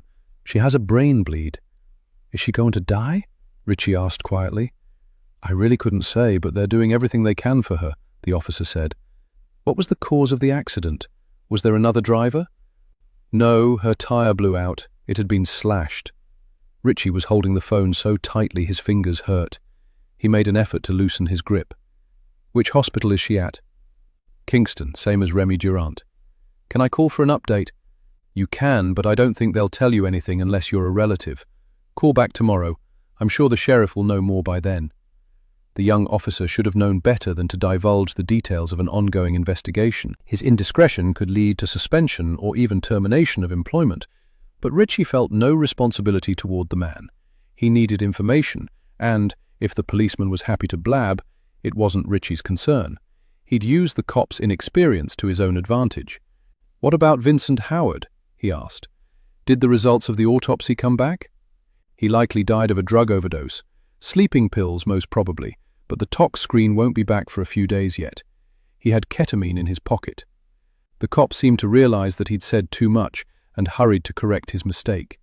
"I'm only telling you this because you're Remy Durant's legal counsel." "I'm not, actually, but thank you," Richie said, and ended the call. He didn't want the cop to claim that Richie had misrepresented himself in order to obtain classified information. Such a claim could get him disbarred, and he didn't need any more trouble than he could handle. But it seemed De Vries forgot to mention to his staff that Richie wouldn't be representing any of the group, and the omission had worked to his advantage. Richie sighed, gripped the sides of the vanity, and leaned forward to confront his tense reflection in the mirror. Remy was about to be arrested, Vince had died of an overdose, and Mia was hanging on by a thread. He wasn't going to tell Angelina, not yet. He didn't want to upset her. Chapter 65. Richie. Richie went downstairs to the kitchen but didn't bother to turn on the light. He peered in the fridge. There wasn't much left, so they'd probably have to go out for dinner, but he didn't feel like going anywhere. He was too anxious to feel hungry. The net was closing in, and he needed a plan. But first, he had to take care of business. He perched on one of the counter stools and used Remy's phone to text his boss, then sent a message to his grandmother to tell her he was okay and not to worry. He put the phone away when Angelina turned off the hairdryer, and the house was plunged into silence once again. She came downstairs, dressed in yoga pants and a black t-shirt with an outline of a white lotus. The caption beneath said, "Om." "Why are you sitting in the dark?" she asked, reaching for the light switch. Richie was blinded by the bright light that flooded the kitchen. Angelina sat across from him and smiled softly. "What's up?" she asked. "You look miserable." "It just feels empty and weird with everyone gone." "They're obviously keeping Noah overnight, and Mia probably decided to stay with Remy," Angelina said. "You know what a crybaby he is when something hurts." Richie sighed and nodded, and Angelina reached across the island and took hold of his hand. "But it's nice for us to spend some time together. You know, I've dreamed of moments like this, when it would be just the two of us." "Angie, why did you and Jake break up?" Richie asked. He knew why, but he wanted to hear it from her. Angelina appeared surprised by the question, but replied after a small pause. "Jake left me for someone else."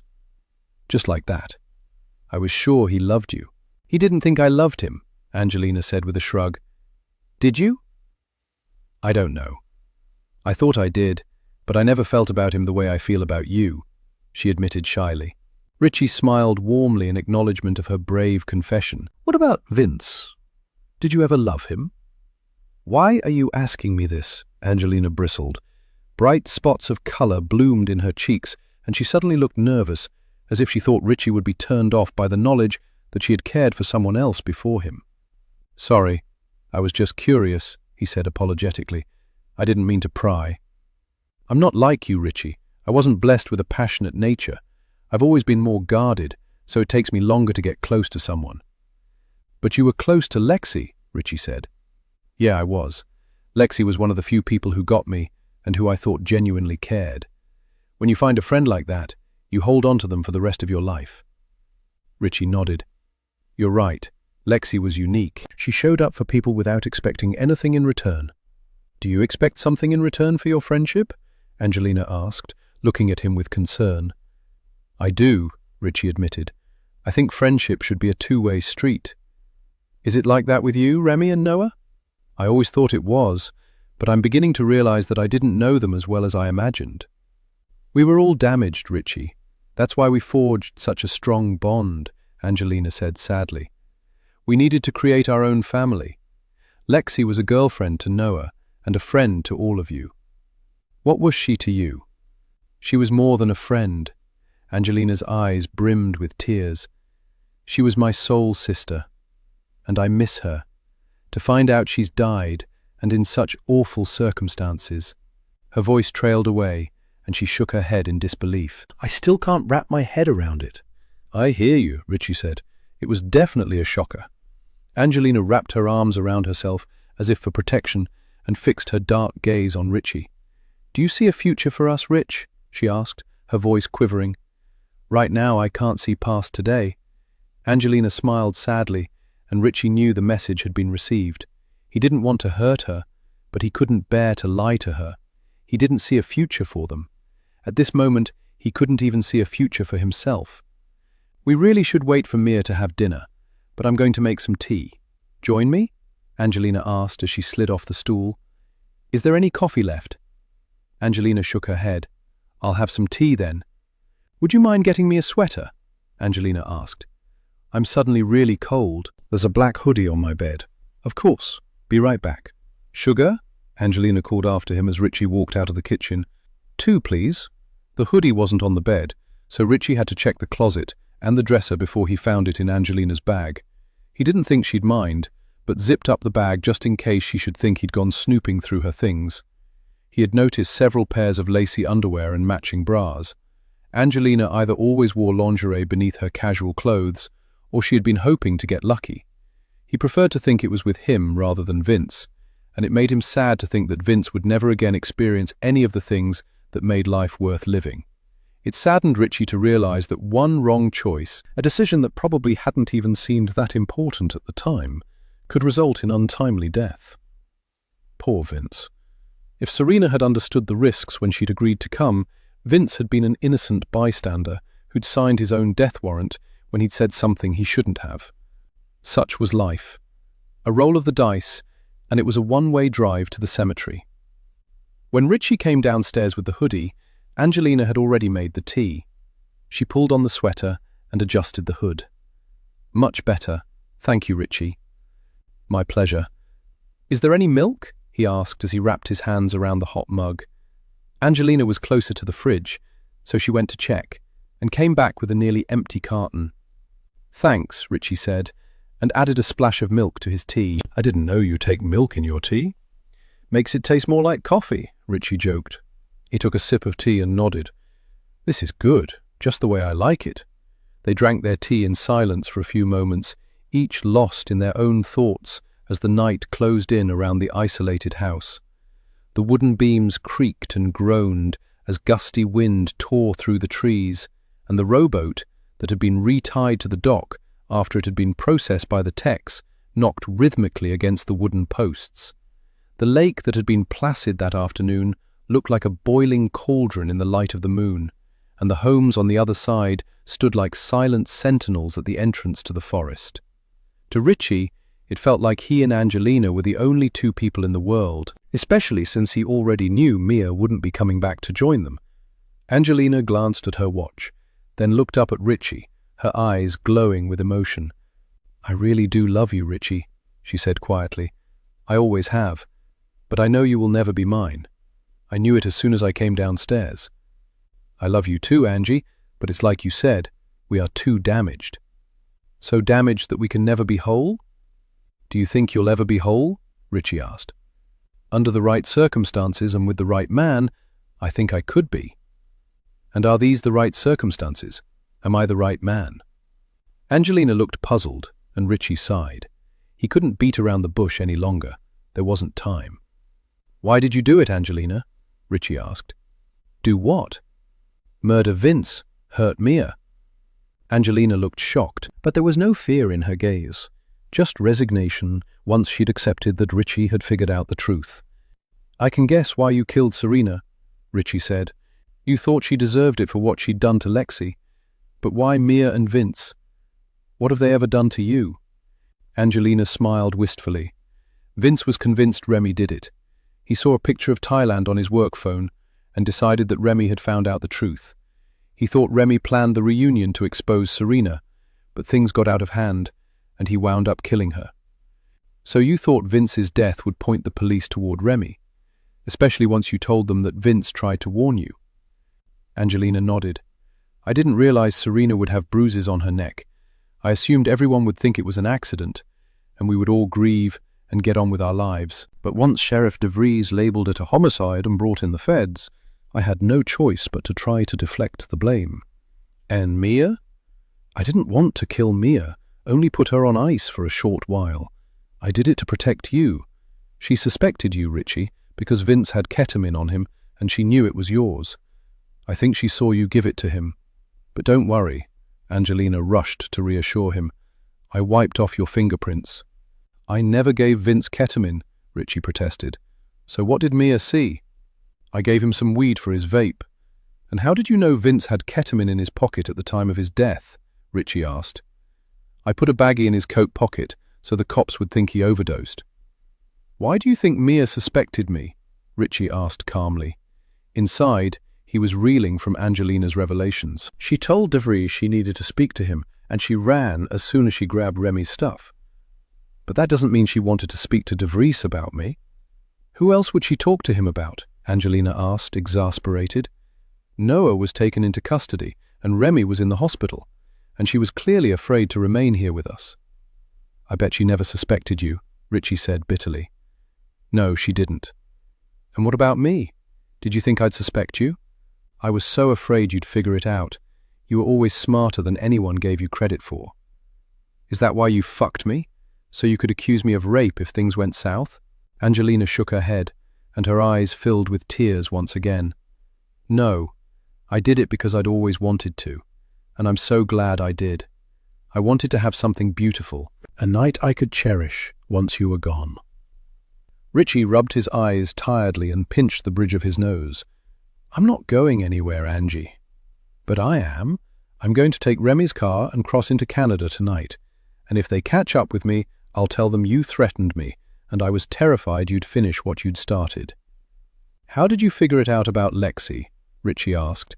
He finished his tea, pushed away the empty mug, then placed his hands on the island, where Angelina could see them.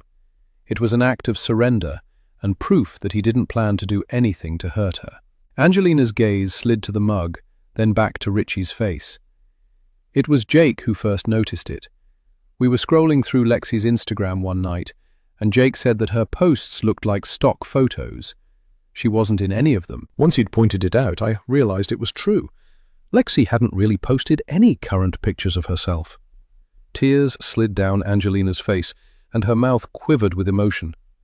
Jake is a techie, so I asked him to dig a little deeper because I was suspicious.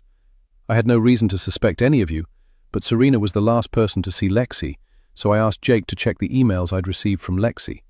He compared them to the ones from Serena, and they all had the same IP address. Was that all? That was enough to tip you off? Richie asked. He tried to suppress a yawn and noticed the watchful look in Angelina's eyes. Yes, but I needed proof, so I searched for Lexi. When I Googled her, I got the usual stuff. Links to her Facebook page, Instagram, X. There were a couple of posts she'd written during the pandemic when she'd started her own blog. Even stuff from school, listing her as the winner of a scholarship and mentioning an award she'd received in her senior year. I kept scrolling, and eventually I came across an article from a Thai newspaper and used Google Translate. What did the article say? It said the American tourist who'd been found dead on Caron Beach in Phuket had been identified as Lexi Hall. I couldn't believe it. It didn't make any sense that Serena wouldn't know what had happened and would lie to us all this whole time. So I contacted the American embassy in Bangkok to make sure I had my facts straight. They confirmed that Lexi had died, but they said the cause of death was listed as undetermined. They had no reason to suspect foul play. Did they ask for your name? No, but I would have given them a fake name anyway. Did you tell them about Serena? Richie asked. What would be the point? What could they do, especially if there was no evidence of a crime? But you thought a crime had taken place, and so you planned this reunion. Yes, Angelina admitted.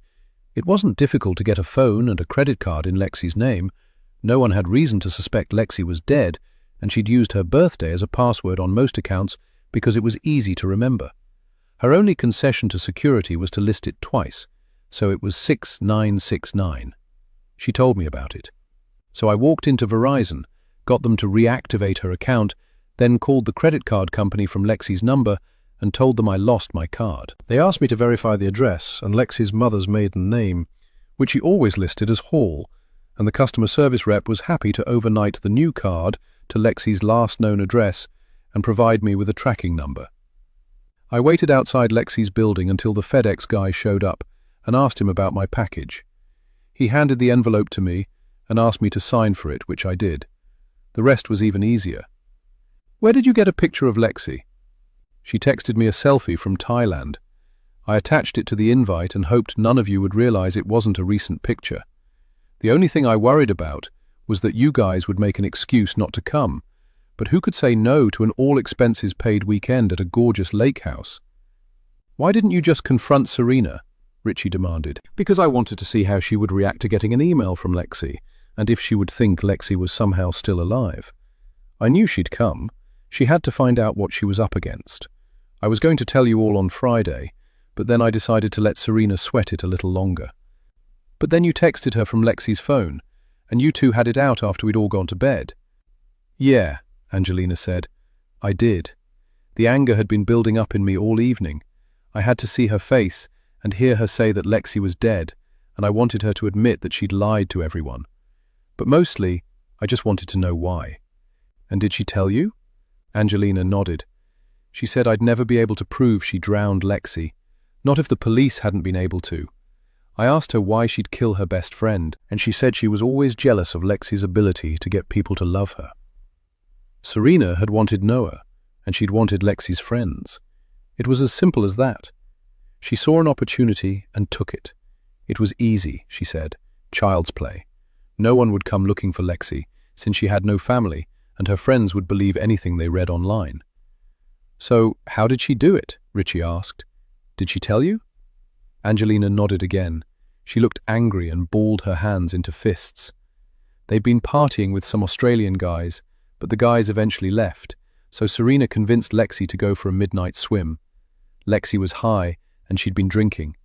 She didn't fight very hard when Serena held her down, and then she pulled her out of the water, arranged her on the beach, and took off with her phone, wallet, and passport. She was on a plane by the time anyone realized Lexi was dead.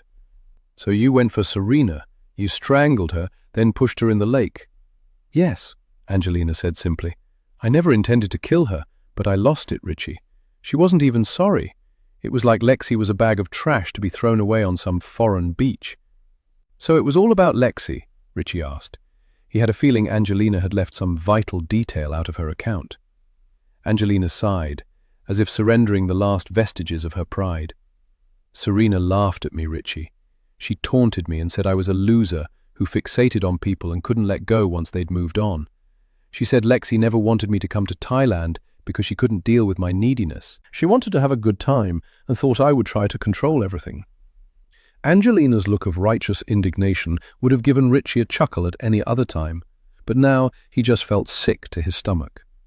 "Serena made me sound plingy and pathetic and not worthy of love. She said you'd never want me because I'd make you feel managed and suffocated," Angelina moaned plaintively. "And at that moment, all I wanted to do was to wipe that self-satisfied smirk off her face. I mean, who the hell did she think she was? All she ever wanted was Lexi's boyfriend and Lexi's friends. And you didn't want her either, so talk about pathetic." "So what happened?" Richie asked. "I didn't know what I was doing. I was so hurt, but then I realized that Serena needed to have water in her lungs for everyone to think she'd drowned. So as soon as she passed out, I pushed her in. Lucky for you, she hit her head on the way down, or she might have come around and swum to the shore. It wasn't luck." She smiled, seemingly at the memory. "I knew the boat was there, and if she didn't fall in the water after she hit her head, I'd have gone down and pushed her." "And the phone you'd used to impersonate Lexi?" Richie asked. "I threw it in the lake. I couldn't afford for someone to find it and start to piece it all together." "You thought of everything," Richie said, his voice laced with feigned admiration. "And you put on quite a show when you discovered the body." Angelina smiled, the vulnerability she displayed a moment ago replaced by an almost childish pride. "I had to." "And what about Remy? Were you going to frame him all along? No, I was going to wait and see what the police were able to find, but then I panicked.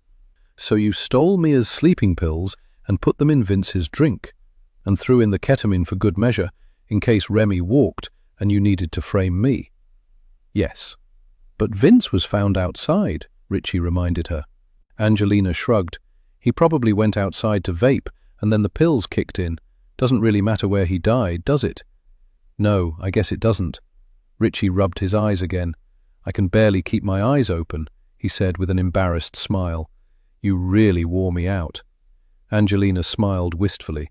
I'm tired too, but I think it's time I was going. And you think I'll just let you leave? Richie asked, and got to his feet. You won't be in any condition to stop me, Angelina replied. She stood up as well, and grabbed onto the counter when she swayed on her feet. There was a moment of confusion, and then her eyes widened in horror, and her gaze flew to Richie's face.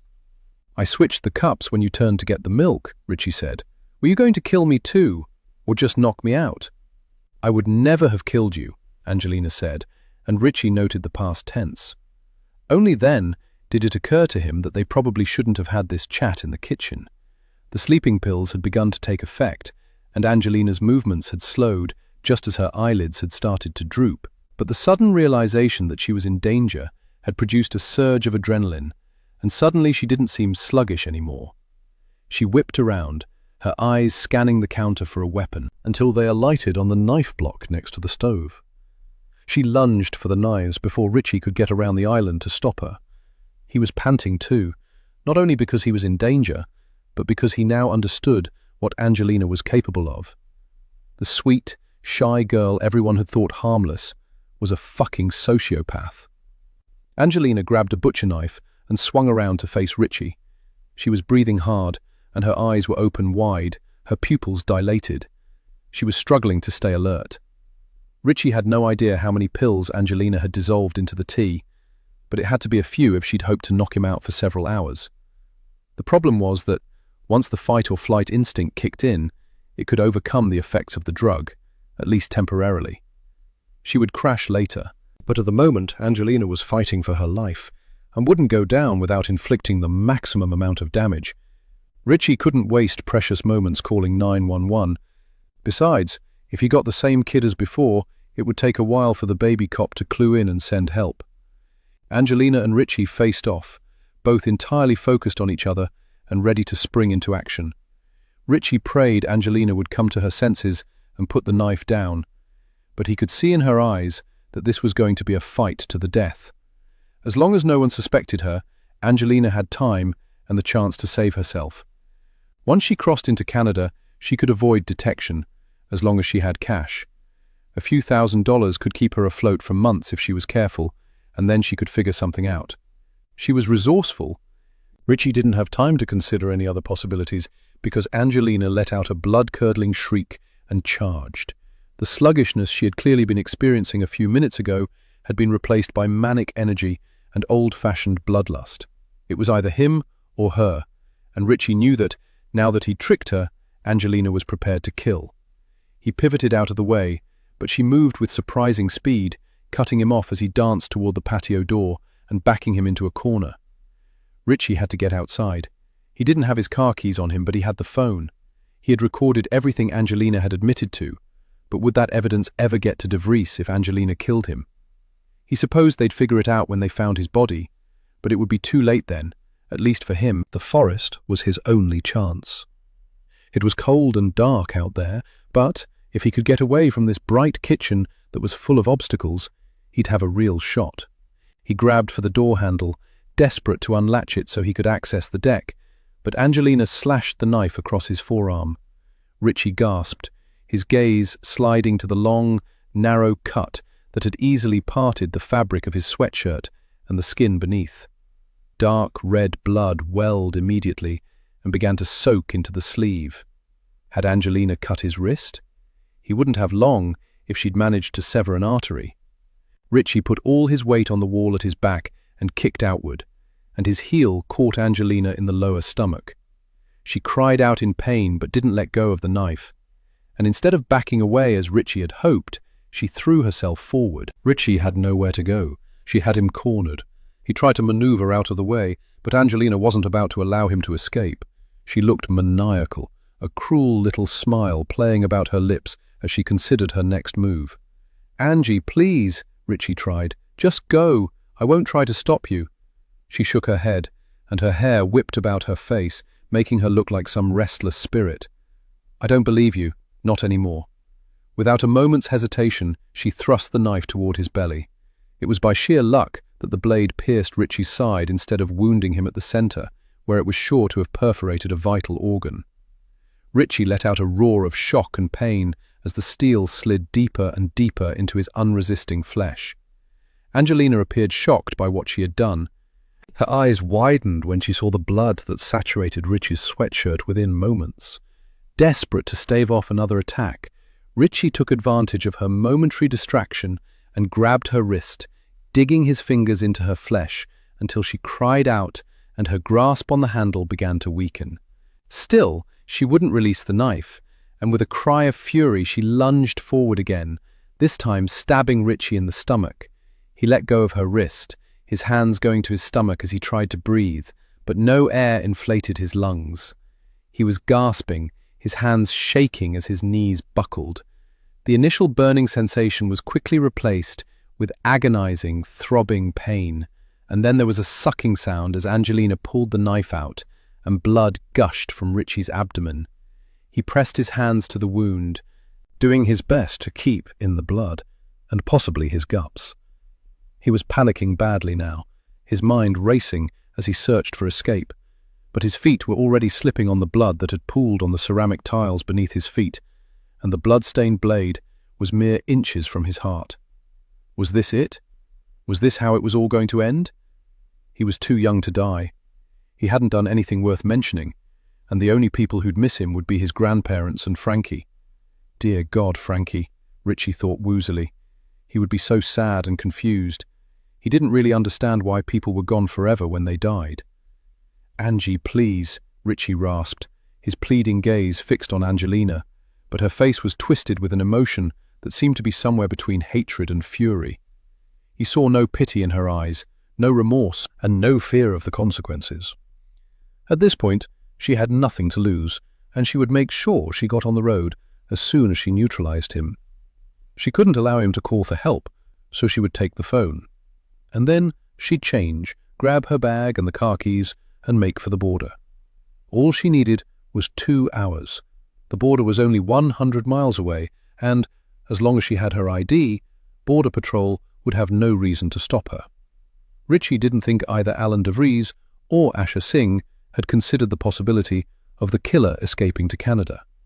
Blood seeped through his trembling fingers, and a strange lethargy began to take over, turning his limbs to jelly. But his mind still couldn't accept that Angelina, the girl he'd known, trusted, and kissed and caressed only an hour ago, would murder him in cold blood. Except the blood wasn't cold, it was hot, and black, and slippery, and the pain was growing more intense, probably because Richie's mind had finally caught up to what was happening to his body. His extremities were growing cold, and he was shaking with shock. A stomach injury could be fatal, but even if it wasn't, if he didn't get help in time, he would die right here on the kitchen floor. It was only when the tears dripped into his mouth that Richie realized he was crying. Angelina looked down at him, but there was no compassion, only detachment. As far as she was concerned, he was dead already. She drew her arm back, and Richie knew she was about to administer the fatal blow. "This is my final act of love, Richie. A quick death," Angelina announced. Richie gathered what was left of his strength and hurled himself at her. His intention had been to knock the knife from her grasp, but he slipped on his own blood and lost his equilibrium, crashing into Angelina and knocking her off balance. She screamed, and Richie felt the blade that was trapped between them, but still in Angelina's hand. His head was swimming and he could barely see. Sweat was pouring into his eyes, even though he was freezing, and his mouth was so dry he couldn't even swallow. Richie's vision dimmed at the edges, and he felt weaker and more untethered to life with every passing moment. But he forced himself to concentrate and managed to get his hand between their tussling bodies. Their hands were slick with blood, and the handle was slimy and slippery, but try as he might, Angelina wouldn't let go of the knife. Richie knew he had a few seconds of consciousness left, and he meant to make them count. He managed to twist Angelina's wrist, turning the sharp end of the blade away from himself and toward her.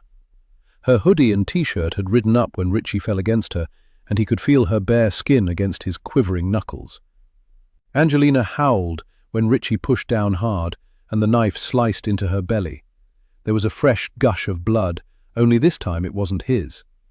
He angled the blade downward, aiming to do as much harm as he could before he passed out, and she finished him off.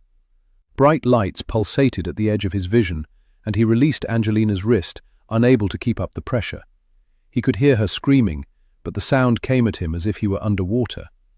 He no longer felt pain, only weakness and cold, and he pressed his cheek against the cool tiles. Angelina was still screaming, but what she seemed to be saying didn't make any sense. "He attacked me," she shrieked. "He tried to kill me. Help me, please." Richie barely registered the sound of breaking glass or the raised voices that swirled above his head.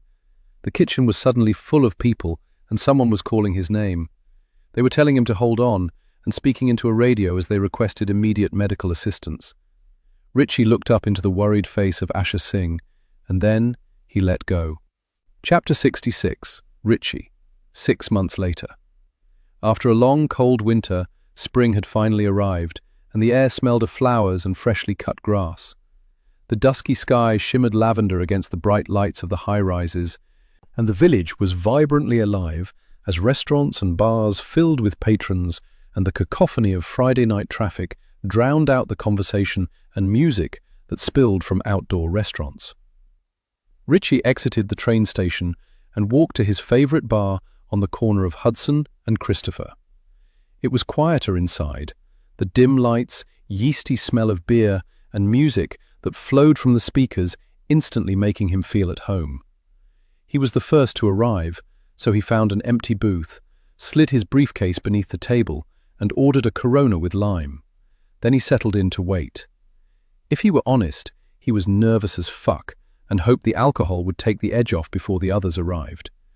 They hadn't all seen each other since that fateful breakfast at the corner cafe, and communication had been sporadic at best. By the time Richie had been released from the hospital, Remy had been back home, Noah had been cleared by the police, and Mia had still been in intensive care. Remy and Noah hadn't been on speaking terms, but Remy told Richie that Noah had sent him a text once he was released. Noah hadn't said a word about Serena or the baby, but he had apologized to Remy for hurting him so badly, and had thanked him for not pressing charges. As far as Richie knew, that had been the last time the two had been in contact. Richie had thought they might all see each other at the trial, but Angelina's mother had hired Sarah Kendall to represent her daughter, and once Richie had heard the news, he had known a guilty verdict wasn't guaranteed, not even if the recording he'd made was played in court. He'd never met Sarah Kendall, but he had heard of her. She was a young black defense attorney from the Bronx, and she was known for her fierce intelligence, refusal to be intimidated, and gutsy tactics. As an attorney, Richie had to admire Sarah's strategy. She had made sure the confession he had taped had been barred, since it had been illegally obtained and was therefore not admissible in court. She had quickly dismantled the physical evidence against Angelina, claiming that her prints on the bottle that contained the sleeping pill and ketamine residue and on the blown-out tire were circumstantial. Angelina could have stumbled on the gravel and braced herself against the tire to keep from falling. And just because she had touched the bottle, it didn't prove she'd been the one to add the fatal mixture to Vince's water. There was no physical evidence that proved she had tried to strangle Serena or that she had pushed her off the dock. Sarah claimed that Serena had stumbled in the dark and fallen, hitting her head and sustaining the injury that had rendered her unconscious and led to her drowning in the lake. There was no way to prove that the bruises on Serena's neck had been inflicted by Angelina. Before she passed out, Angelina had claimed that Richie had raped, then tried to kill her. Since it had been just the two of them in the house, and there was no one to corroborate his side of the story, the prosecutors had had to follow the evidence, which confirmed that sexual intercourse had taken place and that Angelina's tea had been laced with drugs. There was also the wound in her stomach, which she claimed she'd sustained when Richie attacked her. What she did to him was presented as self-defense. The taped confession, which, although it couldn't be entered into evidence, had been played for the judge in his chambers had been the only thing that had kept Richie from being charged with sexual assault and attempted murder. Last Richie heard, the charges against Angelina had been dropped, and she had been released from the correctional facility in upstate New York, where she had spent the months leading up to the trial. Richie hoped he'd never see her again as long as he lived. He was eager to see Remy, Noah, and Mia, but deep down he acknowledged that this meeting wasn't a reunion that would heal their wounds, but an opportunity to say goodbye. They were all going their own ways. Remy and his new girlfriend were heading to Paris for the summer. Remy seemed different these days, more self-assured. It was as if he'd finally stepped out of the shadow cast by his mother's legacy and realized that no one really cared what Pixie got up to in the 90s or with whom. She was old news. Noah had accepted a job in Pasadena and was in the process of packing up the apartment he'd shared with Serena. Richie thought the move was long overdue, but Noah had to go at his own pace after what he'd been through. Richie didn't think he'd hear from Noah once he moved, but he hoped they might reconnect one day, once the scars had finally healed. Mia was house hunting in Darien. She hadn't told Richie outright, but Remy had mentioned that she was seeing a woman. Richie couldn't say the news had come as a surprise. The fact that she had escaped from a religious cult had been much more shocking, but Mia didn't want to talk about her experiences or tell them about her family. She needed to move on, though waking from a coma and finding herself alone had to have been a painful reminder of how much she had lost. Richie hoped she'd create a new family, one she could be proud of, with whoever loved her for who she was. It was as it should be, Richie thought, as Mia walked into the bar and peered around in search of familiar faces. He'd moved on as well. He'd just been promoted, and he was dating a girl he really liked. Adriana was nothing like the women he'd gone out with before. She wasn't striking, busty, or self-obsessed. She was cute, a little overweight, and incredibly smart, and had an amazing personality. And she loved Frankie, and never lost patience with him when he acted out from time to time. Adriana was genuinely giving and kind. In fact, she reminded Richie of his mom. He wasn't ready to confide in his estranged friends, but he thought he could see himself spending his life with Adriana. The thought of waking up to her for the rest of his days didn't scare him one bit. In fact, it made him happy. Mia finally spotted him, waved, and made her way between the tables toward the booth. Remy arrived a few minutes later, followed by Noah, who looked like he might bolt at any moment. They all understood how hard this was for him, and left him alone until he felt comfortable enough to join in the conversation. It was awkward at first, and no one mentioned Lexi, Serena, Vince, or Angelina. It was all too raw and too painful. But this was a step forward for them all, and, even if they never saw each other after today, it would bring a sort of closure. After a while, they began to relax, and the conversation finally shifted to more personal topics. "I have something to tell you guys," Mia said. She lifted her chin defiantly and looked around the table. "Some stuff is going to come out in the near future." "What kind of stuff?" Remy asked. "I've written a book about my escape from the cult." "Are you self-publishing?" Noah asked. Mia grinned happily and shook her head. "All I can tell you right now is that the manuscript was snapped up by a reputable publisher. It's going to be published in December, under my real name." Noah reached out and laid his hand over Mia's. "That's really fucking brave, Mia." "Maybe," Mia said thoughtfully. "Or maybe it's a decision I will regret for the rest of my life. Once the story is out, I will never be able to repair my relationship with my mother, or my brothers and sisters. I'll be dead to them forever." "Aren't you dead to them already?" Remy asked. "I guess," Mia replied sadly. It was clear she didn't want to talk about the book anymore. "What about you, Noah?" she asked. "How do you feel about the upcoming move?" Noah offered a tentative smile. "I look forward to the change of scenery. Too many memories on the East Coast." "There are some smoking babes in California," Richie said, and instantly regretted the thoughtless comment. It had been less than a year since Serena died, and even if Noah was ready to start dating, he might not want to discuss it with them. Noah shook his head. "I have no interest in dating, at least not yet." "Out of respect for Serena?"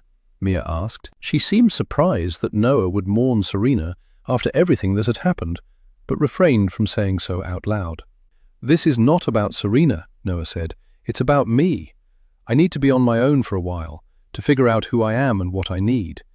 And when I get involved with someone, I want her to be a true partner, not an emotional crutch." Remy nodded and said, "Good for you, man. What about you, Rich? Got any pictures of your new woman?" Mia chuckled. "Have you been tapped by the CIA or something? You never post anything on socials anymore." "And I never will," Richie stated flatly. "I prefer to keep my private life just that, private." "Is Adriana not allowed to post the occasional thirst trap of her boo?" Mia joked.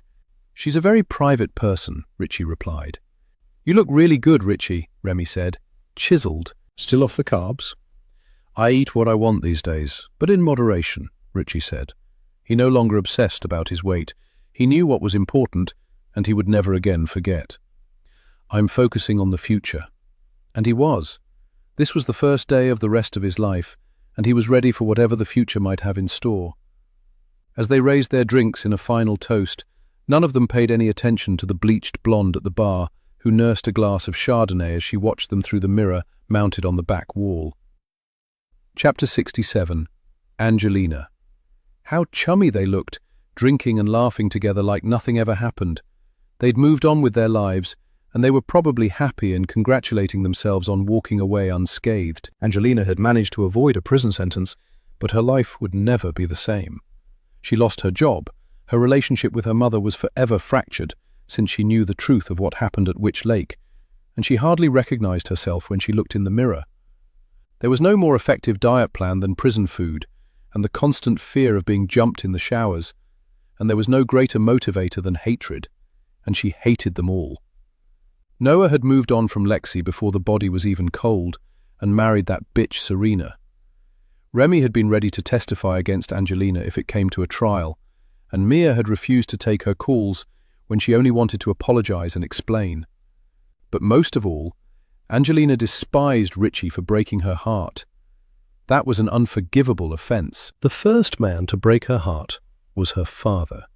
He turned their home into a war zone where everyone was forever walking on unexploded shells. Angelina's mother couldn't bring herself to leave him. She felt too guilty, even though he'd made her life a living hell. It was left to Angelina to free them from the misery and fear he'd subjected them to. Killing him was easy. No one was overly surprised when he overdosed on painkillers. He'd been in so much emotional pain, they all said. So tragic, so sad. Angelina would never risk losing her freedom to get back at Remy, Noah, and Mia. They weren't worth the gamble. But Richie? Oh, Richie will pay, she thought, as her hand went to the ropey scar on her abdomen that she could feel through the thin fabric of her top. Not today, not tomorrow, but one day when he was happy and safe and thought he had nothing to fear. That's when she'd come for him, and everyone he loved. Angelina got what she'd come for, so she saw no reason to hang around. She left a 20 on the bar and slid off her stool. She didn't look back. She didn't need to, even though she was tempted to see Richie smile just one more time. He wouldn't be smiling the next time they met. "Richie, you're dead," she mouthed, and walked out of the bar. The end.